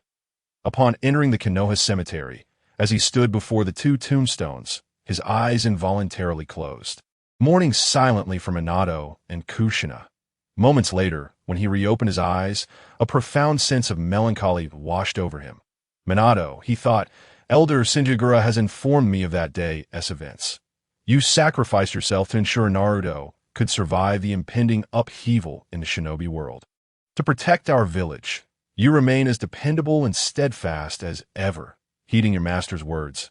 Unchanged at this point, Jiraiya's eyes glistened with unshed tears, which he quickly brushed away, his gaze transformed into one of unwavering determination. Minato, Kushina, rest assured, I will ensure Naruto grows up healthy and becomes an exceptional ninja, just like you. If he truly was, as Elder Shinjigura indicated, a disciple capable of ushering peace to the shinobi world. Jiraiya suddenly raised his head towards the direction of Amigakure, where he had once taken Nagato, Konin, and Yahiko as his own disciples. His expression solidified into one of resolute conviction. Then I shall give my all, even at the cost of my own life, to clear every obstacle in his path, for he could not bear the agony of losing another disciple again. Time slipped by, and as night descended, Jiraiya finally left the cemetery with Naruto in tow. Shortly thereafter, under the endorsement of Shinjigura and Uchiha Fugaku, he announced to the entirety of Konoha that he would be halting his travels and would take Naruto as his disciple until the boy could stand on his own. The news ignited a wave of joy throughout Konoha. After all, despite Jiraiya's notorious flirtations, he was still one of the legendary Sannin. His presence would undoubtedly bolster Konoha's defenses, much to everyone's delight. However, as Jiraiya took Naruto to pay respects to the fourth Hokage, Namake's Minato, and his wife, Uzumaki Kushina, and publicly declared his intention to take him as a pupil and cease his travels, the Umbu soon caught wind of this development. In the Umbu office, Sarutobi Hiruzen gazed at the scroll in his hands, his face etched with disbelief and deep concern. It's astonishing that Jiraiya would agree to take Naruto as his disciple and cease his wandering. This resolves the dilemma I had been grappling with. Yet, I cannot fathom why Shinjigura and Uchiha Fugaku would assist him in this manner. Are they unaware of the potential disadvantages of Jiraiya's continued presence for them? After much contemplation, Sarutobi Hiruzen, unable to uncover a satisfactory explanation, decided to set the matter aside, taking a deep puff of his pipe. For now, I shall refrain from taking any action. I have learned to be cautious around Shinjigura and Uchiha Fugaku. Chapter 75. Updated check-in location. Return to the Akatsuki organization with Jiraiya's decision to remain. The various undercover agents from other ninja villages, who had intended to capitalize on Konoha's diminished strength, were forced to abandon their plans. After all, Jiraiya was one of the legendary Sannin. A direct confrontation would leave them utterly outmatched. As for Sarutobi Hiruzen, he had also settled down, wary of taking rash actions. Experience had taught him to be cautious. Until he understood the origins of Shinjigura's sudden emergence, he would refrain from acting. If action were to be taken, it would need to wait at least 3 years, for in 3 years, Uchiha Itachi, under Shisui's guidance and training, would undoubtedly become a staunch believer in the will of fire, a powerful ally at his disposal. By then, he would have the legendary Sannin Jiraiya, Uchiha Shisui, and Itachi, as well as Kakashi, the son of White Fang. Such an illustrious lineup would surely enable him to reclaim the position of Hokage. In this context, Uchiha Shisui, after leaving behind a shadow clone, quietly departed from Konoha under the cover of night. However, just as he was utilizing the body flicker technique to swiftly traverse the darkness, the system's voice suddenly echoed in his mind. Ding! A new check-in location has been refreshed. Check-in location. The largest black market near Amigakure. Time limit. 5 days. 5 days, you say? Upon hearing this, a slight smile graced Uchiha Shisui's lips. The distance from Konoha to the Akatsuki organization, or the largest black market near Amigakure, was quite substantial. For others, 5 days might seem like a considerable duration, but for him, it was more than ample. He might not even require the full 5 days. 3 days later, at the entrance of Amigakure, Uchiha Shisui casually perched himself on the shoulder of a wooden construct, carrying the Kusanagi sword. as he sauntered into the village. The villagers of Amigakure instinctively parted ways, none daring to impede his progress. It was evident that his identity had been communicated to all by Nagato and Konan. Suddenly, a figure adorned with angelic wings, Konan, soared in from the distance. Upon seeing Uchiha Shisui unharmed, she couldn't help but breathe a sigh of relief. "You took so long to return, I was beginning to worry." "Worry about what?" Uchiha Shisui noted the concern in her eyes. Ignoring the gazes of the surrounding villagers, he pulled Konan into his embrace. "Oh, come now. With my strength, how could anything possibly go wrong?" As he spoke, Uchiha Shisui produced 2 sealing scrolls from his robes, forcefully placing them into Konan's hands. One scroll was filled with explosive tags, while the other contained the severed heads of Umbu and Root ninjas, which could be exchanged for bounties at the black market for even more explosive tags. After eliminating Shimura Danzo's root, he had come across a considerable number of explosive tags and ninja tools. Since Konan had a penchant for them, he decided to gift her the entire lot. The severed heads, of course, belonged to the ninjas affiliated with Danzo and Sarutobi Hiruzen. Such an opportunity to weaken their forces while simultaneously profiting was too advantageous to pass up. "Before we embark, we should check in with my little brother for a moment." "Little brother?" At Uchiha Shisui's words, a hint of exasperation crossed Konan's face. It seemed he was the only one in Amigakure bold enough to refer Nagato in such a manner. "By the way, why should we convert all the bounties into explosive tags?" Konan inquired, puzzled. While she indeed sought to accumulate explosive tags, their organization also required substantial funding for various operations. She couldn't afford to be selfish. Upon hearing Konan's question, Uchiha Shisui playfully tapped her nose, bursting into laughter. "It's all for the sake of achieving our little goal. 6 trillion explosive tags." Upon hearing this, a gentle smile blossomed on Konan's previously stoic face. He had not deceived her. He had indeed remembered what she desired. "Thank you," Konan silently expressed in her heart, as the two engaged in heartfelt conversation. With Konan attending to Uchiha Shisui's fruit, the villagers of Amigakure looked on with envious eyes. "Have you heard? That person has also received the blessing of the divine and become a messenger of God. Indeed, I envy that esteemed messenger who shares such a close bond with our angelic figure." "My angelic figure? How could she be so easily swayed by him?" Uchiha Shisui paid no heed to the villagers' chatter. Shortly thereafter, the two arrived at the cavern where Pain of the 6 Paths resided. Upon entering, the Deva Path, Pain spoke in a dispassionate tone. "Abandoned one, why have you taken so long to return? We feared you had fallen to the forces of Konoha." This abandoned one had been away from Konoha for far too long. He needed to thoroughly interrogate him to ascertain if there were any issues. Would release, would man technique. However, before the words of Pain from the Deva Path could be fully expressed, Uchiha Shisui, controlling the wooden clone, delivered a powerful punch. After all, the identity of an abandoned one is one of arrogance and defiance. Why should he dutifully report the reasons? Let him take a couple of hits first, and then we'll see how it goes. "Huh, my little brother, this time I've dispatched quite a number of Konoha ninjas, including those from the Umbu and Root. Impressive, I assent it. Come, let me see if you've made any progress recently. If not, I shall gladly claim the position of leader for myself." "Damn." Upon hearing Uchiha Shisui's remarks, Nagato, concealed in a hidden location, suddenly found his expression darkening. How could he have forgotten that while this individual possesses considerable strength, he is also rather single-minded? Why did he even engage with him in the first place? Wasn't he that just inviting trouble? However, despite his inner displeasure, Nagato still commanded Pain from the Deva Path to act. As the leader of the organization, he could not show weakness. A bag of rice can carry several floors. Shinra Tensei. Boom! Moments later, after exchanging blows with Pain from the Deva Path, Uchiha Shisui plopped down onto the ground, laughing heartily. "What a thrill! As expected of my little brother, your strength is quite commendable." Watching Uchiha Shisui in front of him, Nagato shook his head in exasperation. Had it not been for Konan intervening for the sake of the organization, this single-minded fellow would likely continue to cause a ruckus. But in the next moment, it seemed Nagato suddenly recalled something, turning Deva Path Pain to face Uchiha Shisui, casually inquiring, "By the way, you've just returned from Konoha. Have you heard of Senjuro Upon hearing this, a fleeting shadow of a peculiar emotion flashed in Uchiha Shisui's eyes before he promptly responded, I know him. In fact, I am quite familiar with him. He had already prepared a response for this question on his way here. Seeking to extract information from him? Prepare to be deceived, little brother. This Uchiha Shisui contemplated. Nagato, upon hearing the response, became exceedingly serious.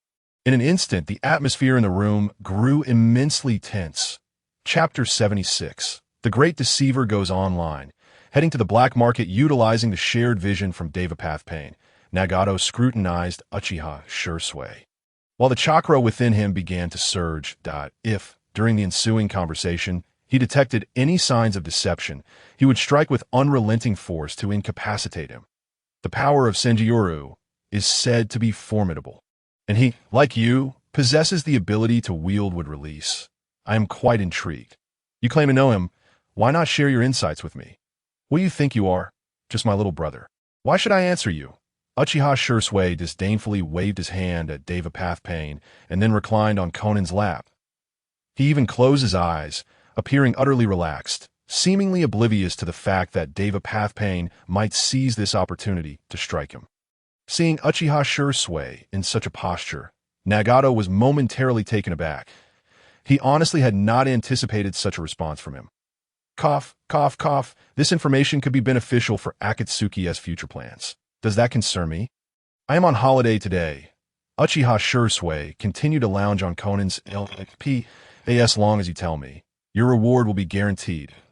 What do you think I lack for money?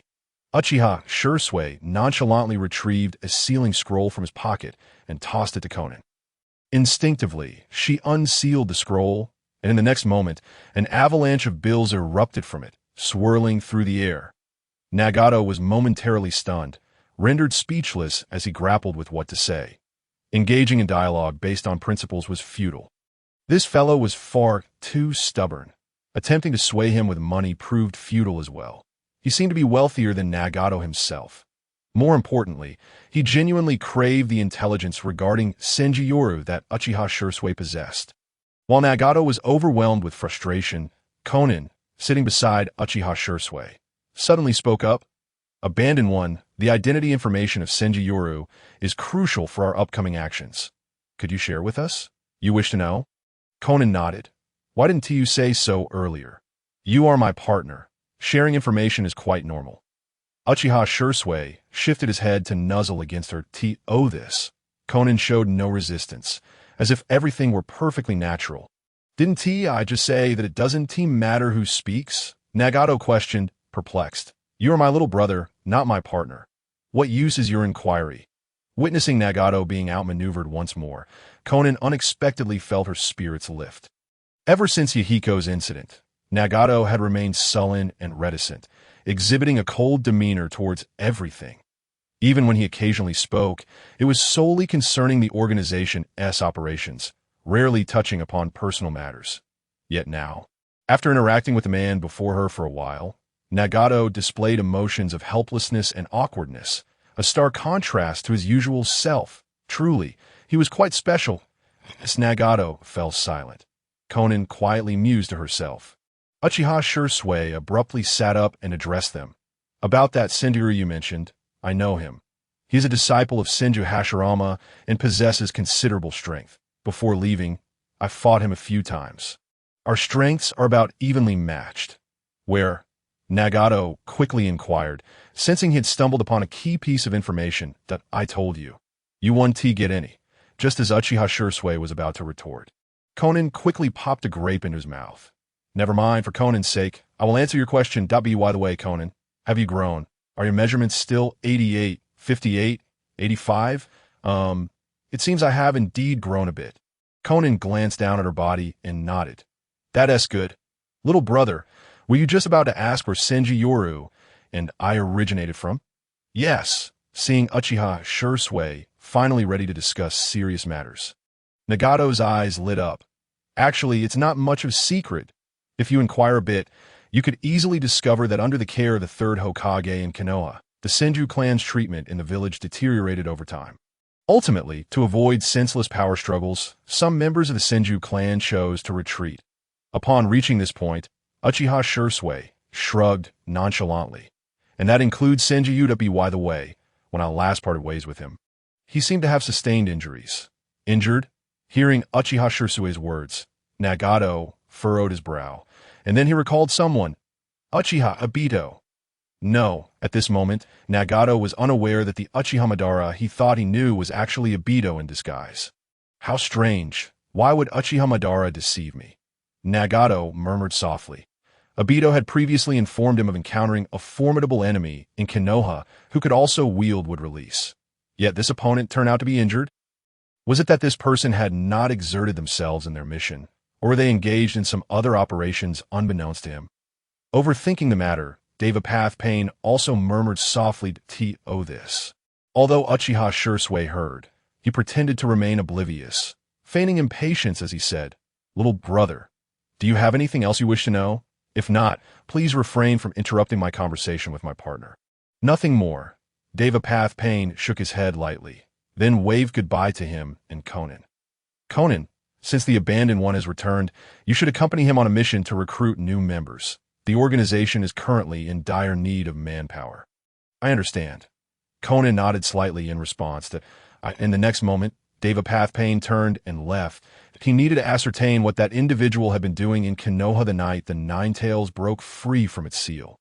Once he departed, Conan finally looked down at Uchiha Shisui and softly asked, "Shall we proceed to recruit new members now?" Why the urgency?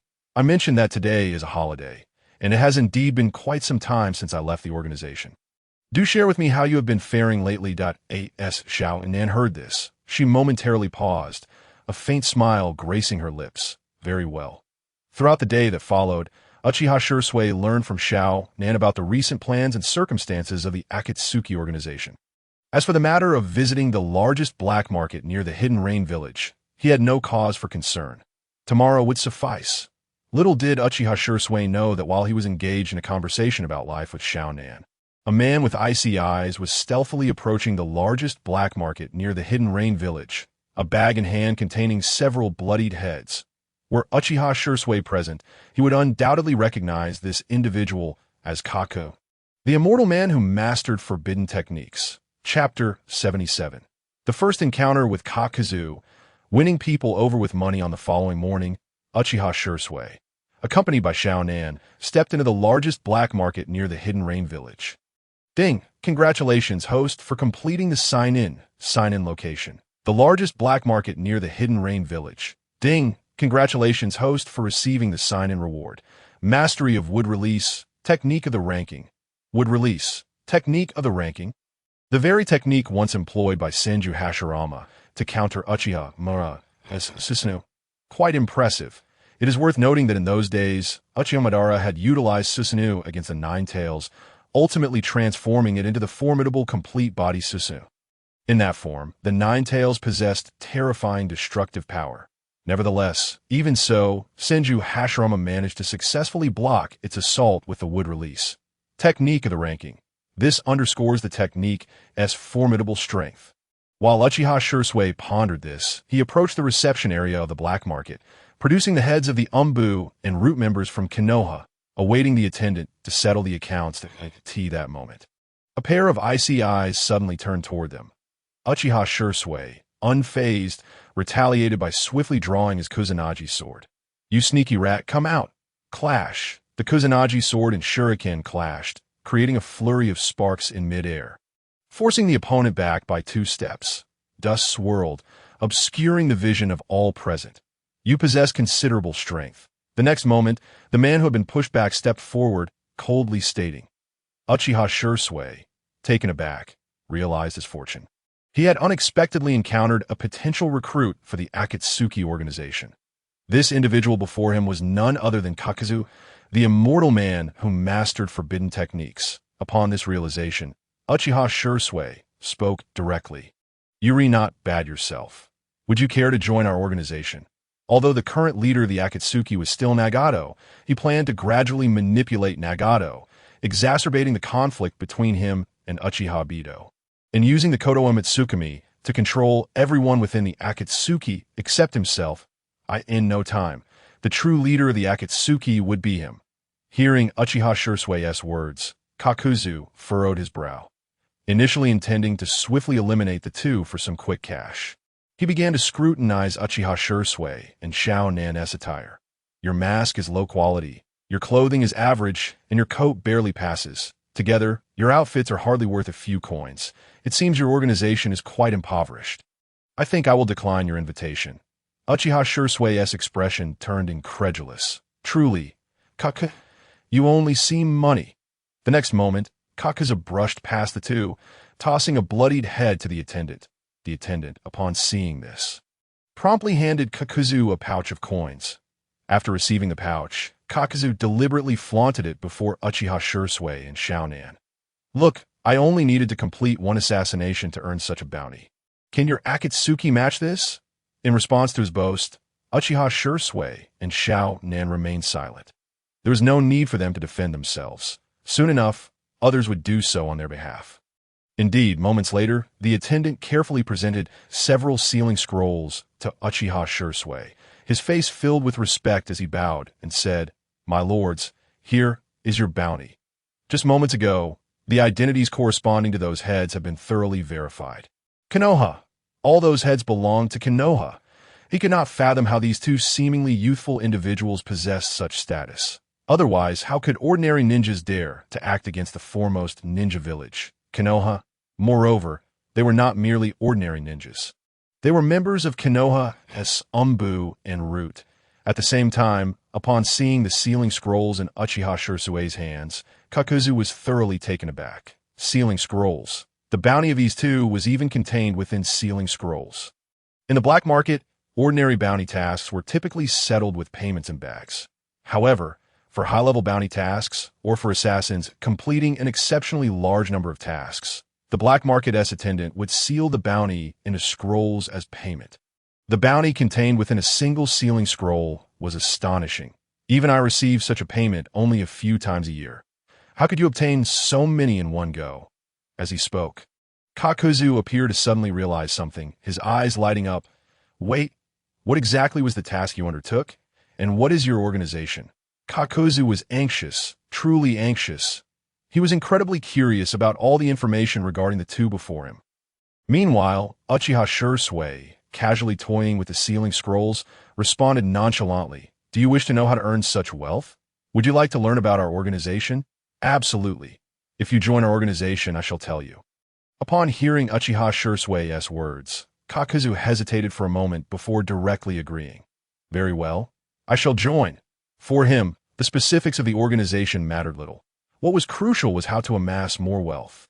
However, seeing Uchiha Shisui so readily accepting Kakuzu into the Akatsuki, Xiaonan couldn't help but furrow her brow. Are you so certain that this man's strength meets the organization's standards? Before Uchiha Shisui could speak, Kakuzu grew agitated. What do you mean by that? You doubt my strength? Very well, let us step outside for a duel. After saying this, Kakuzu added, after we fight, you must allow me to join your organization and explain how you earned so many sealing scrolls in one go.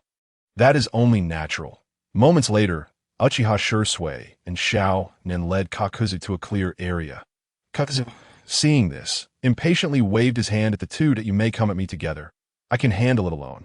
Boom! Before Kakuzu could finish his sentence, the ground beneath them began to tremble violently. One tree after another erupted from the earth, enveloping the entire area. Wood release. Advent of the tree world. Seeing this sudden spectacle before him, Kakuzu froze, his expression turning ghastly pale, as though he had witnessed a ghost. This is not. He could never have imagined that after so many years, he would witness that person as would release once again. No, that was not the key point. The most pressing question was, who were these two individuals before him? Chapter 78. Strive to survive from my hands. Kakuzu, did you not wish to prove your strength? Then strike first, Kakuzu, the rogue ninja from Takigakure who once encountered Senju Hashirama of Konoha. Upon realizing that his identity had been so easily revealed, Kakuzu's expression darkened considerably. Could it be that these two were from the Senju clan? Had they come here today to take his life?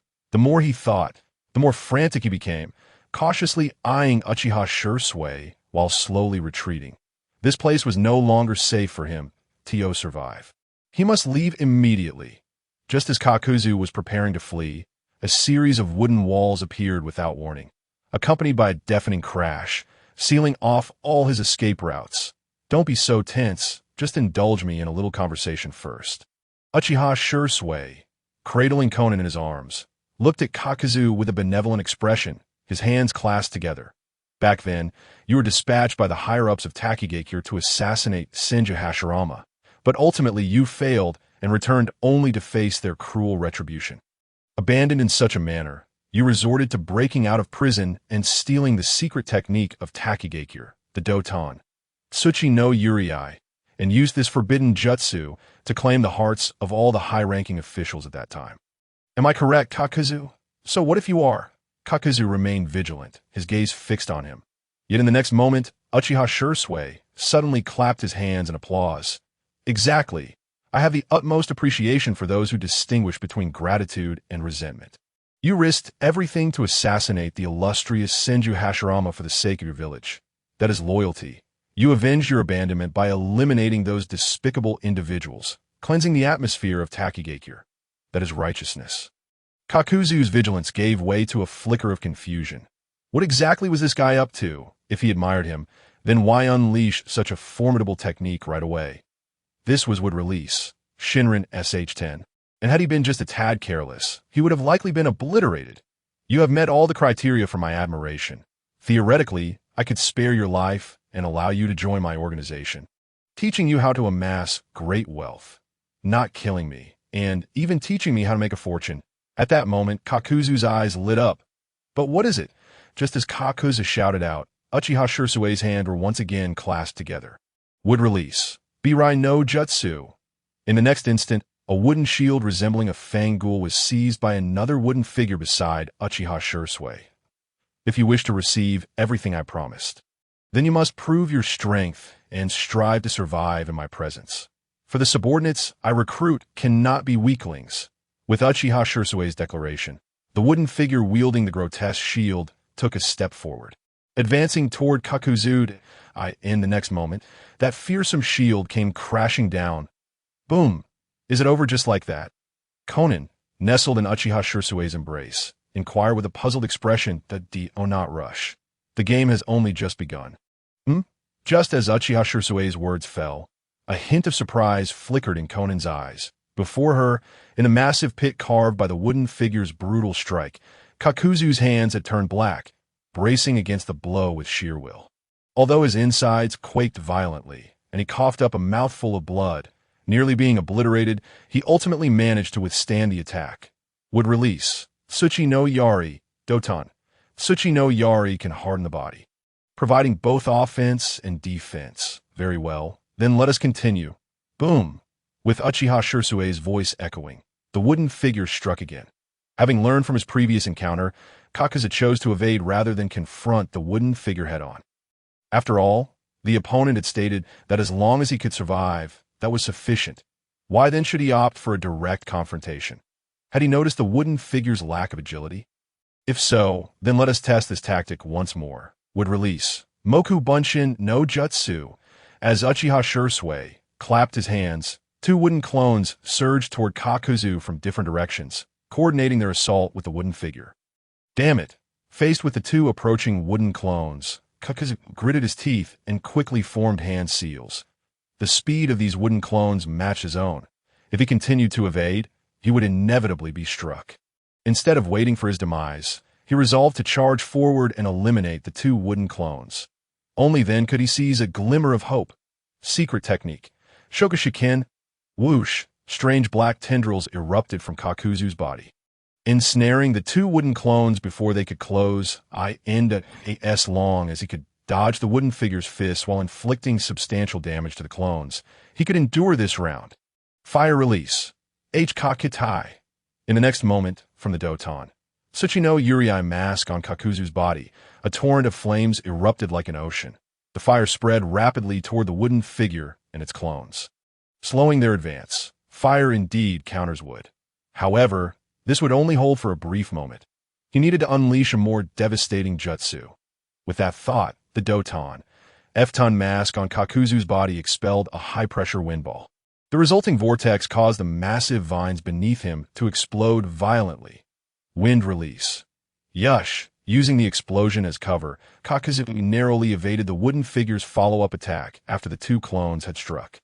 At that moment, the wooden clone, slightly charred from the flames, charged at him once more, but Kakuzu took a deep breath, and in the next instant, both the Doton, H-Kakatai and Doton, F-Ton masks unleashed their powers in a simultaneous attack with fire release, H-Kakatai and wind release. Yush. Instantly, a far more terrifying inferno erupted, rampaging forth, combined ninjutsu, Inkei's Ranbwa, Kaimin Bakun. This time, not only the two wooden clones, but even the colossal wooden figure was engulfed by the seemingly endless sea of flames. Yet, it remained intact, still advancing toward him. Although its speed had diminished, it would not be long before it closed the distance. Witnessing this, Kakuzu gritted his teeth, a fierce determination flashing in his eyes, since he had invoked this technique. He would eliminate both the wooden clones and the wooden figure in one fell swoop, proving his strength to that man. With that resolve, Kakuzu gathered the chakra from the three Doton, Tsuchi no Yurei masks in his right arm. Then, before everyone's gaze, a chakra cannon brimming with destructive energy began to charge. Doton. Seigo, Sage Geki. Boom! Chapter 79. Kakuzu's respect for this little brother grew, though he was somewhat obstinate. Amidst the raging inferno, Uchiha Shisui's two wooden clones and the wooden figure lay powerless within. The wooden clones were on the verge of dissipating, while the wooden figure, having been meticulously targeted by Kaku, had both legs blown apart. Now it could only throw punches, posing no threat to Kakuzu whatsoever. Observing this, Uchiha Shisui looked down at Konan in his arms. "What do you think of his strength now?" "Satisfactory," Konan replied with a nod of approval. Uchiha Shisui, seeing her response, gently played with her small hand, casting a meaningful glance downward there. The battered Kakuzu was staggering toward them, his clothes in tatters. "Finally, I managed to endure." However, just as Kakuzu uttered these words, a shadow suddenly appeared before him. "Little brother, do not let your guard down before the battle is truly over." Oh no! Hearing Uchiha Shisui's words, Kakuzu instinctively prepared to retreat, but regrettably, just as his body was about to take defensive measures, a sweeping kick sent him flying. When he finally steadied himself, his expression turned grim. "What is this?" Before him stood 5 wooden clones on the Mokuton, Mokyuin no Tsurugi, expressionless as they stared him down. The shadow that had just kicked him was yet another wooden clone. 6. This time he had to face 6 wooden clones simultaneously. Apparently angered by Uchiha Shisui's words, Kakuzu spewed a mouthful of blood on the spot. "You bastard!" Whoosh! Before Kakuzu could finish his curse, the 6 wooden figures launched their assault simultaneously. The wooden clones, devoid of any jutsu, opted to engage him in close combat, targeting the already exhausted Kakuzu. Even though these wooden clones were merely employing physical techniques, it was more than enough for Kakuzu, whose chakra was nearly depleted. Bang! Bang! Bang! Ah! In an instant, anguished cries and dull thuds reverberated throughout the area, each strike landing with palpable force. Before long, Kakuzu lay bloodied on the ground, his body trembling slightly. Moments later, Uchiha Shisui snapped his fingers. "Snap! That should suffice," as his voice echoed. 6 wooden clones simultaneously vanished. Witnessing this scene, Kakuzu, who had been reduced to a crumpled heap on the ground, could not help but exhale a sigh of relief. He had passed the test. He had finally passed, step by step. Uchiha Shisui approached Kakuzu with Konan by his side, a faint smile gracing his lips. "How do you feel now, little brother?" I concede," Kakuzu replied bitterly. Throughout the fight, he had not witnessed his opponent move from his original position. While he himself had already fallen, such a vast disparity in strength left him no room for pride. "Congratulations on passing. Next, I will take you back to the organization for a formal introduction, and at that point, you will truly be one of us. Also, there's the matter of earning a few scrolls as bounty." Upon hearing Shisui's next words, Kakuzu immediately sprang to his feet, his gaze intense as he looked at Uchiha Shisui. "How do I earn a few scrolls as bounty?" In response to his eagerness, Uchiha Shisui merely shrugged and, with Konan in tow, turned towards the palm of the wooden giant. "If you wish to know, Then keep up I will explain along the way. All right, with Kakuzu's agreement, the trio set off towards the Akatsuki's headquarters. Uchiha Shisui and Konan rode upon the shoulders of the wooden giant, while Kakuzu excitedly chased after them. Through this encounter, Uchiha Shisui had gained a basic understanding of Kakuzu's current abilities. All that remained was for him to utilize Kotoemitsu Tsukumi during a future mission to gain complete control over him. Then he would lead Kakuzu in search of the remaining members of the Akatsuki. Excluding Nagato, he intended to recruit every single one of them. In the rain village of the Akatsuki's headquarters, Nagato gazed at Kakuzu after listening to Konan's report. Speaking in a detached tone, "So, you're the traitor from Takigakure. That's me." Despite being defeated and made a subordinate by Uchiha Shisui, Kakuzu's attitude towards others was far from as cordial. "You are the leader of the Akatsuki?" "I hardly think so. You seem on par with my own leader." At this point, Kakuzu glanced at the Akatsuki cloaks draped over Uchiha Shisui and Konan. A smug expression on his face, he understood that his leader had only joined this so-called Akatsuki for the sake of his sister-in-law. Otherwise, why had he refrained from discussing any information about the organization on their journey back, only to ignore it upon their return? In short, if his leader had chosen to disregard them, why should he treat them kindly? "So, you refuse to acknowledge it?" Nagato fixed his gaze on Kakuzu, his chakra gradually radiating outward, signaling his readiness to act. It was quite normal for a newcomer to feel discontent. "We shall simply beat you into submission." As for Kakuzu's acknowledgement of Uchiha Shisui as his leader, Nagato chose not to interfere. As long as the members within his organization completed the tasks he assigned, he would not meddle in their personal relationships or actions. "So you refuse? What can you do about it?" Kakuzu scoffed. After recovering during his dash, he had regained most of his chakra. He was more than ready for another fight. In response to Kakuzu's declaration, Nagato pointed to a nearby plain. "Step outside and fight. If you win, you become the leader of the organization. If you lose, you will follow orders and execute the tasks assigned by the organization." "Bring it on. Who's afraid?" Kakuzu declared, showing no sign of fear as he followed Nagato outside on his way. He waved to Uchiha Shisui. "Boss, wait for my good news," observing Kakuzu rush out eagerly behind Nagato. Uchiha Shisui wore a knowing smile.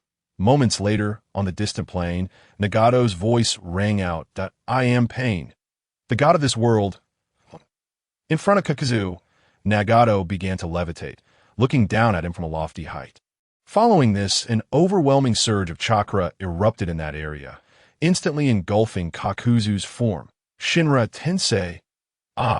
In that moment, a colossal mushroom cloud erupted alongside Kakuzu's anguished screams, resonating throughout the region. Chapter 80. Kakuzu, am I truly the weakest in the organization?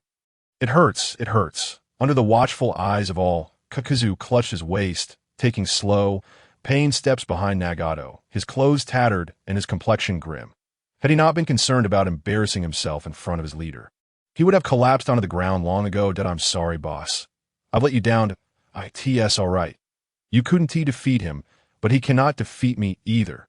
Next time I fight him, I'll allow you to watch. Just this once. Truly the best, boss," Kakuzu exclaimed with fervor. Nagato, who had shared information with Kakuzu, nearly choked on his own blood. How had he ended up with someone so prone to causing trouble? Meanwhile, as Nagato turned away, unwilling to see Uchiha Shisui again, Kakuzu realized something important. It seemed that within this organization called Akatsuki, he was indeed the weakest.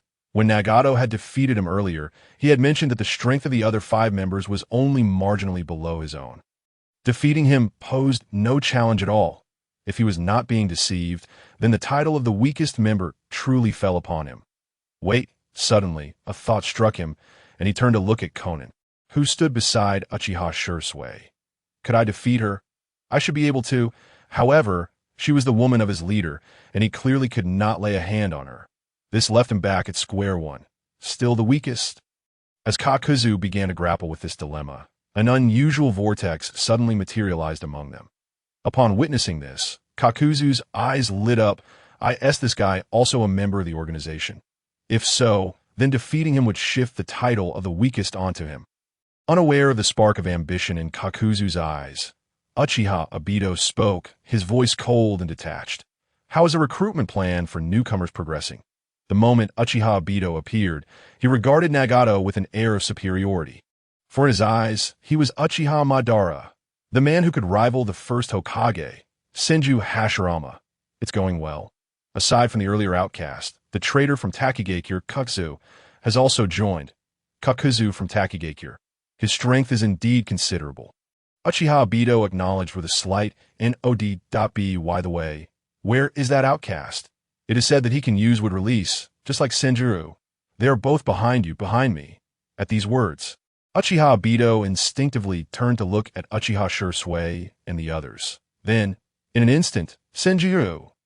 Uchiha Obito's instincts kicked in, and he prepared to activate Kamui to escape. After all, he vividly remembered how ruthlessly the latter had suppressed the Nine Tails and defeated him in the past. However, just as he was about to use Kamui, Nagato coldly interjected, "He is not Senjuro." Following this, Nagato revealed the truth about Uchiha Shisui to Uchiha Obito. Moments later, Uchiha Obito scrutinized Uchiha Shisui again, nodding slowly in disbelief. "Oh, that is how it is." Although the truth remains uncertain, at least for now, it seems that the opponent has no intention of making a move against him. Moreover, even if the adversary truly is the legendary Senjuro, having learned from the previous encounter, he is confident that he can escape unscathed this time. With such assurance, Uchiha Obito then turned to face Kaku. "You are Kakuzu of the Takigakure?" As Obito glanced over, Kakuzu responded with a question that seemed to miss the point entirely. "Are you also a member of the Akatsuki?" Indeed, before Obito could finish his sentence, Kakuzu unleashed a multitude of black threads towards him. The sudden assault was entirely unexpected, especially since it did not come from the individual he had been most wary of, but rather a mere rogue from Takigakure. This left Obito feeling quite displeased. However, in order to maintain the fade of Uchiha Madara, he stood his ground, unflinching, and coldly inquired, "What are you doing? Let us see who is stronger between us," Kakuzu answered without a hint of reservation. At this moment, he had recognized a leader willing to help him amass wealth. Thus, financial concerns were no longer an issue. In short, he simply wished to prove to his leader that he was not the weakest member of the organization. As for the opponent's Mangeki Sharingan, the Mangeki Sharingan is not a measure of strength. Why should he fear it? He might not necessarily lose this battle. In the next instant, the Earth Grudge Fear, lightning release mask on Kakuzu, unleashed a sharp lightning spear aimed directly at Uchiha Obito. Lightning release. False darkness. The speed was so astonishing that it struck Obito at the same moment as the black threads. Witnessing Kakuzu's actions, Uchiha Shisui's face broke into a faint smile. Lightning release. False darkness. Is it a technique that releases a powerful lightning spear from the mouth of the Earth Grudge Fear? Lightning release mask, designed to pierce through and eliminate the enemy in an instant. Quite impressive. Unfortunately for him, today he faced Obito, whose Mangeki Sharingan possessed the ability of Kamui. Just as Shisui had this thought, the black threads and lightning spears suddenly passed through Obito's body, crashing into the stone wall behind him. Upon witnessing this bizarre scene unfold before him, Kakuzu's brow furrowed slightly. Lightning release immunity. Then let us try something else. Wind release. Pressure damage. In the next moment, the Earth Grudge Fear. Wind release mask on Kakuzu launched a high-pressure wind ball at Obito. The resulting vortex created a violent storm that, upon contacting the ground, caused a terrifying explosion, sending debris flying in all directions. Yet even amidst the swirling dust, Obito remained unscathed, standing firmly in place. In fact, his Mangeki Sharingan now glimmered with a profound irony. "Are you finished? Would you care to unleash a few more jutsu?" While your techniques are impressive, your intellect leaves much to be desired. You seem unaware of whom you ought to provoke and whom you cannot afford to challenge. Damn it! Upon hearing Obito's words, Kakuzu's expression darkened, his eyes fixating on him. In response, Uchiha Shisui placed a hand on his shoulder and chuckled lightly. "You are indeed no match for him, boss." Upon hearing Shisui's comment, Kakuzu, who had been contemplating how to defeat Obito, found his expression stiffen. His leader had no reason to deceive him. In short, the individual before him was not lying. He truly could not overcome him. Consequently, he was still the weakest member of the organization. Chapter 81. Even when beating a dog, one must consider its master. Obito's dilemma. Time and again, Kakuzu had faced defeat within the Akatsuki, leaving him feeling exceedingly discontented. What had happened to him? Why had he suddenly become so weak? Just as Kakuzu prepared to withdraw, a cold smile crept beneath Obito's mask. Then, before the eyes of all, a strange vortex reappeared. Pain, allow me to properly discipline this newcomer. Otherwise, this could hinder our plans moving forward. His voice was devoid of warmth, laden with scorn, as if his involvement would seal Kakuzu's fate. Damn it! Seeing this mysterious figure preparing to strike, Kakuzu's expression turned grave. He had yet to devise a means to counter that enigmatic Mangeki Sharingan ability. Confront him head-on would only waste his chakra. Yet now, since the opponent had made a move, he had no choice but to grit his teeth and retaliate. In the next moment, Kakuzu's hands turned black. Earth release. Earth spear, a commendable reaction. Yet, the strange vortex appeared without warning behind Kaku. The shuriken held by Obito ruthlessly plunged toward Kakuzu's head before the eyes of all. In my presence, your efforts are futile. I've heard that even if your heart is pierced, you cannot die. But tell me, if your head were to explode, would you still survive? Just as Obito believed his strike to be certain and began to mock Kakuzu, the expression beneath his mask shifted dramatically. This sensation would release chakra. The abandoned one has finally made his move. Soon after, the strange vortex reappeared, retreating to the side of the Devapath Pain, who had just emerged from the cave. Gazing gravely at Uchiha Shisui, it would release. Obito's confrontation with Kakuzu was not due to the latter's provocation or Pain's desire to discipline a new member. No, it was to compel Uchiha Shisui to act. However, given the current circumstances, the individual before him did not appear to be the Senjutsu of Konoha. Otherwise, why would he have merely erected a wooden wall when he had such an excellent opportunity to strike? If he were Senjutsu, he would have seized that moment to annihilate the enemy. Of course, this was only a perspective based on the present situation, and one could ascertain whether this individual harbored some undisclosed motive that compelled him to remain in the Akatsuki as an undercover agent. As Obito contemplated this, Shisui waved his hand to dispel the wooden wall and glanced at Kaku. Seeing this, Kaku hesitated not for a moment and retreated. Simultaneously, a chilling voice echoed through the area. Even when beating a dog, one must consider its master. Moreover, Kakuzu is still my subordinate. Boss, hearing Shisui's words, Kakuzu felt a mix of emotions that it seemed he had indeed chosen a commendable leader. Meanwhile, Obito, who had retreated beside the Devapath Pain, showed no signs of backing down and continued. I am a collaborator with your organization's leader, holding a status equal to that of your leader, a senior. What issue is there with a senior disciplining a newcomer? The sarcasm in Obito's voice grew increasingly pronounced. As for you, I now suspect your connection to the Senjutsu, who recently emerged in Konoha to facilitate the organization's investigation and to prove your innocence. Why don't you remove your mask? At this point, the crimson glow of Obito's Mangeki Sharingan flickered ominously. Should the opponent fail to provide a reasonable explanation, he would employ various methods to force him to remove his mask. If the opponent dared to strike now, all the better. This was the Akatsuki stronghold, and he, along with Nagato's 6 Paths of Pain and Konin, were all present. Such power would surely subdue this infiltrator. However, just as Obito entertained this thought, Nagato, who should have been on his side, now controlled the Devapath Pain, placing a hand on his shoulder. I need you to provide me with a reason. A reason? What reason? Although uncertain about the current situation, Obito feigned calmness and replied coolly. What reason? Why, under your control, did the Nine-Tails fail to defeat the 4th Hokage, Minato Namikaze, when he was absent, and Senjutsu was gravely injured? Upon hearing this, Obito fell silent. Are you truly that feeble, or are you concealing some ulterior motive from me? As the words of Deva Pain fell, Konin, standing beside Uchiha Shisui, discreetly began to conjure sheets of white paper from beneath her sleeves. Should the situation take a turn for the worse, she would be ready to assist Deva Pain immediately. Ever since she allied with Nagato and that individual who claimed to be Uchiha Obito, She had felt an unsettling aura emanating from him. Her instincts warned her that something was amiss with that man.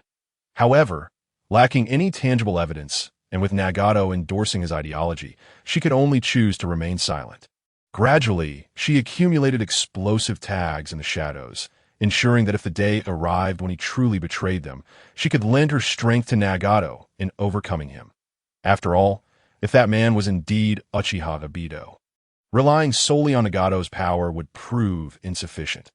Earth Style, Earth Spear. As Konan covertly prepared for action, Kakuzu also made his move. Although his ninjutsu would not affect the enigmatic figure, he could serve as a shield. Witnessing the unforeseen turn of events, Uchiha Obito's expression darkened considerably. He simply could not fathom how Nagato had come to know the current circumstances surrounding Senjutsu. Furthermore, the newcomer, known as the Abandoner, having only recently joined the Akatsuki, had somehow garnered the support of both Konan and the new member Kaku. Even Nagato seemed to place considerable trust in him. Who exactly was this Abandoner? However, now was clearly not the time for contemplation. His immediate priority was to extricate himself from the precarious situation at hand. What is the meaning of this? Are you questioning me? Obito chuckled that a ninja capable of utilizing wood release must possess formidable strength. I assume, being another user of wood release, you should comprehend this as well. This. Uchiha Obito turned his gaze towards Uchiha Shisui. His crimson Sharingan flickered subtly, as if he sought to discern any hint of weakness in Shisui's eyes. After all, that was the formidable power that had once quelled the chaos brought forth by Senju Hashirama. Wouldn't you agree? Abandoner. Regrettably, in response to Obito's words, Uchiha Shisui merely shrugged lightly before pulling Konan into his embrace, simultaneously suppressing her hand that had intended to strike covertly. There's a point to your words, he remarked, a faint smile gracing his lips. But to claim you were bested by Senjutsu, does that not render you inferior even to my subordinates? Such a feeble opponent has no right to act so brazenly before me. Worthless scum. Chapter 82. The Stubborn Abandoner. Fighting without reason, a weakling. This man dares to label himself as such. Hearing Uchiha Shisui's words, Uchiha Obito's expression soured drastically. After all, before confirming the other's identity, he had no desire to engage in a genuine confrontation. Just moments ago, he had merely been probing from the sidelines, testing the waters through indirect attacks.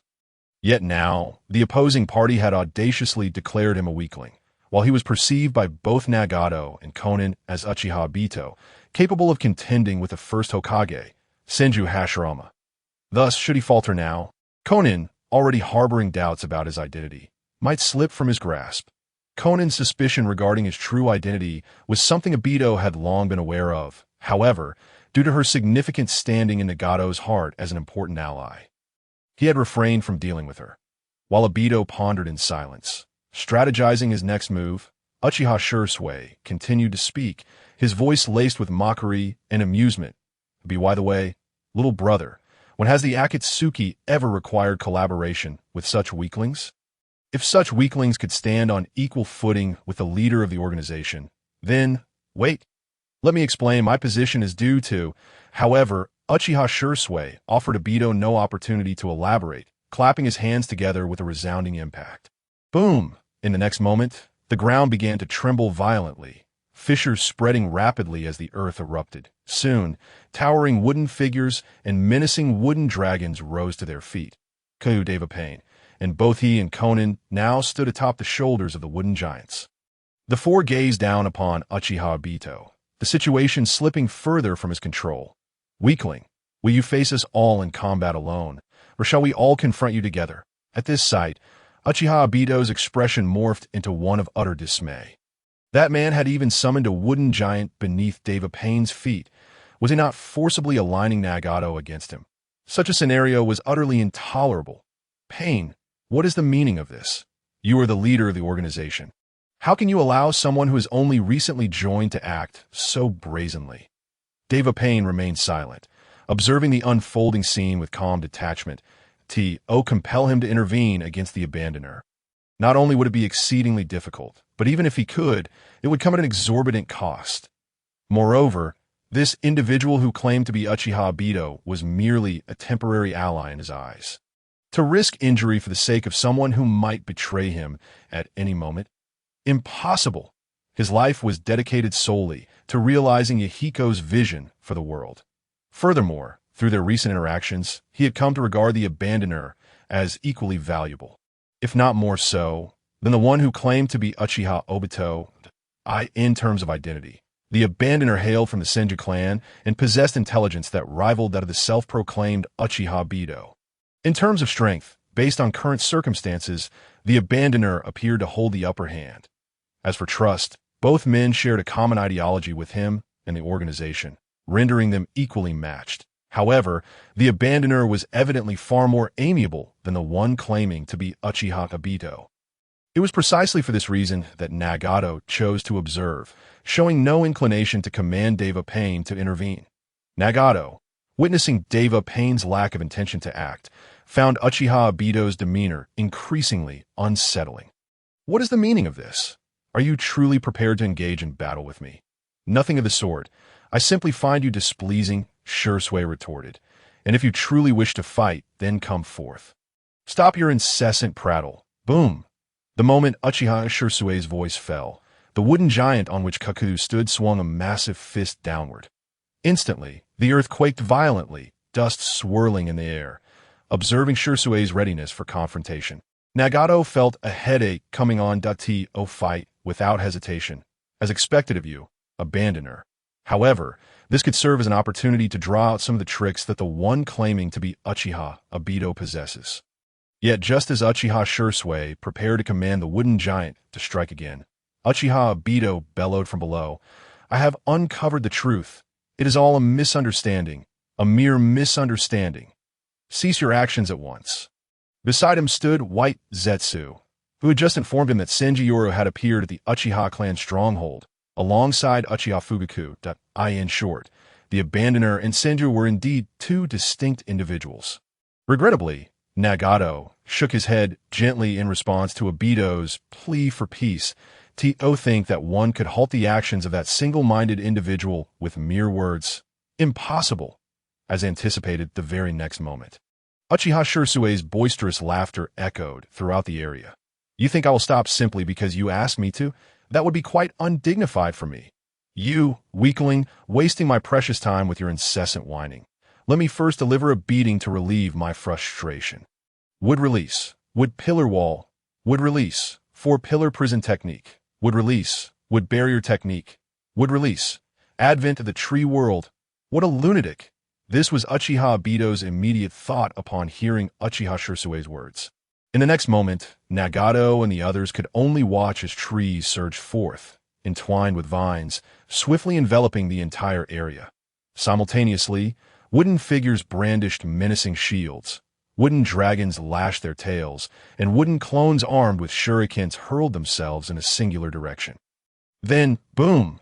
The entire region trembled violently, the sounds of explosions resonating, echoing endlessly. Uncertain of how much time had elapsed, Uchiha Shisui, after savoring a grape offered by Conan, casually waved his hand at Pain, the Deva Path, reclining languidly upon Conan's lap. Little brother, I've had my fill. What were you about to say just now? Can't recall. Never mind. You all continue your conversation without concern for me. Upon hearing Shisui's laughter, Nagato was compelled to cover his face with his hand, feeling an overwhelming headache. How can one not know what state you have reduced others to? And now you want me to clean up this mess. Truly, you are the abandoned one. Although he felt a profound headache, he managed to nod slightly with the Deva Path. In the next moment, the Deva Path turned to gaze into the unfathomable pit before him. The person should still be alive, right? Well, once we handle this matter today, I'll have Conan take him out to recruit others. This guy simply cannot remain still for even a moment. Chapter 83. Once a rift forms, it is difficult to repair. Target. Kirigakure. Cough, cough, cough. What just transpired? Why was I immediately blasted upon my arrival? White Zetsu glanced into the pit, where a disintegrated clone lay in ruins, his face a mask of confusion. He had merely come to report the situation. How could it vanish upon his appearance? Moreover, this place was not Nagato's territory. It should, in theory, be quite safe. Regarding White Zetsu's intellect, Uchiha Obito chose to ignore his words entirely. As for the Uchiha Shisui, reclining on Conan's lap, Obito opted to disregard him as well. For now, he had come to understand that the Senju clans would release heir might indeed possess overwhelming power, but when it came to intellect, that was a different matter entirely. According to the intelligence he had obtained from Uchiha Madara, the first Hokage, Senju Hashirama, had engaged in many rather foolish actions. His younger brother, Senju Tobirama, had essentially been the one to clean up after him. The abandoned one before him was no different, possessing an emotional quotient nearly equivalent to a one-track mind. He resorted to violence at the slightest provocation, ultimately necessitating Nagato to clean up his mess. Conversing with such a person was utterly futile. The best course of action was to avoid him whenever possible. The next moment, Uchiha Obito turned to Nagato, beginning to explain, "I just received word from informants in Konoha that Senjuro is still in the village, which means the abandoned one is not Senju." His words served to justify his earlier actions as for why he could not even defeat an injured Senjuro during the Nine Tails incident. Uchiha Obito casually attributed it to excessive chakra consumption. Dismissing the matter. Although Nagato recognized the underlying truth, he nonetheless engaged in a brief conversation with Obito to determine future actions. Shortly thereafter, Uchiha Obito turned and departed, for he had no desire to witness the antics of that impulsive individual any longer. Meanwhile, Uchiha Shisui did not rush to expose Obito's identity to Nagato. Instead, he allowed him to leave unimpeded. For now, the time was not yet ripe. He needed more time to fully grasp the entire Akatsuki organization. When that moment arrived, it would be the time of Uchiha Obito's utter collapse. For the moment, Nagato's presence served to keep him in check. After all, some relationships, once fractured, are exceedingly difficult to mend. That a confrontation between Uchiha Obito and Nagato was inevitable in the future. As Uchiha Shisui pondered this, the Deva Path turned to him and Kakuzu, tossing out a scroll that contained the names of numerous talented ninjas from Kirigakure. Those listed were individuals of considerable strength, suitable for recruitment into the organization. Speaking of which, the Deva Path added, "Conan and I will remain to guard the village. Abandoned one, you and Kakuzu will set out together to bring back those who meet the criteria." "All right, since my little brother has spoken, I shall, of course, honor your request. We will depart tomorrow. By the way, do remember to fill in this pit. I take my afternoon naps right here." "Understood," Nagato responded with exasperation, employing universal pull to fill in the vast pit before him. After receiving the other's agreement, Uchiha Shisui closed his eyes once more, quietly relishing the comfort of Conan's lap. Conan and Nagato had grown accustomed to this behavior. This individual's principle was that tasks were always to be taken on the next day. Asking him to set out immediately, that was utterly impossible. The following afternoon, after Uchiha Shisui had enjoyed the meal prepared by Conan and taken his midday rest, he set off with Kakuzu toward the direction of Kirigakure. However, just as they were about to enter the territory of the Mist Village, Uchiha Shisui activated his Manjiki Sharingan, while Kakuzu remained vigilant of their surroundings. "Kakuzu, what is the situation ahead?" Upon hearing Uchiha Shisui's inquiry, Kakuzu instinctively turned to look. Yet the moment their gazes met, locked in the depths of Shisui's blood-red eyes, he froze in place. "No, not the deity." This tense standoff lasted only a moment before Kakuzu continued. "Boss, we are about to enter the territory of Kirigakure. What should we do next?" Kakuzu asked naturally, unaware that his thoughts had been subtly manipulated by Shisui's actions. From a moment, he fell under the influence. Uchiha Shisui became his master, and he would never defy his commands. In response to Kakuzu's question, Uchiha Shisui turned to face the misty landscape, a playful smile gracing his features. "What route to take?" "Naturally, we shall proceed directly through the front. After all, the fourth Mizukage, Yagura, had long been controlled by Uchiha Obito through his Manjiki Sharingan. Therefore, their presence here was certainly known to him. There was even a strong possibility that Obito was currently watching them from somewhere within Kirigakure. Furthermore, in Obito's eyes, his persona remained that of an unruly, single-minded individual. Infiltration. Those words did not even exist in his mind. With this thought in mind, Uchiha Shisui led Kakuzu straight into the thick mist before them. "Kirigakure, here I come. Kirigakure," situated in the land of water, occupies a uniquely special location deep within the mountains. Its territory is perpetually shrouded in thick fog, rendering it nearly isolated from other ninja villages. At this time, the controlled 4th Mizukage, Yagura, was enforcing a brutal regime over the village, persecuting those possessing Kekkei Genkei. It was colloquially known as the Village of Blood Mist. In such a place, a figure adorned with a mask and not affiliated with Kirigakure stood calmly behind the 4th Mizukage, silently listening to White Zetsu's report. This individual was none other than Uchiha Bito, who had recently suffered a setback at the hands of Uchiha Shisui. So, they have finally arrived. Their speed is much slower than I anticipated. But then again, the very fact that he can utilize would release is already a testament to his strength. If he were to be as terrifyingly fast as that Senjiyuru from Konoha, our subsequent plans would undoubtedly face significant obstacles. With that thought, a sardonic smile crept across Uchiha Bito's face. Beside him, White Zetsu, lounging lazily on the sofa, remarked, "Do we really need to go to such lengths? He only has 2 people with him. Can they truly rival the entire Kirigakure with a Jinchuriki? Who knows? But he undoubtedly warrants our attention." Uchiha Bito replied coldly, his gaze drifting towards the window. In the direction of Kirigakure's entrance, he intended to seize this opportunity to thoroughly test the so-called abandoned one, while simultaneously probing further into his capabilities. After all, he was dealing with a formidable force-wielding would release, and he needed to fully comprehend the extent of that power before making his move. He was unwilling to repeat the mistakes of the Nine Tails incident. Chapter 84. First encounter with the 7 ninja swordsmen. Thunderblade, Itachi on the outskirts of Kirigakure. Bounty! Bounty! Kakuzu exclaimed with excitement as he tossed the bloodied heads of Kirigakure's Umbu ninjas into the burlap sack he held. His spirits were exceptionally high. After all, the heads of these individuals could be exchanged for a handsome bounty on the black market. In essence, he was currently holding a large sack of cash. Indeed, following the boss had opened up lucrative opportunities. "Hey, boss, wait for me." After completing the collection of the bounty, Kakuzu suddenly realized that Uchiha Shisui had already moved far away, and he hurriedly chased after him. The burlap sack, now stained a deep crimson with blood, was dragged across the ground, leaving behind a chilling trail of gore. Scattered behind them lay numerous headless corpses, strewn about haphazardly. Along the way, the duo encountered many rogue ninjas from the Hidden Mist village who aggressively attacked them. The outcome was glaringly evident. Complete annihilation.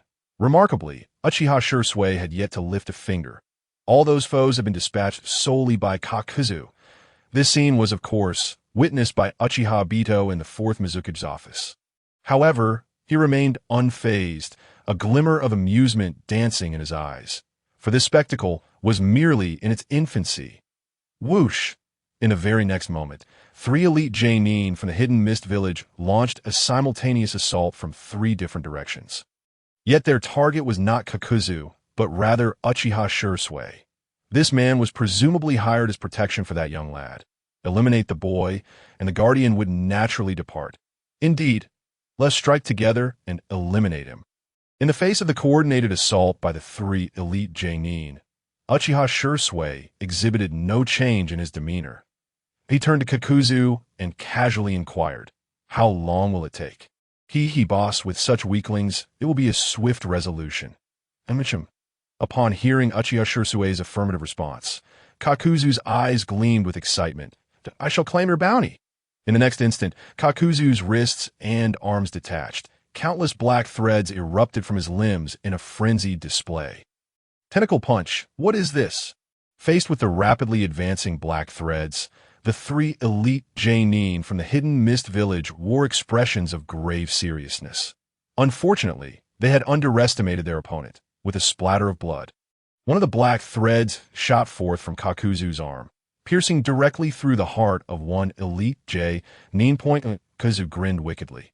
However, just as he was about to continue his assault on the remaining 2, whoosh, one of the last 2 elite Genin circled around Kakuzu and positioned himself behind Uchiha Shisui. After all, they were elite Genin from the Hidden Mist. It was inconceivable that they were completely inept. This particular Genin was renowned for his speed. "Got him!" Kakuzu, you were careless. Clang. In full view of everyone, Uchiha Shisui extended his chakra-shrouded hand, effortlessly grasping the descending katana with a single hand. What? The J-nin who had initially believed he could claim Shisui's life now froze in disbelief. The individual before him was no ordinary foe. Yet, just as the J-nin attempted to distance himself from Uchiha Shisui, he found himself locked in the icy gaze of Shisui's eyes, filled with intense malice. Upon entering, Uchiha Shisui had made a pact with Kakuzu. All bounties for the ninjas of the hidden mist village they killed would belong to Kakuzu, provided that Shisui himself was not touched during the process. Otherwise, all the rewards would revert to him. It's your fault. Return my bounty. Kakuzu raised his hardened arm, enhanced by the Earth release. Earth Spear, forcibly pushing back the elite J and I in the next moment. He clasped his hands together in a series of seals. Lightning release. False darkness. What? The J-nin who had just failed in his assault on Uchiha Shisui was caught off guard. A massive spear of lightning, pulsating with intense chakra, erupted from Kakuzu's mouth, striking directly towards him. In the blink of an eye, it reached his chest. Then, splatter! In an instant, a gaping hole appeared in the chest of the elite J-nin. He was as good as dead. Thud. The J-nin's face twisted with resentment as he helplessly collapsed to the ground. Kakuzu, with an air of indifference, turned his gaze to the last remaining elite J-nin from the hidden mist. Once again forming hand seals. Fire release. Head hardening. Boom. As Kakuzu's voice echoed, an inferno akin to a raging sea erupted from his mouth. The flames spread with astonishing speed, engulfing the last remaining elite J-nin in an instant. The piercing screams of agony reverberated throughout the area. Ugh, a bunch of useless trash. Kakuzu sneered disdainfully at the elite J-nin and then queried, Boss, shall we proceed to earn more bounties, or seek suitable new recruits? Uchiha Shisui, however, did not respond immediately. Instead, he turned to gaze at a rooftop in the distance, coldly declaring, Are you planning to continue hiding? All of your people are dead. After Shisui's voice fell, a figure concealed on the rooftop, shrouded by mist, revealed a sly smile. What keen battle instincts! Yet despite being discovered, the figure showed no sign of anxiety. Instead, he raised his dual blades, arcs of lightning crackling along their edges. Let us see how formidable your true combat prowess is. Lightning Funeral. Feast of Lightning. In the next moment, radiant bolts of lightning surged forth from the twin blades, swiftly racing toward Uchiha Shisui. Simultaneously, the blade wielded by the figure, known as Black Scythe Raiga, began to amass a sphere of electricity and lightning chakra, locking onto Shisui's head, poised to strike. One of the 7 ninja swordsmen of the hidden mist, Black Scythe Raiga, upon recognizing his identity, Uchiha Shisui turned to Kakuzu and instructed, IVE found a suitable new recruit. From now on, aside from that lad, you may slay any other ninjas from the hidden mist village at your leisure. All bounties will be yours. Crack. As Uchiha Shisui spoke, the lightning on the ground surged toward him. Observing this, Uchiha Shisui clapped his hands together, opening, seeing Uchiha Shisui audaciously forming seals before him. Black Scythe Raiga, as lightning sphere erupted forth, die, rumble, with a deafening roar of thunder. Black Scythe Raiga turned his attention away from that vicinity, shifting his focus to Kaku. Arrogant fools never meet a good end. Now at your turn, it was evident that Black Scythe Raiga believed that Uchiha Shisui, having brashly attempted to withstand his 2 jutsu, must have lost his combat capability. However, Kakuzu merely shot him a wordless glance, dismissing Raiga entirely as he charged into the fray against the approaching ninjas from the hidden mist. Kakuzu's actions incensed Black Scythe Raiga. He raised his blade, preparing to channel lightning once more. Just as he was about to repeat his previous tactic to subdue Kakuzu, a faint voice suddenly rang out. Lightning Blade, is it an intriguing weapon? How can you be unscathed? In that moment, Black Scythe Raiga was left utterly astonished. Chapter 85. The complete might of Black Scythe Raiga ruthlessly crushed step before Black Scythe Raiga. Uchiha Shisui stood calmly, unscathed, not a single wound upon him. Seeing this, Black Scythe Raiga's expression darkened considerably. Where had his powerful attack gone? How could this man remain unharmed? Wait. Suddenly realizing something, Black Scythe Raiga unleashed a bolt of lightning from a distance, dispersing the mist and dust in front of Uchiha Shisui. In the next moment, he comprehended the truth. Would release. The man before him, emerging from nowhere, could utilize would release. Who are you? Black Scythe Raiga disregarded the shattered wooden wall before him and fixed his gaze firmly on Uchiha Shisui. At the slightest movement from Shisui, he would unleash his most potent technique to determine the victor. Me, your superior, from now on you shall follow my lead. With you? He, upon hearing the words of Uchiha Shisui, a bolt of lightning suddenly struck down upon Hachue Leiya's head. Yet, astonishingly, despite being struck by the lightning, he bore no injuries. In fact, the power of the lightning coalesced around him, forming a suit of armor. Lightning release. Armor of thunder. If you wish for me to acknowledge you as my superior, you must possess the requisite skills. Lightning release. Thunderball. Boom, boom, boom. In the next moment, a barrage of lightning-infused chakra thunderballs surged toward Uchiha Shisui under the watchful eyes of many, effectively sealing off all his escape routes. Clearly, upon realizing that Uchiha Shisui commanded would release, Hachue Leiya become earnest. Unfortunately, using the same ninjutsu repeatedly. Little brother, I find that rather trivial. Would release. Wooden wall. As Uchiha Shisui's voice echoed, he clapped his hands before the crowd. In an instant, walls of wood erupted from the ground, intercepting Hachue Leiya's onslaught entirely. Witnessing this, Hachue Leiya's body abruptly leapt from the rooftop. Upon landing, he crossed his hands wielding the lightning blade. Then swiftly slashed forward. Lightning blade technique. Falling thunder, crackle.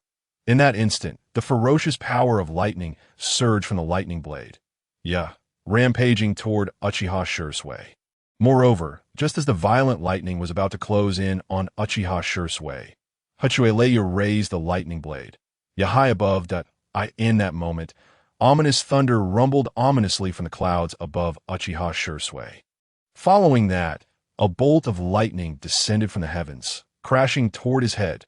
The force was truly astonishing. You may withstand the attacks before you, but how shall you counter the widespread lightning assault and the falling thunder? Do not struggle. Your doom is nigh. Hearing Hachue Leiya's words, Uchiha Shisui merely nodded slightly. This fellow, indeed a member of the 7 ninja swordsmen of the mist, exhibited commendable combat prowess upon recognizing the might of his adversary. Without a hint of hesitation, he unleashed a combined lightning release, aiming for a comprehensive bombardment without any blind spots. His intention was to dispose of the enemy in the shortest time possible, thereby minimizing the chances of unforeseen circumstances. This combined attack of his, one could hardly expect many Jainin to withstand it unscathed. Alas, the opponent Hachue Leiya faced today was no ordinary Jainin from any ninja village. He was Uchiha Shisui. Little brother, you truly possess remarkable talent. You've nearly reached the level of a qualified member. Only one final step remains, seeing that he still did not abandon the hope of winning him over. Hachue Leiya's brow furrowed slightly. Could it be that this individual before him harbored other means to thwart his assault? Just as Hachue Leiya pondered this, Uchiha Shisui clapped his hands once more. Would release. Wooden wall. Would release. Wooden man technique. Would release. Wooden spike technique. Rumble. Before the gazes of all, a colossal wooden figure burst in Hachue Leiya's line of sight. Subsequently, the wooden figure raised a fearsome shield with its bare hands, shielding Uchiha Shisui's head. With a wooden wall in place against the surrounding lightning attacks, and the wooden spike technique ready to intercept the descending thunder, he was well protected. This fellow gazed upon the enormous wooden figure that absorbed his lightning assault with ease. Hachue Leiya's face was filled with incredulity. What a terrifying chakra fluctuation, and this level of wood release. He could not win. He truly could not match the individual before him. The chasm between them was simply too vast. Yet, despite knowing he was outmatched by Uchiha Shisui, Hachue Leiya gritted his teeth and raised the lightning blade. Yahai once more he sought to gauge the extent of the disparity between himself and this man. Lightning release. Lightning Dragon Tornado. Under the scrutiny of all, Uchiha Shisui summoned a fearsome lightning vortex with a lightning blade, causing it to spin rapidly. Ultimately, it transformed into a menacing lightning dragon tornado. This little brother, quite stubborn, Uchiha Shisui, shook his head lightly. In response, the wooden figure beneath him wielded the formidable shield and struck fiercely against the lightning tornado before him. Boom! With the resounding explosion and dazzling lightning illuminating the area. Uchiha Sisui's body was sent staggering back dozens of steps. Yet before he could regain his footing, clusters of wooden spikes rained down from above, ensnaring him within. Furthermore, Uchiha Shisui's right hand morphed into a colossal wooden spike, descending violently. Little brother, take a brief rest. Soon, this battle will come to a close. Bang! With Uchiha Shisui delivering the massive wooden spike, Uchiha Shisui collapsed unconscious on the spot, after unleashing so many lightning release techniques. His chakra was already nearly depleted. Now, enduring such a heavy blow, he could not possibly remain awake. After neutralizing Uchiha Shisui, Uchiha Shisui turned his gaze to the surroundings. Headless corpses littered the ground.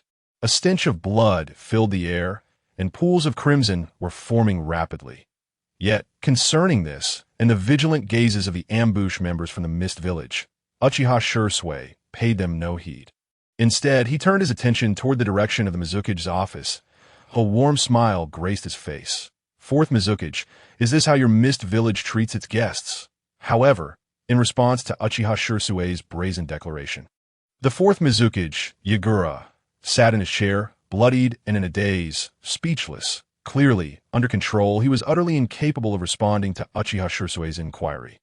Although Uchiha Shisui was already aware of this outcome, he still feigned ignorance.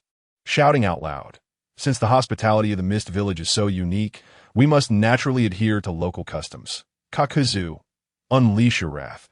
To spare less is to show disdain for our esteemed fourth Mizuki. Ha ha, very well, boss. Chapter 86. The Foolish Taizang. A new check-in location refreshes that in the fourth Mizuki's office in the Mist Village. Uchiha Sisui's defeat came rather swiftly. Baiju remarked with a smile as he observed Uchiha Shisui and Kakuzu overwhelming the ambush members of the Mist Village outside. Uchiha Obito nodded in agreement, his eyes scanning the various streets of the Mist Village, for there was one individual who should have fought alongside Uchiha Shisui, yet had not made an appearance. One of the 7 ninja swordsmen, Zuki Shirzong. As for Sujetsu and Kisame, the ambush members they dispatched had yet to respond. Thus, for the time being, they could not be relied upon. Just as Uchiha Obito contemplated this, his attention was suddenly drawn by the sound of a scream from a certain location. Soon, a frown marred his forehead. Before Uchiha Obito stood Zuki Shirzong, wielding the decapitation sword, which had been wrecked by Might Guy. As he mercilessly swung it amidst the crowd, that he was indiscriminately slaughtering his fellow comrades, the ambush ninjas of the Mist Village. Shirzong, what are you doing? Don't kill me. Don't kill me. Shirzong has gone mad. Zuki Shirzong ignored the cries of the ambush ninjas from the Mist Village. Moments later, he gazed upon the decapitation sword in his hands, now significantly restored, a wicked grin spreading across his face. Enough. It is finally sufficient. In the next moment, Zuki Shirzong turned his attention toward the street where Uchiha Shisui and Kakuzu were. The individual whom the fourth Mizuki personally ordered to eliminate must possess considerable strength. Right? Perfect. You shall serve as the sacrificial offering for the rebirth of the decapitation sword. The decapitation sword, one of the 7 special ninja swords of the Mist Village, can absorb the iron within the blood of its enemies to continuously repair its blade. Additionally, the absorbed blood can also restore the user's stamina. Yet who could have anticipated that Zuki Shirzong, in his eagerness to restore the decapitation sword to its former glory, would seize this opportunity when the ambush members of the Mist Village were deployed in large numbers to wantonly slaughter his comrades. Originally, Uchiha Obito would not have been overly concerned about the actions of Paipa Shirzong, as long as the other party complied and cooperated with Uchiha to probe the true strength of the individual known as the Abandoner. He would not interfere, even if Paipa Shirzong eliminated a few more of the Umbu ninjas from the hidden Mist Village during the process. However, The current situation was quite different. Not only did the other party fail to heed his instructions to assist Chualeya within the stipulated time frame, but he also took it upon himself to eliminate their own comrades from the rear of the formation. Now he had even charged recklessly into the fray. This fellow was beyond redemption. Uchiha Bito shook his head lightly, then turned his gaze toward the fourth Mizukage of the hidden mist village, Yagura. It seemed that he would need to intervene personally to gauge the true strength of this abandoner. Upon hearing Obito's words, White Zetsu couldn't help but chuckle. The battle between the Three Tails Jinchuriki, Yagura, and Wood Release was bound to be intriguing indeed, huh? Uchiha Bito, in response, shifted his gaze in another direction. White Zetsu, I need you to do something for me right now. What is it? Go and find Kisame Hashigaki and Sujitsu Hozuki and bring them into this fight. Understood. White Zetsu nodded and then sank into the ground. That very moment, Pai Pa Shirzong had arrived not far from Uchiha Shisui and Kaku. Hidden mist technique. In the next instant, thick fog enveloped the entire battlefield, further diminishing visibility in an already obscured environment. That figure seems to be Uchiha Shisui, who had just dispelled a wood clone. Attempting to stealthily eliminate the Umbu ninjas of the hidden mist village and draw out the remaining members of the 7 ninja swordsmen, he could see that moment. A faint smile graced his lips. Pai Pa Shirzong, was it just in time to claim the second member of the 7 ninja swordsmen from the hidden mist village? He could see the same time as Uchiha Shisui contemplated this. Pai Pa Shirzong, utilizing the cover of the mist and his exceptional assassination techniques, silently approached him from behind. Without hesitation, Pai Pa Shirzong raised his decapitating blade and ruthlessly swung it toward Uchiha Shisui's neck. This assassination was Pai Pa Shirzong's victory. However, just as he thought victory was assured, a wooden wall suddenly erupted from the ground, forcefully pushing him away. What? Before he could stabilize himself, a shadow had already lunged in front of him. A terrifying surge of chakra erupted from Uchiha Shisui's body, momentarily stunning Pai Pa Shirzong. Seizing the opportunity, Shisui delivered a powerful elbow strike to his opponent's head. Pai Pa Shirzong, may I borrow your decapitating blade for a moment? Bang! Pai Pa Shirzong was sent flying, unable to react to hide one's presence before the Mangeki Sharingan. Ridiculous! Would release, would dragon technique, just as Pai Pa Shirzong was knocked back. A wooden dragon suddenly burst forth from his side, ensnaring his body. In an instant, the area was filled with anguished screams. Pai Pa Shirzong could hardly fathom that he had been disarmed of his decapitating blade by an unknown enemy in a single encounter.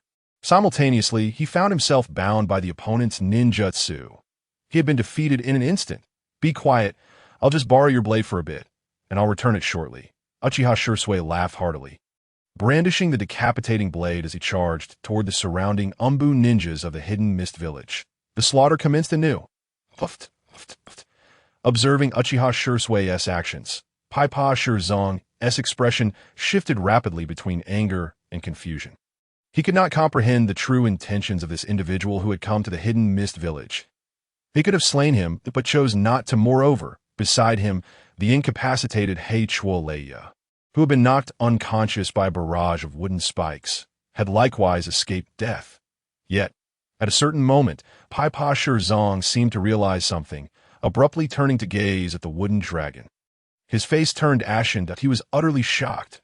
Would release. The jutsu that bound him and defeated Chualeya was eerily reminiscent of the legendary first Hokage of Konoha. The wood release had reappeared in the shinobi world. As this realization washed over him, cold sweat began to bead down his back. Who is he? Meanwhile, as Pai Pa Shirzong scrutinized Uchiha Shisui, the latter was in the midst of swinging the decapitating blade, annihilating the surrounding Umbu ninjas of the hidden mist. Suddenly, a chilling voice echoed in his mind. Ding! A new sign-in location has been refreshed. Sign-in location. The office of the 4th Mizukage Gura in the hidden mist village. Time limit. 1 minute. 1 minute. The office of the 4th Mizukage Gura.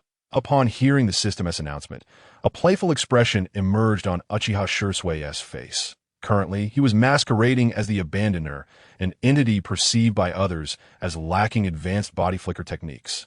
Thus, to reach the office of the 4th Mizukage Gura within a minute. The most effective method would be to employ sheer force. Disregarding any obstacles in his path, he would charge straight through. With this thought in mind, Uchiha Shisui clapped his hands together. Would release, wooden man technique. In the next moment, gigantic wooden figures began to materialize before everyone, particularly beneath Ku, Hchualeya, and Pai Pa Shirzong. The ground was uplifted, placing them atop the shoulders of the wooden giants. Hey, boss. The fourth Mizukage was so welcoming to us earlier. We should certainly repay him. Boom! Chapter 87. Large-scale rebellion scene. The rogue ninjas, Shirzong and Leia. Wood release. Great wall technique. Wood release. Wood dragon technique. As Uchiha Shisui summoned the wooden men and wooden dragons, the Umbu ninjas of the hidden mist village, who had previously managed to impede their advance, now fell like chaff before the harvest. The wooden figures struck and the dragons whipped, instantly annihilating a large number of foes. Bloodied corpses littered the ground amidst the wails of the fallen. As Uchiha Shisui became increasingly aggressive and violent, Kakuzu, though oblivious to the underlying reasons, clasped his hands together resolutely and declared, "Boss, you go ahead. I'll cover you." Wind release. Pressure damage. In the next moment, a high-pressure wind ball erupted from the mouth of Kakuzu's Earth Grudge Fear. Wind release mask. Upon striking the enemy, the wind ball created a swirling vortex that forced back the Umbu members of the hidden mist village, obstructing Uchiha Shisui's path. Good.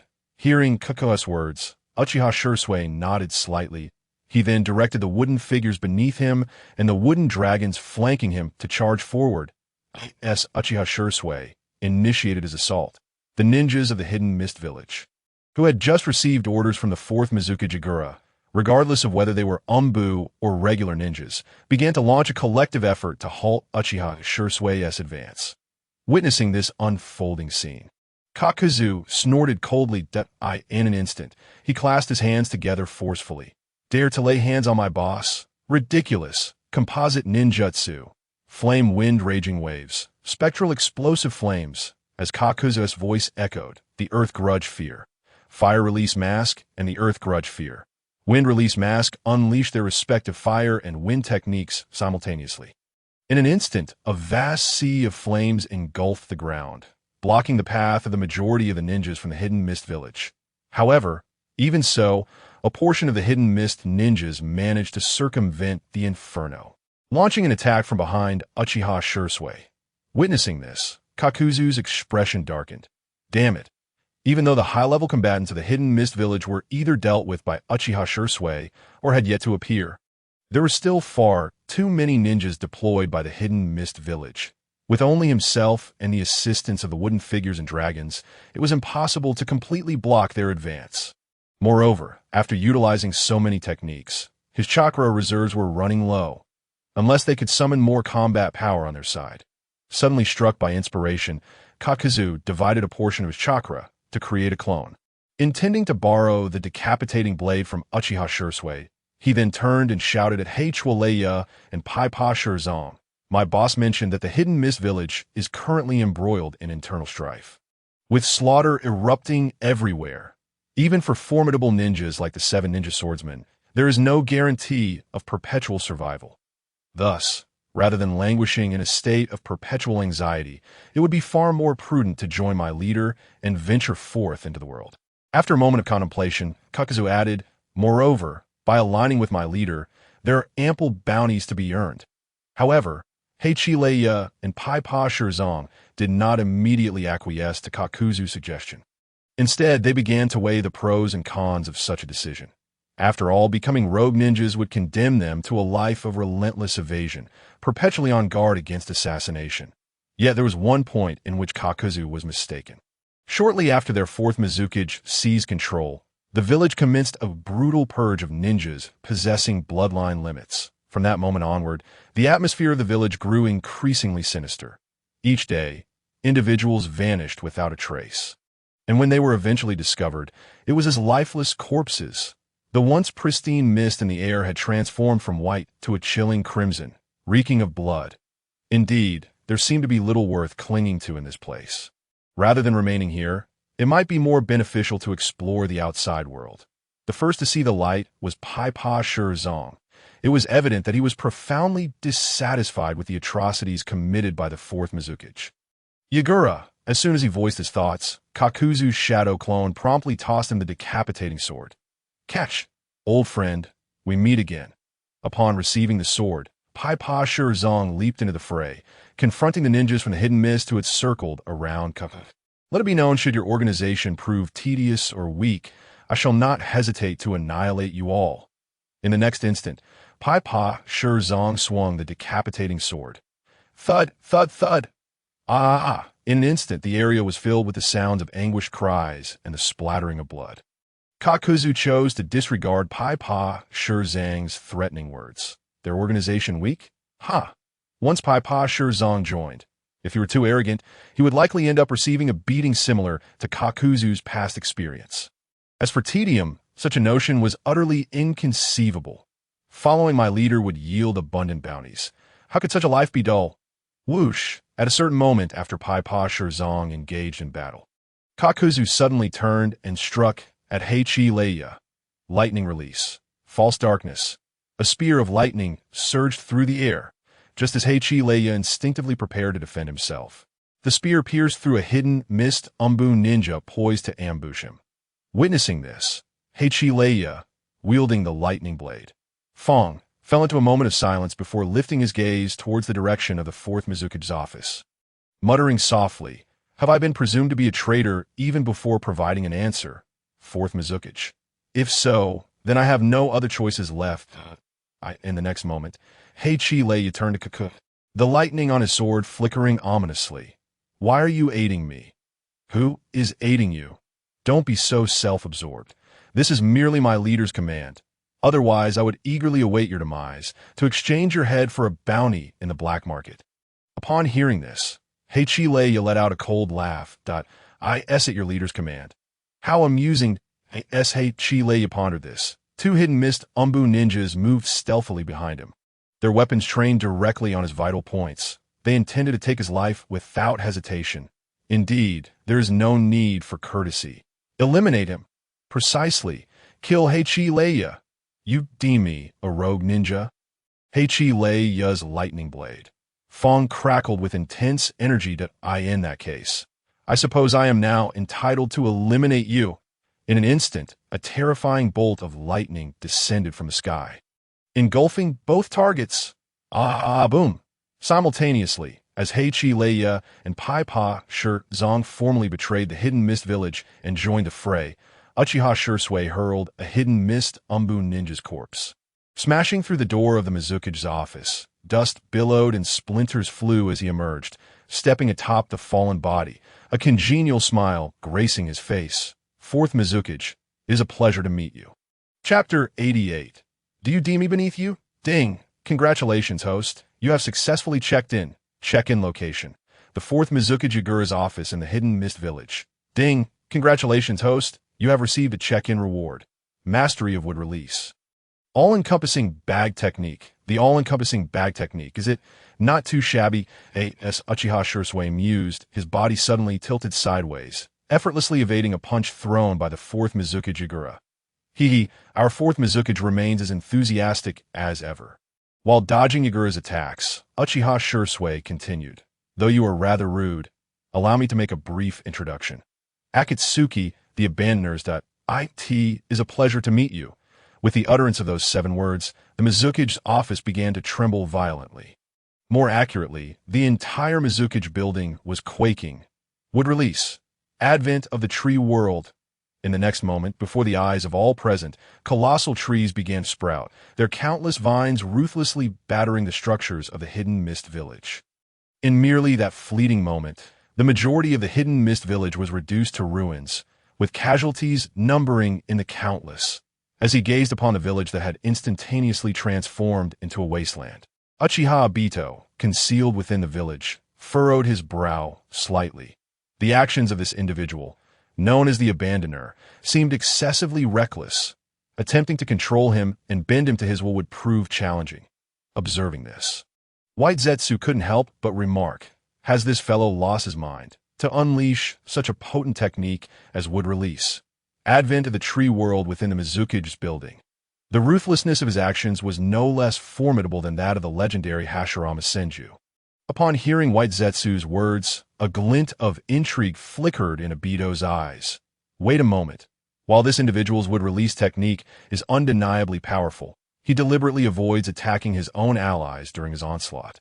Rather than employing indiscriminate attacks, does he enjoy gathering subordinates? That makes things simpler, but if he could exert a bit of effort to persuade Nagato, and then fabricate a new identity to infiltrate the Akatsuki organization. Pledging allegiance to this fellow as his leader, he would subsequently have numerous opportunities to test the waters. With that thought, a peculiar vortex suddenly materialized. Are you departing already? I've devised a means to deal with him. Therefore, there's no need to remain in the hidden mist village for close observation. I can observe just as well from outside the village. That is a sound point.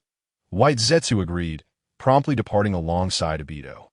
Just as the two made their exit, the fourth Mizuki Jigura was sent flying by a massive vine. Below, Kakuzu was forming hand seals. The head of the fourth Mizuki should be worth quite a bounty. Lightning release. False darkness. In an instant, a spear of lightning locked onto Yagura's heart and shot forward. However, just as Kakuzu unleashed this technique, a water mirror materialized before the airborne Yagura. Water release. Water mirror technique. What? In the next moment, to everyone's astonishment, a figure identical to Kakuzu emerged from the water mirror. Simultaneously, that individual was capable of utilizing lightning release, false darkness, and with equal potency. Boom! With a resounding explosion. Kakuzu was forced back. The fourth Mizuki Jigura merely cast a fleeting glance at him before a dark red chakra began to envelop his form. This is half-tailed beast transformation. Realizing that his human form could not address the threats before him, Yagura swiftly entered half-tailed beast transformation. Upon achieving this state, Yagura's speed surged dramatically in the blink of an eye. He closed the distance to Kaku. Witnessing this, Kakuzu's arms transformed into a pitch-black hue, shielding his vital points. Earth release. Earth spear. At that very moment, as the half-tailed beastified hand of Yagura was about to strike Kakuzu, two dark shadows suddenly materialized on either side of him, and three ninja blades simultaneously descended upon him. It was none other than Kurokuro Reiga and Biwa Jizu. Fourth Mizuki, it seems you have forgotten about us, they exclaimed. Yet, despite being flanked by the two, the half-tailed beastified Yagura did not relinquish his attack on Kaku. In fact, his target had shifted from one individual to three. In the next instant, Yagura furiously swung his three tails in a mere heartbeat. He forced Kurokuro Reiga and Biwa Jizu back with tremendous force. Boom! With a resounding crash, both Kurokuro Reiga and Biwa Jizu found themselves kneeling on one knee, their expressions grave. Indeed, given their current circumstances, they stood no chance against the fourth Mizuki, the three-tailed Jinchuriki, Yagura. As for Kaku, he shook his hand in pain, cautiously eyeing the half-tailed beastified fourth Mizuki before him. Cough, cough, cough. Is this what half-tailed beastification looks like? Your power is indeed impressive. But alas, today you have encountered me, just as Kakuzu prepared to unleash his combined ninjutsu. Flame, wind, chaos, to forcibly breach the beast cloak enveloping Yagura. Enormous hands surged from the ground, seizing the half-tailed beastified fourth Mizuki. Immediately thereafter, an avalanche of wooden fists and dragon tails began to rain down upon him. In an instant, the air was filled with the sound of explosions. Boom, boom, boom. As for Kakuzu, before the wooden figures and dragon could strike, he was unceremoniously hurled out by a wooden clone of Uchiha Shisui. Moments later, the area where Yagura had stood had vanished entirely, replaced by a gaping, bottomless pit. How dare a mere half-tailed beast take such arrogance in my presence? Fourth Mizuki, I must inquire, who granted you such audacity? Uchiha Shisui stood atop the shoulder of a wooden figure, gazing down into the abyss where the tailed, beast-infused Yagura lay, battered and bruised. Meanwhile, on the other side, Uchiha Obito, who had been lurking on the outskirts of the hidden mist village watching Uchiha Shisui, couldn't help but furrow his brow. Yet another with technique he had never seen before. Just how many unknown jutsu does this so-called abandoner possess? Should we continue to probe further? White Zetsu inquired. Continue. I am eager to witness how the Abandoner will respond to the fully-tailed beastified three-tailed Jinchuriki. Yagura, Uchiha Bito replied. At this juncture, the kaleidoscopic pattern of his Sharingan shimmered with an ominous crimson light. At that moment, he would likely unleash his full power. Today he must ascertain the full extent of the abilities possessed by this Abandoner, until he comprehends the strength of this individual, as well as that of the one from Konoha, known as Senjutsu. He would find no peace. Chapter 89. Fully-tailed beastified Yagura versus the Abandoner. Cataclysmic destruction. As Uchiha Bito pondered these thoughts, the next moment, the fourth Mizuki Yagura, whose beast cloak had been shattered, suddenly raised his head high.